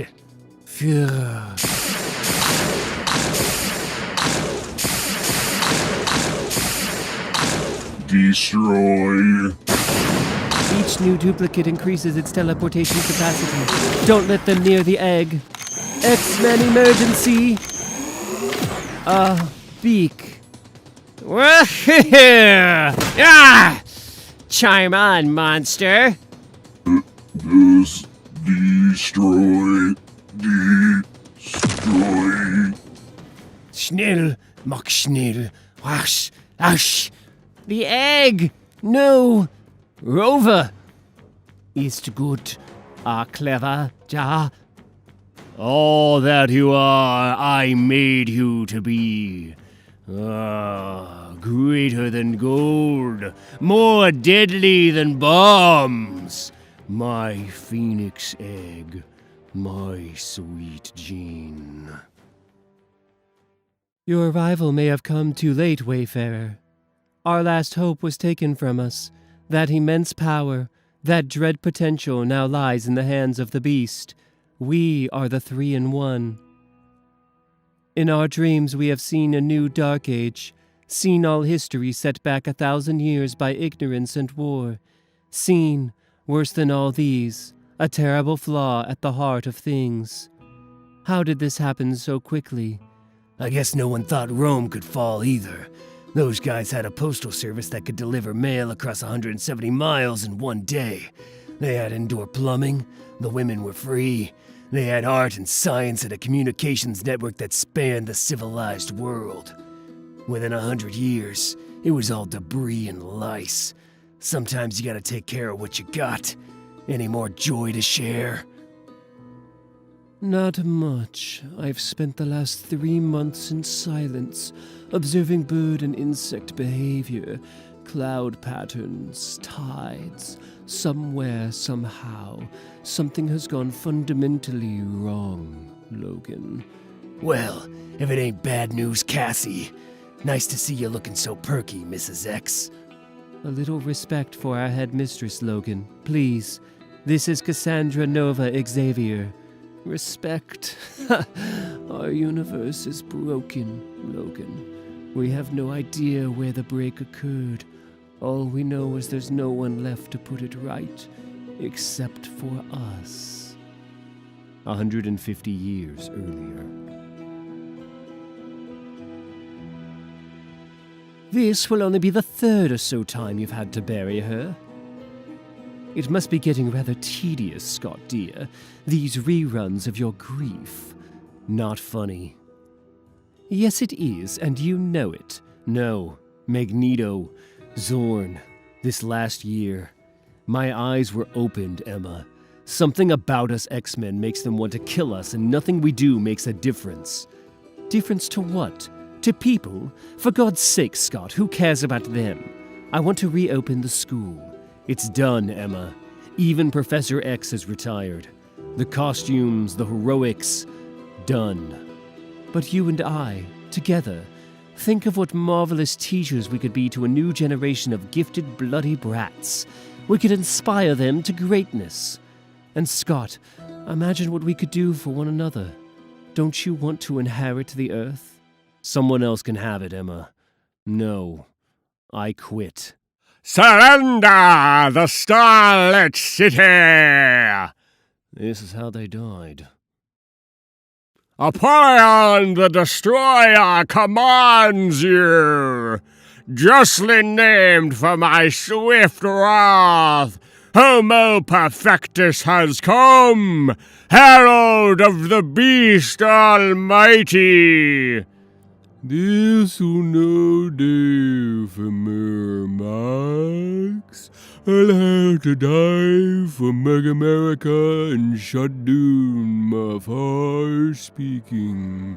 2 miles far shore, with armies of crawlers, I headed straight at ye. Take care of yourselves. Take care. Surrender the Phoenix Egg! To you and whose army, says Smith the Maker, these inter-Europa islands are free. Thy ship'll go no farther. You misunderstand me, Maker! Destroy. You'll get your chance soon enough, mate. I don't like the way this is shaping up at all. What's that appearing all around him? I give you the endless armies of the beast. Die for us in your huddled thousands. Die.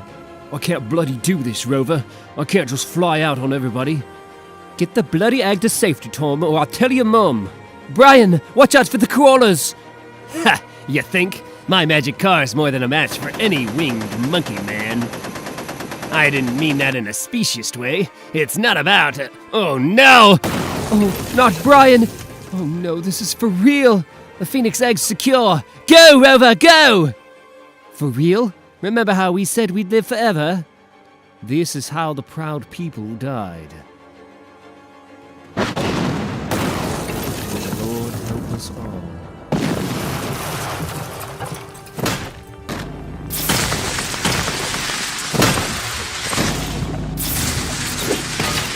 And plumes of sulfur, miles high, drifting north ahead of the crawler hordes. That's how I ended up here at the Institute, since you happen to ask. Is this make-believe or real? Well, I've only gone and lost the bleeding egg they all died for, haven't I? Does this shame on my face look make-believe? Eva, humans are creepy. I'm only joking, love. Some brave people go down in the fight, but good always wins in the end. Are you totally sure? Current statistical thinking suggests otherwise. Right. They're lovely at that age, ain't they? We've had to change our plans, obviously. Everyone's preparing for the worst. We have to attack the beast directly now, Tom. Immediately. The 3-in-1 has spoken, and your presence in our X-Men unit would be most valued. Oh, and you can have your antique Sentinel back. Disinfected, of course, although too little, too late. Look, I'm really gutted about losing the egg. Eva, I'm very good with machines. I get on well with them, and, well, I can tell you're unhappy, unfulfilled, like. The sensations and processes you know as feelings are interpreted very differently by my conscious network, whatever you might think. Since Fantomex and what happened, I've denied myself intimate contact with another nervous system. You what? I'm only a human being, Eva. I'm one of the last few thousand of us left in the whole world. I'm about to get intimate with Extinction. I can say what I like. I hope it won't come to that. What, intimacy or death? Rover, this is Tom. You all right, you useless great lump of scrap? No. Destroy. What a bloody embarrassment you've been to me, mate. Haven't you got nothing to say for yourself? Destroy. He sounds almost heartbroken. I think he loves you, Tom. Rover, he hasn't got a heart, Eva. We should go. The others are waiting for us, Tom Skylark. The hour grows late. Whole genomes will be enslaved. Evolution will grind to a halt. The future will belong to mass-produced biological conformity. And all our struggles will have been in vain. If the Phoenix chooses to serve the beast, if he chooses to attack us with her power at his disposal, there can be no tomorrow. The Phoenix egg is there at the end of all things. So it is written. So it has come to pass. Ooh, spooky. I'm afraid it's much worse than that, girls. Consider this. What happens when the beast codes Phoenix traits into his armies, or into himself? We can't attack Transatlantis soon enough, I say. The X-Men, champions of genetic diversity. Charles would have been ever so proud. I've had dreams, you know. Dreams with you in them. This was never meant to be, was it? Something went terribly wrong. Tell us the truth, girls. What do you really see when you look at the future without flinching? A fire from beyond. Consuming fire. The judgment of the Phoenix. Talking's done, ladies. The menace of the beast unites us all. Mutants, men, machines. And let's not forget dear old Martha's marvelous brain, the engine of our war glider. Now, who are we waiting for? Guess who? Here he comes, Mrs. Xavier. Call me Cassandra Nova, Tito. This is so what my brother would have wanted. Transatlantis. The proud people lie on dissecting tables. Inter Europa Island is being converted for genetic processing, and our ships are preparing to set sail for Mega America. All is as it should be. Look, Apollyon, I pulled this parasite from the head of a crawler. It was trying to reproduce there, in his thoughts. The Mega-American mutant nations and the Termid tribes of the Pan-African Basin still... Shh! This is delicate and dangerous work, my faithful messenger. I thought I'd call them feeders. I am the last and the greatest of your human. I was made to be perfect. As this fallen world is, so must you be.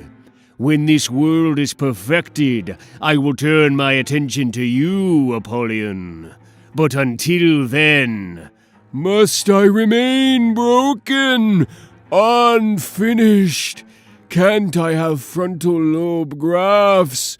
All my life I've dreamed of phoenix grafts. Paradise advances, one step at a time. These feeder creatures evolved only recently to fill a specialized niche. Sweet Corona, princess of the proud people, surely a high-level inquiring telepathic intellect like yours finds this filthy creature as fascinating as it finds you.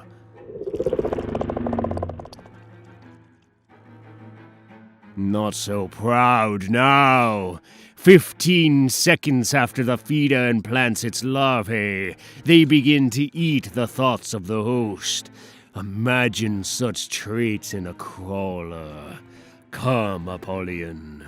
The time of the watching draws near! More power! Incubate! Incubate! Arise!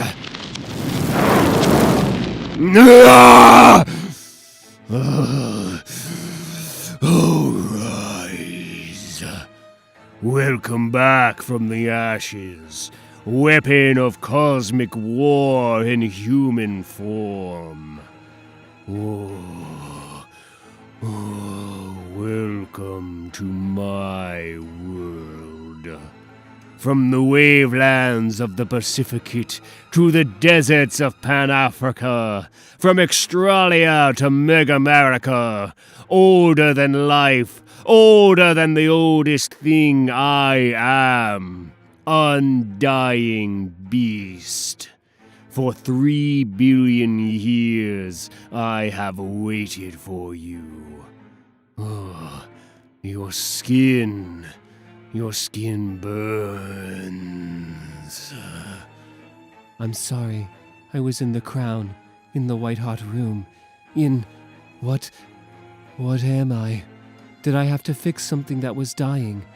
How long has it been since... Henry, is that you? Yes, Henry, of course. And Beast. But I have another name now. My ultimate soldier. My destroyer of worlds. Call me Sublime. 150 years from today, Pan-Africa, home of the Termids.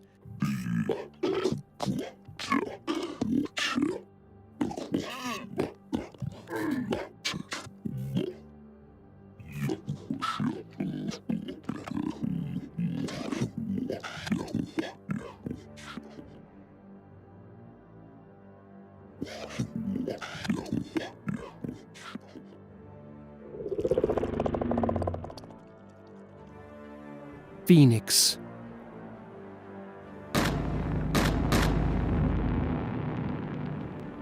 As X-Men ambassador to the multitude, I have to, am I dead now? You're undergoing radical atomic deconstruction. I've suspended the process so that I can study it. Your physical body is too frail to survive this experience, Bumbleboy. But your consciousness is healthy and will shortly experience total absorption into the white-hot room. Oh, right then. It's not so bad once you get used to it. Like I've done this before. Or I'm still doing it again, or shh. You were always here, waiting for yourself to arrive. Transatlantis. It was 350 million years ago. An explosion of outlandish new species, all fighting for dominance of the Cambrian oceans, all gone within a short span of millennia, thanks to me, if I recall correctly.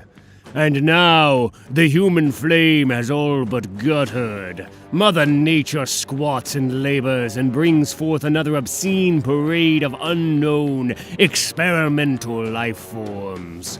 I stood alone against this tide of gross creation. Until now, Apollyon. Until, Phoenix, once I would have delivered your wrath to the Termid, great beast. Once My allies are selected carefully, Apollyon. Some, like you, are strong messengers of a better world to come. Others play host to primordial powers you will never comprehend. While some are simply blind predators, stillborn in the sewers of nightmare, like this feeder here. Each, from the highest to the lowest, has a part to play in the final purification of things. Try not to overestimate your own role. But if Phoenix's memory returns, she'll betray you in an instant. Graft her brain to mine before she uses it against you. How many times do I have to beg you to make me whole? But if you were to lead the charge against Xavier's Institute, Apollyon, where would the irony be then? She was their last hope, their redeemer, the phoenix from the ashes. Instead, she will erase them all, my black, annihilating bride. There can be no resistance to the power we have woken. Load, feeder traits. On your feet, brute! You were bred for strength, not survival. Go do your short life's work in my name. Deliver my vengeance! Who controls the gene pool controls the future. Begin the day. Send in my ships. The Institute. I'm telling you, something bad has happened in Pan-Africa. A flaw in creation. Your synapses are fusing again, Celeste. Shh. No, I felt it too, Phoebe. Wings of black flame. Crawler incoming.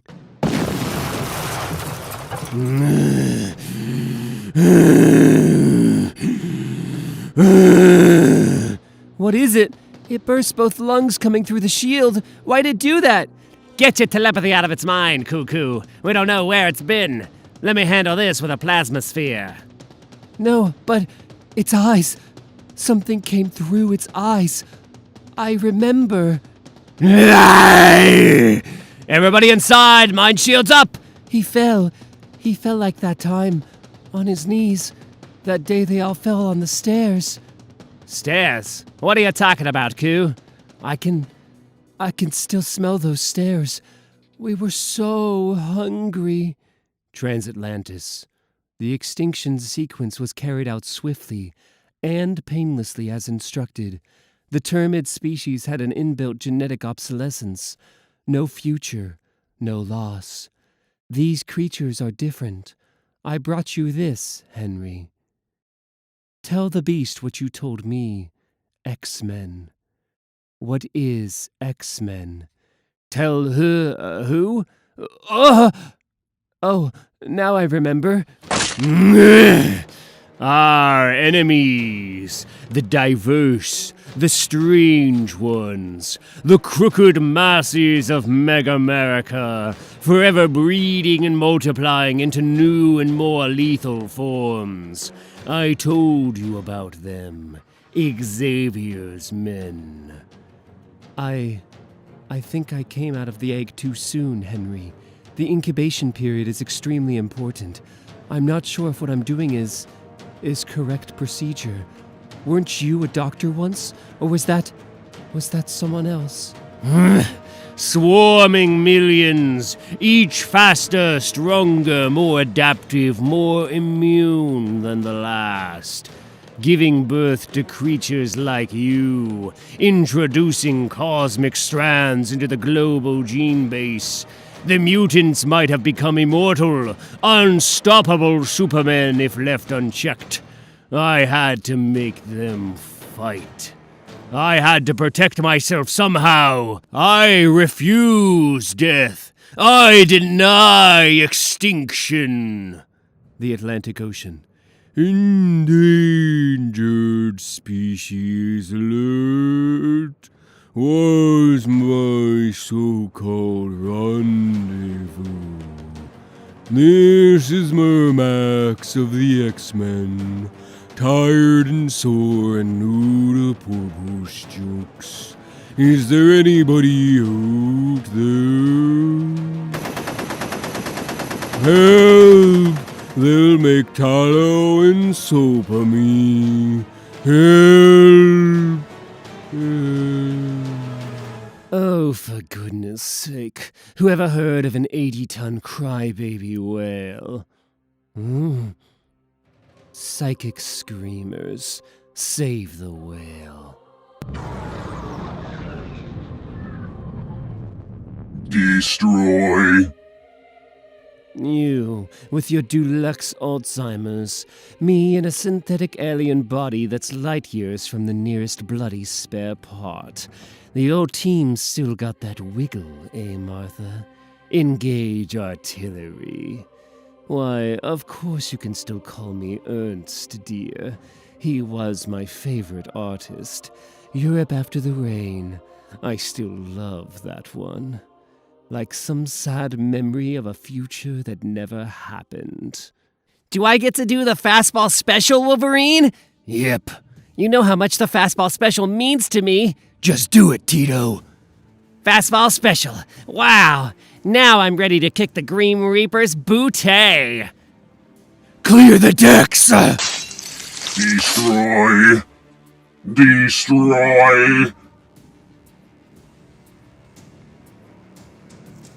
Eva, listen to me. This could be the last bleeding day of my life, girl. And well, I have to tell you something just in case. Tom, no. You just saved my life there, girl, and... Rover, watch it, you dozy great dummy! Destroy. No. Tom. Bridge secured. Tell the Institute they ain't got nothing to worry about if this leaky old whaler's the pride of the invasion fleet. Where's my telepaths? Rover! Rover, respond! Come back. He ain't gonna get far without us. Martha left a bad station wagon-sized hole in the boat. We're all gonna do a submarine double act if we hang around too long. Huh? Error. Not error. Leave. Error. Error. Not error. What am I looking at here? All my life, he raised me. He brought me food when I was a baby. You don't understand. Tom, don't blame yourself. Ah, man, it's never easy, is it? Beak, where's all that light coming from, bub? Visual. Visual? You know the big old boombastic battle plan, with all 7 of us X-Men storming Transatlantis and saving the world from the menace of genetic tyranny? Well, it looked a whole lot better before the sun came up. That ain't the sun. Make your peace with God, people. The Institute. What have we missed? There's something. The Phoenix can do anything. She can blind Cerebra. There's a hole. Just a little hole at first. A hurt with only one remedy. We need everybody on the wall! Somebody let those telepaths out of the bunker! And send a couple over here. There's some kind of weird hot scar in the atmosphere somewhere. Can't anyone else feel it? I need some telepaths to confirm a luminous presence. Coming this way. Oh, Professor, look after us in our hour of need. Take care of your people.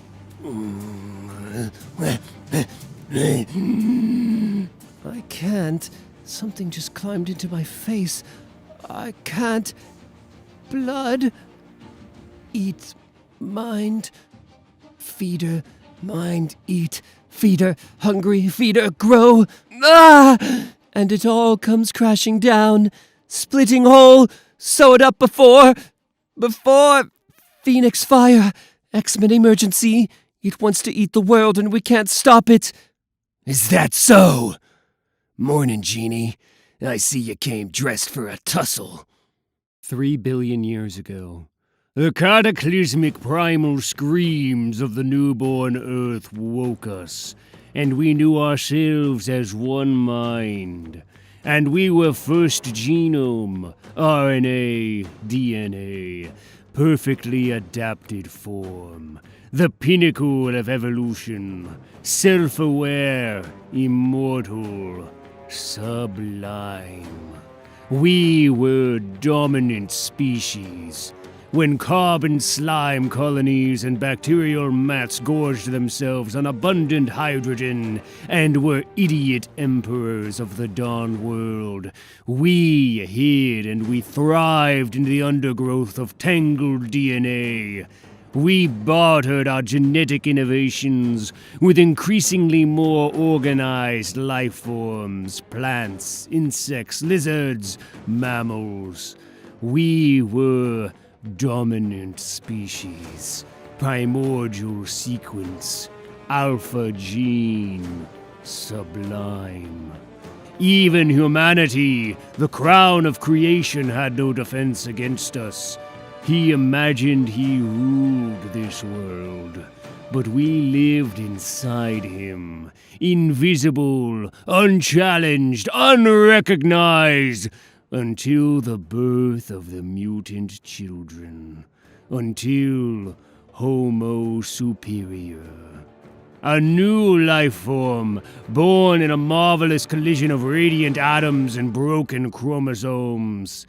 These mutations, with their potential to breed strong, invulnerable offspring, were the first real threat to our eternal dominion. Are you listening to this, Apollyon? You promised an end to my pain. You said I would be made whole.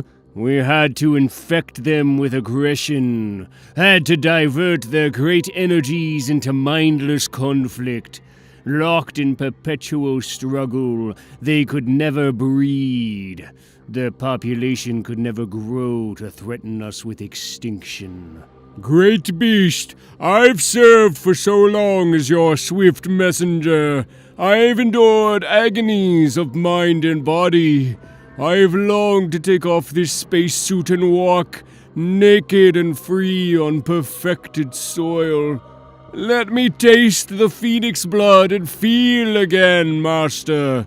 The supermen fight and die and return in a meaningless shadow play because we make them do it. Patience, Apollyon. Our eugenic Eden is almost born, when all will be as we will it. The precious blood of the Phoenix, the ultimate mutation, telekinetic godhood in a jar at last. You promised it was for me, not for you! Me! You promised! I lied, Apollyon. You will never be whole. The power is mine alone. One rule: survival of the... Mid-Atlantic Drift. The kindly beast is trying to help you pass with dignity. Extinction is part of the cycle of natural growth and death. New life will come. Give me a break with this hoo-ha, will ya, Genie? Hank was a doctor. Does destroy all intelligent life sound like the sort of idea you'd come up with? The beast lied to you, darling. That ain't Henry McCoy. It's just what's left of his body. Strange. You seem representative of a potentially viable species. Nice of you to notice. Your boss has been trying to stop mutant spreading since we started. He was behind all the U-Men and Super Sentinels and nanoviruses and drugs. Look into my mind, Genie. I dare ya. X-Men. The Beast told me X-Men were lethal variant life forms, spreading like a genetic sickness across the planet, but I came to fix something that was dying, Logan. Tom Skylark, the Phoenix is assuming a psychic attack posture. Big deal. But we have to be ready. For what? It's all over, Eva. Rover saw us together and he thought I was all set to dump him for the latest model, and it's all... Nobody knows what we've been through, him and me. I'm nothing without him. The game's up. Gene, these kids don't know what's what, but you and me, we've seen it all before. You ain't here as anybody's servant. You're the Phoenix. You're an A-grade telekinetic talent topped into a cosmic power source. But you're still Jean Grey Summers. You have such a tricky, intricate mind. Don't... Scott? Logan? Steady, Martha dear. My Shi'ar files tell me the Phoenix consciousness accesses its human host via the so-called crown chakra port at the top of the skull. I saw all this coming, you know. We're all going to die, but it's for a good cause. And if I've learned anything at the Xavier Institute, it's that a good cause always gives meaning to a bad death. Unplug the crown. Ah! I got you, darling. Ah!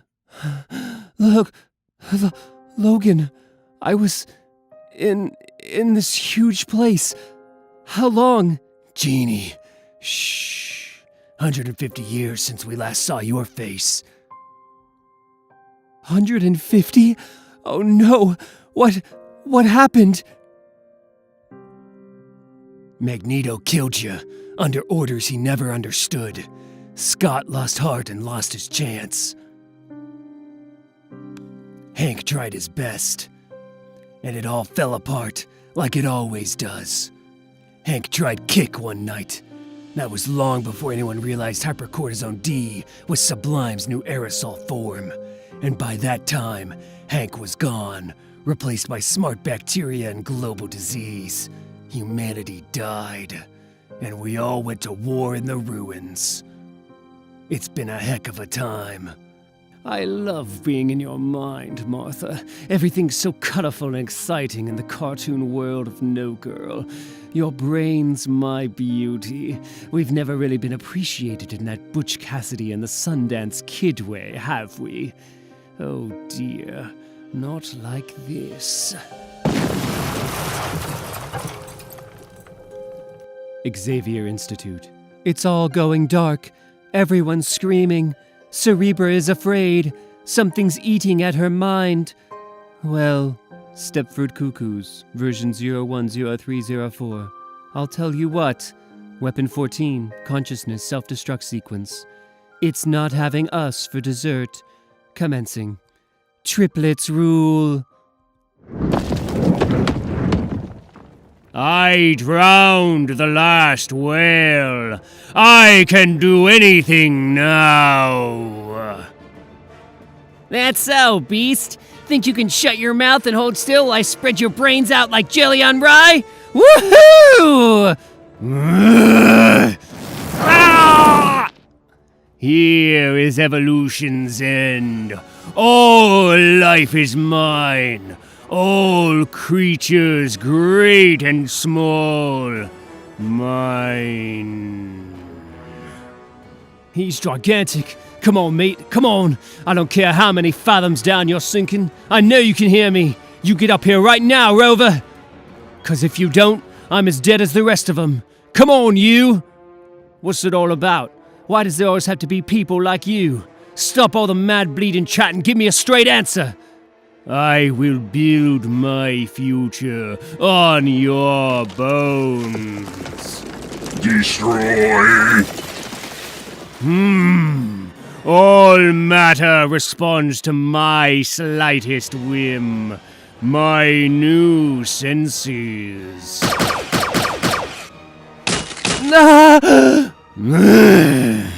There. Can you feel these thoughts we make entering your body, rewriting it? Biosoftware, command execute, generate trash codes. Now, give me an uncontrolled explosion of useless body parts. An unstoppable cancer storm. Weapon 13. I created you once. I unmake you now. Tito, hold on, bub. Hold on. Well, I knew I'd mess up. Granddad's gonna be laughing down at me. Never could live up to a hero like that. Legacy like that. Kid, you're about 3 feet taller than your granddad. If you only knew. Just let yourself go. You did good. Fly. 'Cause you do not want to be around for what's coming down. Stitch that, bub! Logan, don't let Sublime contaminate you. Don't fight! Did you think you would live forever, little speck? I can turn off your healing gene. Like so.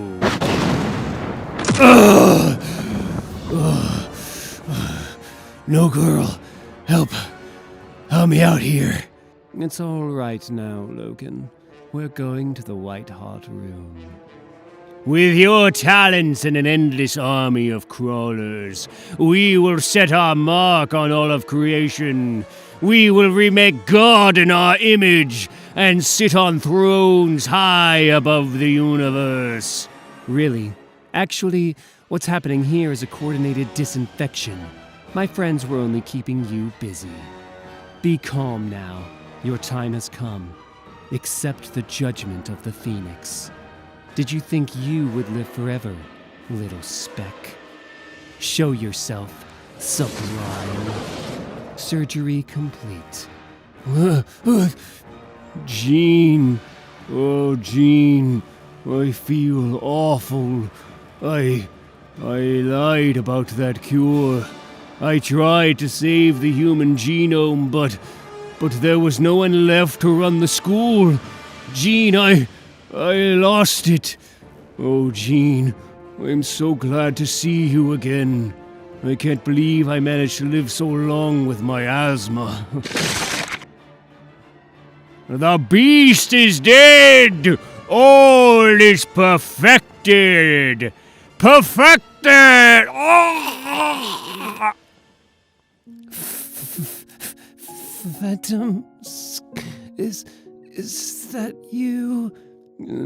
What a bloody smash up this turned out to be. I thought... I'm sorry about what I said, Eva. I can make it better. I'm good with machines, I am. Peace at last. Had to be something nuts like this. Been in here before. That echo.